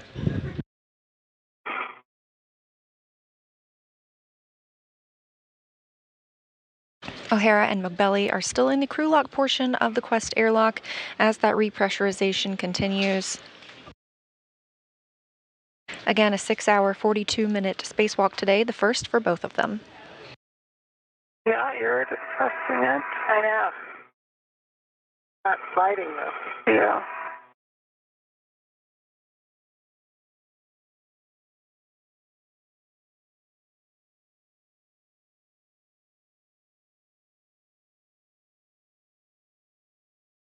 Okay, it's depressed. Yeah, it's pressed, and then I've got it. It's like staying kind of down, engaged to slide, but then it's not sliding.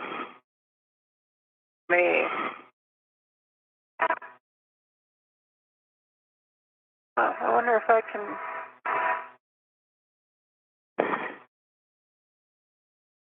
This might be a T.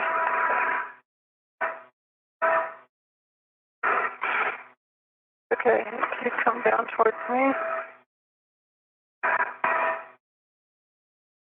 Can you roll to your right so I can get past your BRT? Fine.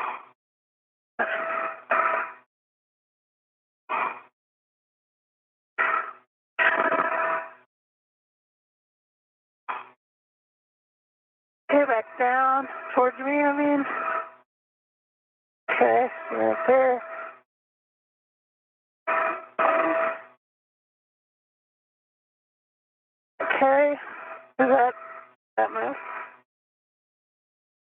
display say?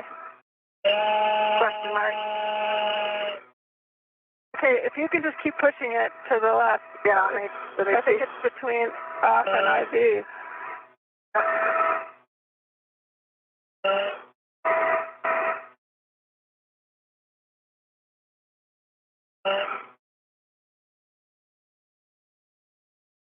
Good. Sticky.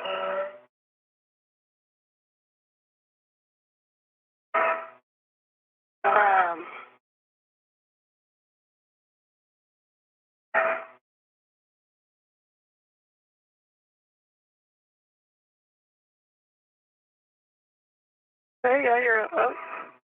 Are you? If you put your, can you put your VRT down? It's just you'd have to roll so I can get to it. I don't know if you can.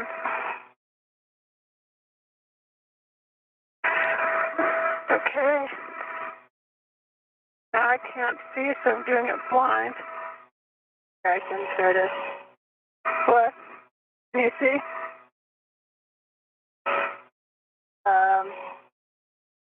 No. Here, move your hand for a second.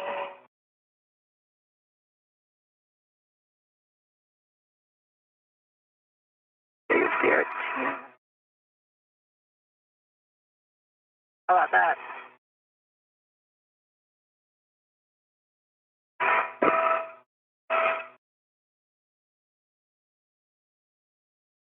Okay. So that's an IV? EV2 is an IV. All right, copy. I will continue the repress slowly. Copy. So ready to crack the equalization valve if you are. Ready. Ready.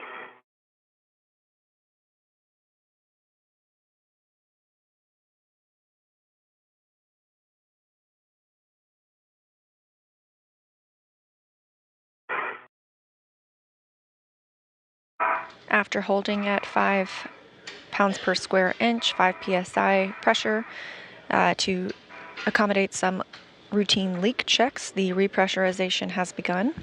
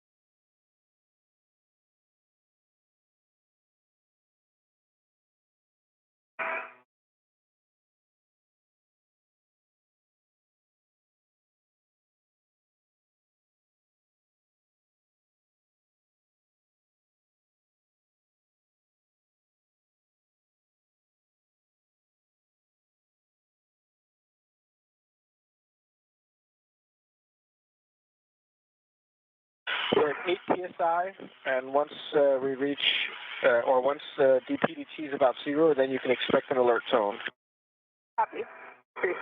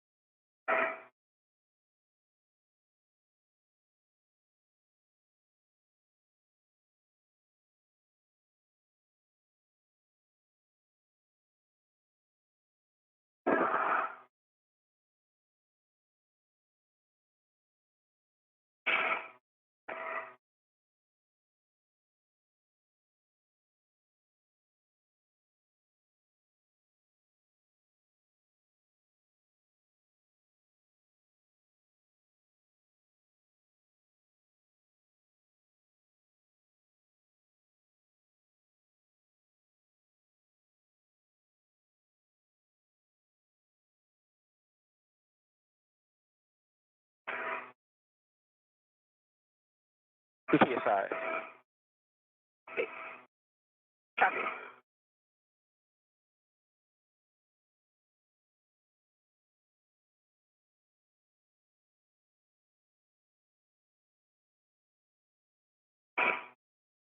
The airlock now over 10 psi as it works its way back up to about 14.7 to equate with the rest of the space station. Also, the percentage we're used to here on Earth.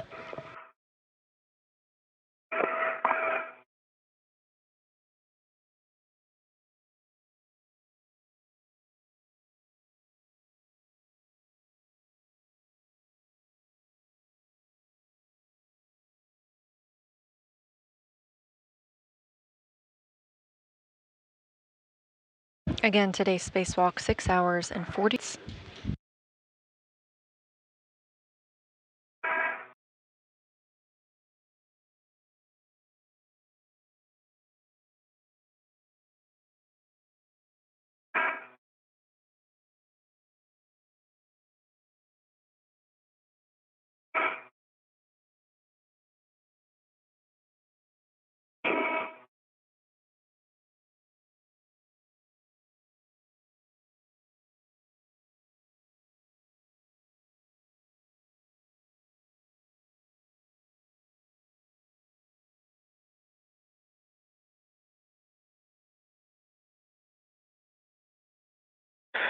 PSI. Copy 12.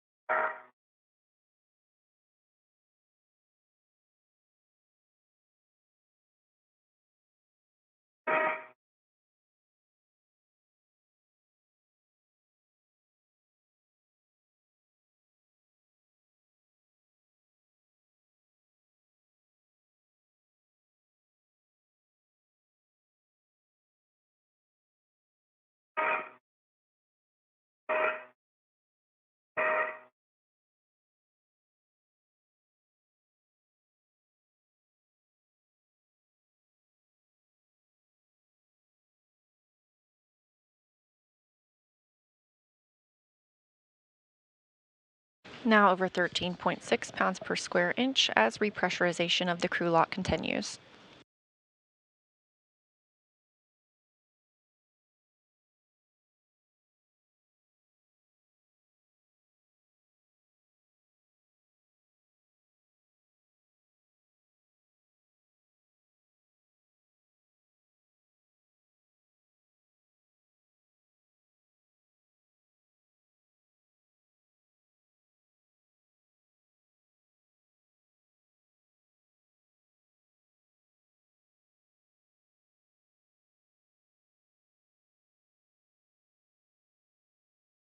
All right, I think we've equalized. We'll start preparing to open the hatch. Okay, copy.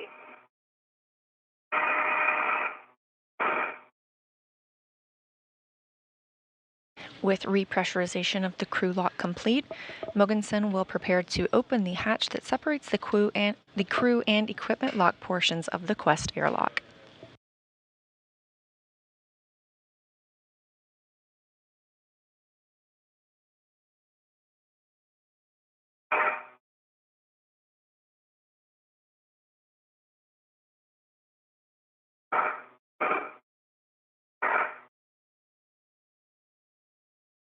And just as Mogensen and Furukawa assisted the crew in getting suited up this morning, they will assist the crew in doffing or removing their suits as well.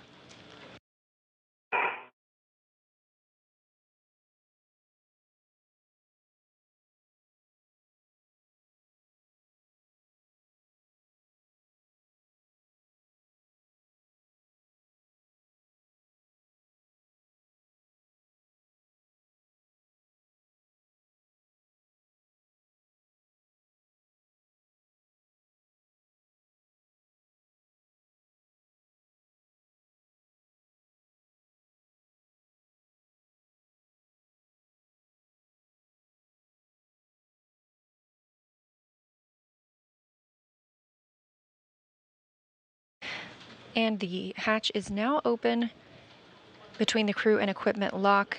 That's NASA astronaut Loral O'Hara being helped back into the equipment lock portion first.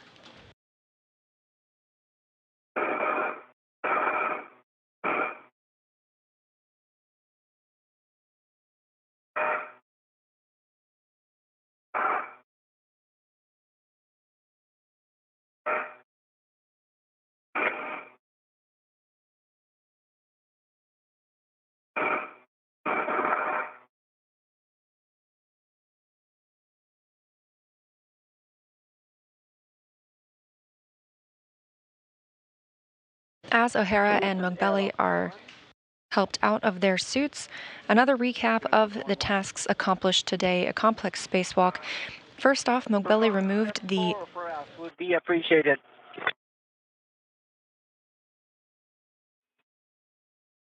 Satoshi, that's in work. First today, Moghbeli completed removal of the H fixture, which allows for future installation of an IROSA solar array. That's a rollout solar array. Meanwhile, O'Hara worked to remove a trundle bearing assembly, then lubricate the area before installing a new trundle bearing assembly. This is on the solar array rotary joint that help rotate the solar arrays to keep track with the sun. Moghbeli reconfigured an Ethernet cable, and the ground teams confirmed that was successful, and they have no conflicts with a camera that is in that area. O'Hara also completed a get-ahead reconfiguring the starboard crew equipment translation aid, also known as the SETA cart, working on a brake handle in that area. Ground teams also confirmed that the trundle bearing assembly O'Hara installed today is working as planned. The crew moved on to work on the radio frequency group, but did not have enough time to remove it as was previously planned. But the teams on the ground now have a better understanding of the configuration of that area and will make plans for a future spacewalk.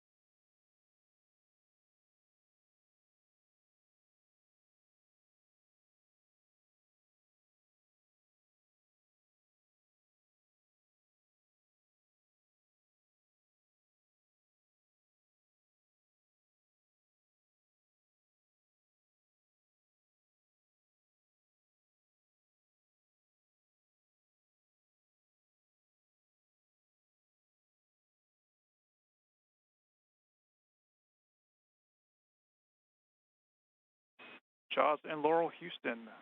You are no longer hot mic'd. Welcome back and congratulations.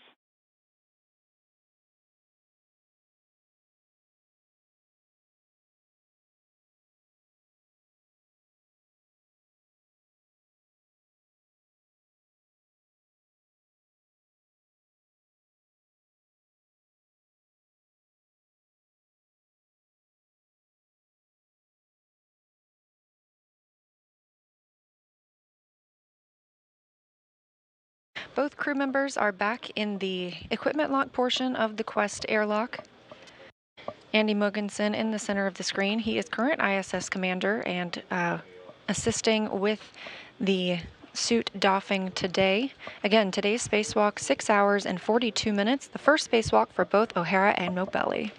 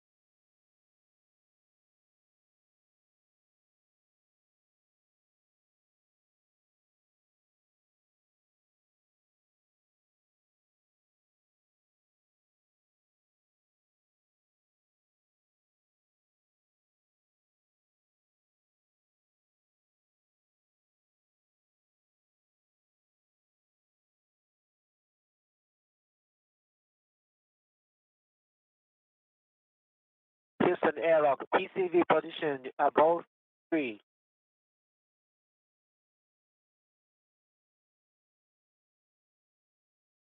Houston copies.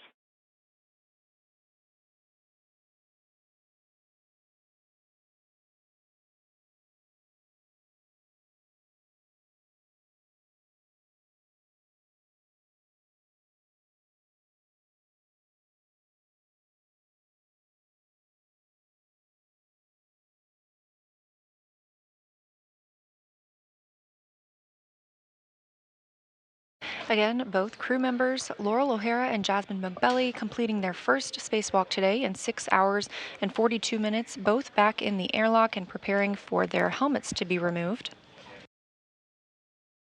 Receiving some assistance from JAXA's Satoshi Furukawa and ESA's Andy Mogensen.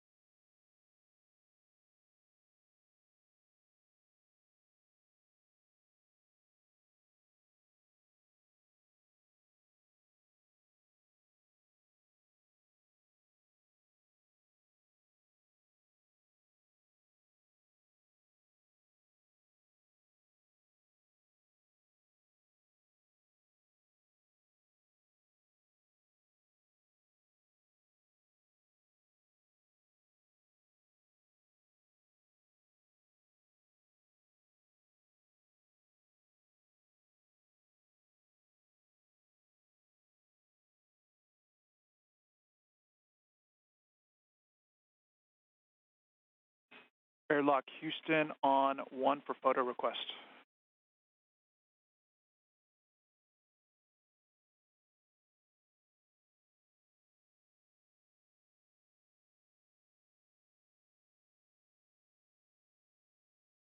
Video on 1. Hey, Satoshi, we have a request for photos of Loral's headband, so if you could take a few for us, we'd appreciate it. In work.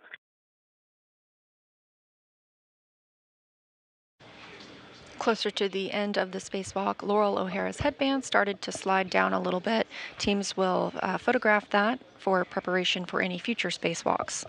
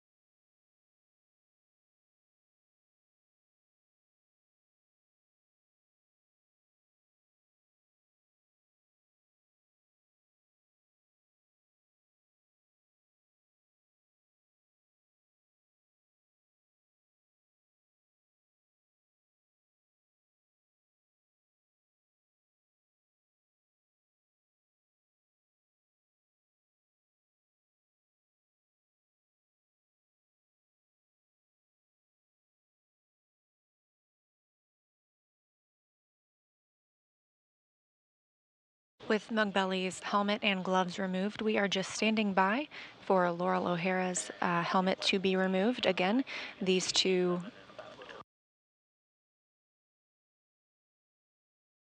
crew members having completed their first spacewalk, totaling at 6 hours and 42 minutes.